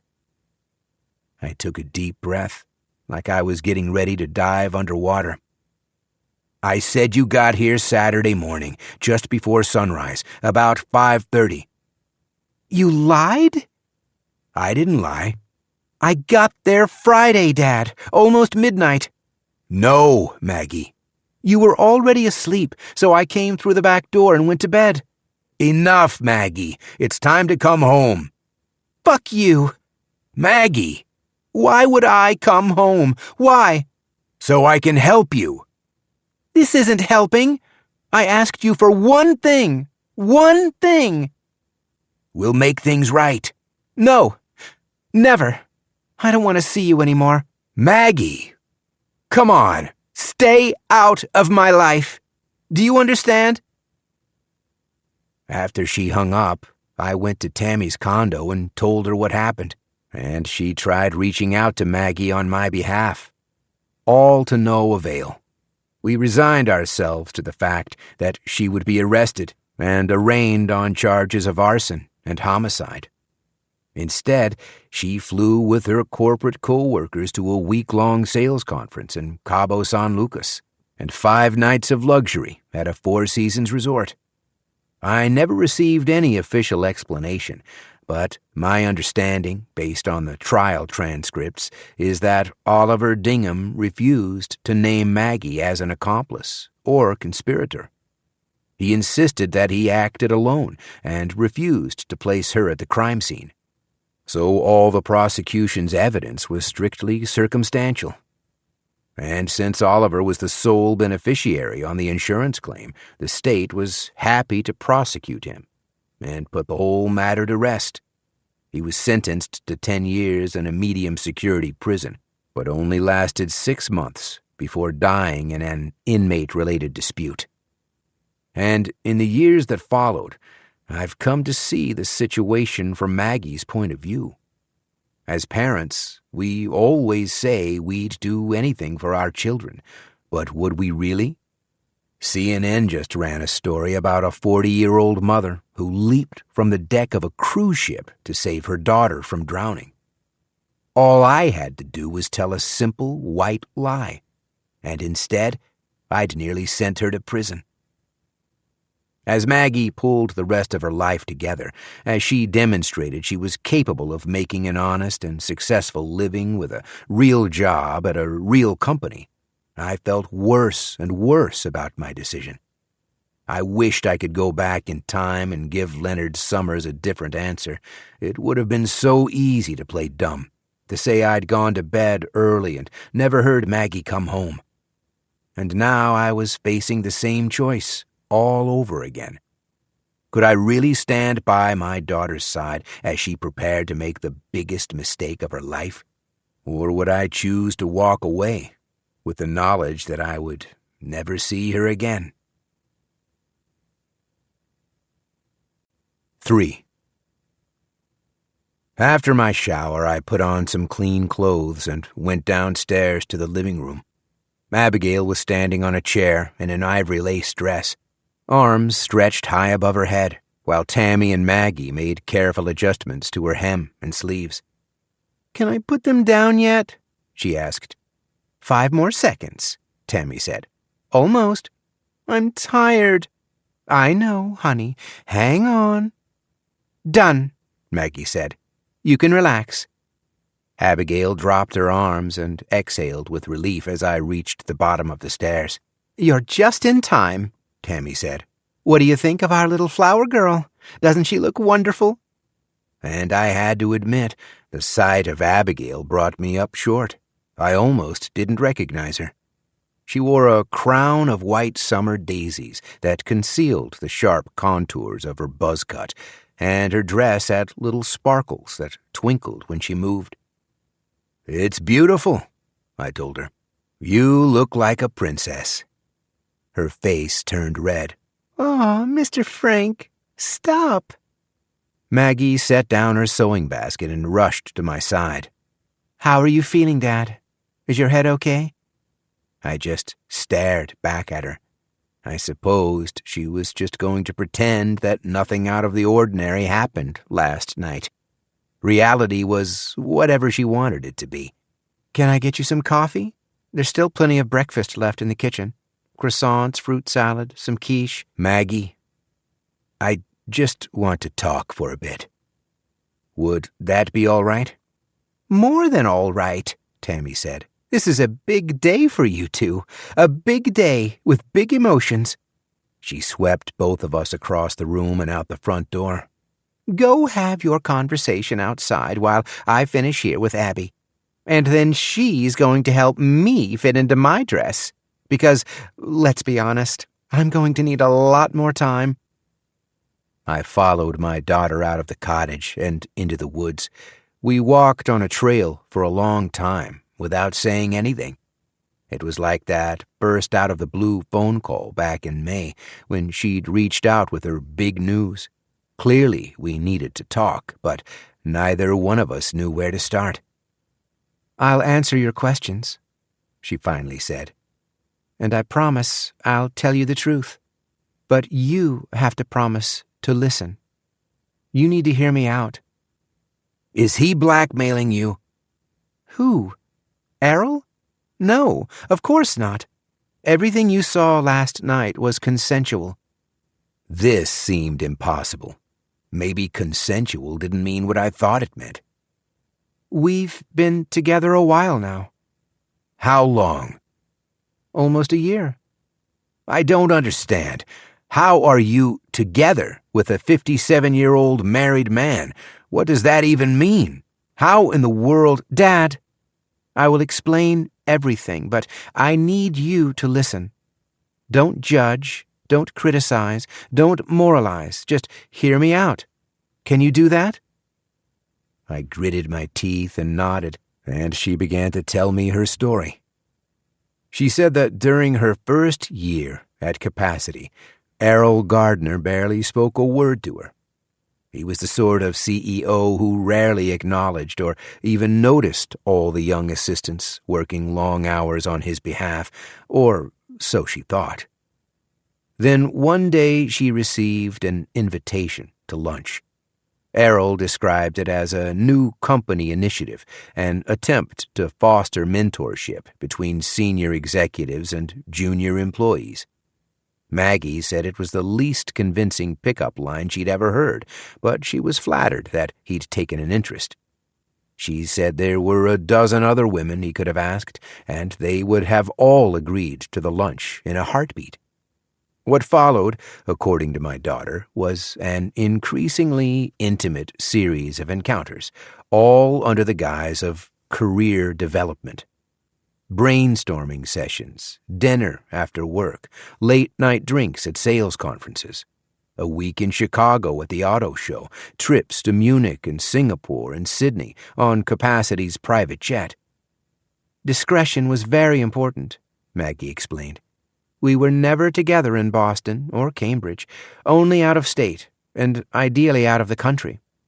And I know these stories always sound cheap and tawdry, but I promise you, this is not a Harvey Weinstein situation. It's a real relationship built on respect. We go to museums. We read the same books. We like the same TED Talks." I had to stop her right there. "You know you're not the only one, right? Catherine says he's been cheating on her for years, dozens of women. You're just his latest flavor of the month. You're the new Dawn Taggart." "I'm getting to her," she said. "You promised you would listen, remember?" We had reached the clearing with Big Ben, the tall tree with the 2 wooden swings. No one else was around, so my daughter took one and I took the other. and then Maggie continued her story. After we were together a couple months, Errol invited me to visit Osprey Cove. This place is so important to him. He's had all of his best ideas here. All his biggest innovations were born on this lake. It was the first weekend in November, and he promised the foliage would be beautiful. We left Boston on a Saturday morning, and when we arrived in New Hampshire, he showed me the back roads that he liked to use, so he could bypass Hopp's Ferry and not draw attention to himself. But upon arriving at the camp, Errol realized that something was amiss. The first sign was the empty guard station. Huho, the property manager, was absent from his post. Errol proceeded into the camp, and when he arrived at Osprey Lodge, there were 2 other cars parked in the driveway. A black BMW belonging to his wife and a silver Toyota Corolla that belonged to Dawn Taggart. As soon as I saw the cars, I knew something was wrong. Errol turned white as a sheet. He drove all the way around the rotary and started making excuses, saying we'd have to visit some other time. But it was too late. Catherine heard his car and opened the front door. She was standing there with Aiden, and they both looked awful. I assumed it was because of me. I thought we'd been caught red-handed. But then I looked past them and saw a third person in the doorway, sprawled at the bottom of the staircase, with a broken neck. If we'd arrived 10 minutes earlier, we could have stopped the whole thing from happening. Huho was already at work inside the lodge, assessing the situation and plotting the best course of action. Maggie explained that he had experience with these kinds of situations from his work in Congo Kinshasa. He assured the gardeners that everything would be okay, that he could make the girl and her car disappear. But Errol knew that Linda Taggart would report her daughter missing, and she would point the police to Aiden as the most likely suspect. His son needed an alibi from a third party, someone outside the family, willing to testify he wasn't anywhere near Osprey Cove. So Maggie raised her hand and volunteered.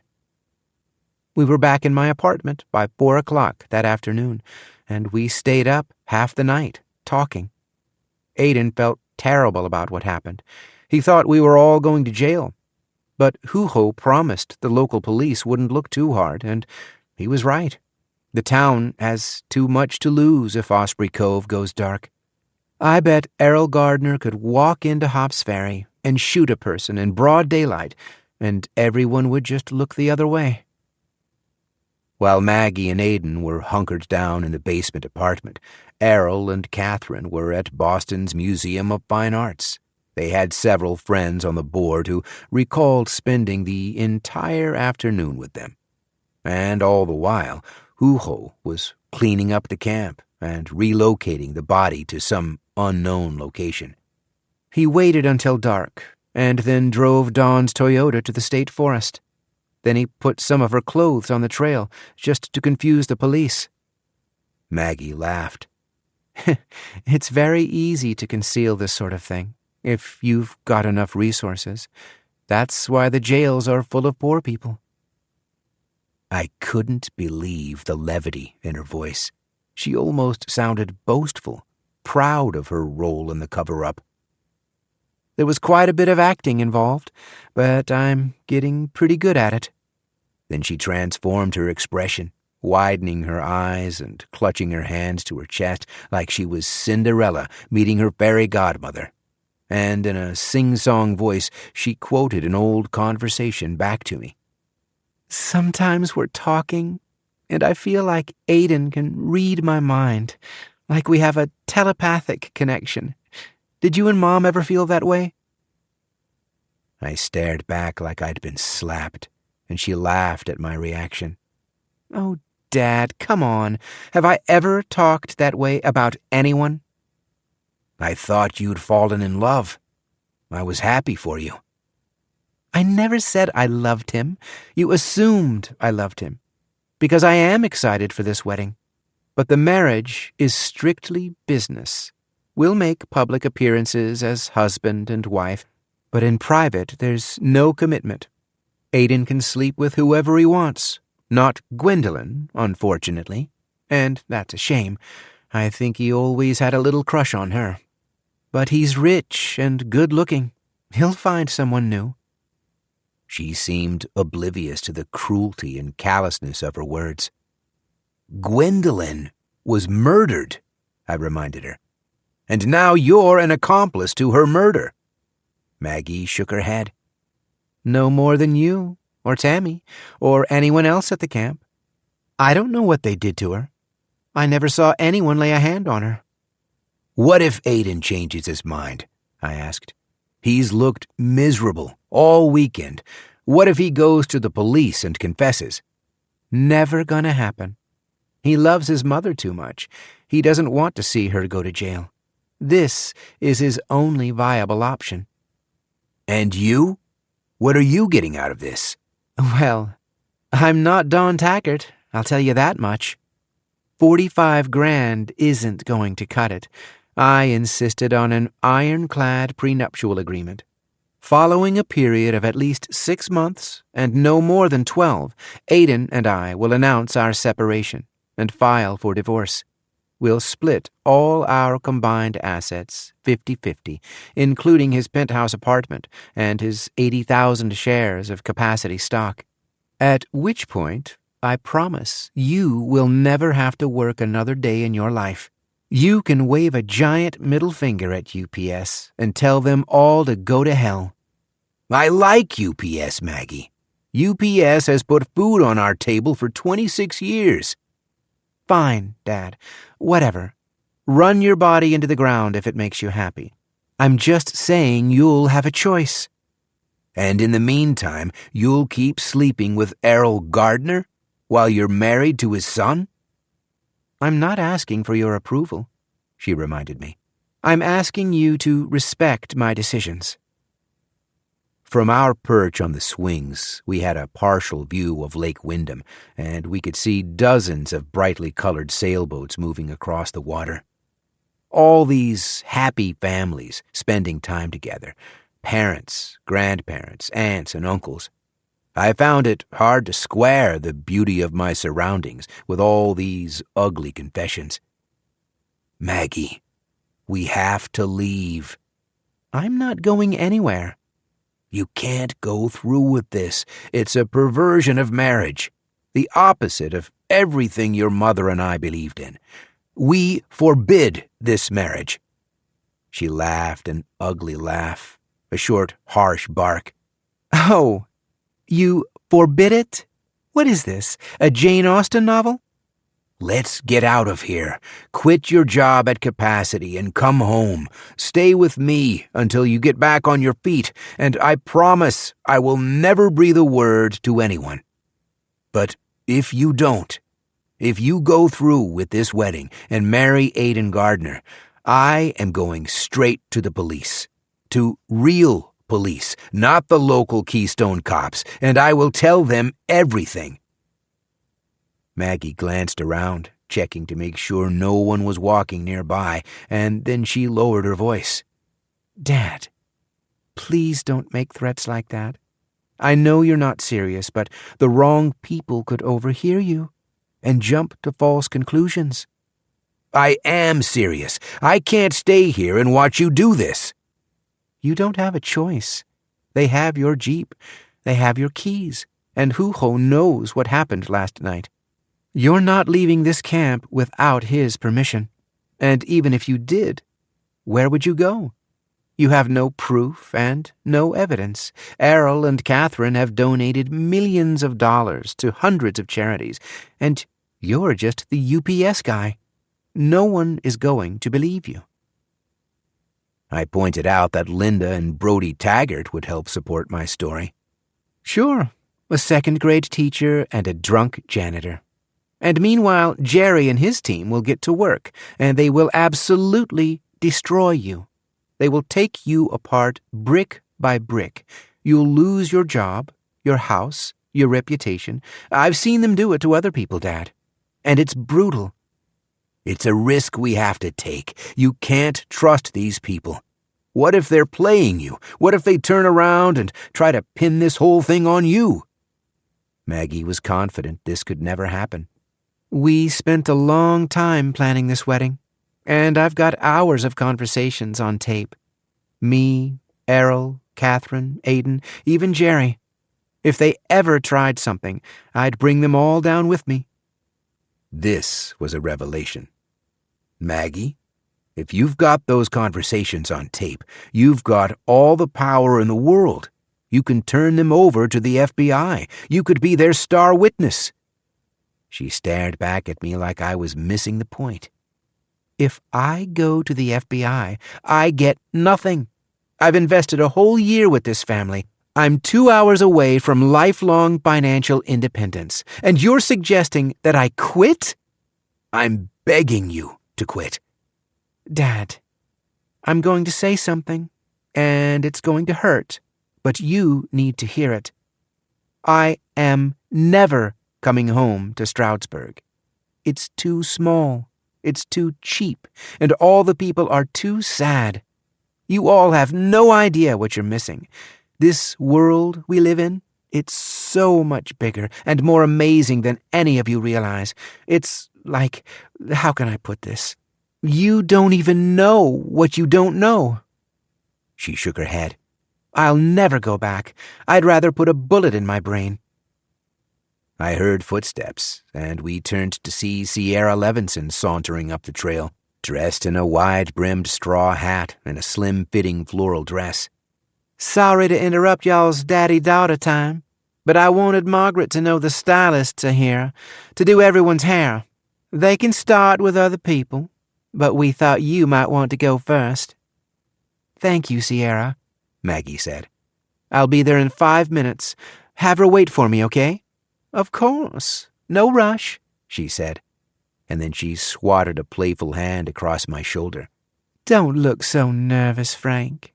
You're going to do great today. Maggie waited until Sierra was down the trail before speaking again. I know you're unhappy, but if you love me as much as you say you do, you'll respect my decision. Put on your tuxedo. Walk me down the aisle and say something sweet during the reception. That's all I'm asking. You've spent the last 3 years saying you would do anything for me. Well, this is what I need. Today, right now, are you going to support me or not? And when she framed the question like that, I didn't have much of a choice. 4. I returned to my bedroom and found my suitcase had been moved. It looked like a housekeeper had come through and cleaned up my mess. All the vomit in the bathroom was gone, and my sailboat bunk bed had been remade with fresh linens and blankets. All my clothes were folded and put away in the dresser, and somebody must have gone around and chased away all the daddy longlegs because I didn't see any more. Even the cedar closet was finally free of them. I unzipped my garment bag and carefully unpacked the components of my tuxedo. It was a beautiful suit, hand-tailored in Italy, a pearl gray jacket with matching vest and flat front pants. The white twill shirt was immaculately pressed and cool to the touch. I carefully pushed the black onyx studs through the buttonholes. The accessory package included a clip-on bow tie, but in the weeks leading up to the wedding, I'd spent many hours in front of my bathroom mirror, practicing and mastering the real deal. Now I could knot a real bow tie in 90 seconds flat. I wasn't sure if anyone at the wedding would notice the difference, but I felt better knowing it was done right. I was fastening my cufflinks into my shirt sleeves when my cell phone buzzed with an incoming call.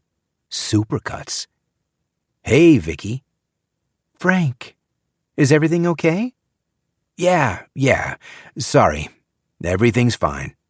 I've been so worried about you. I thought you were going to call me last night. What happened to the girl? They found drugs in her cottage, something called xylazine. The words stuck in my throat like glue, but I managed to force them out. She seemed like a very troubled person. And Dawn Taggart? What about her? It was just a big misunderstanding, Vicky. I hated myself for lying, but I sure couldn't admit the truth. I think what happened is I'm just not used to these kinds of people. Because Stroudsburg is such a small town, I've been misinterpreting a lot of things. But everything's better now. It's all straightened out. She must have heard something in my voice that she didn't like. Are you sure? My son seemed pretty worried about you, Frank. He wouldn't go into detail, citing his journalistic code of ethics or what have you. But he seemed very uncomfortable with the whole situation. I assured Vicky that Todd was wrong, that everything was fine, and then added that the ceremony was starting in an hour, so I need to finish getting dressed. Okay, I'll let you go, she said. But then, instead of hanging up, she stayed on the line. Are you sure everything's okay? I'm fine. I'll call you when I get home. All right. Good luck with your toast. Right, the toast.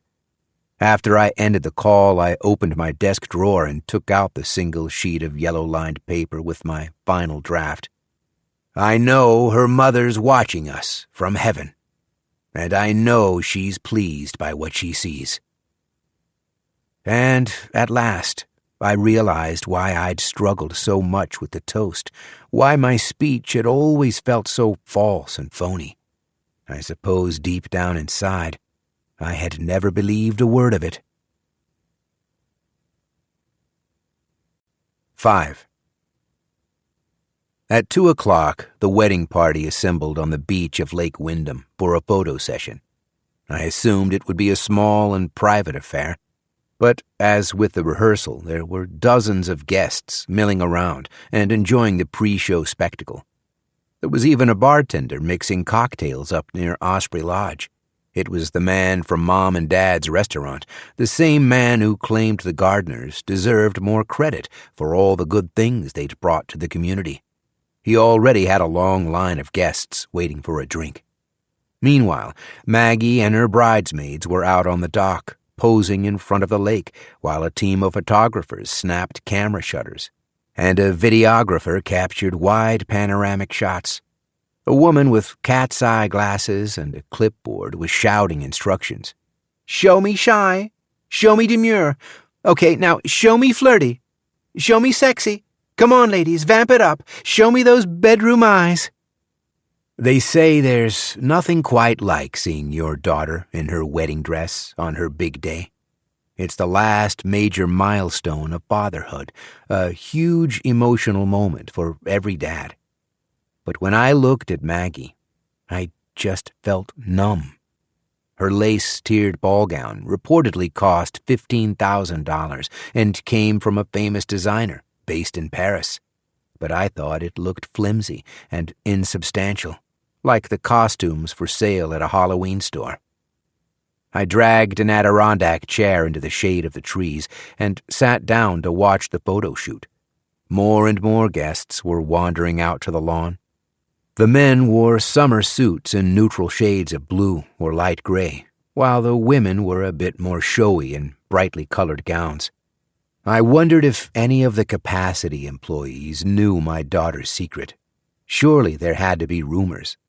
Any time a young woman straight out of college starts joining the boss on international work trips, there's bound to be gossip and speculation.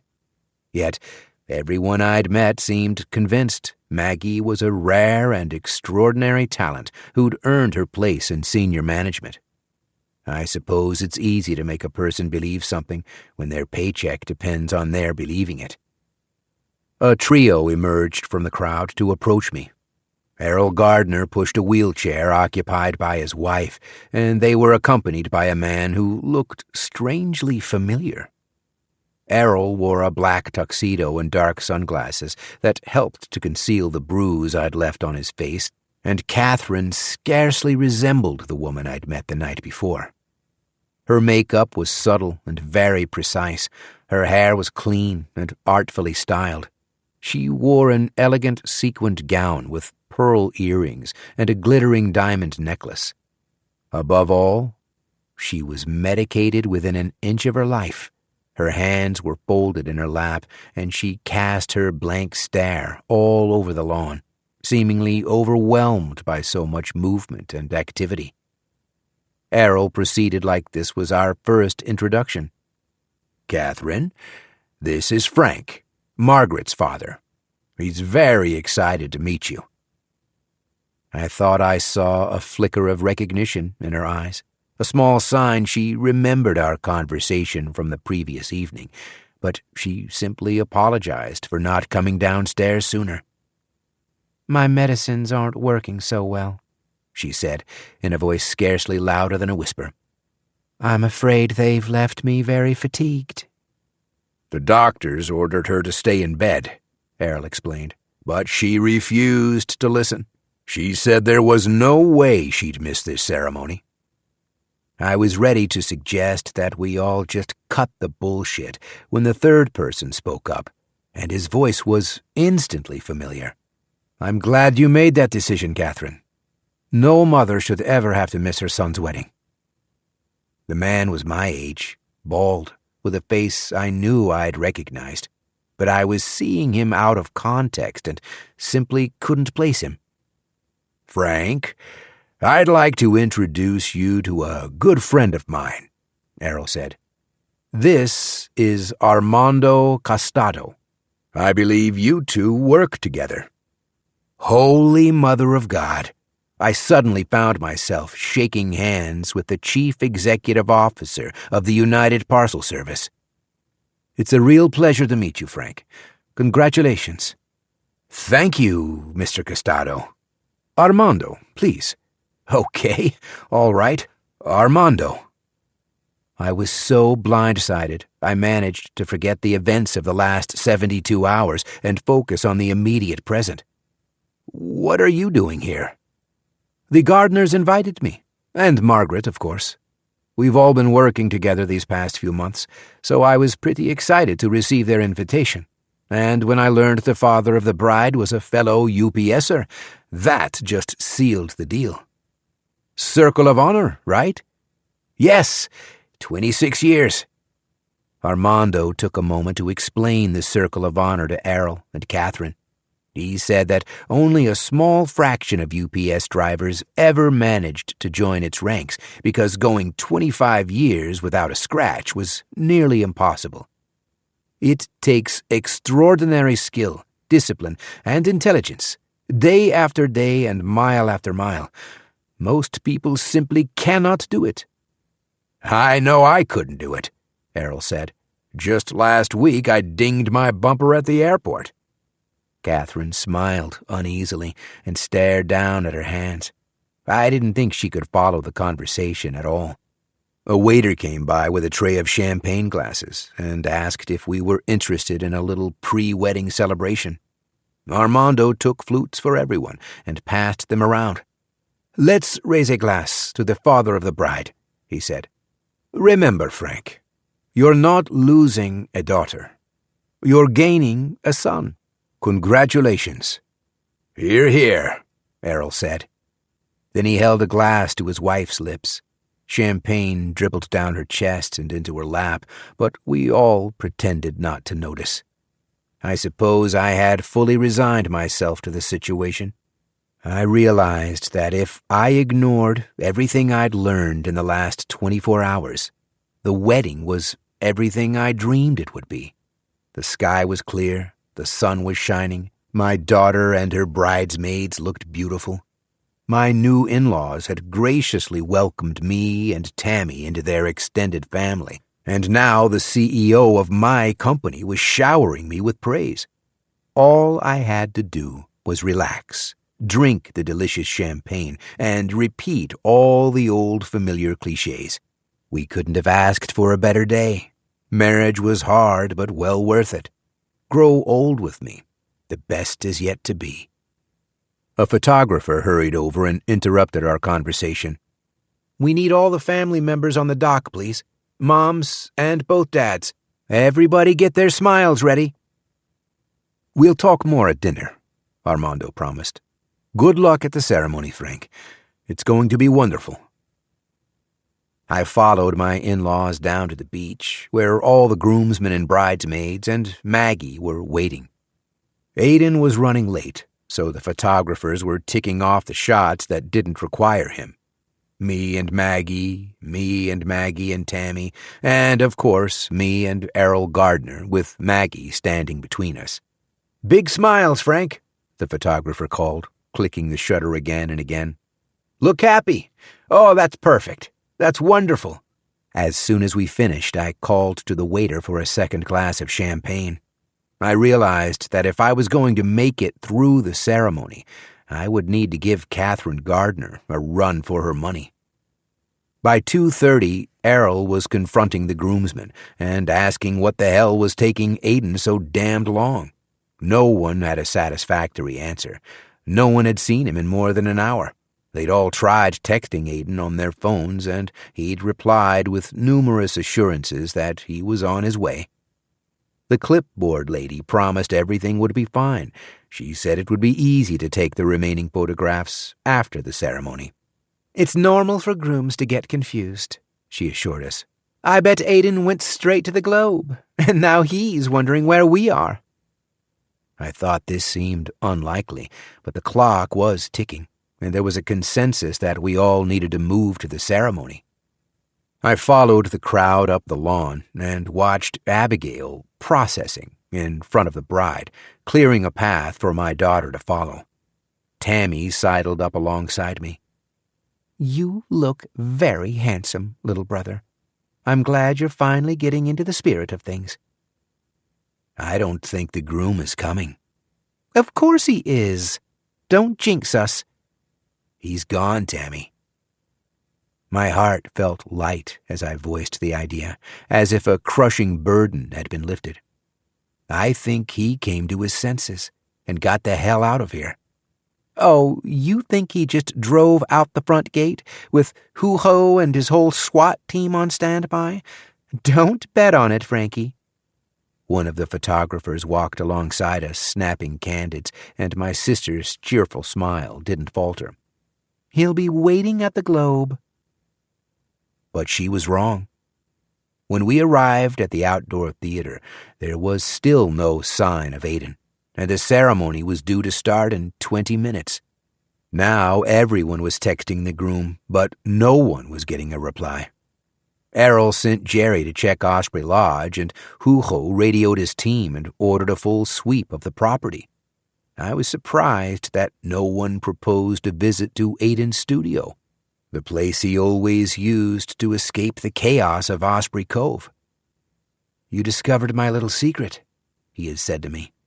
"Most people don't even know it's here."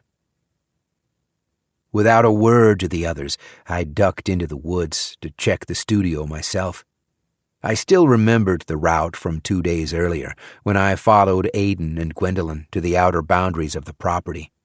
After several minutes of walking, I checked the time and then quickened my pace. It was just about 2:45, and I realized that if my hunch was wrong, if Aiden wasn't at the studio, I'd never make it back to the Globe in time. I'd miss the chance to walk my daughter down the aisle. But when I finally arrived at the cottage, the door was unlocked. I stepped inside. There was no sign of Aiden, but I didn't feel alone. The black and white faces watched me with their strange, haunted expressions. I stopped at the spiral staircase and peered down through the hole in the floor.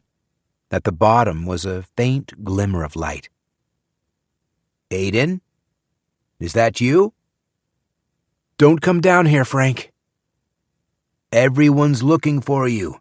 Jerry, Hoo-Ho, the photographers. Fuck them." I didn't know how to answer that. I turned around in a circle, casting a glance around the studio and surveying all the paintings in progress.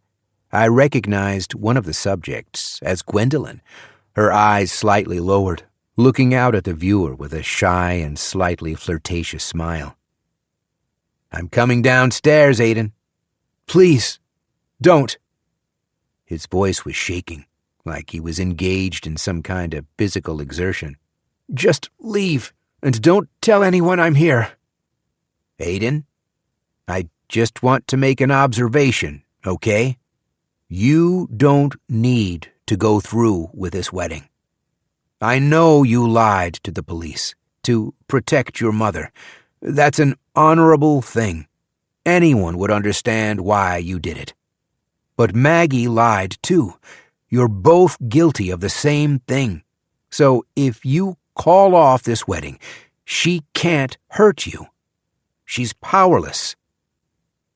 "If you think she's powerless, you don't know her very well." "Believe me, I know her better than anyone. I've just spent a lot of time unwilling to see the truth." One pretty obvious tenet of situational awareness is that you never want to voluntarily enter a dark basement with just one exit. But I knew I would never convince Aiden of anything until we talked face to face. So I ignored my better instincts and descended the staircase. The steps were short and narrow, and I had to grip the steel pole and twist my body into unnatural positions just to reach the bottom. I found myself in a kind of small, cramped vestibule with a round metal door, like the entrance to a bank vault. Just beyond was a tunnel, lined with tall metal shelves, still well stocked with provisions after all these years. There were large rusted cans of stewed tomatoes, creamed corn, pork and beans, tuna fish, and Del Monte fruit cocktail.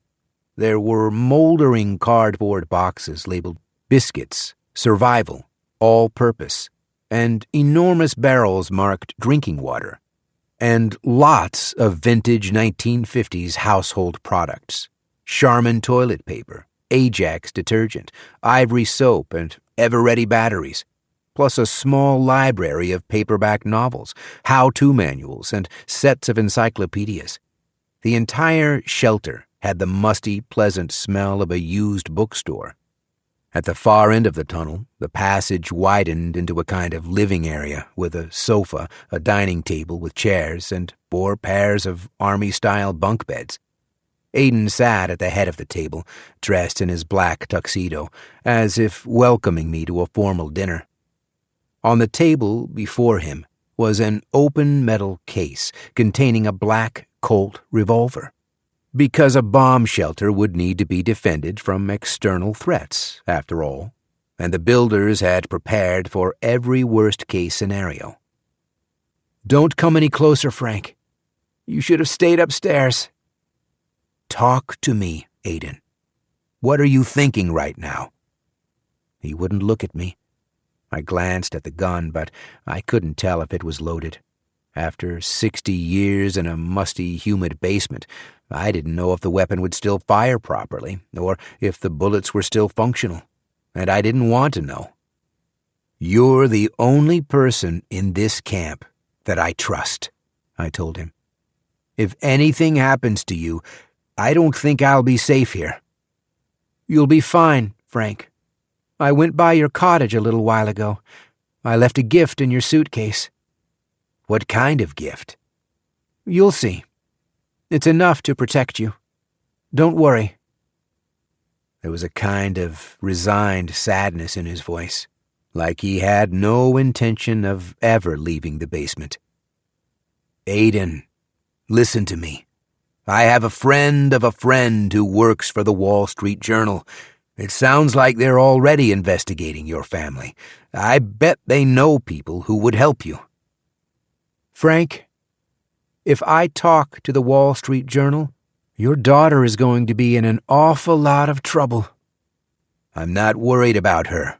Right now, I'm just worried about you and the gun on the table. Could you close that case for me, please?" He shook his head, still refusing to make eye contact. His face was flushed. Clearly he had been crying. "I have an idea, Aiden. Right now, everyone's waiting for you back at the Globe. Let's use this moment to get out of here." "How do you mean?" "I mean leave Osprey Cove. Never come back." He chuckled. "As if it's that easy. I'm sure they've got Huho on high alert. We'd never make it past him." "How about the fence? Is there a section that's broken? Some place we could get through?" "Not that I've ever seen. We could go look, but there's always security walking the perimeter." "What about the lake?" "You want to swim?" "We can take your father's boat. They can't stop us once we're on the water. There are too many witnesses. All those sailboats. We'll cross the lake and find some town, and I'll call the Taggarts." "Those people hate me. They won't help us." "They will if you start telling the truth. Your parents ruined their lives. They deserve to know what really happened." I could tell that he agreed with me, but I could also see he was terrified. "Look, Aiden, if you won't do this for yourself, and you won't do it for the Taggarts, how about you do it for Gwendolyn? She liked you. She cared about you. She wanted you to stand up for yourself. And look what they did to her. I know you must feel awful about it." He still wouldn't look at me, but he nodded his head, and I knew I was reaching him. "If she was still alive, she'd want you to put away the gun and come upstairs with me." "You're right. She would." "But we need to go now, before people start leaving the Globe." It was already 3:10. We'd have to run if we were going to make it. We'd be very conspicuous in our tuxedos and black Oxford shoes, but maybe, with enough of a head start, we could do it. "Are you ready?" Aiden thought for a moment before answering. "I told Gwen the marriage was just for show. I said it was only going to last a year, and in the meantime I was free to see other people. But she refused to play along. She was too principled. She said she wanted nothing to do with me, not unless I turned my back on all the money and told the truth." Then Aiden stood up and straightened his jacket, like he had finally resolved to do just that. He closed the lid on the gun, locked the case, and returned it to a high shelf. "I know a shortcut we can take," he said. "There's a path through the woods that'll get us to the boathouse." "Let's hurry," I told him. I followed Aiden up the spiral staircase and across the studio, but as we approached the door, I heard footsteps on the porch outside and realized my miscalculation.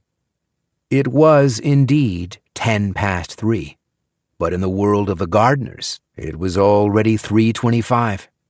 They'd already had plenty of time to start looking for us. Aiden opened the door to discover not just his father and Jerry Levinson, but Huho, too.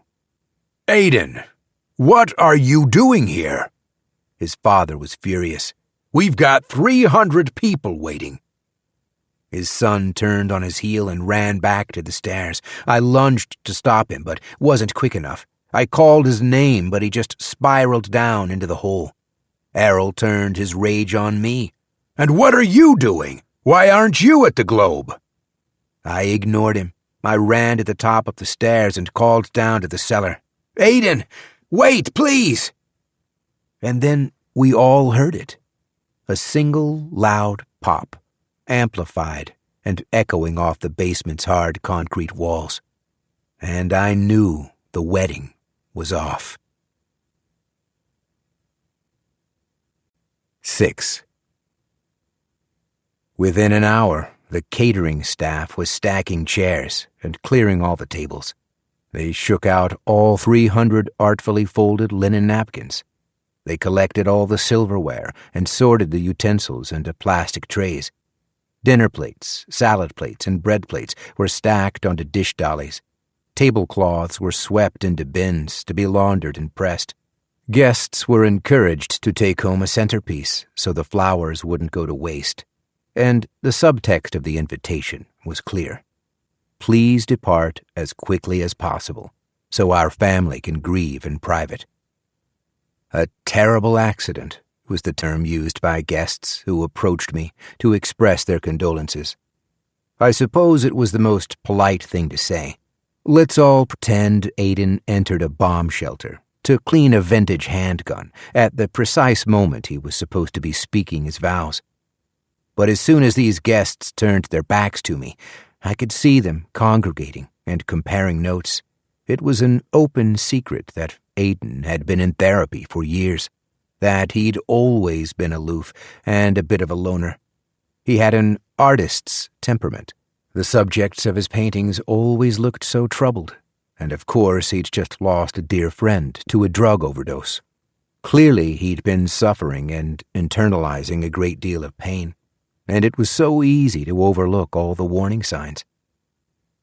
Luxury buses shuttled the hotel guests back into town, and by 4:30 the cottages were emptying out. Still dressed in my tuxedo, I grabbed a bench on Main Street and watched the guests dragging their rolling bags out to their vehicles. Whenever possible, they avoided making eye contact. No one really knew what to say. It was one of those awful situations where words were simply inadequate. One of the few people who did try to speak with me was Armando Costado. He sat beside me on the bench and gave me a business card with his personal phone number, and he encouraged me to use it.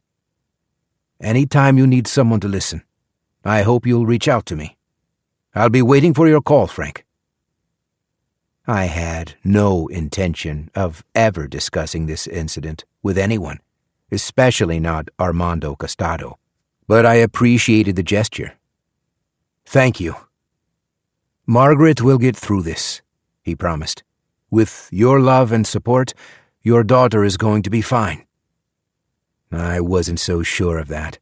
I hadn't seen Maggie since I'd left everyone at the Globe, but I'd heard she was somewhere inside the lodge, grieving in private with Aiden's parents, and I couldn't bring myself to join them. Immediately after the gunshot, Hugo cautioned all of us to stay upstairs while he went down the spiral stairs to investigate. He said it was safer if he went alone. Errol and Jerry were happy to oblige, but I followed Hugo anyway.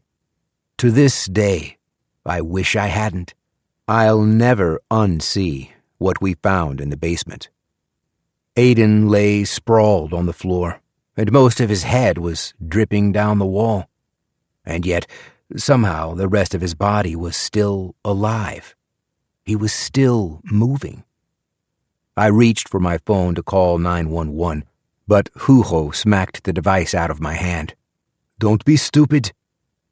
I went to retrieve it, and he shoved me against the wall, then chopped my lower back with the sharp edge of his hand. I felt like I'd been tasered. I would have collapsed if Hugo wasn't right behind me, twisting my arm and pinning me to the wall and forcing me to endure the horrible wheezing gasps of Aiden's last breaths. Hugo calmly whispered it would only be another minute, and it felt like the longest minute of my life. To this day, I'll sometimes hear a random stranger clearing their throat in a bar or restaurant, and suddenly I'll be back in the basement, my face pressed to the cool cinder-block wall, immobilized and unable to help. When at last the breathing finally stopped, Hugo released me, and I fell to the floor. He announced that it was safe for Errol and Jerry to come downstairs, but neither man moved in a hurry. I suppose they already knew what they were going to see, and they only came halfway into the shelter, sparing themselves the worst of it. Errol didn't show any kind of remorse. He looked like a man encountering a nuisance, like he'd arrived to discover his basement was flooded. He simply turned to his attorney and asked, "Now what?" Jerry thought for a moment, then proceeded to outline a plan. Hugo will have to dial 911, so there's an official record of the call. And after yesterday's episode, I think the police will be surprised to hear from us so soon. But this time, fortunately, we have a much simpler story. Aiden was late for the wedding. The four of us came looking for him, And we found him like this. We have no idea why. We're all still in shock." Jerry looked from Errol to Hugo to me. "Can we agree that's what happened?" Errol nodded, and Hugo said, "Of course."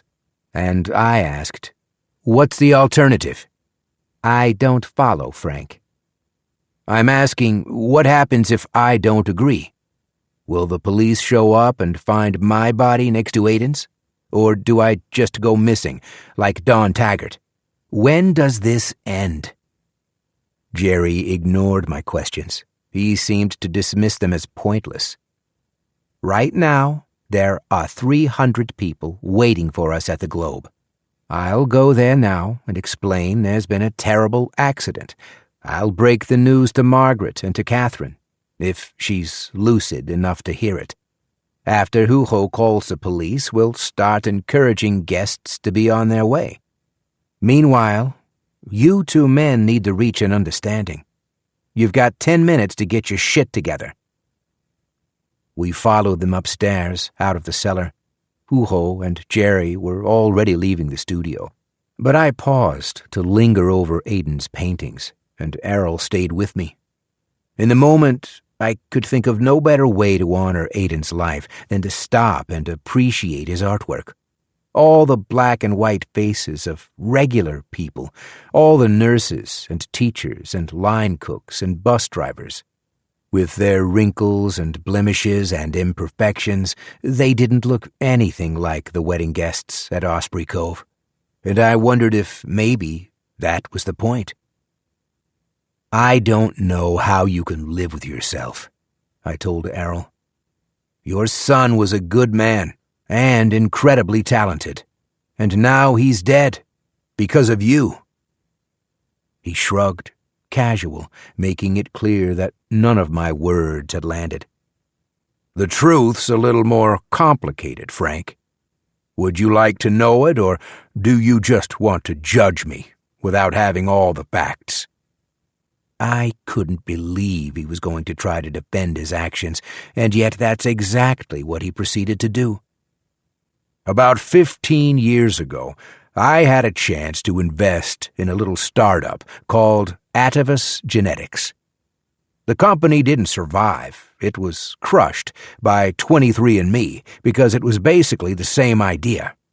You spit in a cup and mail it to their lab, and they sent back all the secrets of your DNA. The CEO gave me a bunch of sample kits to share with my friends, and on a whim, I decided to test my son.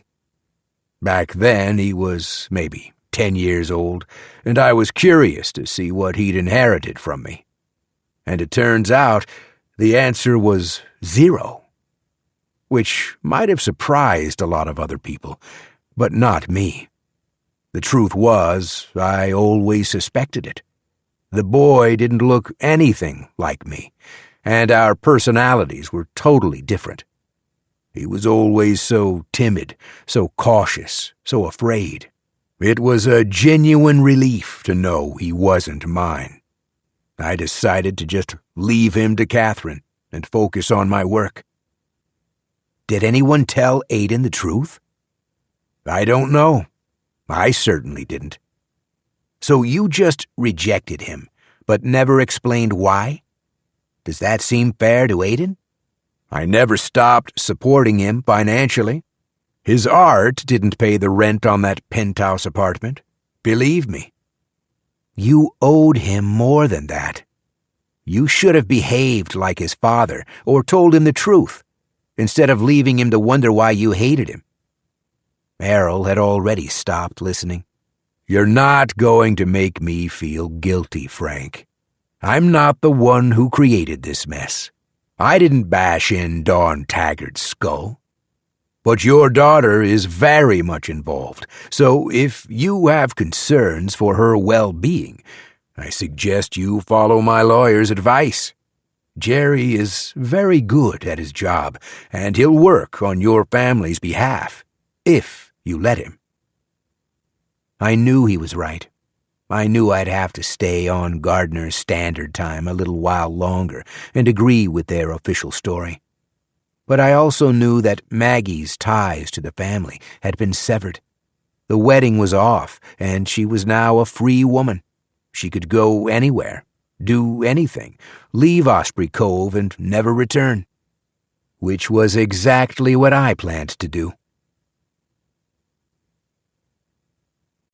7. 2 police officers listened to my story and recorded my statement, but neither asked a lot of questions. They seemed eager to confirm that my recollections aligned with the statements given by Errol and Jerry, and then they sent me on my way. The entire conversation took less than 15 minutes. By the time I started back to my cottage, the lawn was empty. The caterers had carried away every last trace of the reception. It was all gone, like no part of the weekend had ever happened. The door to Blackbird was locked, and I had to use my phone to get inside. I called out for Tammy and Abigail, but to my surprise, the cottage was empty. I went upstairs to my bedroom, changed out of my tuxedo, and carefully placed all its components back in the garment bag. Then I pulled on my chinos and a t-shirt and a light fleece sweatshirt because I knew I would be driving all night, and I wanted to be comfortable. My suitcase was still on the lower bunk bed, and I unzipped the top. Inside the main pocket was an old manila envelope containing 10 $100 bills. I realized this had to be the gift that Aiden had mentioned, but I didn't understand the point of it. He promised the gift would keep me safe, but what kind of protection was $1,000 going to buy? I studied the envelope for secret markings or some other clue, but couldn't find anything. The money had the old musty scent of a used bookstore, and none of the bills were minted after 1953. So I suspected they were from a secret stash in the underground shelter.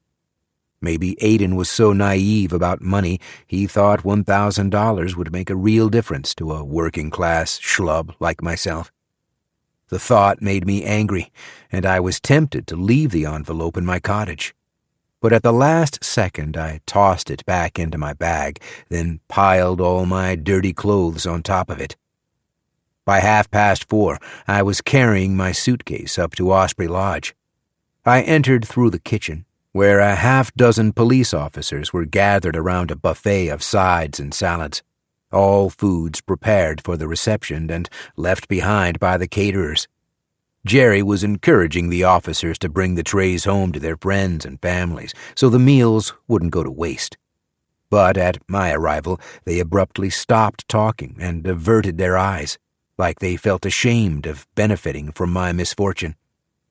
I found Maggie and Tammy hidden away in the living room, sitting with the doors closed and the curtains drawn, and, just like the police, they stopped their conversation as soon as I arrived. Maggie occupied nearly the entire sofa in her billowing white lace gown. She had tissues in her hand and a box of Kleenex at her side, but all her makeup was still intact. Her cheeks were dry. "The police said we're free to go," I explained. "You two can say goodbye if you want, but I'll be waiting outside." "You want to leave?" Tammy asked. "It's over. Everyone's gone." "The guests are gone. We're family. This is one of those occasions where we pull together and support one another." "I don't support this at all, Tammy. 3 people are dead, and the only reason I'm keeping quiet is because of her." I pointed at Maggie because I couldn't bring myself to address my daughter by name. "I'll wait 20 minutes so you can pack your things, but then I'm leaving, whether you're ready or not." Tammy understood I was serious and stood up, but Maggie didn't move. "There's nothing here for you anymore," I told her. "It's over. No marriage means no prenup. You get nothing." Maggie's expression suggested that these facts were still up for debate. "It's definitely a change of plans," she said. "But I still have a lot of things to discuss with Errol. You and Tammy should leave. But I'm going to stick around a little longer." I worried that if I left Maggie in Osprey Cove, she would never get away, that she would be bound to the Gardner family forever. But I was too tired to fight anymore. I couldn't keep rehashing the same arguments over and over. I hadn't eaten anything all day, and my back was killing me. I just wanted to lie down, close my eyes, and sleep. Instead, I had to drive 6 hours to the small, sad, desperate world that my daughter used to call home. Maggie gave us both hugs and promised to call the next day with an update. Then she announced that she was going upstairs to get changed. I had this dress altered 3 times, but it's just never fit me right. She hitched up her train and walked out to the foyer, and we watched her climb up the stairs until she was gone. Well, Tammy said quietly, I'll get my things. Don't forget your stock shares. She flinched like I'd slapped her, and I wished I could take back the words.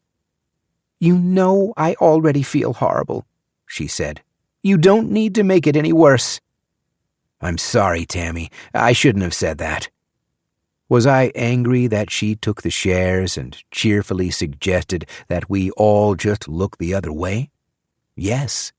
But would I have done the exact same thing if our financial circumstances were switched? Almost definitely, yes. Tammy had spent her whole life cleaning up after other people's messes. She'd always been undervalued, unappreciated, and underpaid. 5 years of salary was life-changing money, and I wasn't going to judge her for taking it. I thought Aiden was okay with the situation, she said. I thought the plan was his idea. If I had any inkling he was going to... I put my arm around her so she wouldn't feel obliged to finish the sentence. No one's blaming you, Tammy. This camp just messed with your head. All the money here. It makes people say and believe crazy things, and we just need to get the hell away from it. Where's Abigail? Back at our cottage. I explained that I had just come from the cottage. She wasn't there. When did you last see her? Back at the Globe. When we all got the news, I told Abby to go to the cottage, and I followed Maggie here. And that was the last time you saw her? Time slipped away from me. I've been overwhelmed. Go pack your stuff, I said. I'll find her.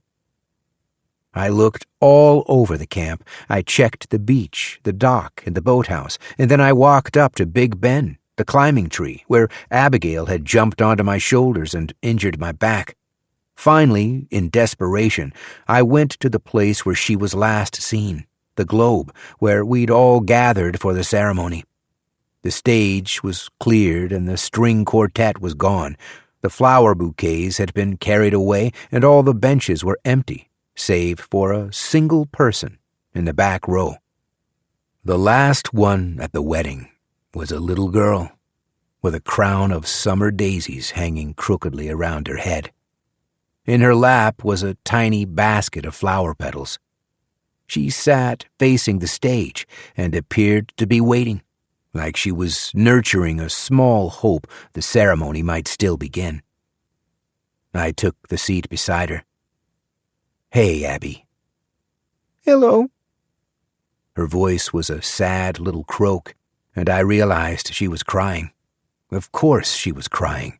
She'd been promised a fairy tale wedding.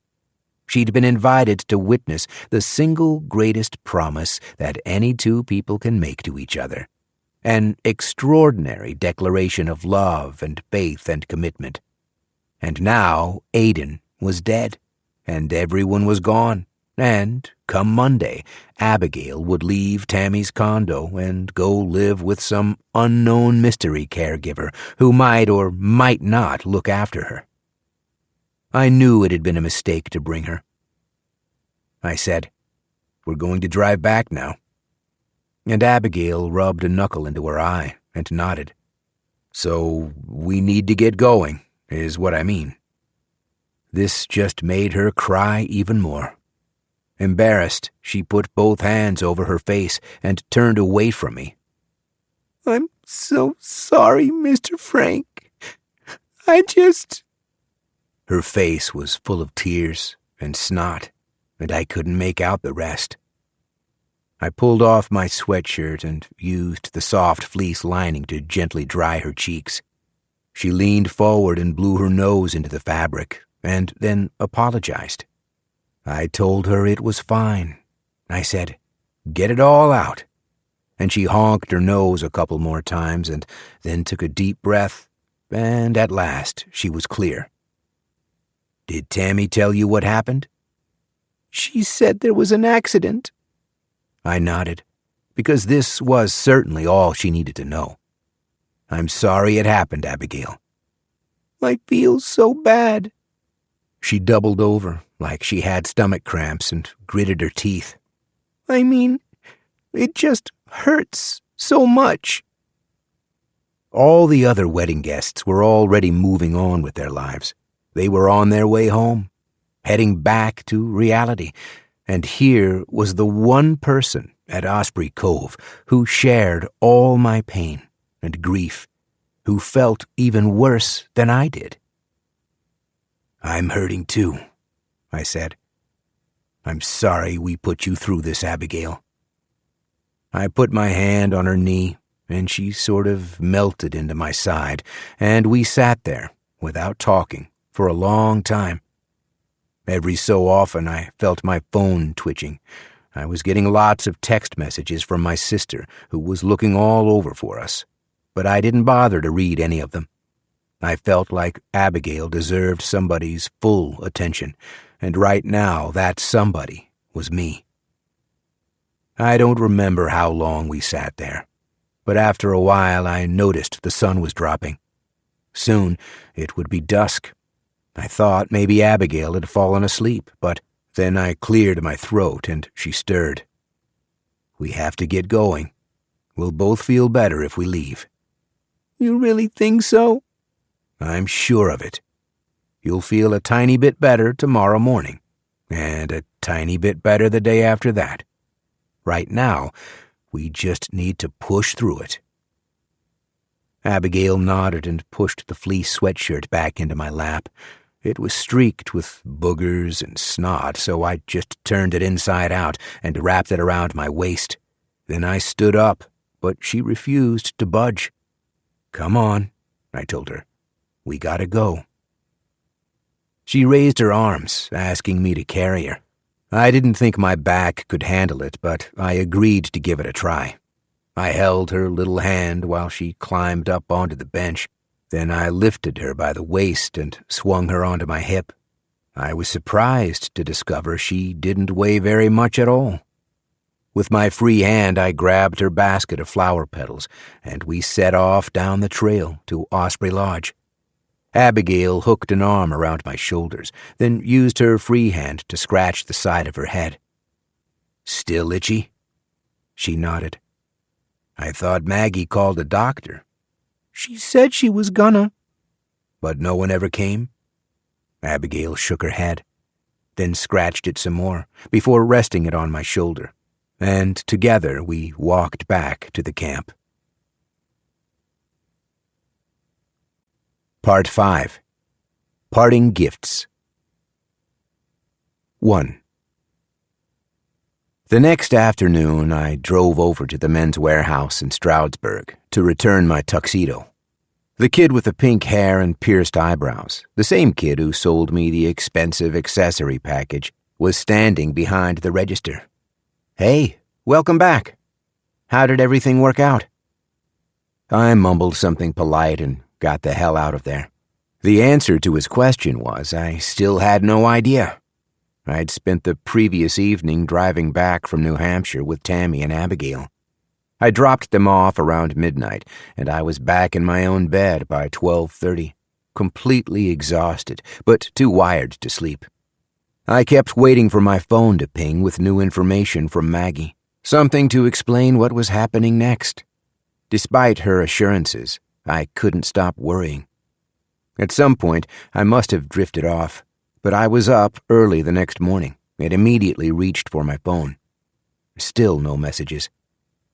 I tried to busy myself with chores, I went into Maggie's childhood bedroom and stripped the sheets off her bed and put them into the washing machine.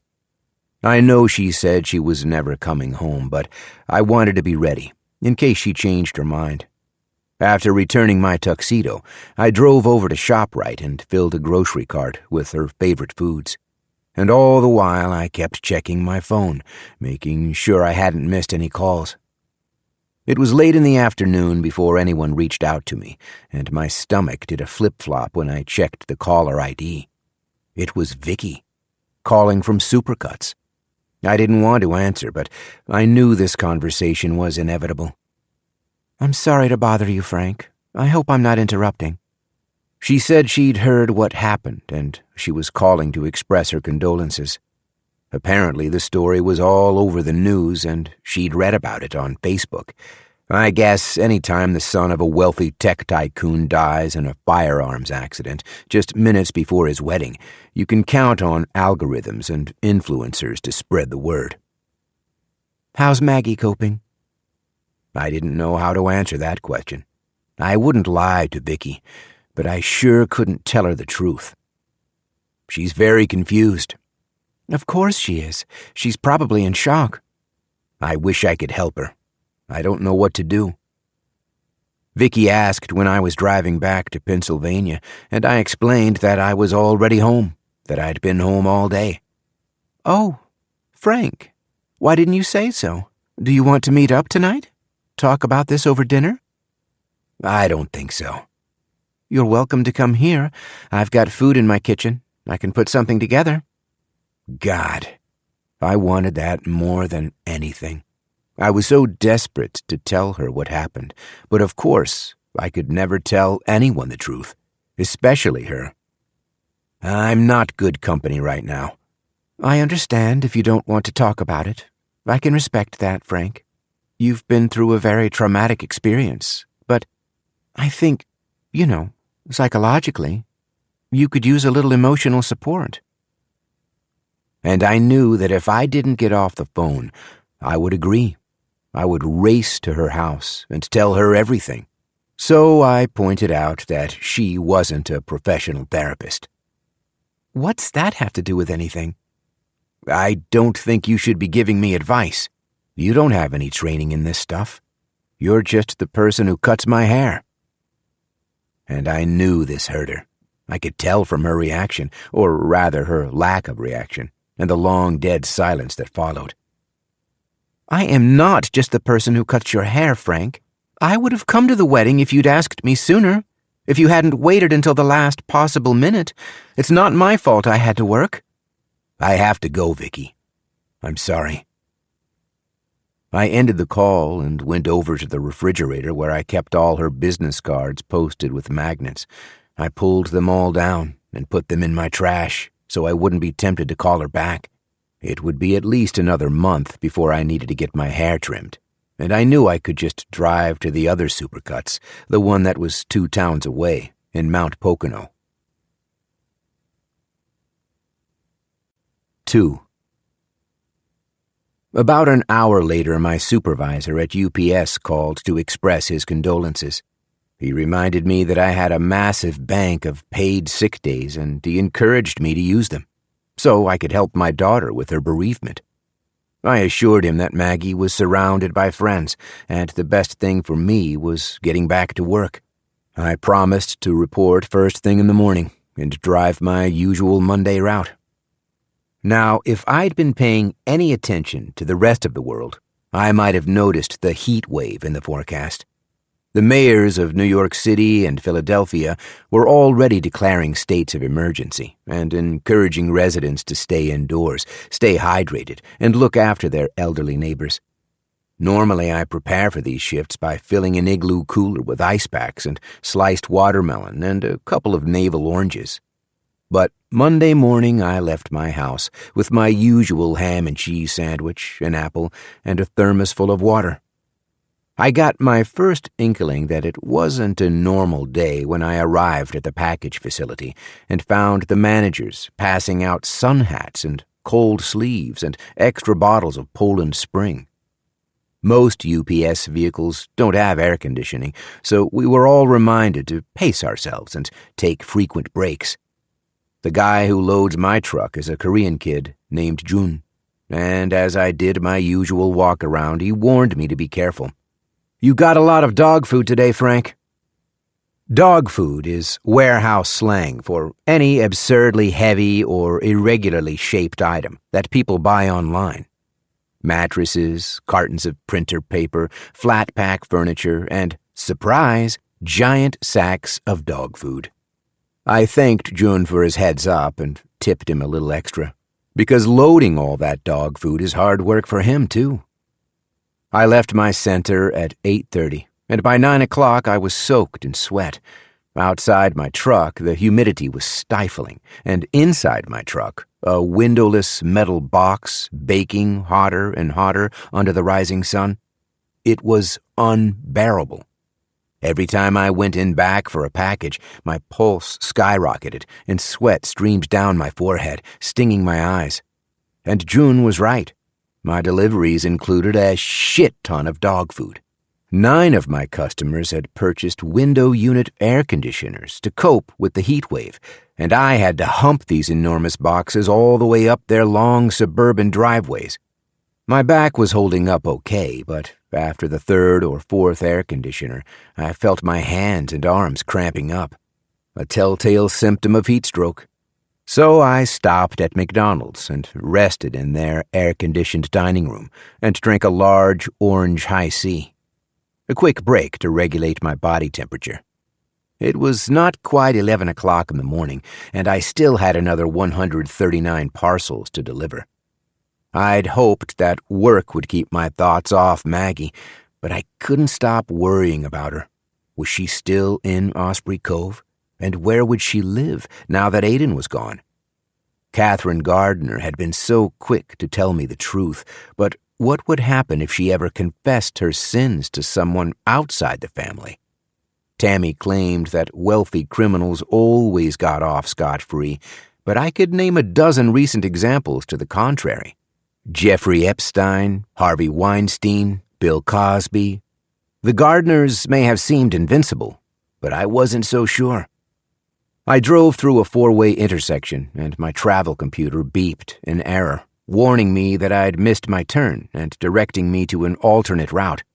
A tiny oversight that added 6 minutes to my workday. By 12:30, my arms were cramping up again, and my heart was revving like an engine stuck in neutral. I knew that I ought to stop and cool off, but there was no place to pull over. I was on a 2-lane highway in a state forest, with shallow ravines on both sides of the road. I had traveled this route many thousands of times, but that day the forest looked strange and unfamiliar, like my windshield was filtering the view and saturating all the colors. I didn't realize it at the time, but this was probably the moment when I started to lose consciousness. And then, in the distance, I saw a car parked on the side of the road, hazard lights flashing, a bright red Honda Civic. There wasn't much of a shoulder, so most of the vehicle was resting in my lane. A woman knelt at the back of the car, cranking a jack and raising the rear left wheel off the pavement. A man waited nearby, holding a spare tire, and my broiling brain recognized these people as Dawn Taggart and Aiden Gardner. Wasn't this precisely how they met, changing a tire on the side of the road? I slowed my speed and drifted into the opposite lane to get around them. I craned my neck to take a better look at their faces, and my truck kept on drifting. My left front tire went off the asphalt and into the grassy ravine, and the soft earth immediately gave way. The steering wheel spun out of my hands, and the truck pivoted sideways.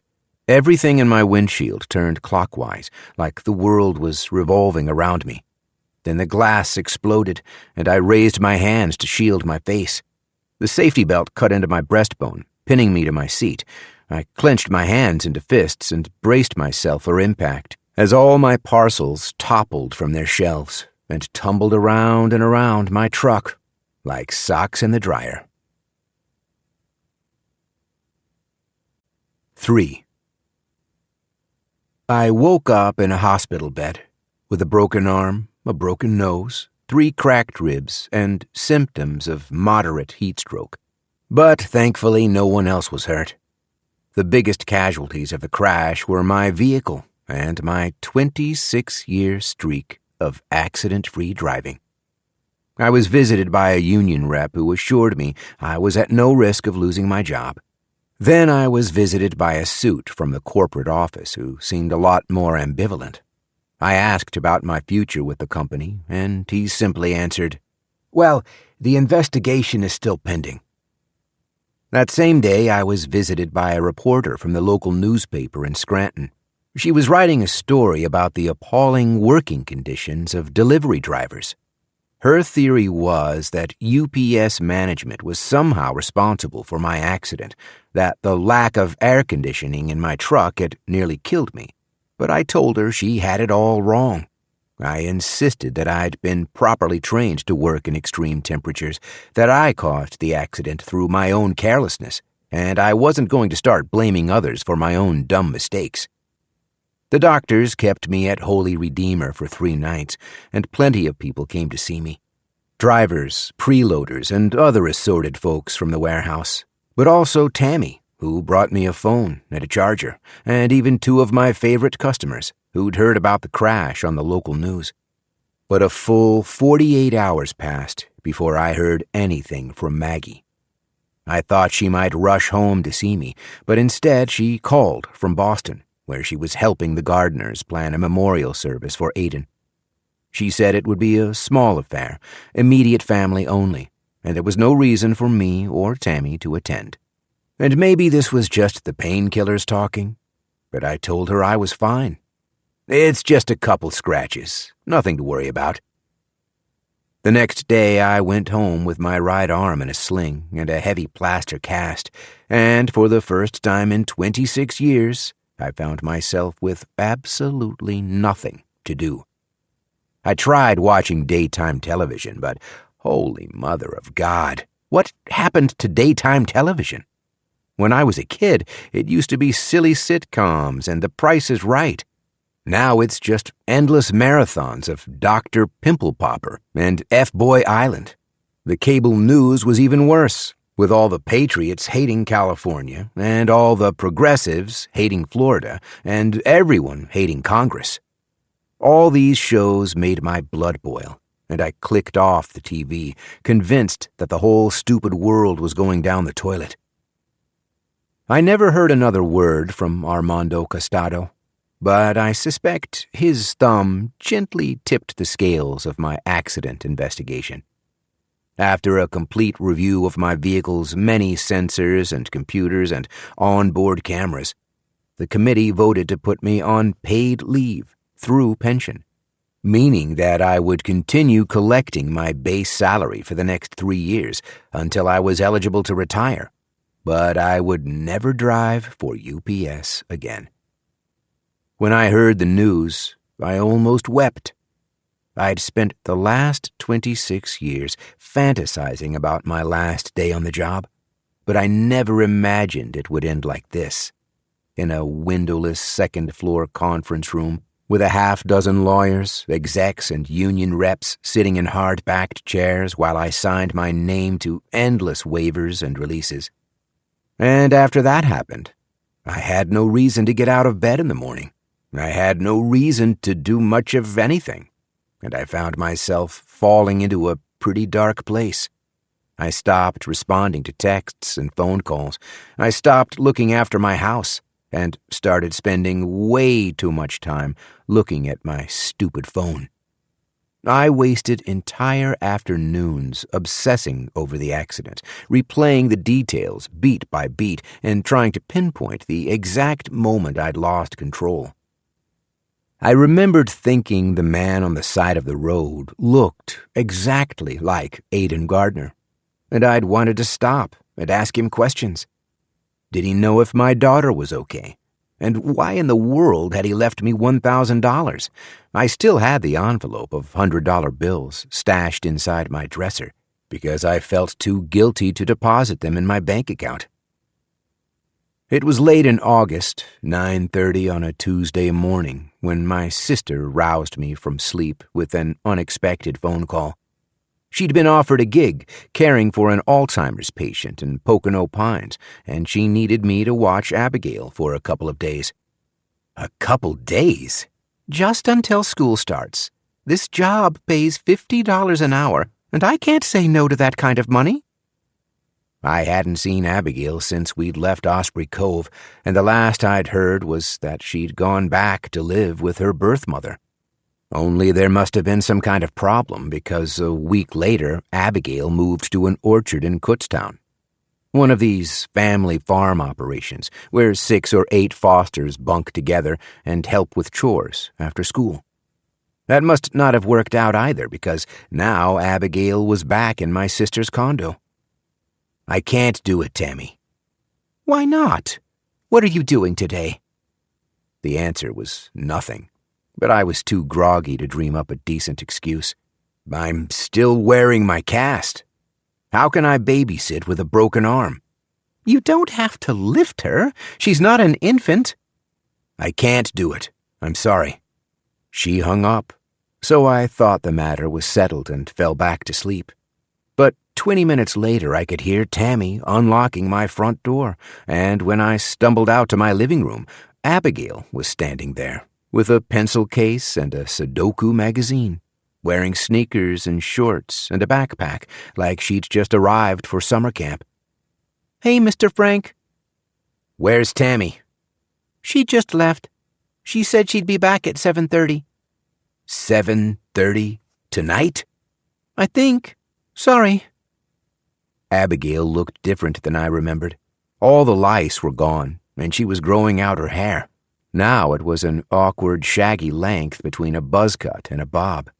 She removed her backpack, but stopped short of placing it on the floor, like she wasn't sure where to put it. Or herself. You can have the couch, I told her. I'll take the recliner. She moved to sit down and tripped on a plank of wood, part of the homemade coffee table that I still hadn't finished assembling. I apologized for the mess and opened the curtains to let more light into the room.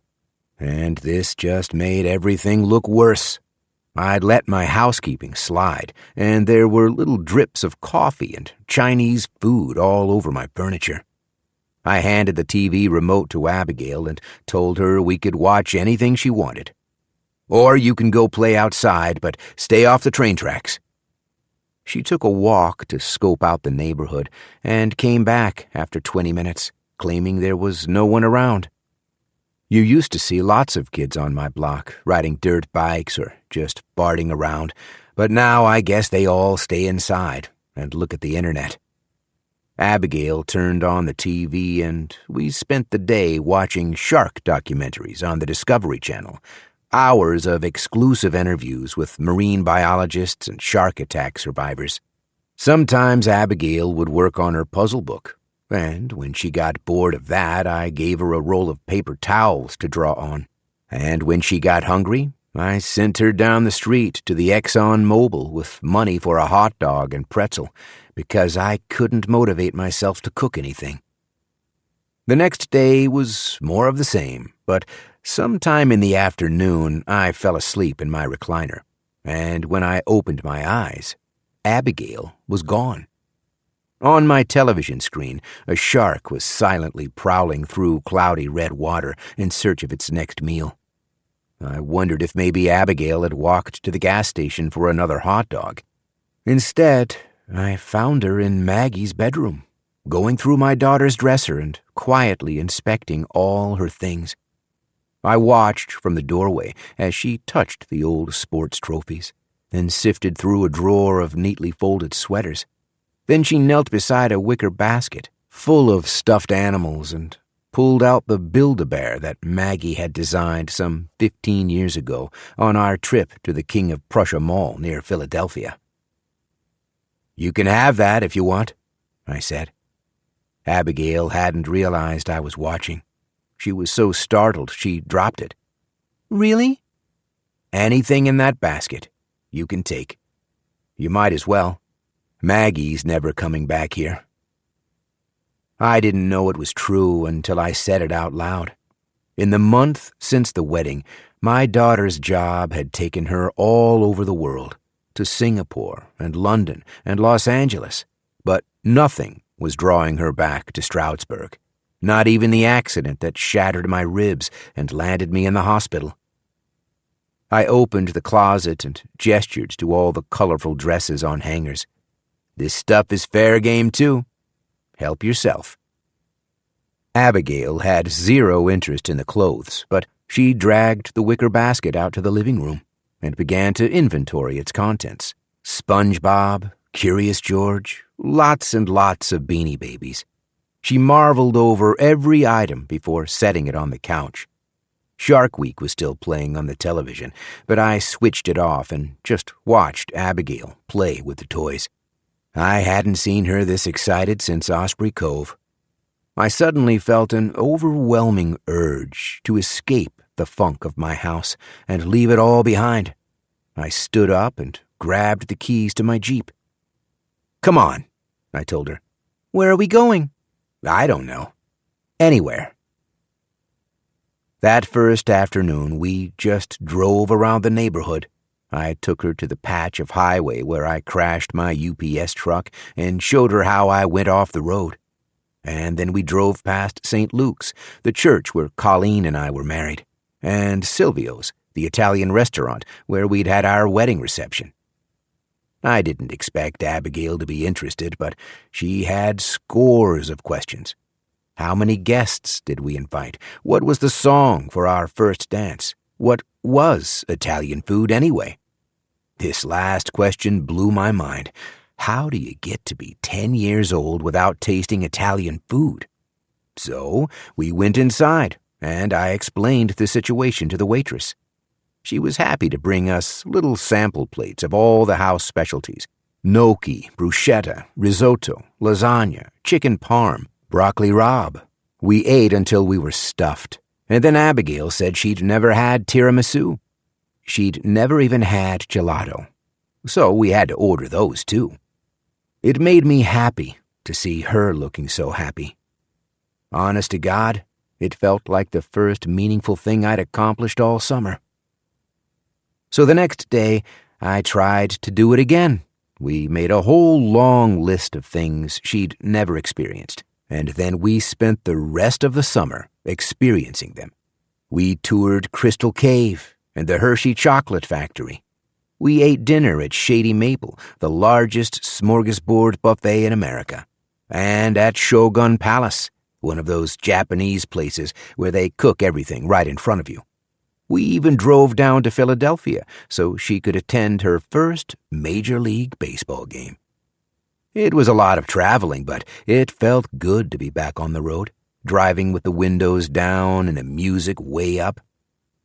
For the last day of summer vacation, I wanted to do something really special, so I brought Abigail to Casey's Canoes on the Delaware Water Gap.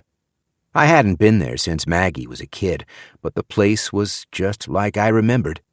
They rented watercrafts and provided transportation up the river, and they even sold brown bag lunches with sandwiches and apples and juice boxes. Within the hour, Abigail and I were riding on a big yellow school bus full of rowdy teenagers. With my arm still in a cast, everyone looked at me like I was crazy. The bus driver asked how I planned to make it down the river, and I explained that Abigail would do all the work. The Delaware River is long and wide, and most of the year it runs really slow. If you're looking for whitewater action, it's a massive disappointment. But if you're a 10-year-old just getting started, it's the perfect place to learn. After 30 minutes of coaching, Abigail was paddling with confidence and steering us around boulders and bridge piles. For lunch, we found a little island full of families and stopped there to eat our sandwiches. I found a nice seat in the shade of a weeping willow, while Abigail splashed around in the water with some kids. And to my great surprise, I found myself wishing that summer didn't have to end. 4. But the summer did end. so Tammy assured me I was off the hook and my child care services were no longer required. I kept helping out anyway, just to make things easier for my sister. If Abigail had math club after school, I made sure she arrived on time. I brought her to a pediatrician to get all her shots up to date. I found a good dentist to fill her many cavities, and he referred us to an orthodontist who peered inside her mouth with wonder and awe, like he'd just been presented with the greatest technical challenge of his career. "She's going to need a lot of braces," he announced. And then I spent a week on the phone with Pennsylvania Medicaid, begging them to cover the costs. They kept trying to steer me to a cheaper provider, but I wanted the job done right. So I ended up paying most of the bill myself. I wasn't going to let some jackass ruin her teeth. By October, the three of us had settled into a nice daily routine. One afternoon, my sister hit a snag at work and asked me if I could get Abigail from school. So I picked her up in my Jeep and brought her to Tammy's condo. I made tacos for dinner while Abigail sprawled out on the living room floor with her homework. After we finished the dishes, we watched a little Netflix together, one of these cooking shows where complete morons attempt to bake with disastrous results. And then I sent her upstairs to bed. I gave her a half-hour to read, and then I stopped by her bedroom to say, "Lights out." "5 more minutes?" she asked. "Please?"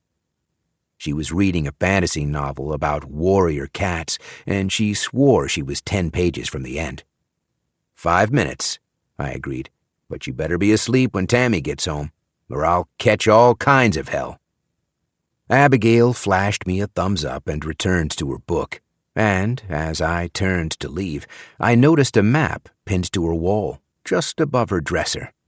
She had recently gone on a decorating spree, papering her bedroom with mazes, crossword puzzles, Sudoku grids, Disney movie posters, and glossy advertisements cut from magazines. And the map was half hidden amid the clutter. It was a small topographical drawing of Lake Wyndham, specifically the square mile or so fronting Osprey Cove, with wavy contour lines and numbers detailing the elevation of the land and the depths of the water. "Abigail? What is this?" "The summer camp."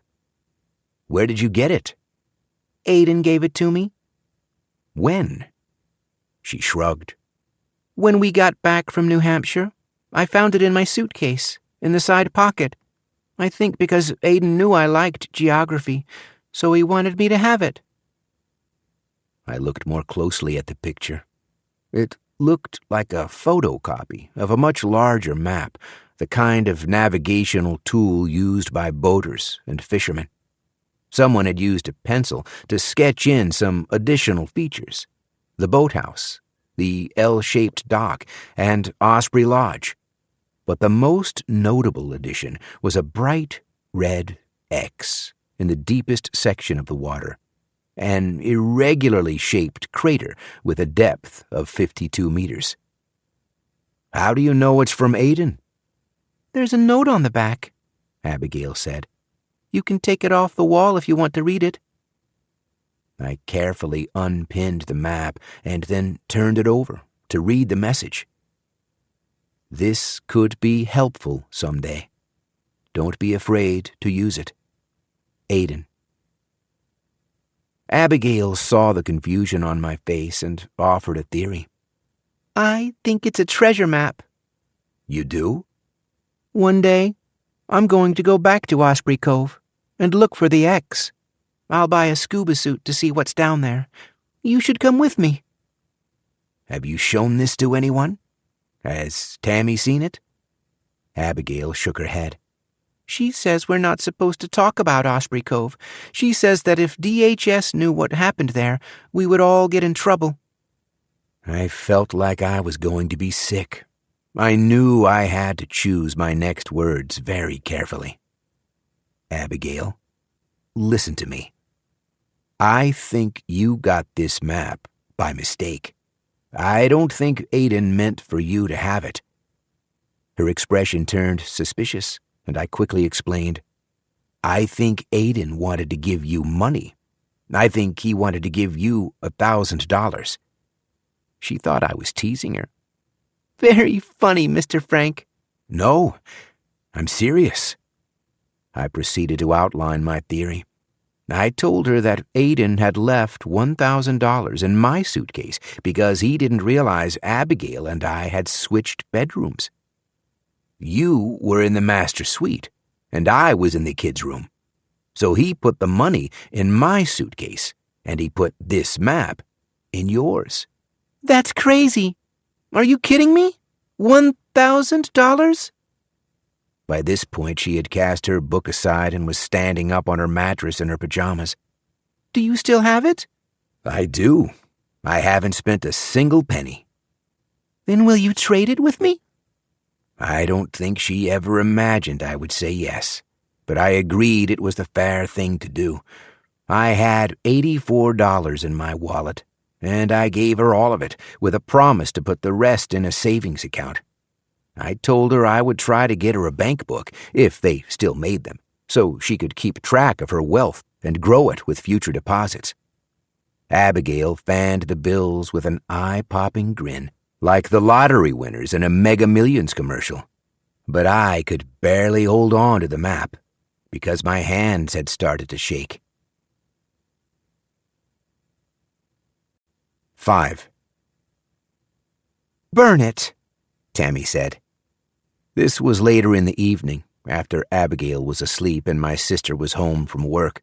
We sat at our kitchen table with 2 cups of decaf and the map unfolded between us.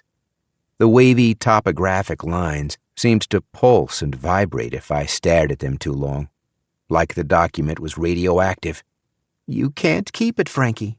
It's too dangerous, so you either burn it or you turn it over to the FBI. And I know you're not turning it over to the FBI. I thought back to Linda and Brody Taggart and their tidy little home on Alpine Creek. I liked to tell myself that Aiden's death had brought the family some measure of peace and closure, but I hated that they never had the chance to recover their daughter's body and give her a proper burial. It could really mess me up if I dwelled too long on it. I'd have to stop and remind myself that Maggie's well-being was still my primary concern. So as soon as I got home, I went outside to my backyard and dumped a bag of charcoal briquettes into my hibachi grill. I soaked them in lighter fluid and struck a match, then waited until the coals were nice and hot before retrieving the map from my pocket. I wanted to make sure it was completely obliterated, that no forensic investigator would ever recover flecks of the thing from my grill, and just before I set the paper onto the flames, I wondered if I was throwing away an opportunity. Here was one last chance to show my daughter how much I trusted her, to show her how much I'd learned from the mistakes of my past. If anyone was ever going to need leverage against the Gardners, it was Maggie, not me. I refolded the map and put it back in my pocket, and then I replaced the lid on the grill. By this point, it was nearly 11 o'clock, but I tried dialing Maggie anyway. I reached her at the penthouse apartment in Beacon Tower. She explained that she was still living there, that the Gardners had encouraged her to stay as long as she liked. What's going on? She asked. Her voice was bright and cheerful, like we were the sort of father and daughter who talked every day, and maybe I just needed to run over to borrow a cup of sugar. I said that I needed to tell her something, in confidence, something that she could never pass along to Errol or Jerry or anyone else. Can I trust you to keep this between us? What are you talking about? You have to promise first. Please. Fine, I promise. What is it? Do you remember Abigail, Tammy's foster kid? The one with the head lice? Sure. She found something in her suitcase. Right before Aiden died, he left her a map of Lake Wyndham. And there's an X on it, marking a spot on the water. I think it's... Wait. Suddenly, she was very engaged in the conversation. You need to back up. Why does Abigail have a map of Lake Wyndham? So I had to explain the whole story, how Aiden inadvertently left the map in Abigail's suitcase instead of mine. He was trying to give me some protection, so I'd have leverage over the Gardners. And it's just been hanging in Abigail's bedroom, where anyone can see it? It's fine, Maggie. She's still new here. She hasn't made a lot of friends yet. What about social workers? Don't they visit the condo to check on her? Trust me, I'm the only person who knows what it means. And I was going to burn it, just to get rid of it. But then I thought maybe you should have it, in case you ever need it. If you want to come home, I'll give it to you. Well, I would really like to see it, but I'm flying to Madrid on Wednesday, and I'll be gone for 10 days. I didn't want to sit on the map for 10 days. I suggested that maybe I just burn it after all. Or, what if you came to Boston? She suggested. Are you doing anything tomorrow? We could meet here. I'll see if Lucia's free to make something. You liked her cooking, remember? 6. I'd packed a small overnight bag with clothes and a toothbrush, but I didn't bother finding a hotel. I wasn't sure if I'd need one. I remembered that the penthouse apartment had a guest bedroom, and I hoped Maggie might invite me to stay over. Maybe we'd stay up the whole night, talking. Maybe we'd find a Waffle House in the morning and go out for pancakes. These were stupid thoughts. I know that now. There are no limits to how far parents will go to deceive themselves. It was late Tuesday afternoon when I crossed the Zachem Bridge and followed the familiar road back to Beacon Tower. This time, I simply left my Jeep in a vast employee parking lot, then crossed the street to enter the lobby. Once again, the beautiful Olivia was working the front desk, and she welcomed me back with a warm smile. It's wonderful to see you, Mr. Satowski, she said. How was your drive? Pretty good, Olivia. Thank you. Do you need to see my license? Oh, no, sir. You're all set. Elevator D is right behind you. Enjoy your visit. I entered the familiar black metal box without buttons, and once again the elevator seemed to move of its own free will. The small digital screen flickered to life and tallied the numbers of the passing floors. 2, 3, 5, 10, 20, 30, PH1, PH2, PH3. Then, at last, the doors parted, and I was back in the apartment, and Maggie was waiting for me, all dressed up in a shiny, sleeveless gown and diamond earrings. Dad, you made it!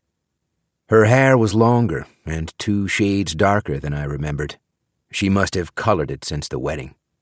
She wore tall, spindly heels that lifted her face to my level. She greeted me with a gentle embrace, taking great care not to jostle my sling. I pulled her closer and assured her that my arm was already healed. The doctor was going to remove the cast at the end of the week, so she was free to hug me without the risk of breaking anything.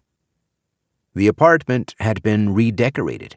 It still had the same floor plan with the same big windows overlooking the city skyline, but all the furniture was new, and the black and white paintings were gone. They'd been replaced by a couple of tasteful prints from Boston's Museum of Fine Arts, sailboats and flowers and vases, that sort of thing. No more faces? She laughed. Thank God, right? Those things always gave me the creeps. She shivered at the recollection. I was glad to put them in storage. I realized I was underdressed again. I'd worn a sweater and jeans because the bulky plaster cast made most other choices impossible. But Maggie looked like she was ready for the Academy Awards. I didn't realize we were going out, I told her. You said we would eat here. We are. You're totally fine. Everyone else is on the patio. I followed her across the living room, and with a sinking feeling, I realized Errol Gardner and Jerry Levinson were waiting outside on the balcony, leaning against the railing, with tumblers of bourbon. Maggie opened the sliding door, and they greeted me with fake smiles. "Frank Zatowski," Errol said. "How's the arm, my friend? We heard you took a real tumble." I ignored him and turned to my daughter. "What are they doing here?" This concerns all of us, Dad. I think it's better if we work together. Just be transparent about everything. I realized Hugo was there too, standing at the far end of the patio and pretending to ignore my arrival. He studied the skyline with a flat, neutral expression. And on one of the sofas, Sierra was slumped face down with her eyes closed, gently snoring. She'd kicked off her heels, and the hem of her dress was riding up, leaving parts of her thong exposed. "What happened to her?" I asked. "Too many cocktails," Jerry explained. With an affectionate smile, he reached for a blanket, shook it open, and carefully draped it across his wife's body. "When you only weigh 98 pounds, you really have to pace yourself." I couldn't resist turning to Errol and asking after his wife. "How's Catherine doing? Is she going to join us too?" He seemed disappointed with me, like I'd made a joke in poor taste. "It's been a difficult year for her, Frank. She's lost her only son." "But instead of staying home to support her, you're here to see me. I'm flattered." Because I just didn't care anymore. Or, as the young capacity employees might say, I had 0 fucks to give. Errol didn't seem troubled by my sarcasm, but Hugo tensed up, like he was just waiting for a signal to throw me off the balcony. "Frank, I came here to express my appreciation to you. The information you found has a lot of value to a lot of people, and I know you could have made a different choice." "I brought it for Maggie, not for you or anyone else. She's the only reason I'm here." The glass door slid open, and a smiling Lucia stepped outside, dressed in a white chef's coat, and I thought I recognized a flicker of sympathy in her eyes. I imagined that she'd overheard a lot of conversations while doing her invisible labors in the kitchen, that she was probably burdened with lots of ugly and unpleasant secrets. Maybe she'd always known the wedding was a farce, that my daughter had been lying to me from the start, because she seemed to understand how much it hurt me to be there. It's nice to see you again, Frank. Could I bring you something to drink? We have beer or cocktails or really anything you'd like." Over on the sofa, Sierra flopped onto her side, and her blanket slipped to the floor, exposing her thong and bare bottom to the entire city skyline. Lucia was unflappable and pretended not to notice. "Thank you, Lucia, but I'm only staying for a minute. Just a quick hello, and then I'll be out of your hair." Maggie put up a small, polite protest. "Dad, are you sure? She's made her famous roast duck. It takes 72 hours to prepare, and it's out of this world." I said I was very sorry to miss it, but insisted I needed to get back to Stroudsburg. "Some other time," Lucia promised, and I think she knew the truth before I did. I was never coming back to the apartment. I would never sample Lucia's cooking again. I waited until she was inside with the door closed before reaching for the map and passing it to my daughter. Aiden called it protection. I think he was trying to give me some kind of leverage, but I'm never going to do anything with it, Maggie. I only want good things for you, so you might as well have it. "Thank you, Dad. I appreciate it." My daughter studied the map before passing it to Errol and Jerry, and then they signaled for Hugo to come take a look as well. They all seemed unafraid to handle it with their bare hands, and I understood why a moment later, when Errol brought it over to the fire pit and carefully fed the map to the flames. It took a moment to catch, and then with a flash, the fire engulfed it, reducing the paper to a few flecks of ash. Over on the sofa, Sierra rolled onto her back and softly whispered in her sleep. Don't. Errol gently clapped his hands together, suggesting the problem had been resolved. Frank, are you sure we can't get you a drink? The traffic's crazy right now. You may as well stay for a beer. I didn't want to stay any longer than necessary, and I really didn't want to say goodbye to Maggie in front of all these assholes, but she hadn't left me with any choice.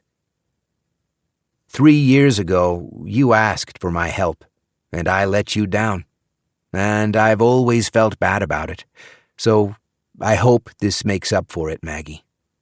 I only want the best for you. There were a million other thoughts going through my head, so many more things I wanted to say, but I realized there was only time to make one last point. If you ever get tired of all this, if you don't want to be here anymore, you can always come home. Anytime you need a place to stay, I'll be waiting for you. I know, Dad. Thank you. Let me give you a hug. She stepped forward and put her arms around me, and I sure hoped this wasn't the last time I'd ever see her. But I realized it might be, and I really couldn't make sense of it. Somewhere inside her was this kid who loved to read Goodnight Gorilla, a kid who loved to play Hug Monster, a kid who loved strawberry pancakes with extra whipped cream, a sweet little girl who ran laughing through lawn sprinklers on hot summer days. I didn't know what had happened to that kid. I didn't know where I went wrong or how I screwed up, but I knew I would always love her, despite everything that came after. I broke away because I felt myself starting to cry, and I was not going to let Errol see that. Come on, Frankie. Keep it together. I said goodbye, and my voice was barely a whisper. I love you, Maggie. Be good, okay? All right, Dad. Safe travels. Then I turned and went for the patio door, and I heard Jerry clear his throat. Frank, there's just one more thing, he said, reaching into his pocket for a small notebook. Where's the girl staying now? The question hung in the air, and I was still too choked up to understand it. What girl? Abigail Grimm, the girl who found the map. She's with my sister.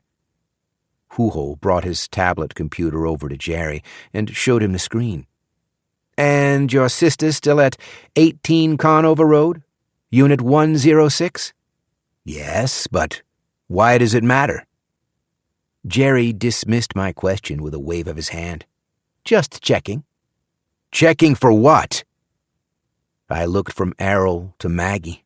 Neither was willing to answer my question. What's happening here? At which point Jerry finally spoke up. Our understanding is that Aiden gave the map to Abigail. Possibly by mistake, as you suspect, or perhaps it was intentional. Maybe he wanted Abigail to have it. Maybe he shared other information with her. The truth is, we don't know. And that's a problem. She's only 10 years old, I reminded them. A very bright 10 years old, Jerry said, with an incredible memory for detail. Your sister thinks she should go on Jeopardy. Little pitchers have big ears, Errol said. She probably heard all kinds of rumors that weekend. Maggie reminded me that Abigail had even met Brody Taggart when we'd first arrived in New Hampshire.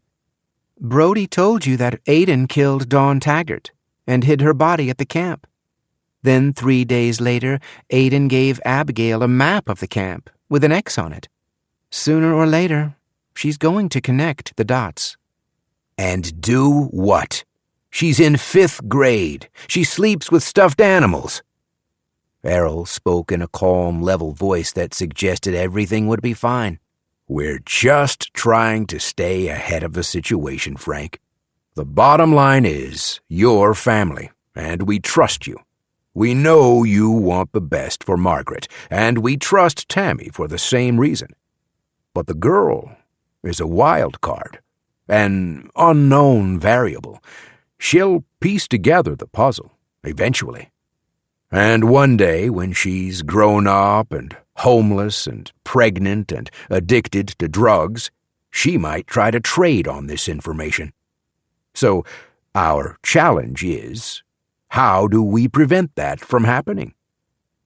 As Errol explained all this, I noticed Huho typing a message into his phone. "What are you doing?" He ignored me until he'd finished typing the message and sent it off. "You needn't concern yourself, Mr. Zatowski. You've already done the most important thing, which was bringing the problem to our attention. We can take care of the rest." Over on the sofa, Sierra awakened from her nap, sat up and smacked her lips together. She looked like she'd accidentally swallowed a bug. "Sorry," she murmured, before looking down at her legs and tugging her dress to a more modest length. "No need to apologize," Jerry assured her. "You're just sleepy." She pinched 2 fingers between her lips and then carefully extracted a long length of hair, then studied it through bleary eyes. "This is definitely not one of mine." Then she walked unsteadily to the edge of the balcony, tossed the hair over the railing, and watched the wind carry it away. Everyone seemed unconcerned, like this behavior was all perfectly normal. "Maggie, I need you to translate this conversation. What are we actually talking about?" She said a translation wasn't necessary. "I think you understand the conversation perfectly." "And you're okay with it?" "I'm not happy about it. None of us want this to happen, but I understand why it needs to happen." And I suppose that's when I knew I'd completely lost her. Up until that point, I'd been willing to rationalize just about anything. But this? It was so monstrous, so barbaric, so immoral and evil. "There's a silver lining we can all feel good about," Jerry continued. "Next week, the Capacity Cares Foundation will make a generous donation to foster care charities in Abigail's name. Enough money to fund 25 college scholarships for disadvantaged young women. That's 25 little Abigails getting a boost out of poverty toward a brighter future." At some point, I stopped listening. I tried to imagine how it might happen. Every weekday, Abigail walked home from school through several busy intersections. There were multiple opportunities for a hit-and-run accident. Or maybe it would happen at the condo, an attempted burglary gone wrong, an accidental house fire, maybe some glitch with the toaster oven. Or maybe she would simply go missing. Maybe the police would discover her sweatshirt in the woods behind Tammy's condo. "Dad?" Maggie snapped her fingers in front of my face. "Did you hear what Jerry just said? About the scholarships?" When would all this happen? Jerry promised me I had nothing to worry about. "By the time you get home, it will all be over." He spoke with the confidence of an experienced attorney, assuring his nervous client that everything was going to be fine. The plan was already in motion. Everything had been decided before I'd arrived. I checked the urge to reach for my phone and call Tammy, call the police, call anyone. Errol leaned closer to me, interlacing his fingers and studying my expression. "Frank, are you okay? Is there anything we need to talk about?" I forced myself to mirror his behavior. I knew I had to stay calm, to react in a way he would understand. Suddenly, I wished I had asked Lucia for a drink just so I could be holding a glass, a prop to draw attention away from my face. "I didn't want to bring her to the wedding," I reminded him. "It was all Tammy's idea. I told her it was a mistake." "I remember," Errol said. As I recall, you seemed pretty unhappy about it. Exactly. She never should have been there in the first place. So I don't really care how you handle the problem. Errol relaxed. That's good, Frank. That's very understanding of you. But if you want me to be okay with it, I'm going to need 5,000 shares. For a moment, I worried that I hadn't asked for enough, that my figure was too low to be convincing. But then Jerry started to object, saying I was in no position to make demands, and I realized I'd hit the bullseye. You gave my sister 1,000 shares just for coming to the wedding, I reminded him. And I brought you the map tonight on good faith. I was happy to leave here with nothing. But if you want me to be okay with this last part, if you want me to live with it, I need 5,000 shares in a brokerage account by end of day tomorrow. I turned to Maggie to finish making my case. You know this is going to wreck your Aunt Tammy. She'll be devastated. She'll be fine, Dad. There's a long line of kids waiting to take Abigail's place. No, Maggie. They'll never trust her with another foster placement. They'll take away her license, and she'll never forgive herself, and I'll have to deal with the fallout. You know I will. Now tell them this is fair. My daughter showed the slightest hint of a smile, and then I recognized something in her expression that I hadn't seen in a long time. Respect. For the first time in years, I'd finally impressed her. I do think it's fair, she said. But it's not my decision to make. You're damned right it's not, Jerry said. I can handle this, Errol told him. 5,000 shares is a lot of money, Frank. He was looking into my eyes again, trying to measure the depths of my conviction. And I didn't dare look away. I didn't even blink. This was it, the moment of truth. And the best thing working in my favor was that Errol Gardner had never bothered to get to know me. So now I could pretend to be anyone. Finally, he reached for his bourbon and shrugged. I can't transfer that kind of stock overnight. There are certain precautions we take to avoid scrutiny. But give us 72 hours, and you'll have it. Fair enough? In other words, he believed me. But then, of course he believed me. To men like Errol Gardner, my response was perfectly rational. In his worldview, every relationship was transactional. And when you found yourself with the upper hand, it was natural to exploit your advantage for maximum gain. Cooperation was for chumps. Grace was for losers. 72 hours is fine, I said. He smiled. Well, I guess this dinner is going to cost a little more than I expected. Are you sure you won't stay and join us? I pointed out that I still had a long drive back to Stroudsburg and much to deal with upon my return. But I will use the restroom before I go. Maggie offered to show me the way, but I told her I remembered how to find it. I left them on the balcony, crossed the living room, and followed the short hallway past the powder room and the closets and all the way back to the master bathroom. The door was ajar. I went inside and locked it. Someone must have recently showered because there were traces of condensation on the mirror and wall tiles. I immediately reached for my phone and called my sister. Hey, Frankie, how's... Tammy, listen. Abigail isn't safe. What? Get her out of your condo, right now. Go to a hotel and don't tell anyone where you're going. Do you understand? No, not at all. Why would I... The map, Tammy. They know she saw the map. They're worried she'll talk. Someone is coming to your condo right now. My sister called for Abigail, asking her to come downstairs and put on her sneakers. We need to take a ride, kiddo. Suddenly I could hear her bustling around her kitchen, gathering her wallet, keys, and coat. This is all my fault, she said in a low voice. You were right, Frankie. I should have listened to you. What's going to happen?" "Just get out," I told her. "I'll call you as soon as I can." She had more questions, but I didn't have time to explain. I ended the call and then reached for the lid of the toilet tank. It was awkward and clumsy work with just one hand. I used the front of my leg to keep the lid from sliding out of my grasp, then carefully knelt down and set it on the tiled floor.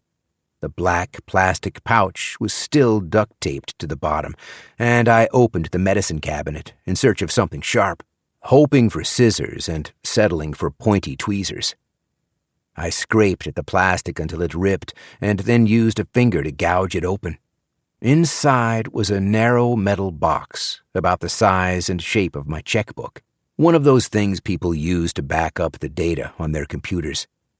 My first night in the apartment, I'd suspected Aiden was hiding secrets from my daughter, but on Maggie's wedding day, she'd made a confession to me. She said she'd recorded hours of conversation with the Gardners, Errol, Catherine, Aiden, even Jerry. "If they ever try something, I'll bring them all down with me." All this time, the person hiding secrets in the apartment was Maggie, and I was taking her secrets with me. I put the box in my pocket, then turned my attention back to the porcelain lid. I was tempted to rip off the rest of the plastic and duct tape to eliminate every last trace of the thing. But it was clumsy, difficult work with one hand, and there wasn't enough time. I needed to hurry, so I lifted the lid with my good hand, and in my rush to stand up, I felt wet porcelain slip through my fingers. It hit the floor and shattered into pieces. I froze, too scared to move, and waited for footsteps to come rushing down the hallway, for the sounds of Maggie or Hoo-Ho or anyone hurrying to inquire about the crash. Surely they all had heard it. Unless they were still outside, on the balcony, surrounded by the noise of the city. After a few more seconds of silence, I allowed myself to think that maybe I would be okay, as long as I left immediately. Cleaning the mess was impossible. There was simply too much of it, too many fragments and shards of porcelain, and a white powdery dust all over the floor. Instead, I just opened the bathroom door and found Sierra standing in the hallway, rubbing a knuckle into her eye. "Do you got any saline?" "I'm sorry?" "For contacts. My lenses are so dry." I opened the medicine cabinet and tried to direct her attention to the shelves, but she was already staring at the toilet tank and the mess on the floor. "What happened?" I found a bottle of Bausch & Lomb moisture drops and pushed it into her hand. "You should try these. I'll close the door to give you some privacy." I returned to the living room and found a smiling Maggie waiting at the door of the balcony. "All set?" "I think so." Errol and Jerry followed her inside the apartment, and Maggie pressed the call button for the elevator. The four of us made awkward chit-chat about late afternoon traffic, and Errol observed there was still a chance of beating the rush if I left soon. I listened for movement in the elevator shaft, for the sounds of motors or gears or pulleys, but I couldn't hear anything. I gave the button another little push, even though it was already lit up, and smiled at my daughter. "Where's my wife?" Jerry asked. "In the bathroom. She's having trouble with her contacts." As if on cue, Sierra emerged from the dark corridor, wobbling on high heels and bracing one hand on the wall to support herself. "There she is," Errol said. Somewhere down below, the elevator finally began its ascent, and soft mechanical sounds echoed up the shaft. "My lenses are killing me," Sierra said. "I think I'm going to nap for a while." "Take the guest room," Maggie offered. "The bed's all made up." Sierra nodded. "I think I will. Thank you."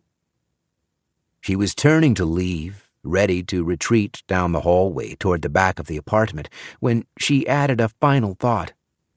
"Also, your dad broke your toilet." Maggie, Errol, and Jerry all turned to study me, and I laughed, trying to suggest this was just another one of Sierra's bizarre proclamations. Someone definitely needs a nap. Sierra must have been more clear-headed than I realized, because she narrowed her eyes and scowled. I'm serious, Margaret. Don't blame me for the mess, because I didn't do it. He did. You see the dust on his clothes? Maggie looked at my pants. Across my knees was a dusting of white powder that looked like confectioner's sugar. Dad? What is she talking about? The elevator was still squealing and churning and groaning, and still the doors did not open. Did you do something to the toilet? Even after everything that had happened, I still couldn't bring myself to lie to her.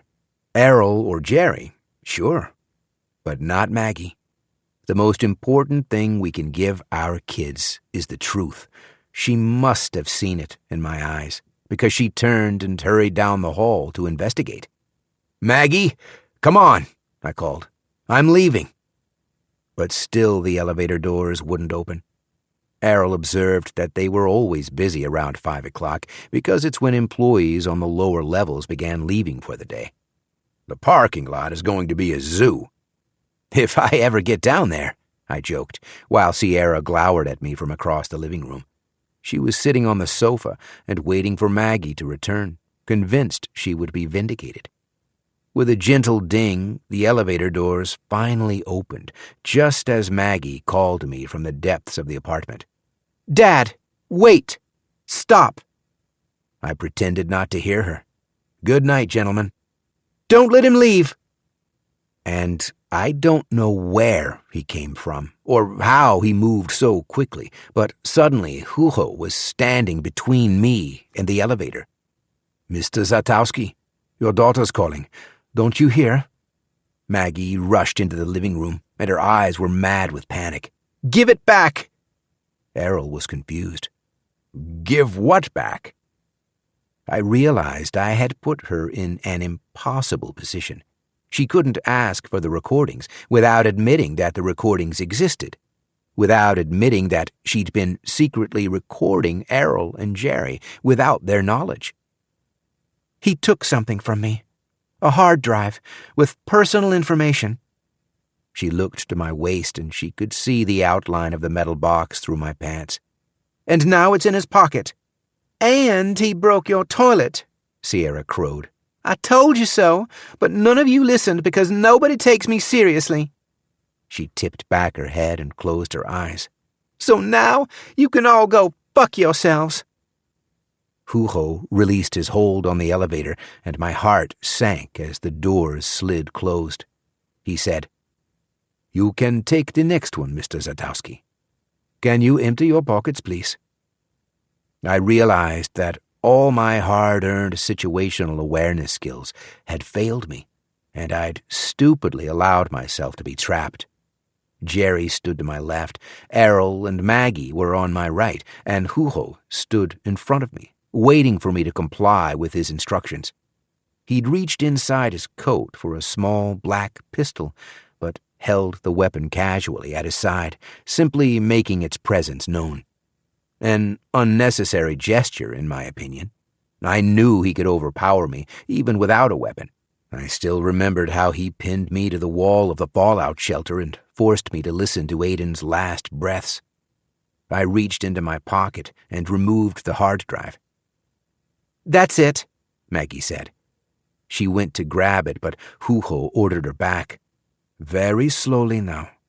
I want you to hand it to Mr. Gardner," he told me. "Then we'll all find a computer, and together we'll see what's on it." But I couldn't bring myself to turn it over. I knew this tiny metal box was my only hope of keeping Abigail safe. As long as I had their secrets, they wouldn't dare come after her. Hugo raised his gun, pointing it now, encouraging me to follow his instructions. "Don't be stupid," Errol told me. "Whatever you're thinking, you're not smart enough to—" He was interrupted by a shriek. Lucia had emerged from the kitchen with an enormous platter of roast duck, but at the sight of the gun, she'd screamed. The serving dish hit the floor with a spectacular crash, and I swung at Huho with my right arm, connecting my thick plaster cast with the front of his face and mashing his nose like a ripe red strawberry. He dropped his gun and stumbled backward, clutching hands to his face as blood spurted between his fingers. I hesitated only long enough to exchange glances with Lucia, and I swear that woman knew exactly what she was doing, sacrificing her exquisite 72-hour meal to give me a chance. I ran down the hall, past closet doors and the powder room and the door to the master bedroom.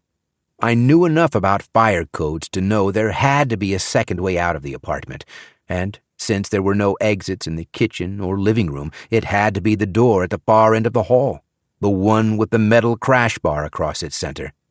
I slammed through it and found myself at the top of a wide concrete stairwell.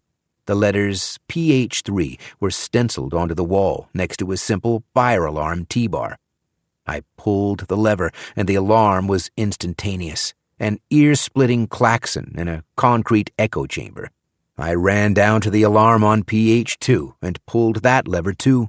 By the time I made it to the 40th floor, the building's employees were already filing into the stairwell, while pulling on their jackets and complaining about another pointless fire drill. I pushed past them, trying to descend as quickly as possible, but feeling safer with every step. We weren't in Osprey Cove anymore. We were back in the real world, where actions had consequences, and I didn't think a wanted international fugitive like Huho would start firing blindly into a stairwell full of people. We all emerged into a lobby, crowded with employees and unhappy tenants. Poor Olivia at the front desk was surrounded by angry faces and ringing telephones. Through the exterior glass walls, I saw a fire engine approaching with 2 police cars, lights flashing and sirens blaring. There were streaks of fresh blood on my cast and sweater. I was suddenly aware of a dull, throbbing pain in my right forearm and wondered if it was broken again. I pushed through the lobby and exited to an even larger crowd of people waiting outside on the plaza, some 200 or 300 employees gathered in clusters for warmth and conversation. Some people were watching the upper floors for signs of smoke or fire. Many more were staring mindlessly into their phones. 3 firefighters in bright yellow coats rushed past me, their boots trampling up the plaza stairs. A second fire truck was already pulling into the lot, lights flashing and sirens pealing, and over the den I thought I heard Maggie calling for me. "Dad! Dad! Dad!" I might have imagined it. I wasn't sure. I didn't dare turn around to check. The sirens rang louder, and people clapped their hands over their ears, swelling toward the building to escape the deafening noise. "Dad! Dad! Dad!" I walked alone against the crowd, the only person actively moving toward the sirens, until my ears were numb and I couldn't hear her voice anymore. "Don't turn around, Frankie. Keep walking and don't look back." 7. Supercuts closed at 9 o'clock. And I didn't make it back to Stroudsburg until 10:15. My gas gauge was well past empty, and my engine was running on vapors, but I'd been too scared to stop and fill up. I knew I didn't have a moment to waste. I pulled into the strip mall parking lot, left my Jeep in a loading zone, and ran past all the skateboarders in front of the Chipotle. There were a half-dozen teenagers doing tricks and flips off the wheelchair ramp. The sign in front of Supercuts was flipped to closed, but thank God I could see Vicky through the window, pushing around a broom and sweeping up the hair clippings. She'd locked the door, so I rapped my knuckles on the glass to get her attention. Without glancing up, she called out, "We're closed." I knocked louder. "Vicky, it's Frank." She paused for just a split second and then continued her sweeping, pretending this meant nothing to her. "You'll have to come back in the morning. We have stylists on duty starting at 7:30. "Vicky, please, I need to talk." "Well, I can't imagine why. I'm just the person who cuts your hair." I didn't mean that. I'm sorry I said it. Can you please unlock this door? And I can't have customers in the salon after closing. It's against corporate policy. Now she was arranging the fashion magazines on the table in the reception area, carefully fanning the latest issues of Vogue and Elle and In Style for the next day's customers.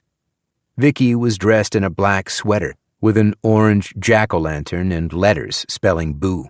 Her salon was all decked out for Halloween, with paper cutouts of skulls and bats and Frankensteins. Maggie's done something terrible, Vicky. I didn't want to tell you, because I'm ashamed of it. But I didn't want to lie, so I've just been avoiding you. And now I'm really in trouble, and I need your help. I can't even go home right now. I'm not safe there. Can you please open this door? With all my shouting, I'd attracted the attention of the skateboarders. They'd interrupted their ollies and kickflips to eavesdrop on our conversation. A girl with a metal rod through her nose offered me the use of her phone, suggesting that I might want to call 911. I waved her off with a polite, "No, thank you." I didn't need the police just yet. I'd already called my sister from the highway, and she assured me that she and Abigail were safe inside a room at the Hampton Inn, waiting to hear from me about next steps. "Vicky, please." I held up the hard drive so she could see it. "I want to play something for you, okay? On your computer. And when you hear it, I think you'll understand why I've been so weird lately. It's going to answer all your questions." Now I had her attention. Vicky was a smart, inquisitive person. She'd once told me that all her favorite historical romances involved some kind of secret or mystery. She came over with a massive set of keys, unbolted the door, and opened it just far enough to let me slip inside. Then she locked it, lowered the blinds over the windows, and twisted them closed. "Our computer's 10 years old," she warned. "Last week it crashed, and we lost all our October appointments, so don't expect any miracles." We moved behind the reception desk where customers checked in and paid for their haircuts. Vicky found a USB cord connected to the back of the computer tower, and I plugged it into the hard drive. A little window opened on the monitor, alerting us to the presence of a new device and asking us to wait. A tiny little hourglass spun around and around and around. Vicky was looking me over, and I realized I smelled awful. I was soaked with sweat after driving home in a mad panic, zigzagging through traffic at 80 miles an hour. I was tired and severely dehydrated, and there were tiny dry bloodstains on my sweater. "Geez, Frank, what happened to you?" I realized Vicky was focused on my hair. I told her I'd started going to the other supercuts, the one in Mount Pocono, and my new barber was a guy named Rooster who learned to cut hair in prison. "The way he layers, you're better off cutting it yourself," she said. "Just put a bowl over your head and snip off the edges." At last, a file directory opened on the screen, and I saw the disk contained some 24 items. None of them had coherent names, just scrambles of letters, numbers, dates, and times. But Vicky seemed to recognize an order in them. "Which one are you looking for?" "I don't know." She double-clicked on the first one, and a little audio player opened on the screen. The file was 8 minutes and 7 seconds, and as soon as it began to play, I recognized the voices in the conversation. Aiden. "So, how long are we thinking?" Maggie. 2 years. Aiden. 2 years? Jerry. 12 months should suffice. Aiden. That's still too long. Errol. What are you thinking? Aiden. 30 days, like a Vegas wedding. Maggie. No one's going to believe 30 days. Aiden. Well, I can't do a full year. I'm sorry. I'd rather go to prison. Jerry. You won't be the only one going. Your decision has consequences for a lot of people. Errol. Son, this isn't what you're thinking. Maggie and I will spend most of the year traveling. Once or twice a month, you'll make a public appearance together. Otherwise, you'll be a free man. Aiden. Actually, I'll be a married man. Married to your girlfriend, Dad. Am I the only person who thinks that's fucked up? Wait, hang on. Vicky reached out and paused the recording. Who's marrying Dad's girlfriend? Is that Aiden? Yes. Then who's the girlfriend? I hesitated just long enough for Vicky to put two and two together, and her eyes went wide. Then I clicked open the next file, anxious to hear another conversation. Maggie. And then I called my father. Errol. And? Maggie. It went okay. He was happy to hear from me, and he said he'd come to the wedding. Errol. Good. People will expect him to be there. Maggie. But he wants to come to Boston this Friday, meet his future son-in-law, and Aiden's being stubborn. Errol. Why? Maggie. He says he already has plans. Errol. What kind of plans? Maggie. I don't know. I tried to make it easy for him. I said we'd do it at the apartment, and I'd hire Lucia to cook, 2 or 3 hours tops. But he's giving me shit. Errol. Tell him it's essential. Maggie. He says it's more than we agreed to. Errol. Come here, beautiful. It's going to be fine. I'll have Hugo talk to him. Maggie. What's Hugo going to say? Errol. Don't worry about it. Just go ahead and plan your dinner. I guarantee Aiden will be there. There was more after that, but I lost my focus. I started remembering my first visit to the apartment, remembering Aiden's late arrival and his general unhappiness at dinner, the way he'd seemed so reluctant to speak with me, and Maggie warning me not to ask about his bruises. Vicky hit the space bar on the keyboard to pause the conversation. She'd been keeping silent, but she couldn't hold back anymore. You gotta help me, Frank. I need some context here. What are these people talking about? I'll tell you the whole story, I promised. But first, we need to call your son. 8. 7 months later, Abigail made her stage debut in her elementary school musical, Beauty and the Beast. She played a spoon, or rather, she played a castle servant who was magically transformed into a spoon. She had just one song and 10 minutes of stage time, but she'd been rehearsing for weeks, like she had the lead role. At 7 o'clock on opening night, the curtain went up, and I found myself backstage with a couple of other dads who volunteered to push around the heavy sets. I was surprised to find myself feeling nervous. I really wanted the show to be perfect. After a long week of rehearsals, I'd memorized the lyrics to every song, and I found myself whistling the melodies any time I was stuck at a red light. Be our guest, your command is our request. Vicky and Tammy watched from the third row, with an extra seat reserved for Abigail's birth mother, but to no one's great surprise, the poor woman didn't show up. I know that sounds terrible, but I'd stopped blaming her a long time ago. Vicky's been teaching us all about the destructive powers of addiction, and I've learned how hard it is for anyone to make a full recovery.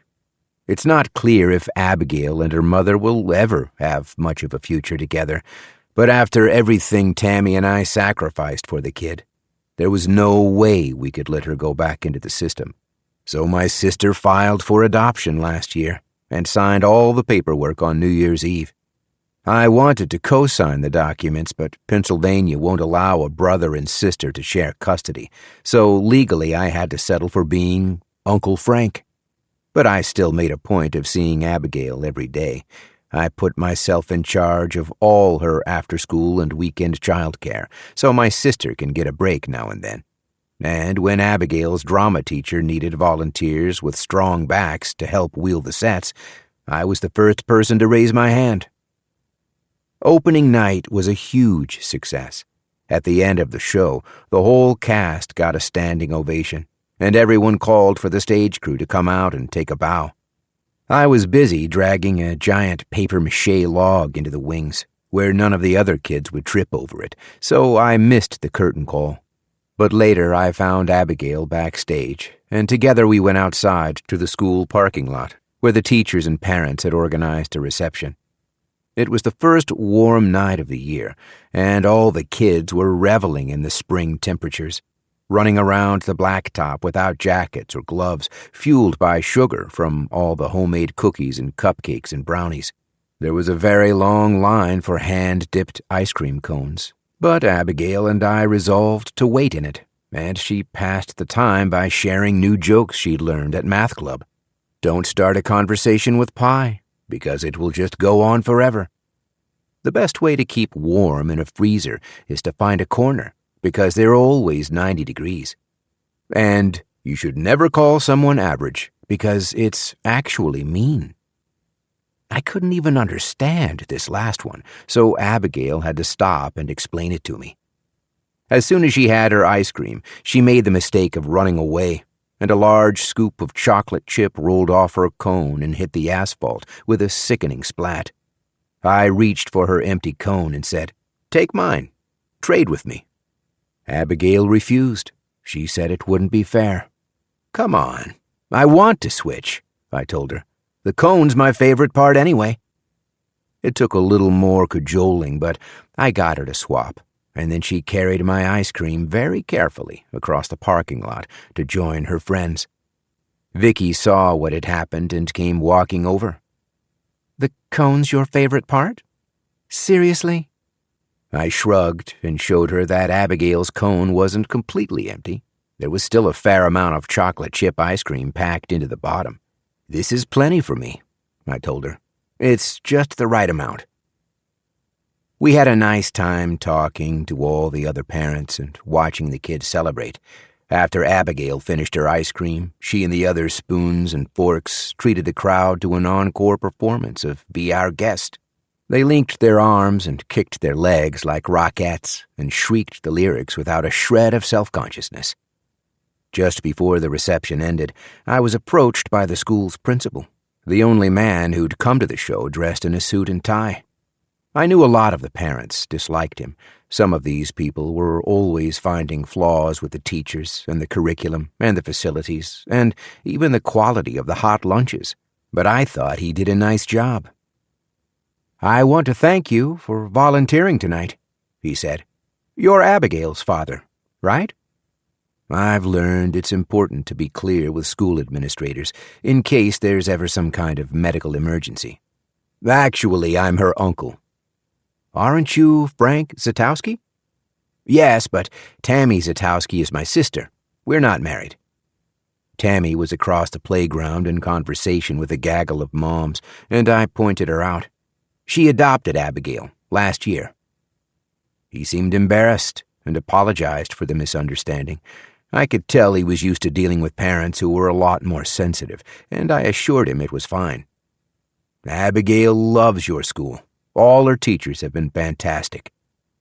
I wasn't sure the principal heard my compliment. He still seemed hung up on his mistake. "Can I show you something?" he asked, "if you can spare a minute." Vicky and I followed him across the parking lot, inside the building, and up a flight of stairs to a darkened hallway full of classrooms. We stopped at a bulletin board that was covered with photographs and short essays about famous people. There was #1 songwriter Beyoncé and #1 quarterback Jalen Hurts and #1 magician Shin Lim. The principal explained that the fifth graders were writing biographies of their heroes and sheroes, men and women who inspire us to do great things. Then he directed my attention to a photo of myself posing in a canoe and an essay titled #1 Dad, Frank Zatowski. "This is why I got confused," he explained. I didn't have my reading glasses, so I had to squint to make out the text. Here are some fun facts about my father. He was a soldier in the United States Army. He fought in the Gulf War. He worked for UPS and drove over 1 million miles to deliver the stuff you need. He is good at canoeing, making grilled cheese, and getting the bugs out of my room. And he is good at taking care of me. If Abigail's confused about the relationship, we can schedule a sit-down with our head of counseling. She's very good at leading delicate conversations. Would you like her to give you a call?" I didn't answer, because I was afraid my voice might break. I tried to gesture that there was a tiny piece of cone stuck in my throat, and fortunately Vicky came to my rescue. "Frank's okay with this," she said. "He can talk to Abigail himself, and let her know it's all right." The principal looked relieved, another crisis averted, and said he needed to return to the reception. But he encouraged us to stick around and read the entire essay. It's one of the better ones. She got an A+. 9.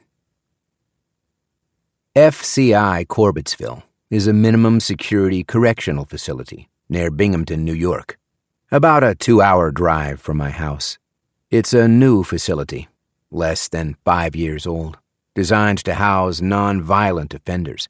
Instead of cells with bars, the inmates share spaces that resemble college dorm rooms. Everyone gets a window with a view. There are various jobs that pay 60 cents an hour, plus weekly classes in gardening, baking, cosmetology, finance, web design, and creative writing. It's not nearly as nice as FPC Alderson in West Virginia, a.k.a. Camp Cupcake, where Martha Stewart famously served 5 months after lying to federal investigators. But it's reportedly cleaner and safer than nearly any other federal prison in the United States. And this fact helps me sleep at night. Visiting hours started at 8:30, but by 7 o'clock I was parked in a long line of cars outside the gates, because all the internet forums advised me to show up early. Once inside, I showed my driver's license to a pair of corrections officers, and then a beautiful black lab came trotting over to sniff my Jeep for drugs. I greeted the dog with a friendly hello, and an officer immediately reprimanded me. "Don't distract the animal," he said. "She's working." Once inside the prison, I waited in more lines. An officer surveyed my clothes and decided they met the appropriate standards. No hats, no offensive T-shirts, and above all, no orange, the color worn by inmates. Then I walked through a metal detector and raised my hands over my head so I could be lightly frisked. I was surprised by the professionalism of the staff. Movies and TV shows had prepared me for the worst, but the officers were unfailingly polite. They said yes, sir, and no, sir, and thank you, sir. I wondered if they recognized my name, if they knew the details of my daughter's story, and now they were giving me some kind of preferential treatment. But from what I could gather, they were offering the same courtesies to everyone. After about an hour of waiting, I finally arrived at the desk marked registration. I presented my driver's license and visitation slip to a pair of officers seated behind a plexiglass window.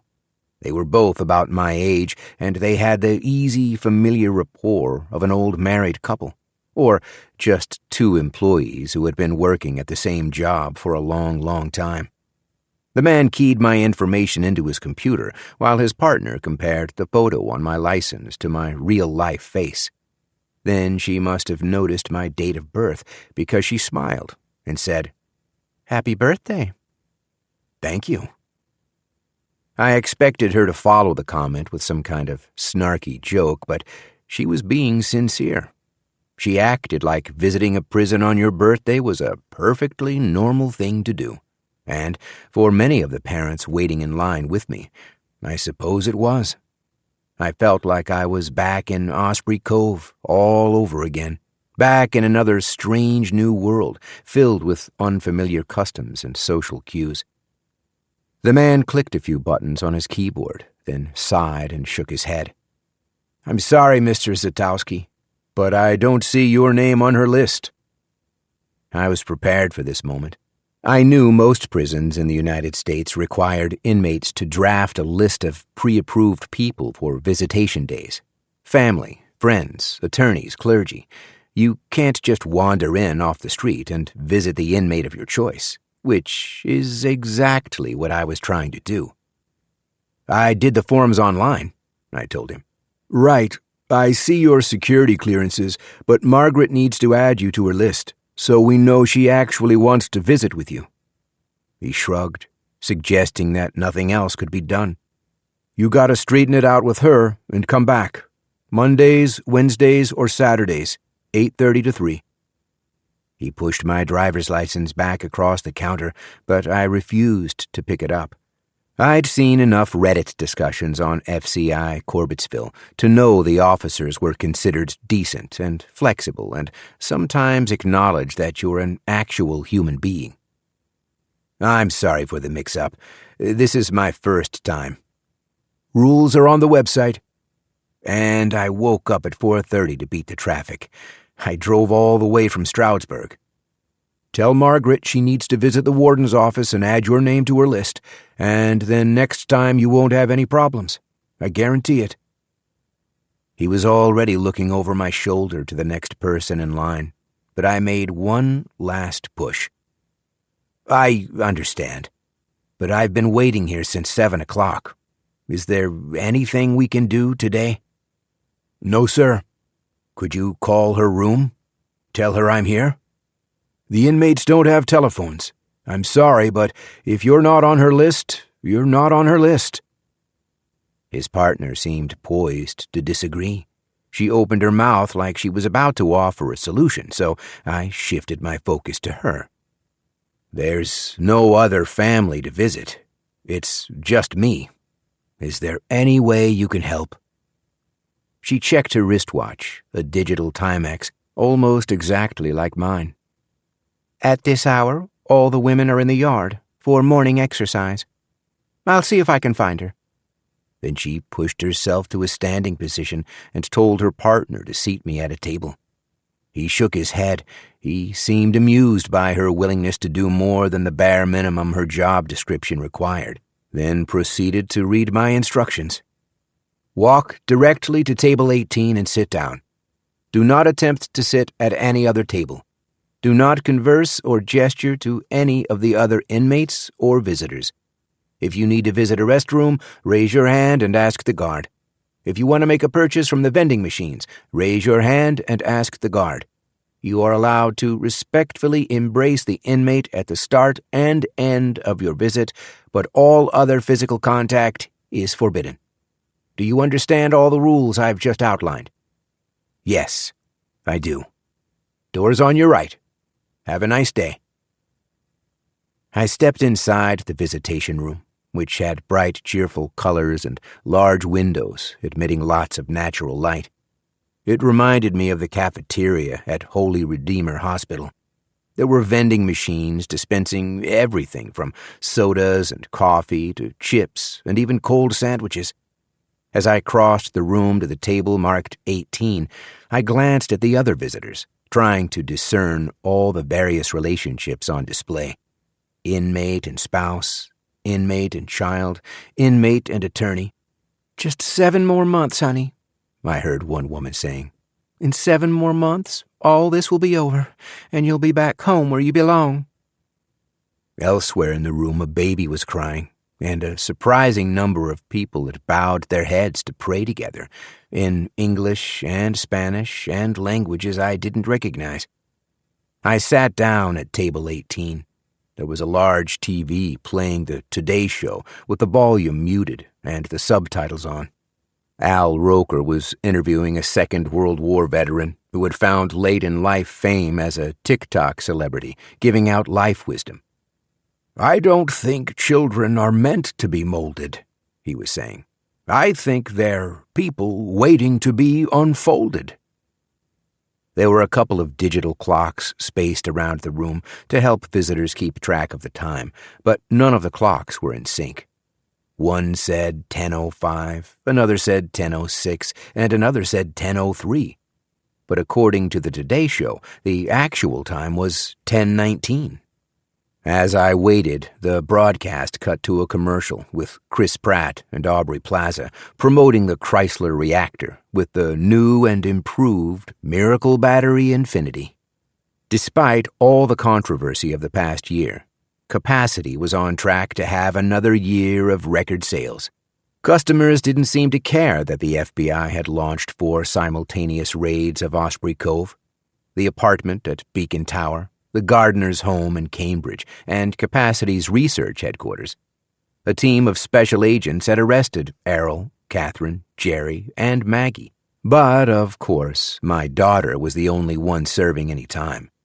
3 to 5 years for conspiracy to obstruct justice and being an accessory to murder after the fact. Catherine Gardner was receiving treatment at a beachside rehab center in West Palm Beach, while Errol and Jerry remained free on millions of dollars in bail, filing appeal after appeal and using every last loophole available to the 0.001%. I didn't expect they would ever be properly punished, but I took some comfort in knowing that Dawn Taggart's body had been recovered from the bottom of Lake Wyndham, so her mother and uncle could finally lay her to rest. Better still, Huho was promptly apprehended and extradited back to Kinshasa, the capital of the Democratic Republic of the Congo, where he was awaiting trial for scores of human rights violations. Many speculated that he would be the first Congolese prisoner sentenced to death since 2007, but I was trying not to get my hopes up. Eventually, the woman from registration entered the visitation area to find me. Her face was somber. She looked like a surgeon emerging from the ER to deliver some bad news. I found Margaret in the exercise yard, and I told her you were waiting here. But she's decided she isn't going to come see you. I felt bad for putting her in the middle of an awkward situation. I stood up and said, "Thank you for trying." "One thing you could do is write her a letter," she offered. "Tell her what you're feeling on paper. Let her know you're interested in supporting her." She was trying to be helpful, which I appreciated, so I didn't mention all the letters I'd already sent over the past few months, or the cards for her birthday and Christmas and just because. Always with a personal note, but never any pocket money, because the prison wouldn't allow cash by mail. "I've met a lot of parents in your situation," the woman continued. "So don't leave here feeling like you're alone, okay? Because you're not the only one." I left the building and walked out into the sunshine. It was still early, a beautiful, clear morning, and suddenly I had my whole day ahead of me. Vicky had planned a special dinner for later in the evening, and she'd invited a couple of my friends from UPS.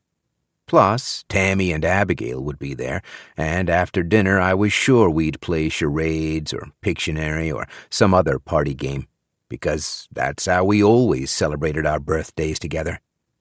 I knew I was fortunate to have so many wonderful people in my life, but I also knew at some point I would look around the dinner table and remember who was missing.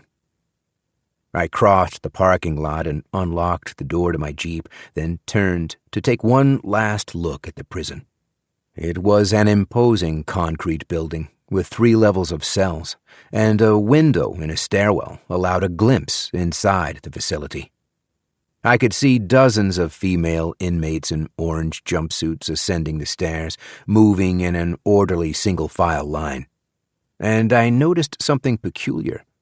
Nearly every single woman turned to glance outside, to steal a quick look at the world beyond their walls. They were all different ages and races, but they all shared that same impulse. Most looked to the horizon, toward Route 81, way off in the distance, but every so often an inmate locked eyes with me, checking to see if I was someone she knew. "Excuse me, sir."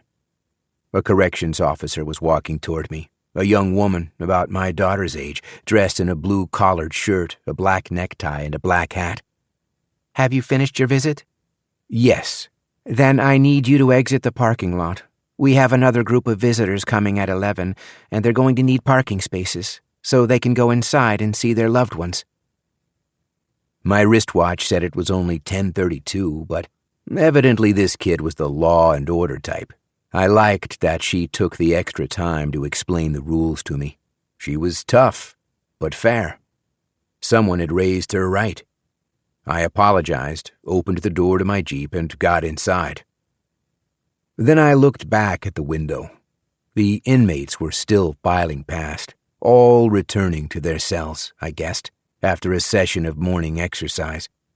I'd already counted some 40 women, and there were only 100 or so in the entire facility.